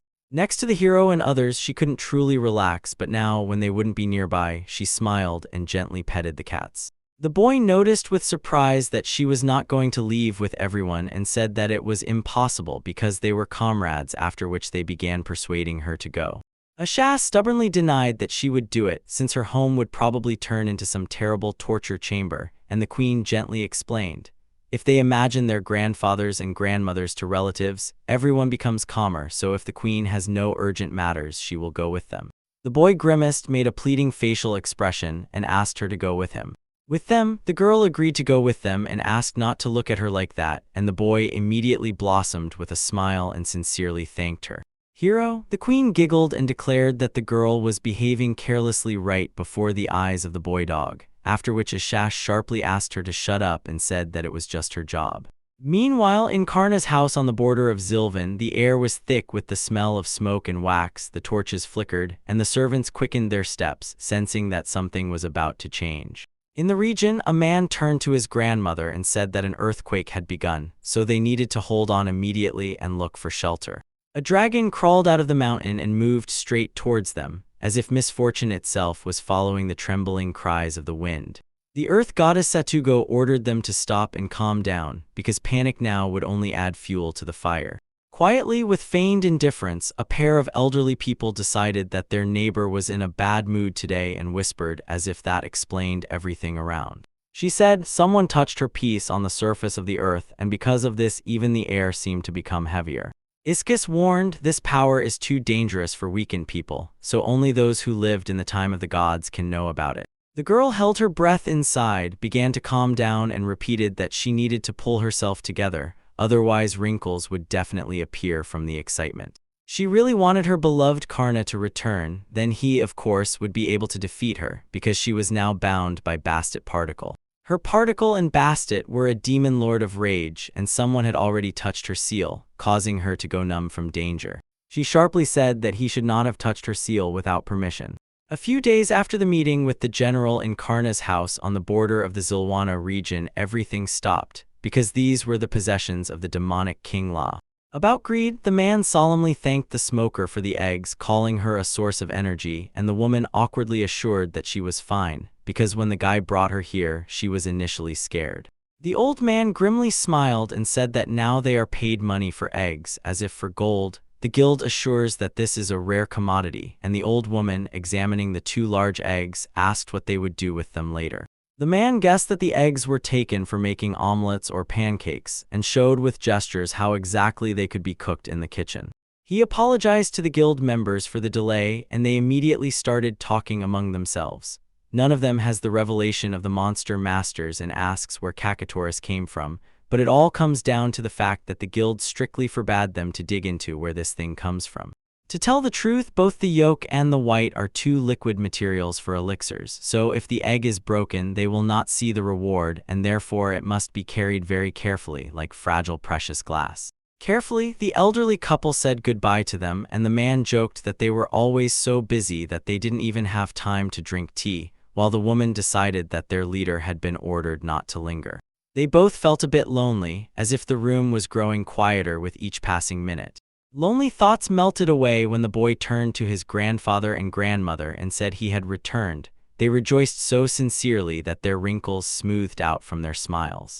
The dragon descended to the ground, touching the soil heavily and silently with its wings and shadow. As soon as he landed, he used a divine creation of steel, and the air thundered with the power of his mighty spell. The boy asked for flames to appear, and many demons began to use my fiery glow, tearing sparks straight from the darkness. The cockatoo egg omelet was just puffing up on the griddle with golden bubbles, and the kitchen was filled with a sweet aroma and a slight magical tremor in the air. The omelet was ready, so the woman sighed with delight that it was incredibly convenient, and the man immediately promised there would be enough omelet for everyone. The demonic light solemnly declared that this was a simple matter, as his trusted one had eggs full of nutrients with a healing effect capable of prolonging life, and they were also extremely tasty, so they should be eaten for health and longevity. The girl whispered that the omelet made by the gods from cockatoo eggs was a sacred relic, and the spirit, crunching with an icy silence, replied, "It's just an ordinary breakfast." At breakfast, the royal family sat at the table, and Ashad joked that sometimes she wanted to eat a dragon or a phoenix, but the king warned, monsters that can destroy an entire city are not just livestock. The queen handed the boy a spoon and began feeding him with her own hands, while he stubbornly replied that he was no longer a child and had to eat by himself. She only smiled gently and said that he was not a child, he was her husband and she was his wife, so their intimacy looked like care that had become a habit. The grandfather joked with a smile that he did not think his grandson would have such good friends, and the grandmother carefully asked if they traveled together because the boy was very clumsy and she was constantly worried about him. The woman solemnly called the girls organized, and the man loudly boasted that he cleverly gathered a team of beauties, as if it were a well-thought-out conspiracy. The girl asked them about the main character. The parents, the old man, replied that they were travelers, rather adventurers. They left them a small karna and set off to the edge of the world. Earth, the end of the world, a legendary land beyond the main continent. The end of the world is an unknown continent once discovered by a great wizard through magic, and although everyone knows that this land lies far beyond the oceans due to a lack of people and resources, no one has ever been able to reach it. They reached there, and the demons said that even in their ancient times no one dared to explore the edge of the world, because people had places to live and enough territories, yet there existed a creator of the world who might know something about what is hidden there. Certain gods were once given the title Dragon Creator, but he was sealed for 1,000 years, so he retained ancient memory, but the present was unknown to him. Therefore, Agniok insisted that he must pronounce it exactly as needed, without any mistake, otherwise the whole answer would lose its meaning. Now Asia believed that even first-class adventurers would only laugh at such an idea as it sounded like pure madness, but Karna's parents were real superhumans. The man handed the girl a spoon with omelet and asked her to definitely try it, because the dish turns out incredibly tasty. The girl froze in amazement, feeling how wonderfully the food served at the table tasted tender, warm, and incredibly rich. The man solemnly tasted it, then explained that it was egg mixed with their fresh milk and butter, and the girl heard the woman confidently smile. "It's delicious, so they will really live long." She was surprised to see that they looked younger, and the grandfather calmly said, as if it was a usual thing, "Grandma looked the same on the day they met." The man sighed and said that sometimes this happens, but Ashash sharply objected this does not happen, and normality in that house is only an anomaly for her. The man explained that since their grandson dug up the neighbors, they often have to deal with people from that area, and they are already used to it, so the woman added that they share meat and milk with them and in return receive gifts. They do not know how to use their gifts, so they lie in the pantry for years like forgotten treasures, but if they want, they can simply come and take them. The queen asked Asia if she could use the artifacts, and the girl froze in surprise. She was given gifts in exchange for food, as per the agreement. The man explained that this is a secret dungeon where Grandma and Grandpa lived, and Asha only briefly replied, "She knows this and has no intention of seeing it." The man grabbed the girl by the hands and said that they have a lot of things, but she sharply cut him off, saying that he talks as if they are ordinary household items, not living people. She couldn't get out of her head that her grandfather was exactly like that boy, and whether he would become the same when he grows up. The queen said that Asha blushed, and the girl sharply denied it, saying that it is not true and there is no reason to mock her. The demon asked in surprise why Asha was so embarrassed, and with interest asked her to tell about all the hero's charms, but she waved it off and replied that she was not one of those who look at children. The queen agreed that then they should wait until he grows up. It turns out they will see each other in 10 years, and Asha declared that she would rather go look at the artifacts. Asha came across a storeroom that someone had left open and unlocked, so the door creaked and beckoned her with darkness inside. The queen lost her speech and exclaimed that it was incredible. A single stone has more magical power than the entire heritage of the Demon King. The eerie creature, full of greed, whispered that this candy was created by the Earth Goddess, and Firepaw confidently added, "It can restore all magical power even for them, the gods, and even a tiny fragment will spread magic across all human kingdoms."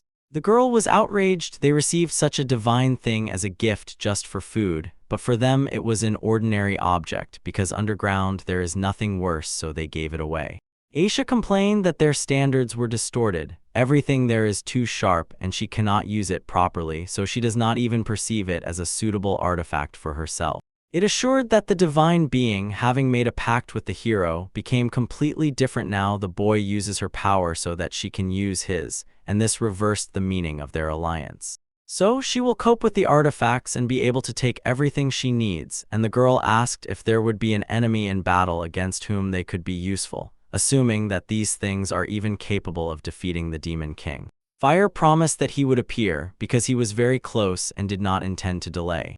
She must master the artifacts. These are the minimum conditions, otherwise she will not win. Then the girl asked confusedly what exactly is required of her. The moment of the guest's appearance was immediately recorded. Teleportation magic lasted a long time, flickering in the air like torn space. Start, and in the glow appeared a girl who greeted the heroes and said that they had not been seen for a long time. The man greeted and apologized for the sudden call. She replied that everything was fine and was glad to have the opportunity to thank him. The grandfather asked the boy with interest who they were, and he calmly replied that these were his work partners. The girl politely introduced herself, said hello, named herself Termo, and sincerely shone with the joy of the acquaintance. The man explained that he came by invitation, as he was a long-time hero of Hickle's Hermitage. He asked for permission to borrow a chair for a short time, and immediately added that he hoped for understanding. Termo used healing boiling water and looked as if she had just come out of a hot spring.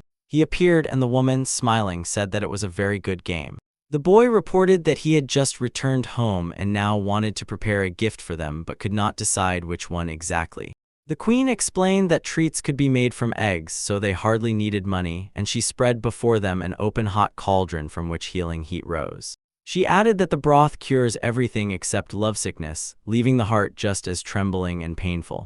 The man calmly said that the girl was beautiful and expected nothing else from her. She giggled and said that she prays, as if it were the most innocent explanation in the world. As Isha noted, they quickly found a common language and without a doubt would become friends, and she was not interested in romantic relationships, so she would not be responsible for the consequences. The spirit solemnly declared that the girl truly has talent, and Isha added that changing the landscape is an extraordinarily powerful magic. The spirit said that the area around that field is cursed by their secret underground chamber, but she was able to cleanse even a tiny patch of land and turn it into a blessed spring. Moreover, the hot spring is the providence of the earth goddess, and perhaps she is a descendant of the only one who remained among the trusted servants of the goddess, because the earth goddess among all ancient gods is shrouded in a special mystery, and the creature guards the depths of that trusted one. The spirit solemnly said that not only continents but all territories of the planet, once they see this, will immediately understand the truth. Now they can relax in the hot springs and speak frankly like adults without any hidden words. The man assured that the god of war and thunder calls him, so he has no right to retreat or refuse. The hero whispered that from now on his muscles seemed to be melting, about to separate, pulling pain and fear along with them.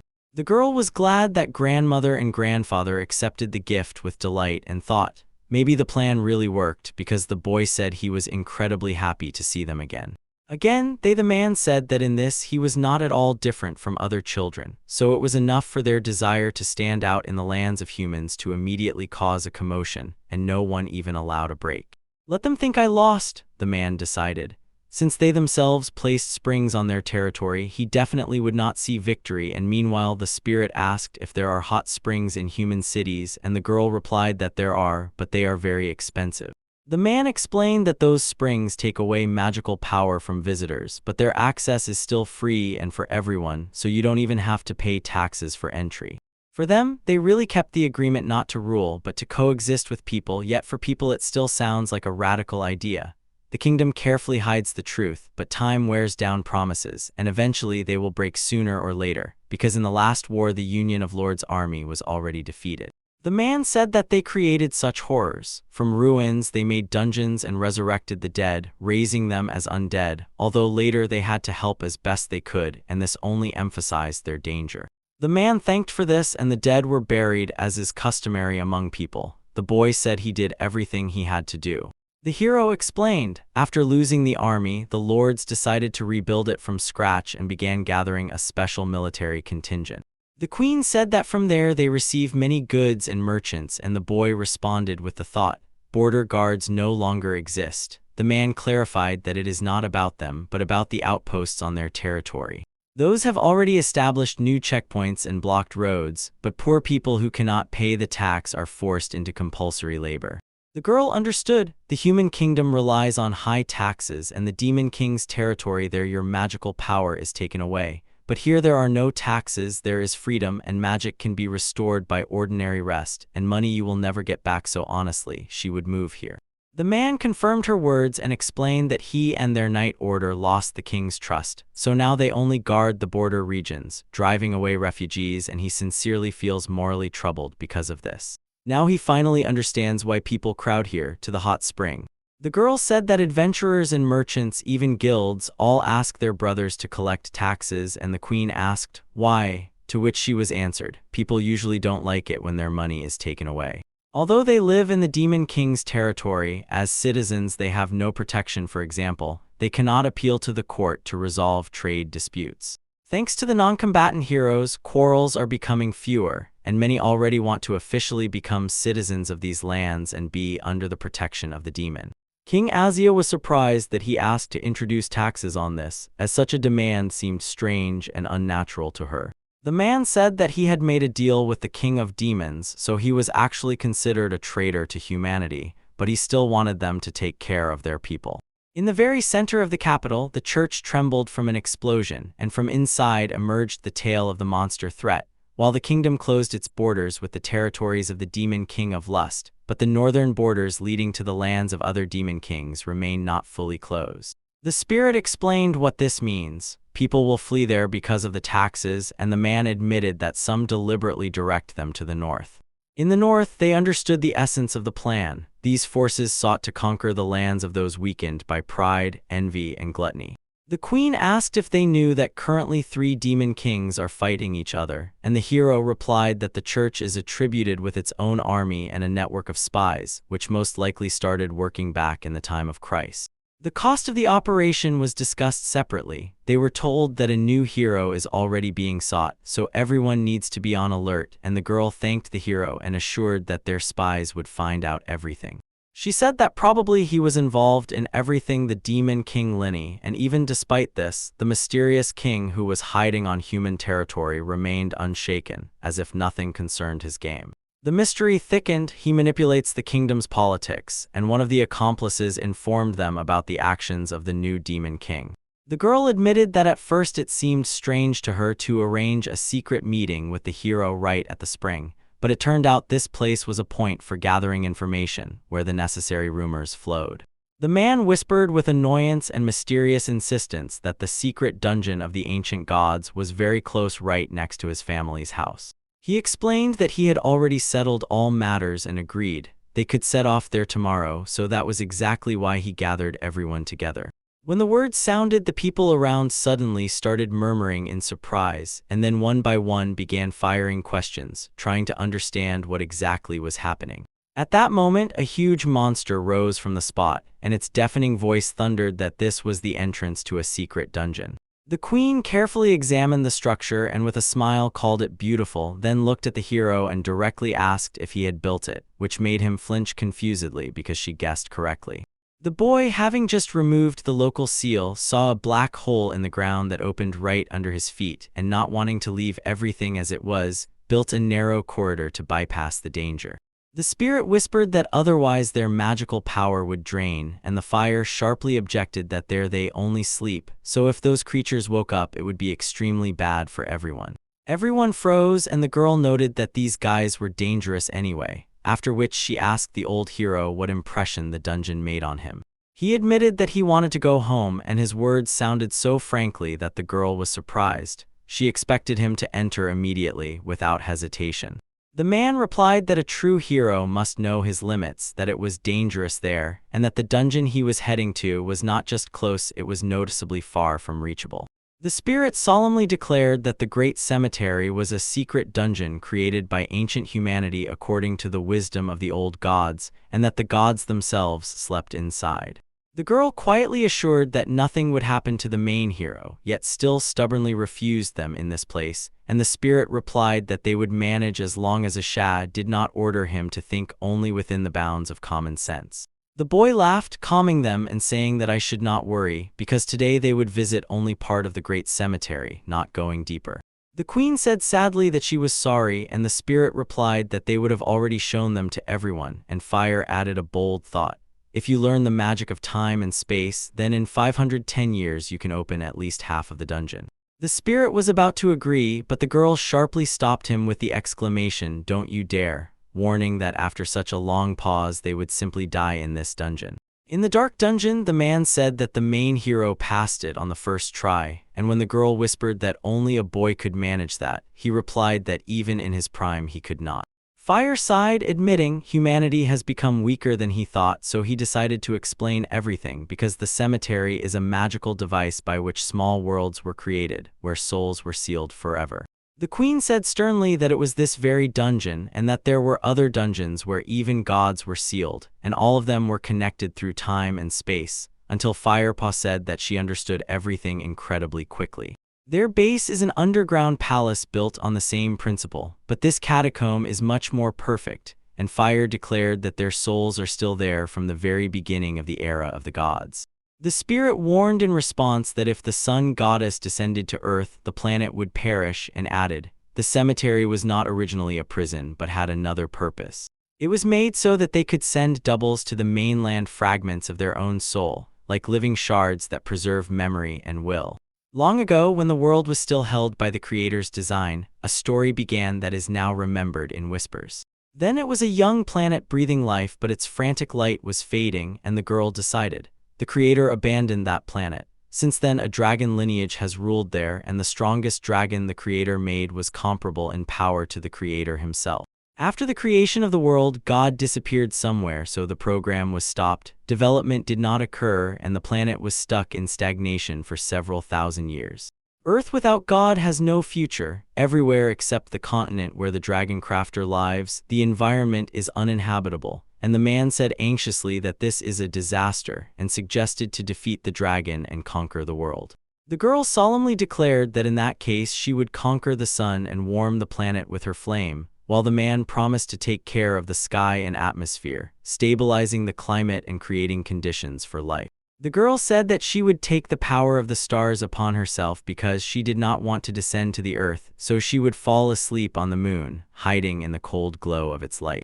She confessed that she relied on others, and the woman firmly promised in response to save the earth, taking upon herself the fate of the planet at this decisive moment. The goddess will fill that planet with her soul and become its new god, correcting the uneven breathing of the one who hesitated, and stopping the movement of the plates so that everything does not fall into chaos. She will tame the plates and make them a quiet cradle of life where even the breath of the world will become even and the future protected. The girl filled the planet with the glow of stars so that it became as bright as at dawn. The man raised his hands and called the light, directing it over the earth. A lightning flash burst forth, and as if the god himself summoned the flame that must awaken all living things. A lightning flash burst forth, and as if the god himself summoned the flame that must awaken all living things. People saw how the sky cleared, new grass grew, and trees appeared covered with young green light. They saw gods from New World and decided that they had come to take their land and establish their rule. A dragon approached them and, looking piercingly around, declared that he was the dragon protector, abandoned by the god of the world, so people would have to defeat him for the right to rule. In the twilight emerged the dragon protector himself, abandoned by the god of the world, and his words sounded like a verdict. If people desire power, only his defeat will stop them. The man asked if the dragon was ready to fight and, receiving an answer, stepped forward as his ally in this clash. Several thousand years passed, and now the gods seemed very tiny against the backdrop of time. The girl looked into the past with surprise, and the man quietly explained that the ancient gods were betrayed by humans, which is why they lost their bodies. In the dungeon above the old bodies walks a legend. Supposedly their souls are sealed, but no one knows where, and the spirit whispers that this is both true and at the same time false. Their souls still sleep, preserving the protection of that planet, and the girl explains. The wind blows, the sun and moon shine, and the soil is fertile thanks to the external gods, so it turns out that they are the world itself. The boy admits that he did not know how cool they were, and the spirit laughs, revealing, their main parts are sealed, and thanks to this they became the support system of the world. Only their doubles appeared next to that boy, those came out after the contract with him, and the queen, observing, curiously asks why sometimes the doubles take on their true appearance. They answer that they have to thank the hero for everything. They were deprived of control over the cemetery, and now they cannot connect with the surface. But the boy broke the seal and reached the very depths of the earth goddess's territory. The cemetery covered the dungeon of the Age of Gods, and along the way there were a whole bunch of traps, but he destroyed the magical, divine, and phantom meat. Beasts confirmed the spirit and added that the ancient gods long sought the birth of a vessel capable of becoming a new god. They were pleased that humanity had evolved so far, and Fire solemnly declared that the boy must answer for how exactly he tempted them. That is exactly what happened. The hero said that they are family, and Firepo replied that at first he could not even constantly help them use their own power outside the cemetery. So he made a deal with the Earth Goddess and learned to draw magical power from the arteries of the earth, and the girl immediately realized he has unlimited magical power. The boy explained that the magical power belongs to the earth and the goddess, and he is only a pipe through which it flows, so he believes there is nothing to talk about. The girl anxiously thought about the contract with the Earth Goddess and the boundless magical power hidden behind it. Another dimension where even heroes, let alone ordinary people, cannot cope with them, not even demon kings, so she understood nothing but stubbornly decided that the boy was not accidental. It sounded almost like a verdict. The queen explained that if those who took control of the cemetery took it again, the outer gods would be reborn, and she was told yes, it is possible, but better not to check, because when their souls awaken, the world's support system will begin to collapse and everything will slide into disaster. She became even more frightened when she was emphasized. Anything can happen, even the sun will disappear, and the moon will fall, and among the outer gods there are those hostile to humans, so appearing in the world, they may want to take revenge and destroy humanity. The spirit firmly said that this must be stopped immediately, and the girl, thanking him, agreed. She does not want a tragedy, does not want the world to pay for someone else's power. Ashaf finally shook her head and whispered that she did not believe it. As if the king and the church have such power now, otherwise they would not have lost to the demon kings, and the man in response spoke about the Providence ritual, as if the real reason for the defeat was hidden behind it. Since ancient times there has been a custom. Gods give a person a seal of talent or profession, and that is how it all began. In the world of the era of creation, it was too dangerous, so the gods simplified their powers and techniques and began to pass them on to people. For example, the talent that comes from the god of war is a blessing of the daughter of the Earth Goddess. The Queen of Nights was captured by people during the war, but her soul was not in this cemetery, so no one knew where she was now, and the spirits silently hoped that she would do nothing until the queen decided. She is a capricious goddess. She was told that she is strong, restrained, and devoted to her cause, always keeps promises, and is an example of a knight, only she is terribly unlucky because knights repeatedly fall into traps. She looks unshakable and powerful, but for some reason loses every time, and the girl said she thinks this failure has already become a tradition. Demons call it the seal of destruction and people providence, yet the system one is the same for everyone. Its power and the power of demons are fueled by the might of the outer gods, so the meaning of that constant power remained unclear. The seal of the past hero and the gift of prophecy were passed to him through a ritual led by a demonic force that pierced the future into his decisions. The boy asked what had happened and decided. The boy is silent not out of fear, but because he serves the king of demons. He was explained, this is exactly it, because they were building a country where demons and humans would coexist in peace and harmony, and old scores would lose their weight. So, feeling his advanced age and the remaining task, he asked to be relied upon. About him, the boy replied and said that if he is able to help, he should simply contact him. He respects this person very much, does not want him to die, and is always ready to help. The man sincerely thanked him, confessing that he dreamed of having such a grandson, and the gods immediately spoke. They understood him perfectly. The queen, smiling, suggested they go inside and proceed further without wasting time. The man said that then he would open the gate, and they set off into the dungeon. The hero asked the girl not to worry and to trust him, and she replied that if something terrible happened, she would unleash her wrath. Her wrath flared up, and the deity explained that they were in the mantle layer closest to the very center of the planet, where the blessing of the goddess created its space. He advised not to go there with anything other than the magic of time and space, because otherwise they would be crushed by the pressure. The life of the entire planet was colossal, like a mountain ridge pressing down with its weight from the very depths of space. The god said that this was her main body, and the small double sleeps under the same pasture, and the boy asked her to guard his home while he was away, but she wanted to go even further with him.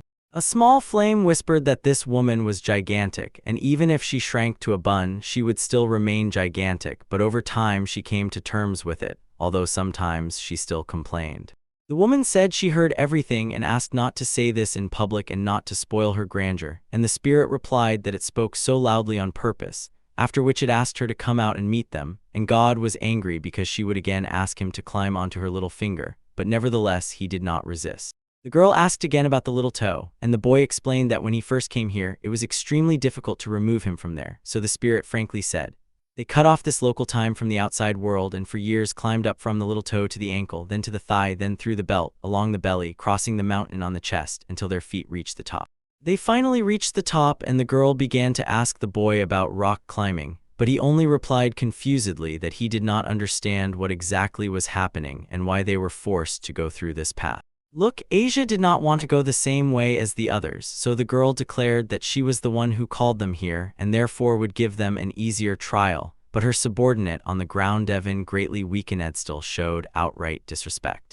As a kind of apology, she promised them to feel the true power of the giant, and as soon as these words sounded, something appeared behind their backs. The air seemed to compress, and the shadows stretched, anticipating danger. There they stood, and among all was visible a huge girl's silhouette radiating magical power many times greater than the power of all demon corals combined, so it became clear. This was not just another enemy, but a completely different level of threat. All her equipment and weapons were created by gods, so in this battle human weapons looked completely useless. The spirit admitted that he had not had such strong opponents for a long time, and another god asked to share her power with him. They were thrown back by a barrier through which they could not take a single step. The girl ordered the outer gods to prepare. This is a trial for humans and for all living things on this earth. It turned out to be a copy of her daughter, the goddess Fatli, who stood nearby like a reflection of fate. The sacred shield was burned with the seal of white protection, an absolute barrier that repels any magic, leaving them only their own strength without magic and without the support of the gods. The goddess ordered the hero to defeat her, and since then they themselves had to withstand the blow, relying only on what they could do with their hands. Their daughter stood against them, and in this clash, deprived of magic and divine help, they would have to win on their own. The goddess ordered them to defeat their daughter, and in response she clenched a giant barrier around them, compressing the space to the last limit. The walls around folded as if creating an arena, and the man, looking into it, asked if she was the patroness of knights in this trial. In the dark church, a woman leaning by the altar confirmed her involvement and said that the god worshipped by people she created in her own original image. Near the royal throne, the queen declared that he is the goddess's double, so they would not speak as badly about them as about Mr. Norden, and added that magic does not affect her, after which the boy assured, it will be hard for him alone, but together with them everything will work out. During intense training, Asha stepped back and honestly said she could not help him, and the boy replied that the help would be very strong and, frankly, only when he loses. While the opponents froze in anticipation, he raised his gaze, announced that he would now explain the strategy to them, and promised that from now on they would finally get down to business for real. In the depths of the last dungeon stretches the territory of the demon lord of pride, and the woman, pointing to the dark bastions, said that they had already captured almost all the lands of the demon lord, only the last piece remained. To the left, the defender rushed to attack the girl as if he wanted to break her with one blow.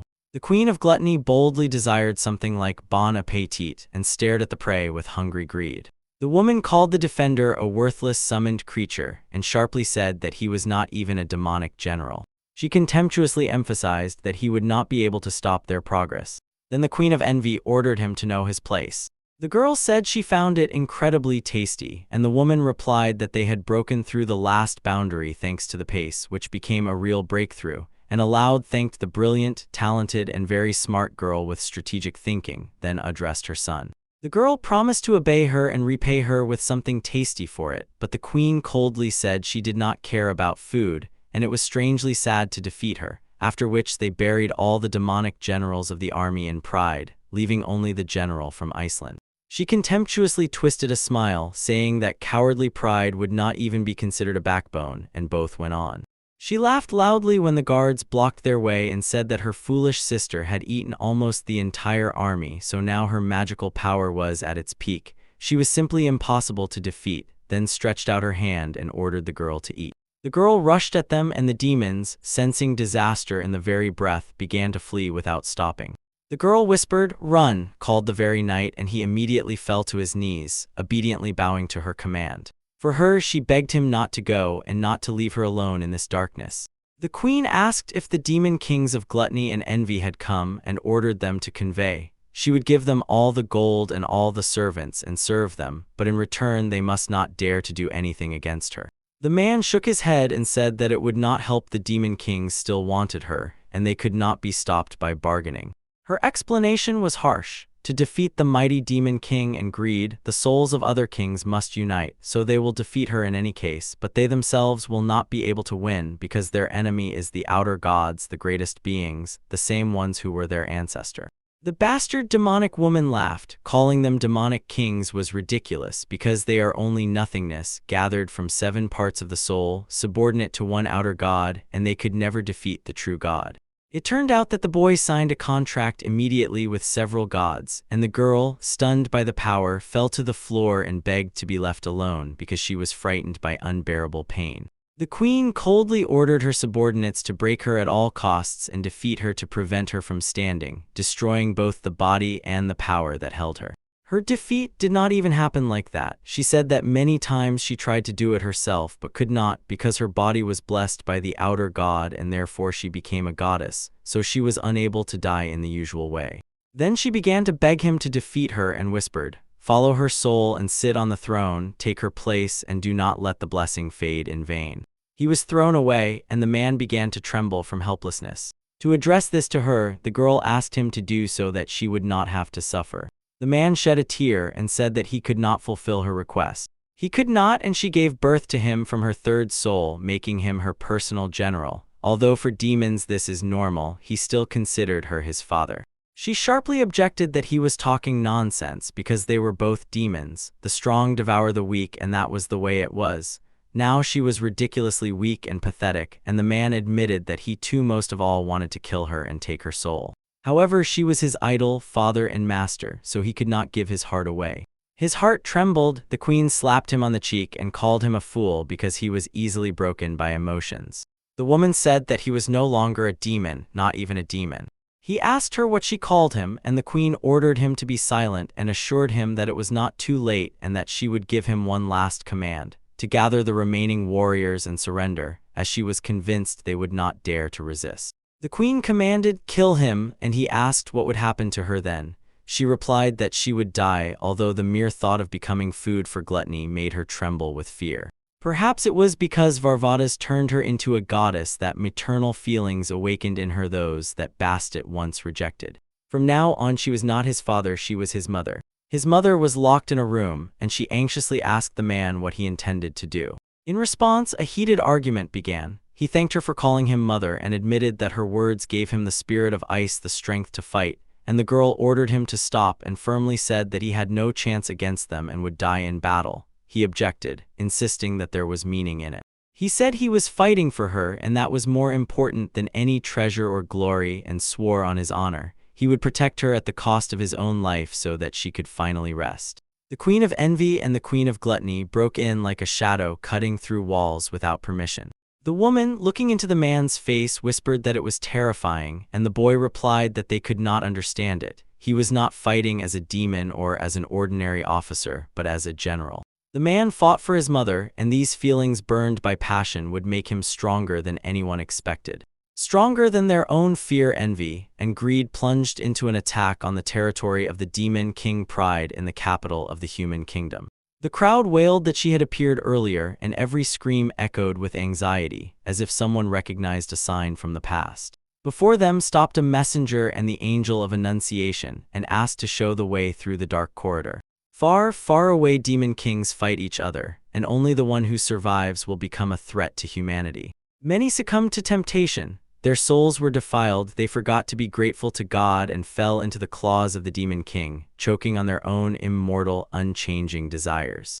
But as soon as the last demon king appears, the hour of the great judgment will come, and the goddess commanded to pray so that salvation would come then. Somewhere in the human lands, Chemo watched as a man pointed his finger aside and asked what it was, not understanding what he heard. An earthquake began and they rushed forward abruptly, escaping through clouds of dust and trembling earth. At that very hour they began to run on the goddess's territory, crossing sacred boundaries in haste and anxiety. The man suggested speaking again, and the queen replied. At Karna's request she would give orders because their enemy was a copy of the outer god. The copy was something like a familiar creature that imitates its prototype. The abilities were the same, only much weaker. The holy shield Aegis, which blocks all magic, seemed like a complete illusion, but the boy said there was a way to bypass it, and the key to victory would be Mrs. Terma. The knight began to attack, and the boy directed Ash straight at the barrier. According to Karna, the absolute barrier blocks only spell attacks, so the strikes of magic stone worked and repelled the advance of the night darkness. The girl said she was completely fine, despite her own resistance to the element and the harsh pressure from her side. The man began to attack, not giving a second of rest, and step by step he tightened the space for defense. The attack exploded immediately, and the spirit praised them. This strike could be compared to his super punch, and Fire noted that first they distracted the enemy with the flame of the stone, then hit with the sacred meat and strengthened it. Together they deliver 3 strikes at once. First they strengthen themselves, then weaken the enemy, and finally move to a direct attack. The girl felt something new and suddenly understood the hero's heart. Her mind told her what exactly to do next and where to move, since they were doomed to be connected. The man asked if they had already decided to just use him, and the boy in response asked what exactly he was talking about. The general spoke about the main thing and used the open core technique, forcing the situation to sharply enter a dangerous phase. The revelation that once called 10,000 people now was reduced to only 2. They say it can be activated so that the revelation works without involving an army. Despite it being called magic, he still does not believe. The copy of the goddess will not turn out to be so invulnerable. It is necessary to find her weak spot, so the girl extends the thread of the divine spider. When time and space began to threaten the Atlanteans, the goddess sharply asked if this had already been passed on to them, and the spirit replied that the threat was not from there, it was in the hero's grandfather and grandmother's house. The girl snapped, calling them fools, and ordered to return the threat to space and time back to where it had burst from. Asia held her breath and asked where the thread of the spider god had disappeared and which sword had riddled or stopped it in battle. The boy said they were demonic black worms called God Eater, and that the grandfathers managed to defeat them with that saber, so Asha was surprised. Could this weapon really handle the outer gods? And the boy finally answered that it was precisely her accurate, devastating strike that decided everything. The girl asked the queen how to use protective magic, and she replied, "It is not magic, but the power of the demon lord, which he gave her from his own territory. You just need to release it, and it immediately blocks the path to attacks." The girl said that the magic sword is a void that erases magical power, and although it had already halfway learned to parry, she was hindered by the limited attack, so the man declared, "The protective magic is over, and even restorative magic did not work. This move must decide the outcome of the battle," and he ordered Thelma to go forward. She agreed, and the boy explained that this is the sanctuary of the earth goddess. The blessing of the earth will strengthen Thelma's revelation power. The man was glad that everything worked, and the girl smiled bitterly and said she had no idea she could create a hot spring that would contain that giant, funny but cruel. The girl replied, "The rules of the hot spring creator also apply, so armor is forbidden in the bathhouse." Under the spring rain, the man raised his sword and solemnly promised to focus his revelation on Karna for exactly 2 minutes, after which he activated the hero's revelation blessing. The boy whispered that one must endure the burning heat without looking away for a moment. The spirit asked if Karna had managed to prove his point, then turned to Tizadagui and asked if she had anything to say in response.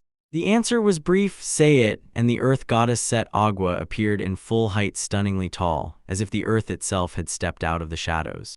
The spirit asked her not to behave so arrogantly, but the girl retorted that her aunt had more wrinkles, and another spirit added that he understood him. He was in a difficult situation, and it was too hard to say this to her. The woman hushed them and ordered silence, because she was about to say something truly important. The boy asked everyone to move higher so that it would be more comfortable to speak and hear each other. Asia asked if they would sit on the palm of the god, and the boy assured that they should not be ashamed, because the goddess who looked stern was actually very kind. The queen asked the boy to go with her, and the man explained that if the woman went first, he would lose his reputation as a knight, so he decided to go together with her, and the girl asked Asha if she could take her hand, and she agreed. As expected, the kingdom of the goddess who rules the land was stunningly beautiful, and the boy saw such an amazingly beautiful forest for the first time in his life. The goddess, with a warm sparkle in her eyes, said she was pleased to hear that and offered to treat the guests to a festive meal, but then asked confusedly if the magical crystals would descend because she herself did not know how to cook.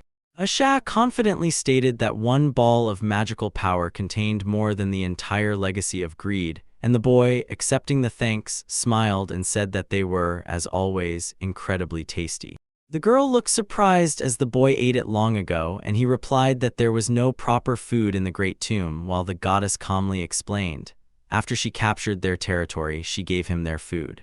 The woman leaned slightly and repeated the phrase as if he was saying it on her hand. It sounded like a chirping bird, and it was cute because of that, and the queen also confirmed it, until the boy snorted that he was not a child. The man solemnly concluded that this was why the hero had incredible magical abilities. It was natural if one constantly ate such food, and the girl shook her head and said that usually such strong magic would have killed her. The goddess sharply pushed them to action. It had to happen immediately because the last battle had already proven the impossible, and the man who defeated the spear of the outer god saw how another outer god sleeping in a great tomb realized everything as well. Then they acknowledged they must be protected, and the goddess addressed those present as the children of Bastet, both those called demons and humans, emphasizing that there is no difference between them.